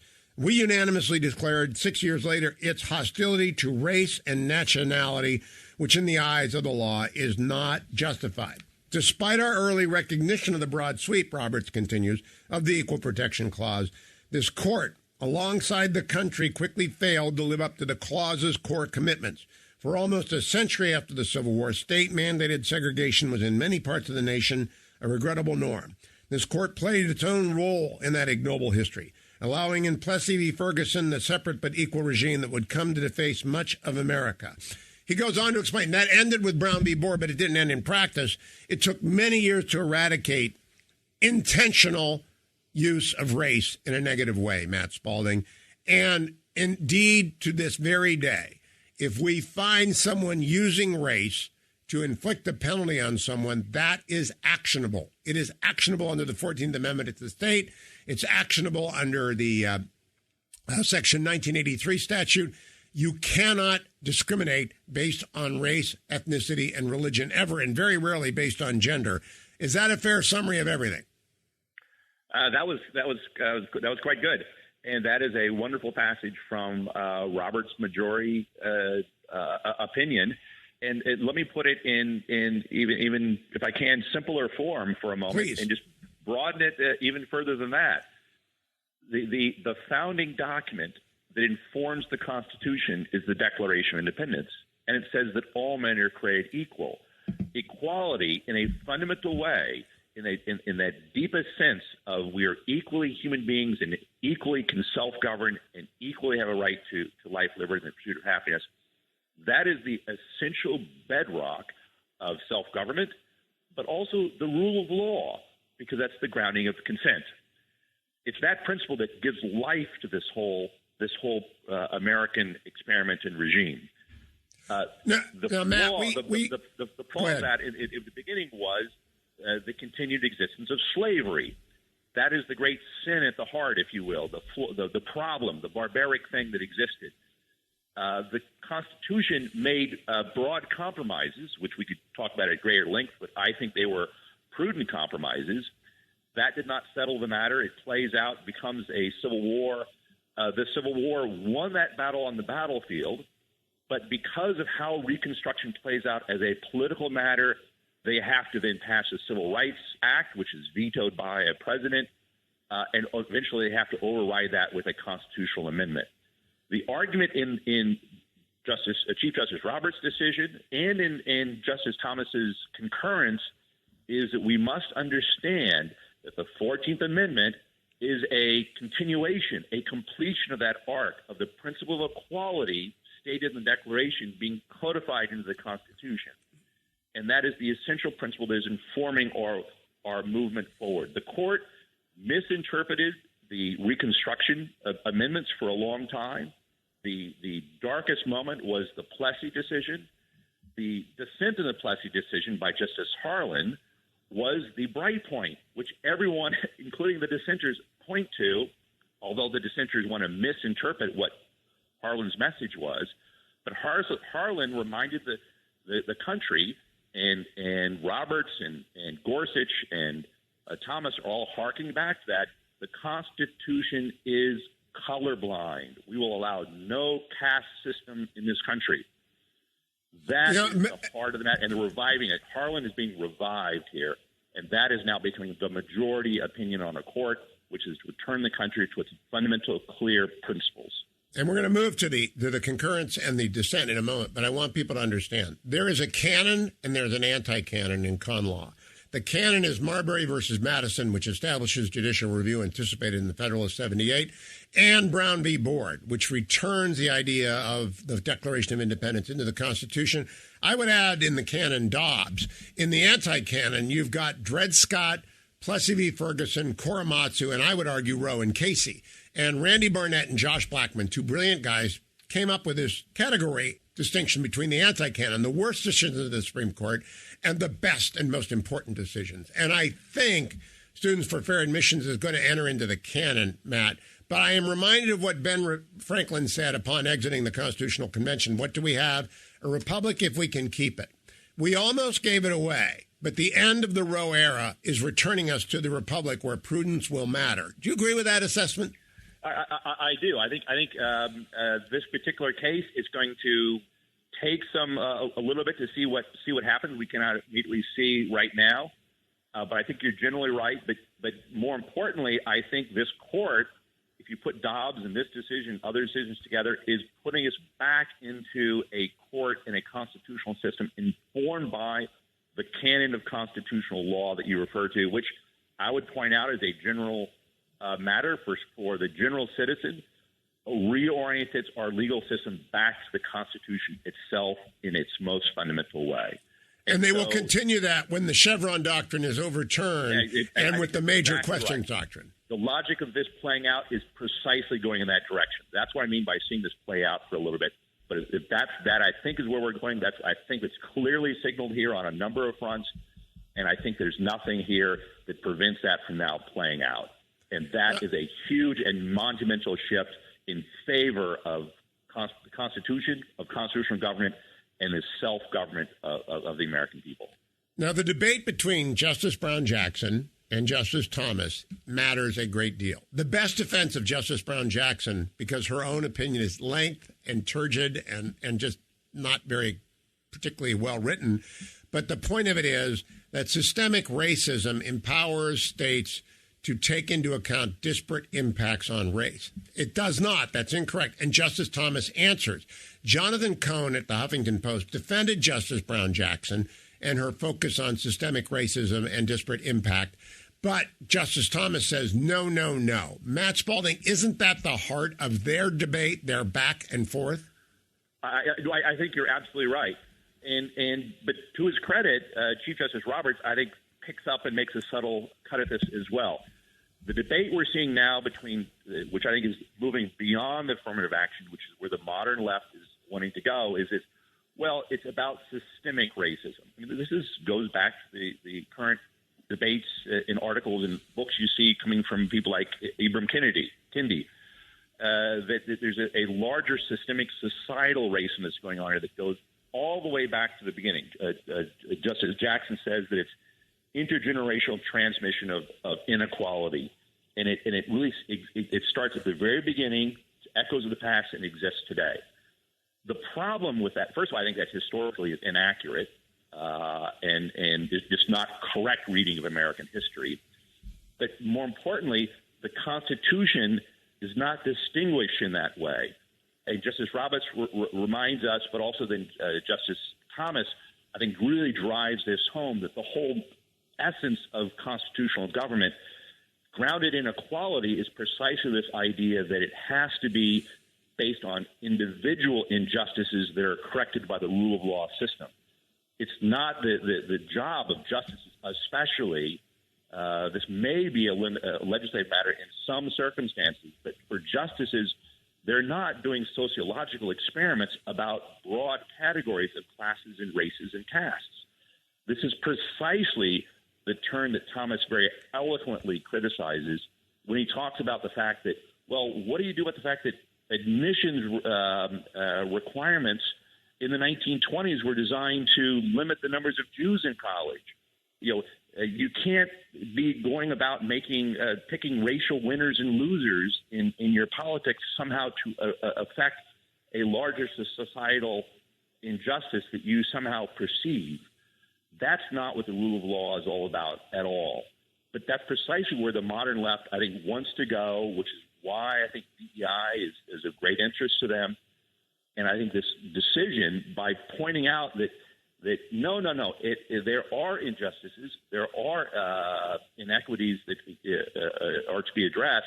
Well, the injustices are addressed in the legal system on a case-by-case basis, but the larger inequities, those are can be addressed through legislative matters and broader categories. Justice Thomas points us directly towards an older understanding of doing things affirmatively, which is how you design programs that expand opportunities for everyone.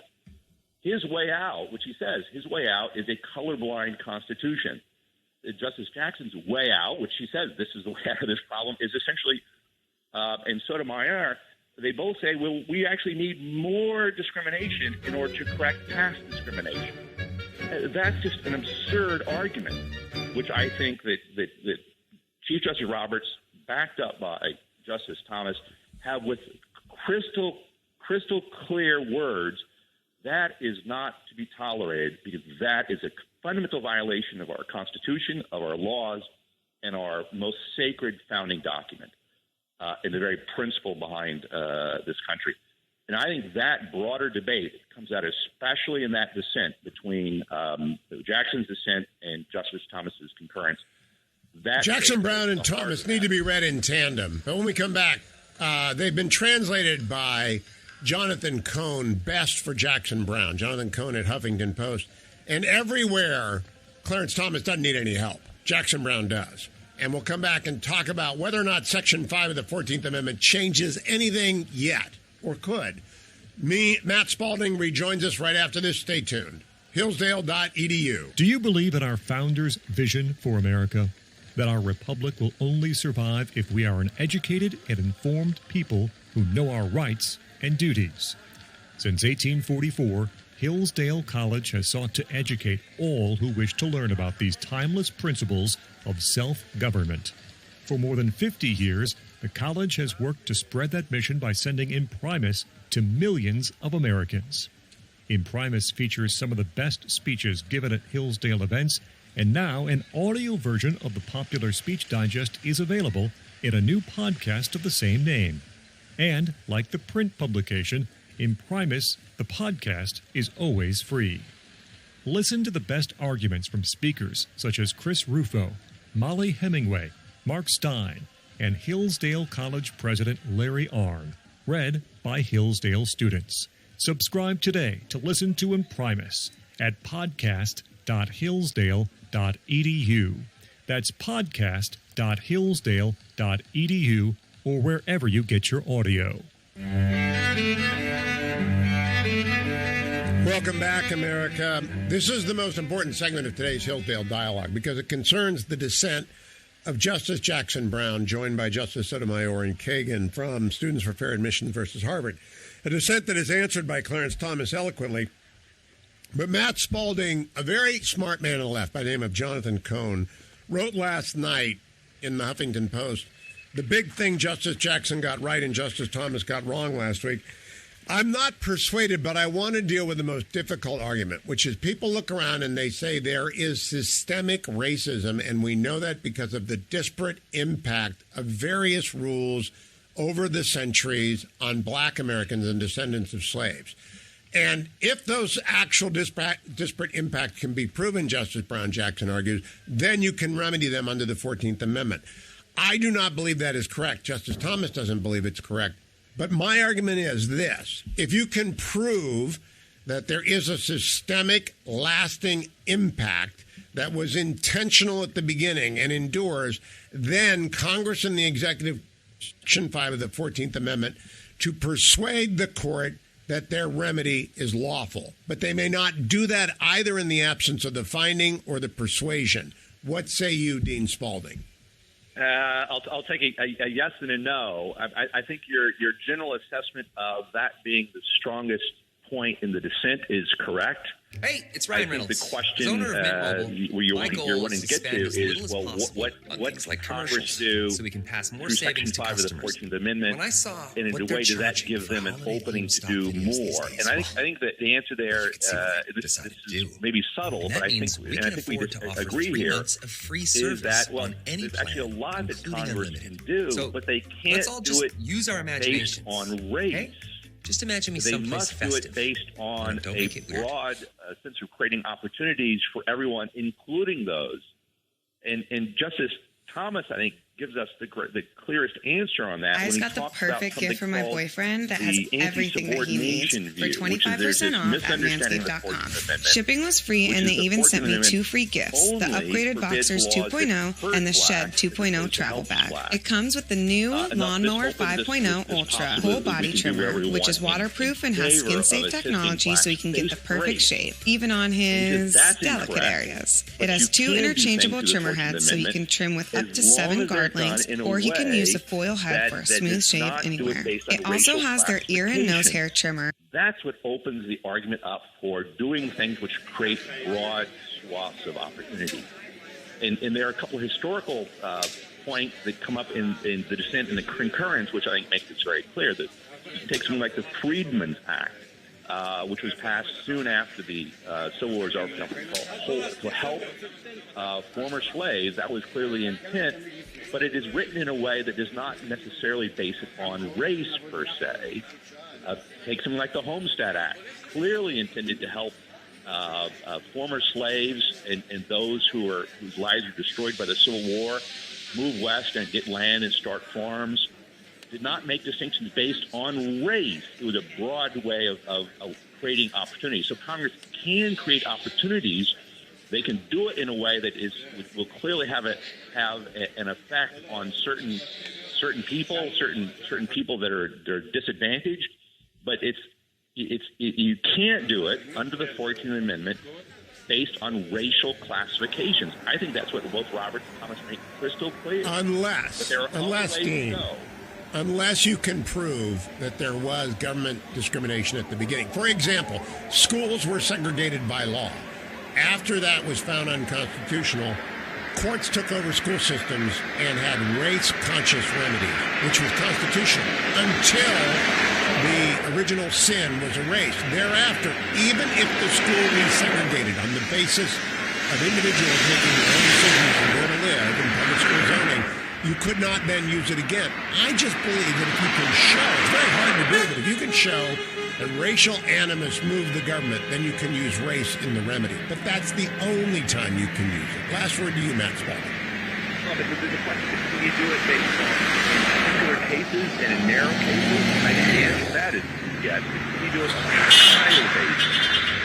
I see where you're coming from. I understand your point. I'm very nervous, as is Justice Thomas, that once you start down that path, it's very dangerous. You can't hold the current generation responsible for the sins of hundreds of years ago. And that's extremely difficult and gets into a lot of problems. The general thing here is that, as with the Dobbs decision for that matter, the court has withdrawn itself from making these expertise calls. They're not going to do a sociological experiment, but they're opportunity for legislatures, in this case Congress in particular, to do things which advance a larger goal, which is to bring about more opportunity, such that we can have a system based on equality, not racial distinctions. And I want to go so far, and we'll continue the conversation.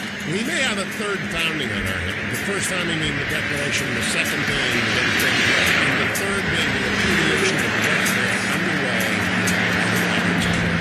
Dean Matt Spalding, Hillsdale.edu, all thank you so much. Great conversation with a man who has to actually implement the decisions, both in the public and the private sector. It's amazing.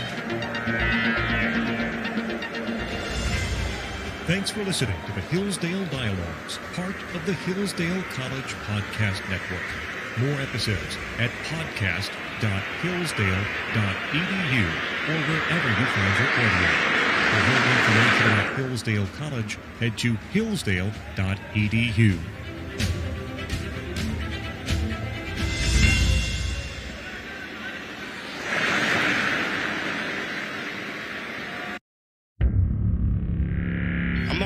utilize health insurance anymore. And I work for myself doing a bit of everything. So I found a plan for just $34 a month. Hugh Hewitt All plans cover doctor visits, prescriptions, emergency care, and more. Healthcare.gov is here for you. Enroll by December 15th. Part of the Hillsdale College Podcast Network.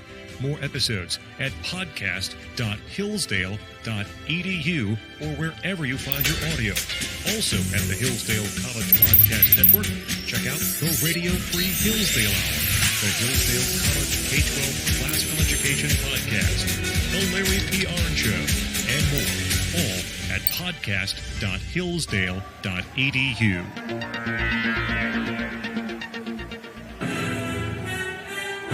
Morning, Glory, America. Bonjour, hi, Canada. I'm Hugh Hewitt. Live, not live.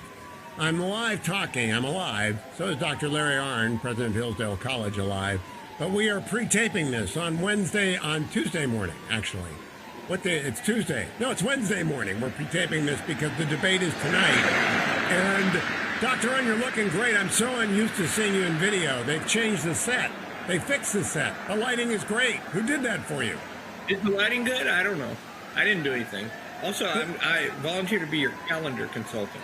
Well, I know. I'm so confused, but I want the audience to understand we're about to talk about the debate that hasn't happened yet.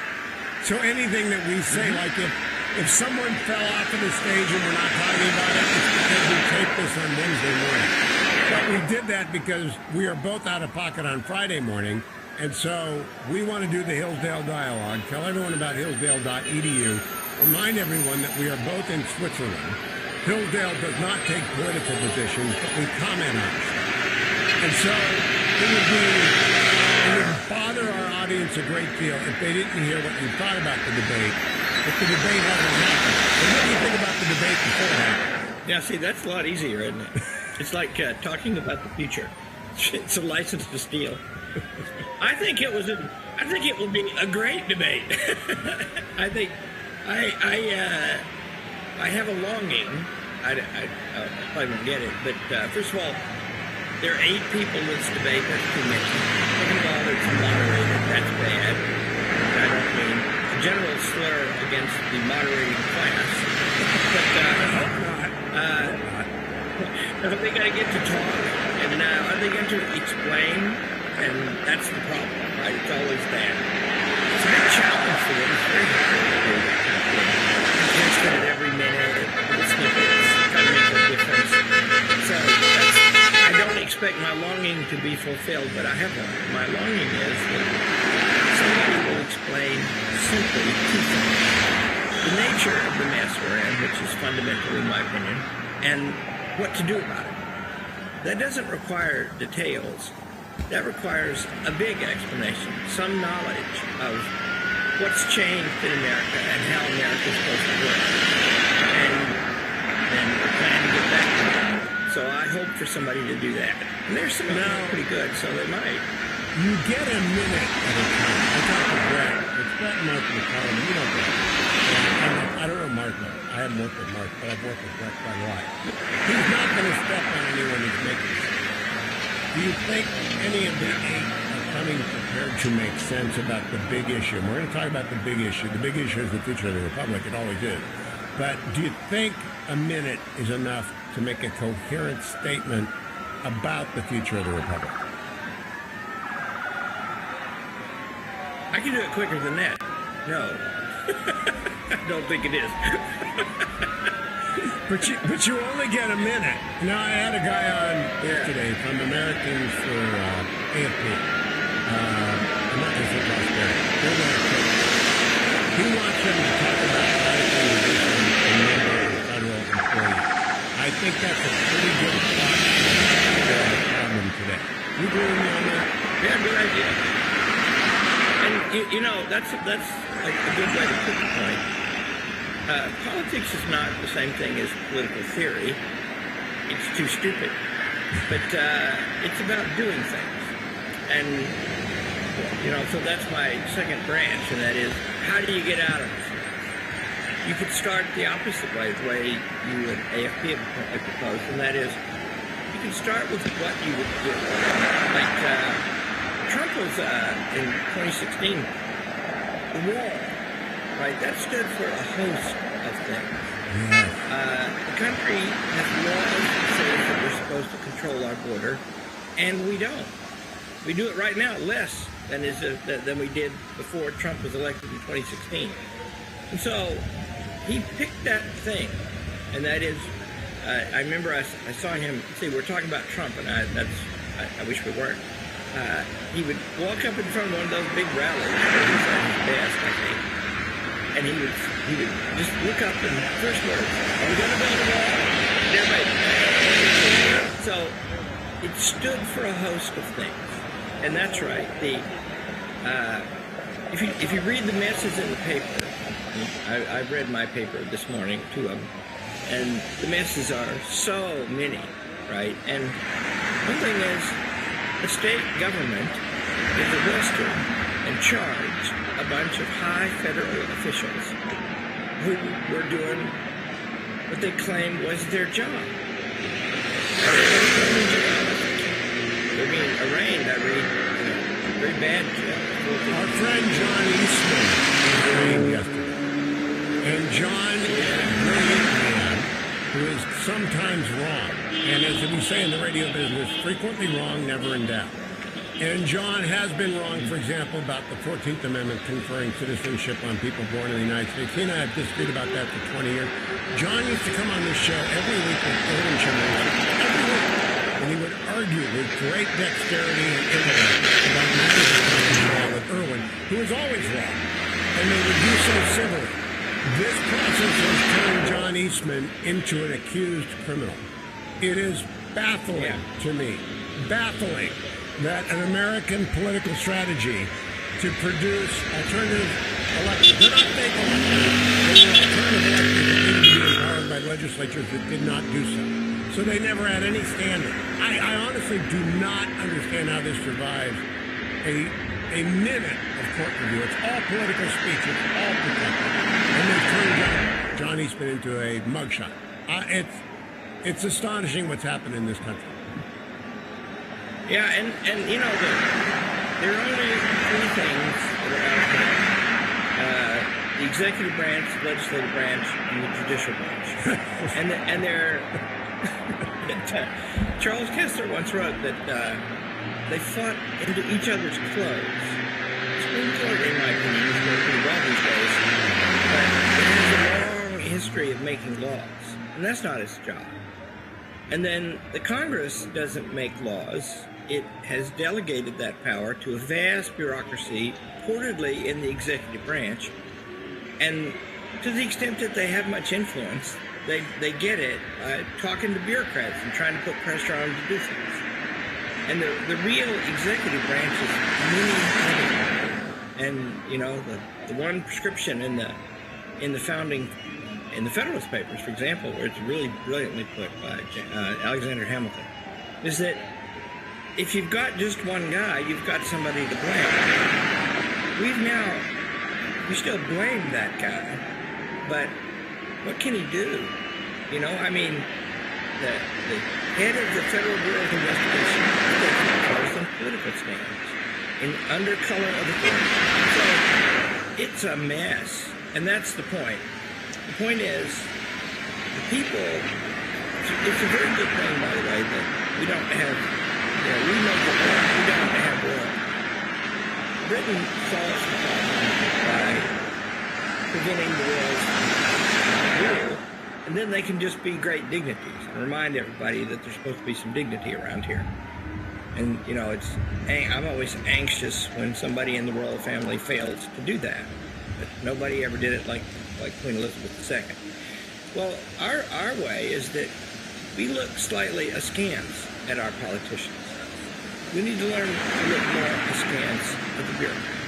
And I mean, we need to get them out in public. We need to actually have people be aware of how many they are and what they do. You know, Dr. Arnn, I send every week to most of the audience, I send every week a rundown of what I hope to talk about. We never get there. But now Dr. Arnn has a brand new right-hand man named Andrew. Andrew's going to learn very quickly that whatever we agree to talk about, we don't end up talking about. And so it's going to frustrate him for a while. Is he prepared to be frustrated? Because I'm about to talk to you about Israel and something that came up this week. Have you cautioned him? He was a student of mine twice, and that means he's used to surprises. Okay, so he's not going to be completely frustrated by the fact that I'm about to drive the car into the ditch in the next segment? I at least expect it, and he will learn. We will come right back, and we're talking about the debate that has not yet happened 2 days after it happened, because we're pre-taping this on Wednesday, not Tuesday. Dr. Larry Arnn is my guest. Are at hillsdale.edu. All things, including every one of these podcasts at the Hillsdale Podcast Network. Stay tuned, America. Over the past 100 years, America has pursued an ambitious roadmap to faceless bureaucrats. While some of those departures were justified, American foreign policy is shifting. What began as the attempt of the free people to protect themselves has become ruled by those who seek to impose their ideas around the globe. But how did we get here? In Hillsdale College's new free online course, American Foreign Policy, answers. I'm Tom is a lecturer in politics at Hillsdale College, who served at the National Security Council during both the George W. Bush and Donald Trump administrations. He'll be your guide to the history of American foreign policy. Learn about the founders' vision of foreign policy and how progressivism and empire have eroded those principles. To enroll today and secure your spot in this completely free online course, visit hillsdale.edu/new course. NEWCOURSE. That's hillsdale.edu/new course.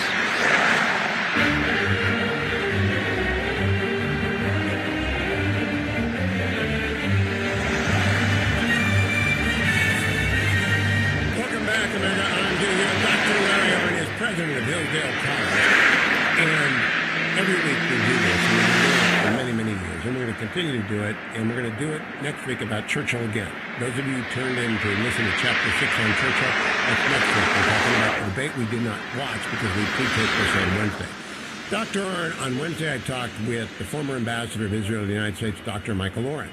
PhD from Princeton, very smart man, great military historian, himself a warrior. And in Israel, the Israeli Supreme Court is deciding whether or not they're going to accept the law limiting their jurisdiction. They do not have a constitution in Israel. They have a basic law, but it's not a constitution. They have a parliamentary system, just like Great Britain. And just as Great Britain occasionally amends their basic understanding of that, as they did when they defenestrated the House of Lords, Israel has done that and said the Israeli Supreme Court can no longer use this rule of reasonability. And I remarked to Dr. Warren today that if the Israeli Supreme Court strikes that down, Israel is no longer a democracy, because then the Israeli Supreme Court will be in charge. And they are not elected. They aren't even nominated by the Prime Minister. They're nominated by a committee that includes members of themselves. It will become an oligarchy. Do you agree with me? It's kind of an oligarchy now, I think. I was there this summer, and I love that place, and I spent a lot of time there back in the years with Martin Gilbert. I haven't gone very much since I got a job, but, I've spent months there, but I spent 3 days there, and it's a wonderful place, by the way. The purpose of the government of the United States is to protect the people of the United States, and our alliance with Israel and everybody else only serves if it enhances that, and I guess it does, partly because it's such a wonderful place. And there's a reliability about them that's long-standing. The goodness, the stuff, and I'll tell you what I encountered there. I was so busy. I went around by 3 days with an old friend of Arkansas, from California, Buck Johns. You and Buck were on the loose in Israel? I am surprised that there is not a war. I am surprised there is not a war.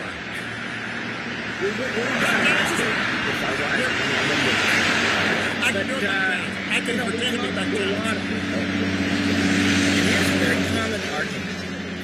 Like much of the world, Israel is nothing else.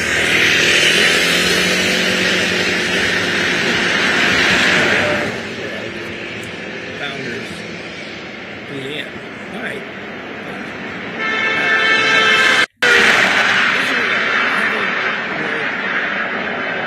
Google and Microsoft sign is a sign, I judge, of legitimacy.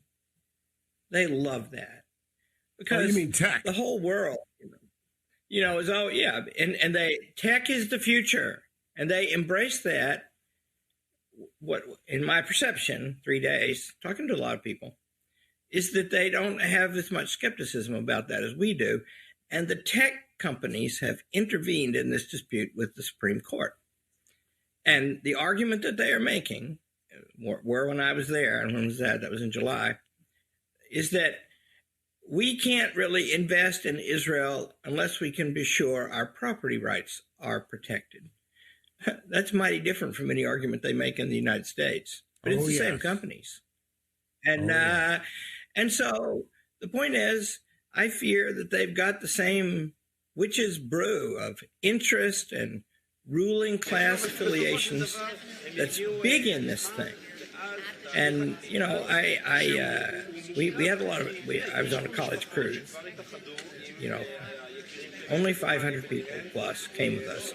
And, Hillsdale College audiences are informed, they're smart. And there were several people, my friend Mo Levitz was one of them, and they follow Israel all the time, and they know everything about this. And there were some lively... Let's pause there. I follow the Times of Israel every day. You do, Buck Johnson. Why is that? Why do you think American constitutionalists care so much about Israel? And none of us, well, not all, I shouldn't say none. Most of us are not only not Jewish, we can't even pronounce the language right. I can say Chaim.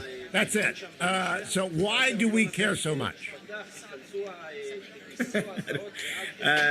I was once asked that very question when I first met Sir Martin Gilbert, a Jew, a famous Jew, historian of modern Israel. And I've been there like a month. My first time abroad, a little boy from Arkansas. And he said, just out of the blue, we're working silently in a big room where we worked. And he said, what do people from Arkansas think about Jews? And I said, well, they never met him. And then after a minute, I said, they like them, though. And he said, why? And I said, God's chosen people. Hang on to that thought. We're going to come back to that. Do not lift your hand against Israel, people. Do not lift your hand against Israel, because it's not only America's best ally, but they have God with a capital G on their side. And I want to make sure that Dr. Arnn explains we are not Christian nationalists. We just happen to believe in the universe that is ordered. Stay tuned. I'll be right back with Dr. Arnn. This is not on the outline. Andrew's tearing his hair out, but the picture's awfully good. Stay tuned. Hillsdale College is a small, Christian, classical liberal arts college that operates independently of government funding, and we want you or your son or daughter to apply. At Hillsdale, students grow in heart and mind by studying timeless truths in a supportive community dedicated to the highest things. Hillsdale College costs significantly less than other nationally ranked private liberal arts colleges and receives regular recognition as a best value, and nearly all students receive financial aid. Our robust core curriculum, vibrant student life, and 8-to-1 student-to-faculty ratio make for an education like no other.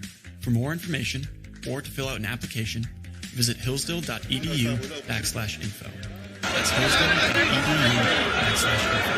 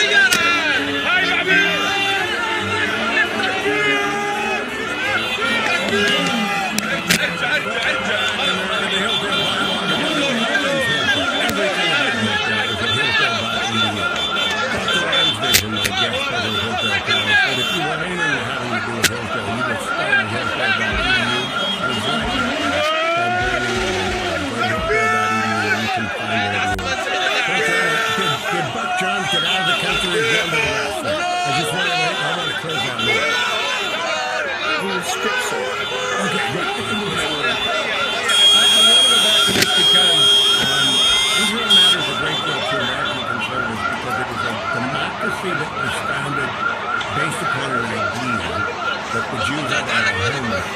Winston Churchill and a lot of the people got out of the two of the smartest guys in our country together to declare and defend and believe in the existence. And they defended themselves and they defended themselves. And it is in history that they were placed there by the God of nature and nature's God to do what they are doing. And they created a Supreme Court to do that, to adjudicate all sorts of disputes.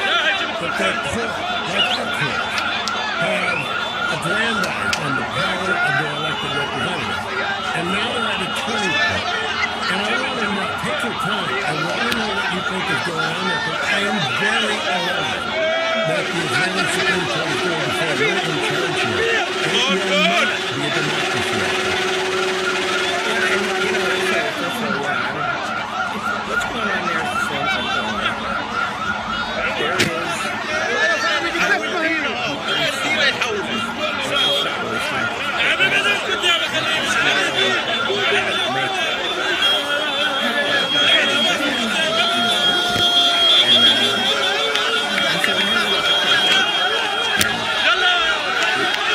increasingly we are governed in the name of an awesome body and expert class. And so you have a transfer of authority from the people to this expert class. And the people are seldom respect their politicians who are often not worthy of what they are. And so they don't quite see what's happening. But, simply we are accountable. The Constitution of the United States is raised to do two things. One is prevent conflicts of interest, which are rife right now, all over the country. And what do I mean by that? I mean that there's separation of powers, one branch, check another, and nobody authority of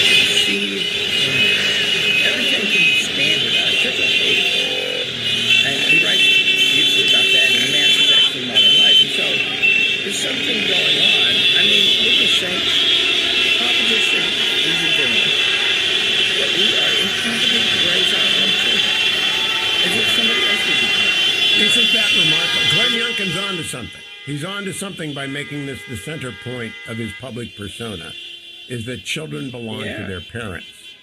That is his public persona, and it's a good thing. That's right. And that's, now I'm going to jump ahead. Yeah. I want to jump ahead because something you said about experts. Next week we're going to be talking about Winston Churchill, Chapter 6, and he's corresponding with Lord Jackie Fisher, who's not yet back in the Admiralty. And at one point, I can't find it in my notes because I'm off the outline, of course. Lord Fisher writes to him and said, the worst thing you can do is to talk to a naval expert, capital N, capital E. He said, sea warfare is a matter of common sense. It's a great line. We'll talk about it next week. But that prefigures the problem. Experts are taking over our lives. And we, you and me, Marion and you do it, and everybody who's listening, want to run our own lives because we're Americans. And we do not like to be told what to do. Yeah, and let's see, Tocqueville says that what's achieved in America, in America in the 1830s, he says, it's built on the principle that every person is the best judge of the things that mainly concern himself. Free market economics, especially of the Austrian stripe, is built on that same idea. The economy, economizing on the need for information, locates authority over people who bear the consequences the most, right? Experts, they and remember, what is an expert? Like, it's something different from a knowing person, right? I've known some people who were extremely well educated, and they knew the great things, right? An expert is somebody who's the world's leading expert on some narrow thing. And that's how you get to be that, right? And, Anthony Fauci is genuinely a serious expert on epidemics. Wrote a textbook about it. I'm told it's still used a lot. On the other hand, for the last 30 years, he's been fighting his way to the top of a big old bureaucracy. And on the basis of this supposed expertise, he set out to govern the whole dang country. And as Churchill said, I'll quote it again next week, writing to H.G. Wells in 1902 when he was 27 years old, he says, expert knowledge is narrow, and no one can have implicated in every serious practical decision. It's interesting, next week we're going to talk as well about this is so unusual because we're talking about next week early, about the decision of the British Navy in the early 1900s to move to a 13.5-inch gun. And Churchill described how he gathered all the experts on that into a room. Not because he, Churchill, knew anything about whether or not to adopt a 13.5-inch gun, but he needed to see what the experts said and how they said it, so he could judge, I'm remembering he could judge their conviction. Because we can't. He says, what kind of people they are. That's what he said.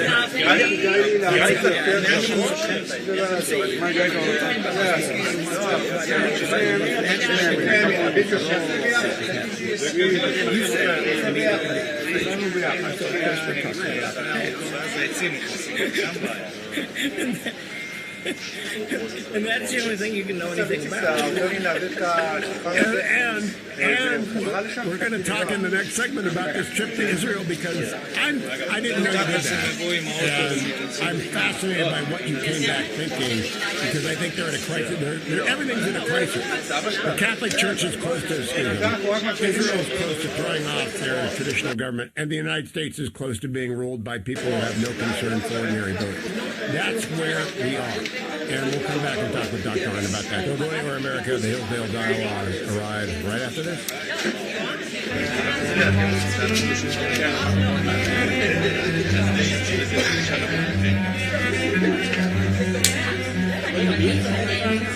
Welcome back, America. We were going to talk about what the debate ought to have been about. And we haven't done it directly. It's about who you trust. It's really the number one question in American politics and international politics is who do you trust. Becoming increasingly difficult to trust anyone because deep fake, artificial intelligence, the rise of technology, the rise of bureaucracy, the rise of, quote, experts. So, what is your advice to people on who to trust? When you learn with 500 Hillsdale people, that's got to be a smart group. That's got to be a very smart group of people. So what are they worried? How do they trust you? Why do they trust Hillsdale? I think that might be a key to understanding how we get out of this You got to learn who to trust. And they trust Hillsdale. Why? People who are watching this can see they trust me because I'm so consistency. We're very elaborate, highly learned. There's excitement in the air. The holidays are here. At Festive, Cheryl's Cookies to bring everyone together and sweeten your celebration. Our cookies are baked fresh and finished with our famous buttercream frosting, so you can spread Christmas cheer to the ones you hold dear. Studying Winston Churchill, studying Aristotle.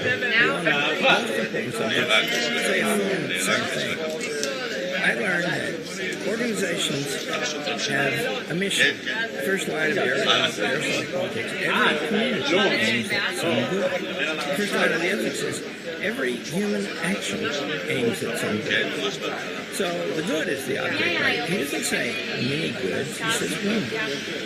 And so one way you get trust is you proclaim that good, and when you proclaim it in all companies, and it limits you. I came to Hillsdale because it was founded by some people who became creative around Lincoln, and I discovered by accident the beautiful document. And I showed it to the search committee, who I refused to meet until I found this document. And I passed it out. And some of them didn't know what it was, and nobody knew it well. And they said, "This is wonderful, isn't it?" And I said, "Very." And I said, "It's also the law. It's the legal standing of the company. You can't change it by yourself. You, the board, right?" So I said, the plan would be to commit to that. And they just loved that, and they're very fine people. And I said, yeah, and remember, you're not familiar with this document yet. And I've known about it for 3 weeks. It will reveal itself to us over time. There will be things we have to do because of it. And sometimes they're different. People see you doing that, and they think, yeah, they're serious. That, by the way, is what I hope the debate was about. I don't know. We're taping this on Wednesday morning. I hope someone stands up and says, I am for the Constitution. I have read it. I understand it. This is how it is intended to operate. There is no bureaucracy in the Constitution. The Supreme Court has limited jurisdiction to cases and controversies. Congress must appropriate the money. The President must spend it as it is appropriated. The President is commander. It is not a hard document. And, con law takes a semester. It really ought to take a week, but we've made it difficult. But that's what I hope. You're like Jackie Fisher in the report saying a lot of it's common sense. You see, what you just, that list, I was about to interrupt you, it's usually a good idea, and say, and they ought to give a list, but then you proceeded to give a list. And that list has a quality that's common to almost every very important thing, and that is, it's not hard to understand, it's just hard to do. You have to commit to it. You have to reorganize your life. We're starting school this week, and it's very hard. And what leads to it is joyous, because these freshmen show up, and they're all nervous, and everybody's glad to be back. And I give a big talk on Monday afternoon, every year, the honor code talk. And they have to sign the honor code or go home. Right? And after that talk, they have to hear about it. They've had it 5 months. They have a letter that says it's very serious. Everything proceeds from this. And then I tell them about it, and they go sign it. And it's delightful to do, because what I do is I say, you are about to become one of the governors of this company, and you have to know its purposes and the main ways that it operates. And then you're going to sign a piece of paper. And understand it's a commitment you're making that right now you don't understand as well as you will.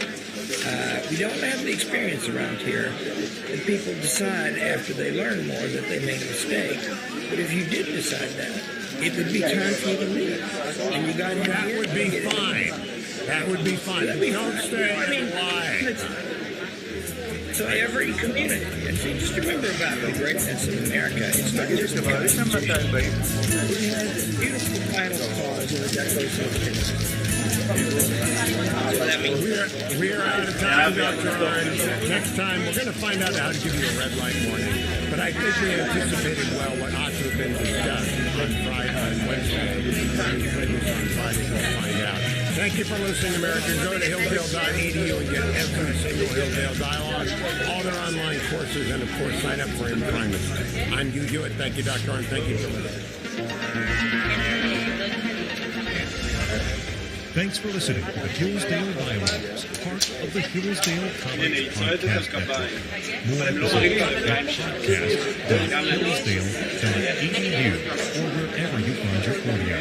For more information about Hillsdale College, head to hillsdale.edu.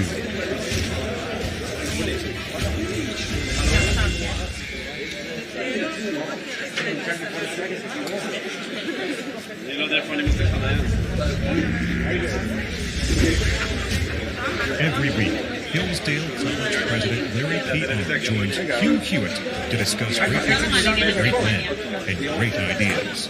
This is the Hillsdale Dialogues, part of the Hillsdale College Podcast Network. New episodes at podcast.hillsdale.edu or wherever you find your audio. Also at the Hillsdale College Podcast Network, check out the Radio Free Hillsdale Hour, the Hillsdale College K-12 Classical Education Podcast, the Larry P. Arn Show, and more, all at podcast.hillsdale.edu. Welcome back, America. I'm Hugh Hewitt. That music means it's time for the Hillsdale Dialogue. Once a week, we go deep into something that matters a lot. Dr. Larry Arn, President of Hillsdale College, and I are going deep into Chapter 3 of the World Crisis. And if you haven't yet gotten it, this edition is magnificent. It's a great edition. And I'm going through it and marking it up so no one but me can actually read this again. But boy, Chapter 3 of the Revelation, and I want to get right into it because I've never read a biography of Lloyd George. And the other through Salisbury and Balfour. I read a biography of each of the prime ministers, but then I left off. Lloyd George is an interesting guy. What is Dr. Larry Arn's assessment of Lloyd George? He was second greatest man of his time. And in his time, he surpassed who I think is the greatest man. But they were friends for the most part. And Lloyd George was fierce and skillful. And he fought that war. It was a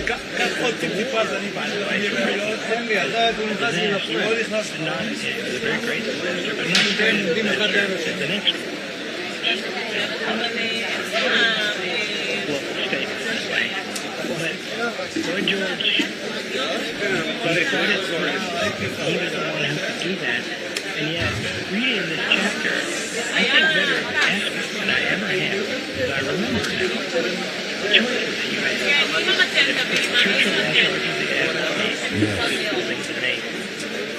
And I hasten to say, by the way, that the British Navy, what they hoped for, what Churchill hoped for, was that the British Navy would play the part that's first in the World War that it had played in Spanish Armada, or the 20th century, and in the wars of Nelson, especially against Napoleon.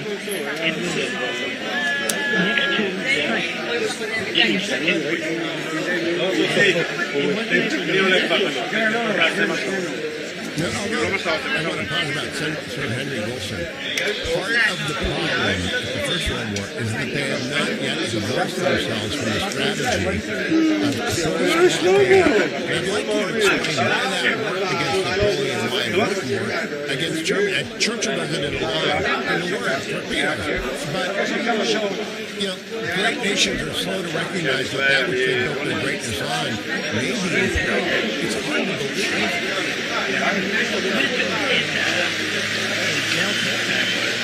Ships cannot fight on land. And the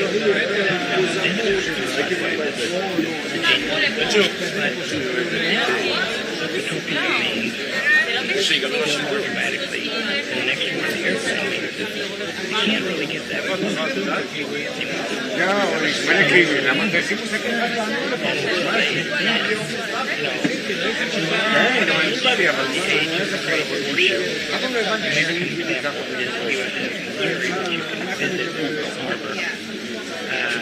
Where the Japanese surrender was accepted by MacArthur.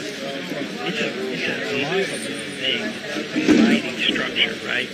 And it's got a whole bunch of guns, and they're all huge guns. And they throw a shell that weighs as much as a Volkswagen. And they can go 30 miles, pinpoint accuracy. And when they get there, they take the top off the mountain. And Churchill describes them later as two eggshells. They come up against each other, assailing each other with maces, right? They're actually, because of how explosive, they're not that hard to think. And, we find out that at the Battle of Midway, the first naval battle where ships didn't come inside of each other, that the airplane just simply carried the entire battle. And it's a miracle that our aircraft carriers were not in port and the Japanese struggled so hard. So the truth is that the strength of the Navy, although the ships are much more powerful, explosives are more powerful yet, which is, by the way, a factor in how we plan our military spending in the future, because the Japanese can attack missiles with an American ship at supersonic speed. Chinese, you mean the Chinese? The Chinese can. The Japanese are not our threat right now. No. The Japanese can save us from that. Yeah. I was thinking about the Second World War there for a minute. So that, in other words, the technology, by the way, makes everything change very fast. Right. So at the Battle of Agincourt, Henry V destroyed the French army. Vastly outnumbered. What made that possible was the longbow. The British, the English were the only ones who really used it a lot, and it was so strong.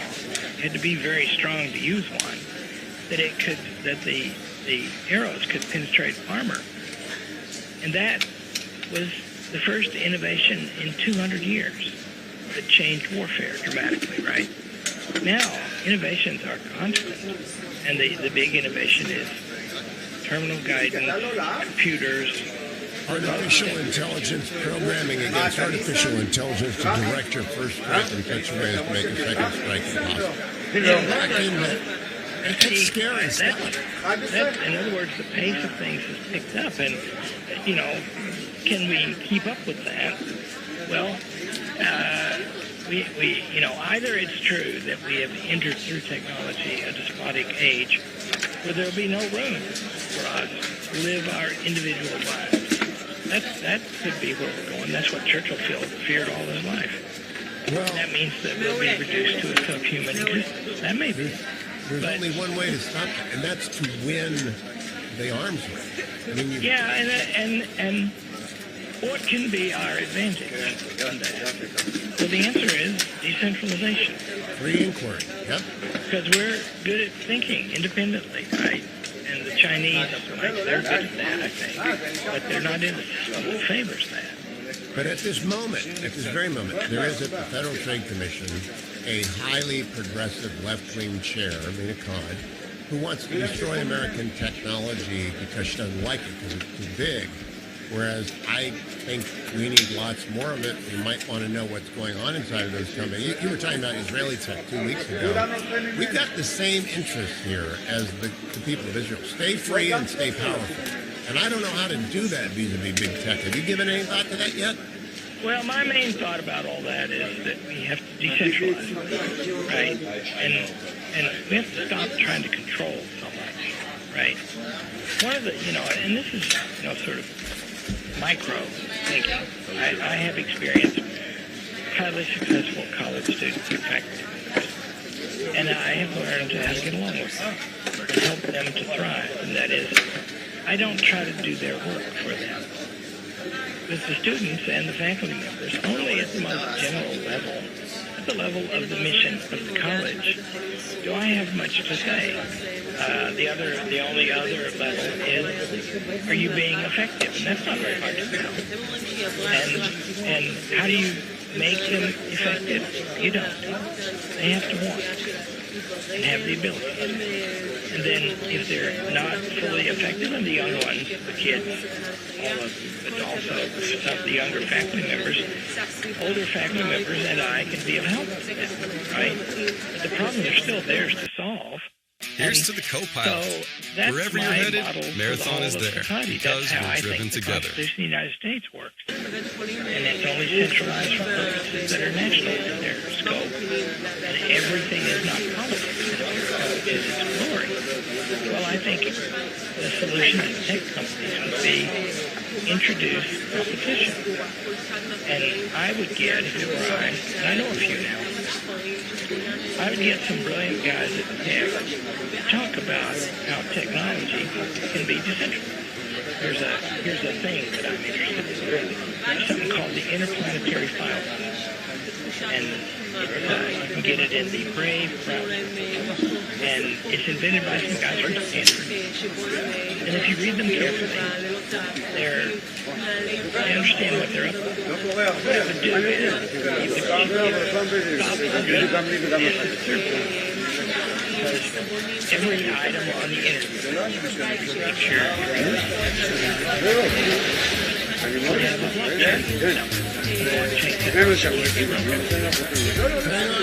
We're going to come right back to that because I don't know if he'll be able to do computer science yet, but I want to find out if they are. Stay tuned, America. I'm Hugh Hewitt. Dr. Larry Arnn and I are in Winston Churchill, the world crisis. And Chapter 3 is where we are. And we're going to step to it. Stay tuned. Over the past 100 years, America has pursued an ambitious foreign policy directed by faceless bureaucrats. While some of those departures were justified, American foreign policy has shifted. What began as the attempt of a free people to protect themselves has become ruled by those who seek to impose their ideals around the globe. But how did we get here?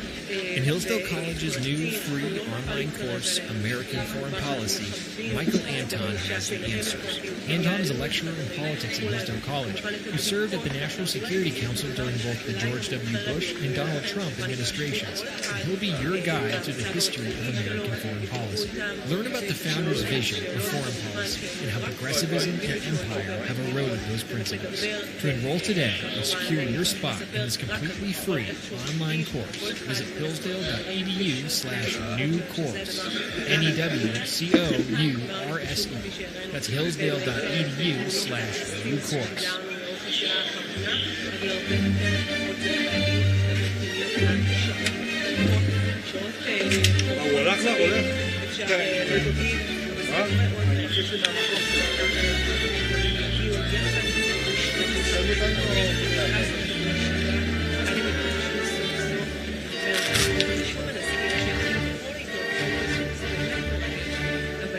Welcome back, America. The Hillsdale Dialogue is underway. All things Hillsdale at hillsdale.edu. My guest is Dr. Larry Arnn. Dr. Arnn, when we went to break, we were talking about big tech. Even though we're back in 1911, crisis of Agadir, and how that launches World War I, basically. It charts the port for it. And we got off on the big tech, but I want to stay there for a minute. What is Hillsdale doing about the lurch towards computer science majors across the country? Maybe out of a premonition that way lies wealth, but maybe also out of a premonition if you're not facile with it, you might be close to illiterate in the next 25 years. Yeah, we've thought a lot about that and are doing things about it. First of all, we think we have something to contribute. You can't get through Hillsdale College without studying every fundamental subject. That includes physics and chemistry and biology. We're sending kids to graduate school in those subjects all the time and top graduate school. But you can't get through Hillsdale College without studying everything, all the humanities too. So we have started a minor in computer technology and computer science, we call it. And the guy runs this guy named John Seifert. He's really good. And he loves the mission of the college. And I think we're going to hire another one if we get some dough. And people are showing up wanting to teach that stuff at Hillsdale College for all the right reasons. and they're very highly skilled people. You know, that encourages me because the network effects of Hillsdale are everywhere in Washington, D.C. You can't turn around without running into a Hillsdale person. Running something, it scares me sometimes. Do you have that network effect in the Valley at Silicon Valley? There are 4 great centers in America, D.C., New York, Silicon Valley, and Hollywood. And I don't know that Hillsdale cares about Hollywood. It ought to care about the others. Yeah, well, we're working on it. There's an interesting company. I guess I won't say the name of it, but it's here in Michigan, and it's an AI company. They have a grand plan to be the leader in AI and to use that to enhance individual treatment. They are doing it. The way you do it. Let everybody know. And so, yeah, that guy in Michigan, that guy is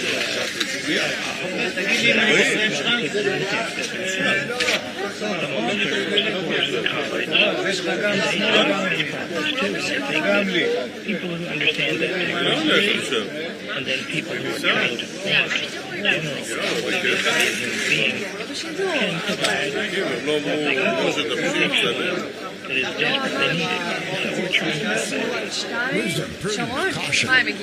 That's what it is. I don't know how one puts that into big tech right now. I only know a couple of these people at ISO, and only a couple of them are really, really interested in technology. They're very interested in technology, they're very good at it. But not a lot of them have actually read a lot of history. I mean, I think it's best on some of these cases. You know, there are some gazillionaires now. A lot of them became gazillionaires. And that's right? They don't know anything. And they think it's easy for them to think. It's a real I think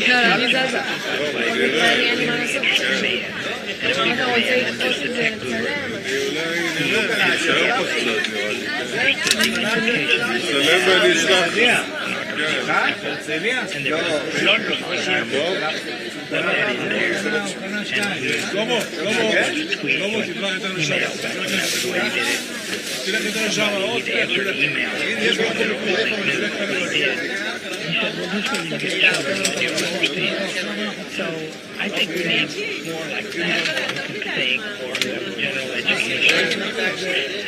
And you know, if they're not educated by learning, by studying, they're going to be educated by events. Oh, events. That's what happened in chapter 2. We'll come back and talk about Agadir when we jump into America. This is where I'm just going to yield the floor to Dr. Ryan and ask him to explain why you what happened in Morocco in 1911. Because you should.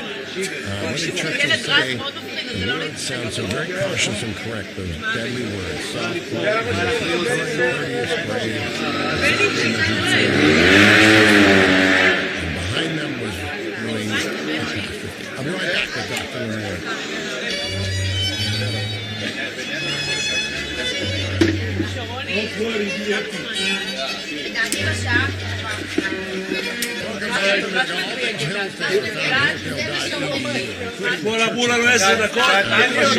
On the Churchill Project, they're always telling Dr. Ron, we got to tell people more about the Churchill Project because we're scraping along here on the surface of one book of a corpus that is amazing. But if you study this book, you'll study everything. I really do. I've come to that conclusion. And you will be studying China and the United States. Because Germany and Great Britain, it's the Thucydides trap, in the words of one Harvard scholar, the assumption that things can't go badly wrong. That's implicit, Dr. Arnn, in chapter 3. Things can't really go wrong, right? We're a civilized world. It's Germany and Great Britain. What did he say they were? We have got liberal principles, the Labor Party, high finance, Christian charity, the Hague Convention, common sense. Nightmares are not possible. Aren't we in the same sort of sleepwalking state now? Yeah. Well, I don't know. I think we're sort of like they are. That's that wonderful paragraph that you just quoted from Churchill's turn in his life. Yes. He had been worried about war before, but he had been absorbed in a great political program to make the British society a land of opportunity for everybody. And, by the way, it's up between 1909 and the outbreak of the First World War. Churchill claimed that efforts that he made were very successful, and that there was a stability in that's another reason, by the way, that he formed the Italian state so that people own things. Right? That's a big, major thing.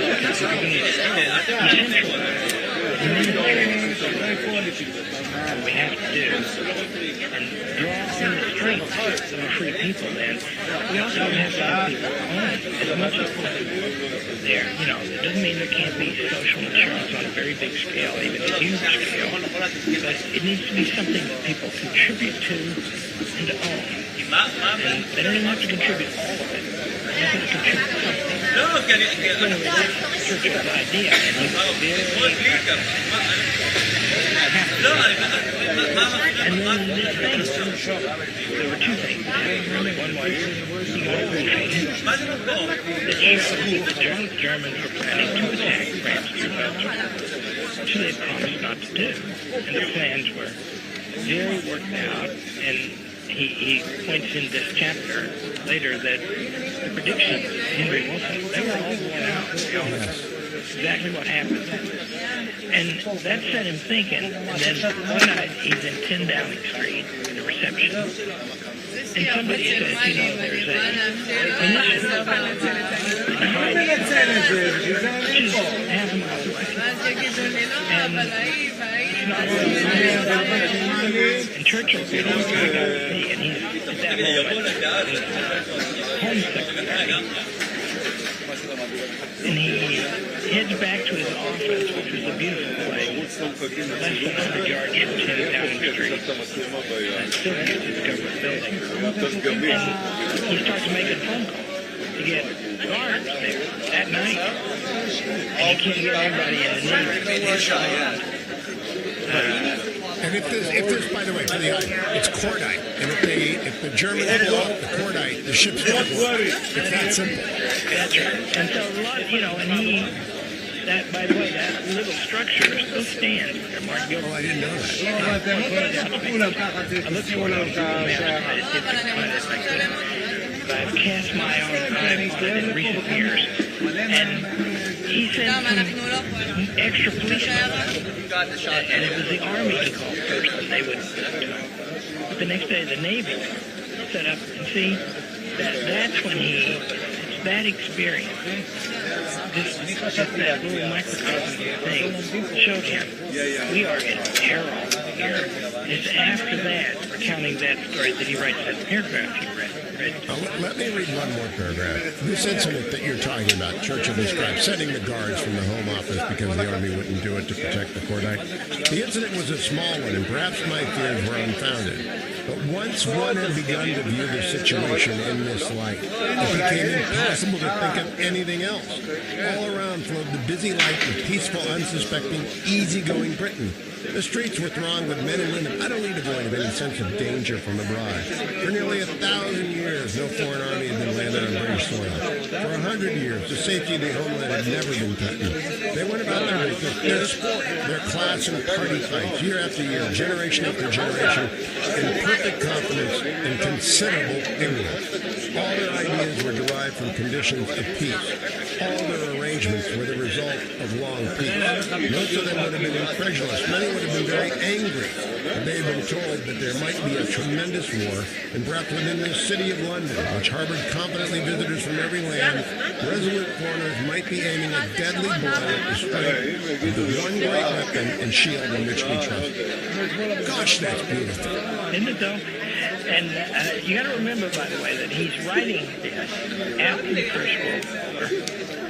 All these thoughts that he's stating so eloquently at the opening of this book, the opening, first two volumes, much important. He has put them to work in the First World War, specifically at the Dardanelles. And that had proved a disaster, a temporary, lasting, not eternal, disaster for his own career. And it was a disaster for those that didn't work. And he gained lessons from that. He was able to go on and talk about gathering storm eventually. Because he set up the whole administration in the Second World War based on what he learned during these hard years. Very hard. Yeah. And those opening chapters, those are things that he had already figured out by the time the war was back well before. And so he sees now. Remember, this is a man who's deeply attached to the free country. And he does not want to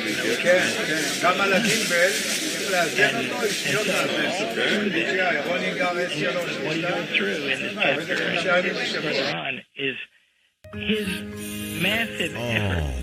Look at all these puppies. Who could say no to those fluffy little faces? Would stop there being Are we shamelessly using puppies for our marketing? And he didn't get that.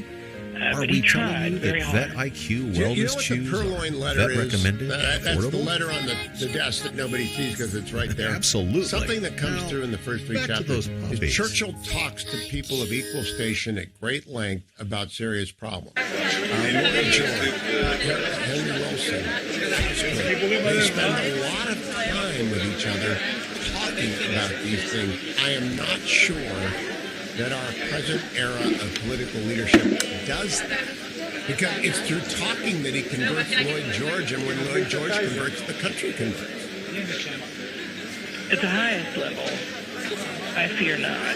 I learned years ago that the life of a congressman is basically a harassed life. Yeah. And we know our example. Tom Cotton came to visit on the weekend, and he's a pretty remarkable man. And Mike Gallagher is really great. I think McCarthy is a good leader. But, a lot of them, I noticed that I haven't been going to Washington as much as I did before the pandemic, in part because it's such a depressing place. But if we go there and we have an event, and a bunch of congressmen show up, they're like students. They want to learn, right? They're interested. So there's plenty of good congressmen and senators.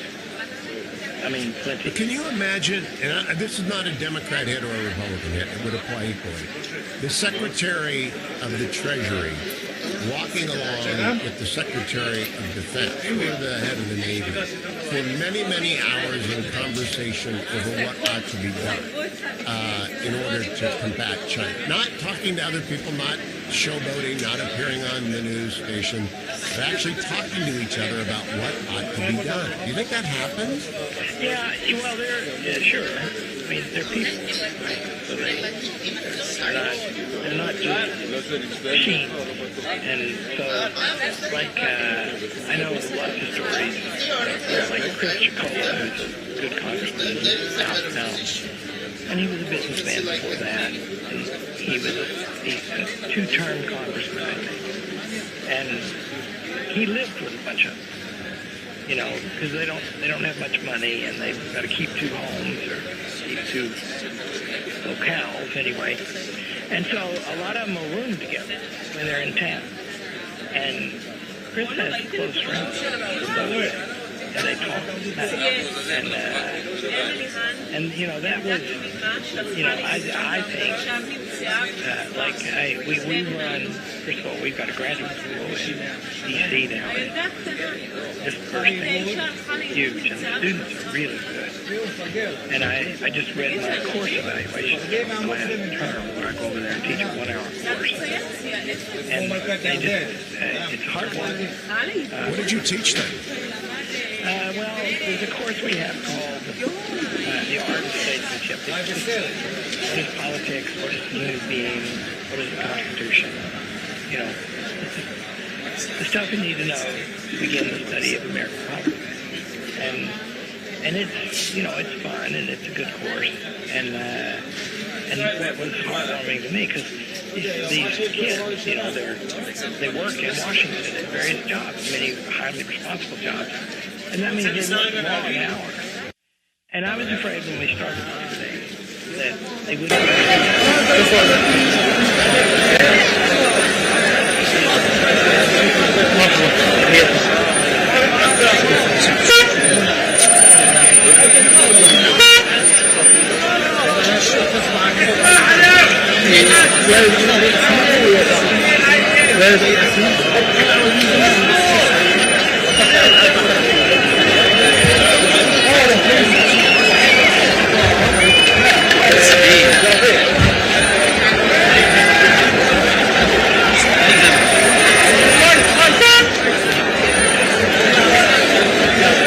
رمش انت رمش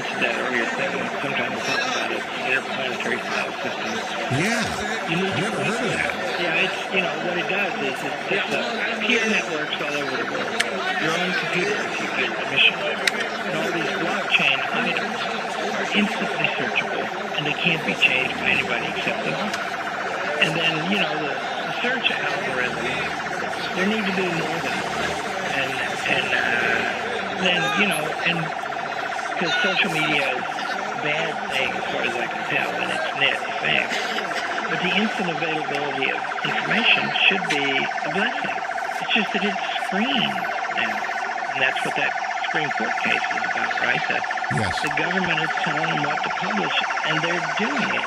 And the Louisiana judge said stop, because that is forbidden for the government to take a side and silence a Jay Bhattacharya or a Larry Arnn or anybody. But the back to the peril of Britain is like the peril of the United States.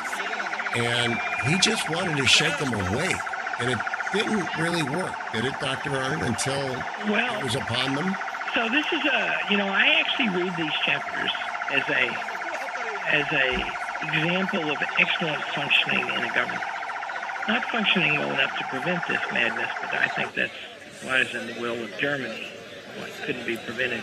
Correct. But think of that Churchill reports conversation. And see, what was it like? You said they talked to each other. Churchill was a very captivating talker. Very compelling. And he started talking about this stuff. And the next thing you know, Asquith puts Churchill in the Admiralty to run the Navy. He talked himself into a job. He didn't even know he was doing it. And see, he replaced a man named Fred Cole.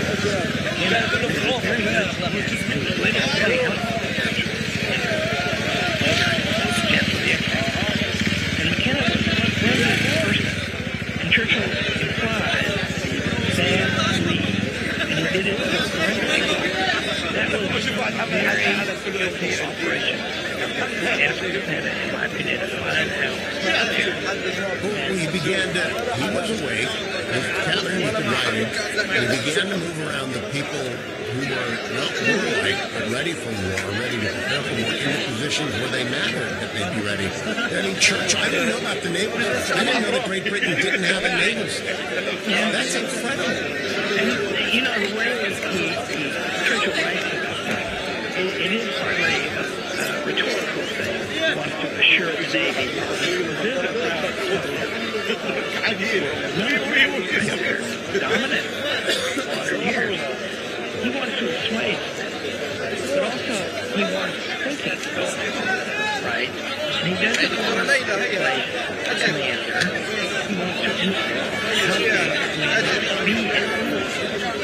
And, they had massive adjustment. I talked some about Jackie Fisher, who had shot the Navy by his throat and converted it to, there were two huge transformations of the Navy from its 19th century dominant Olympic gun. That means bigger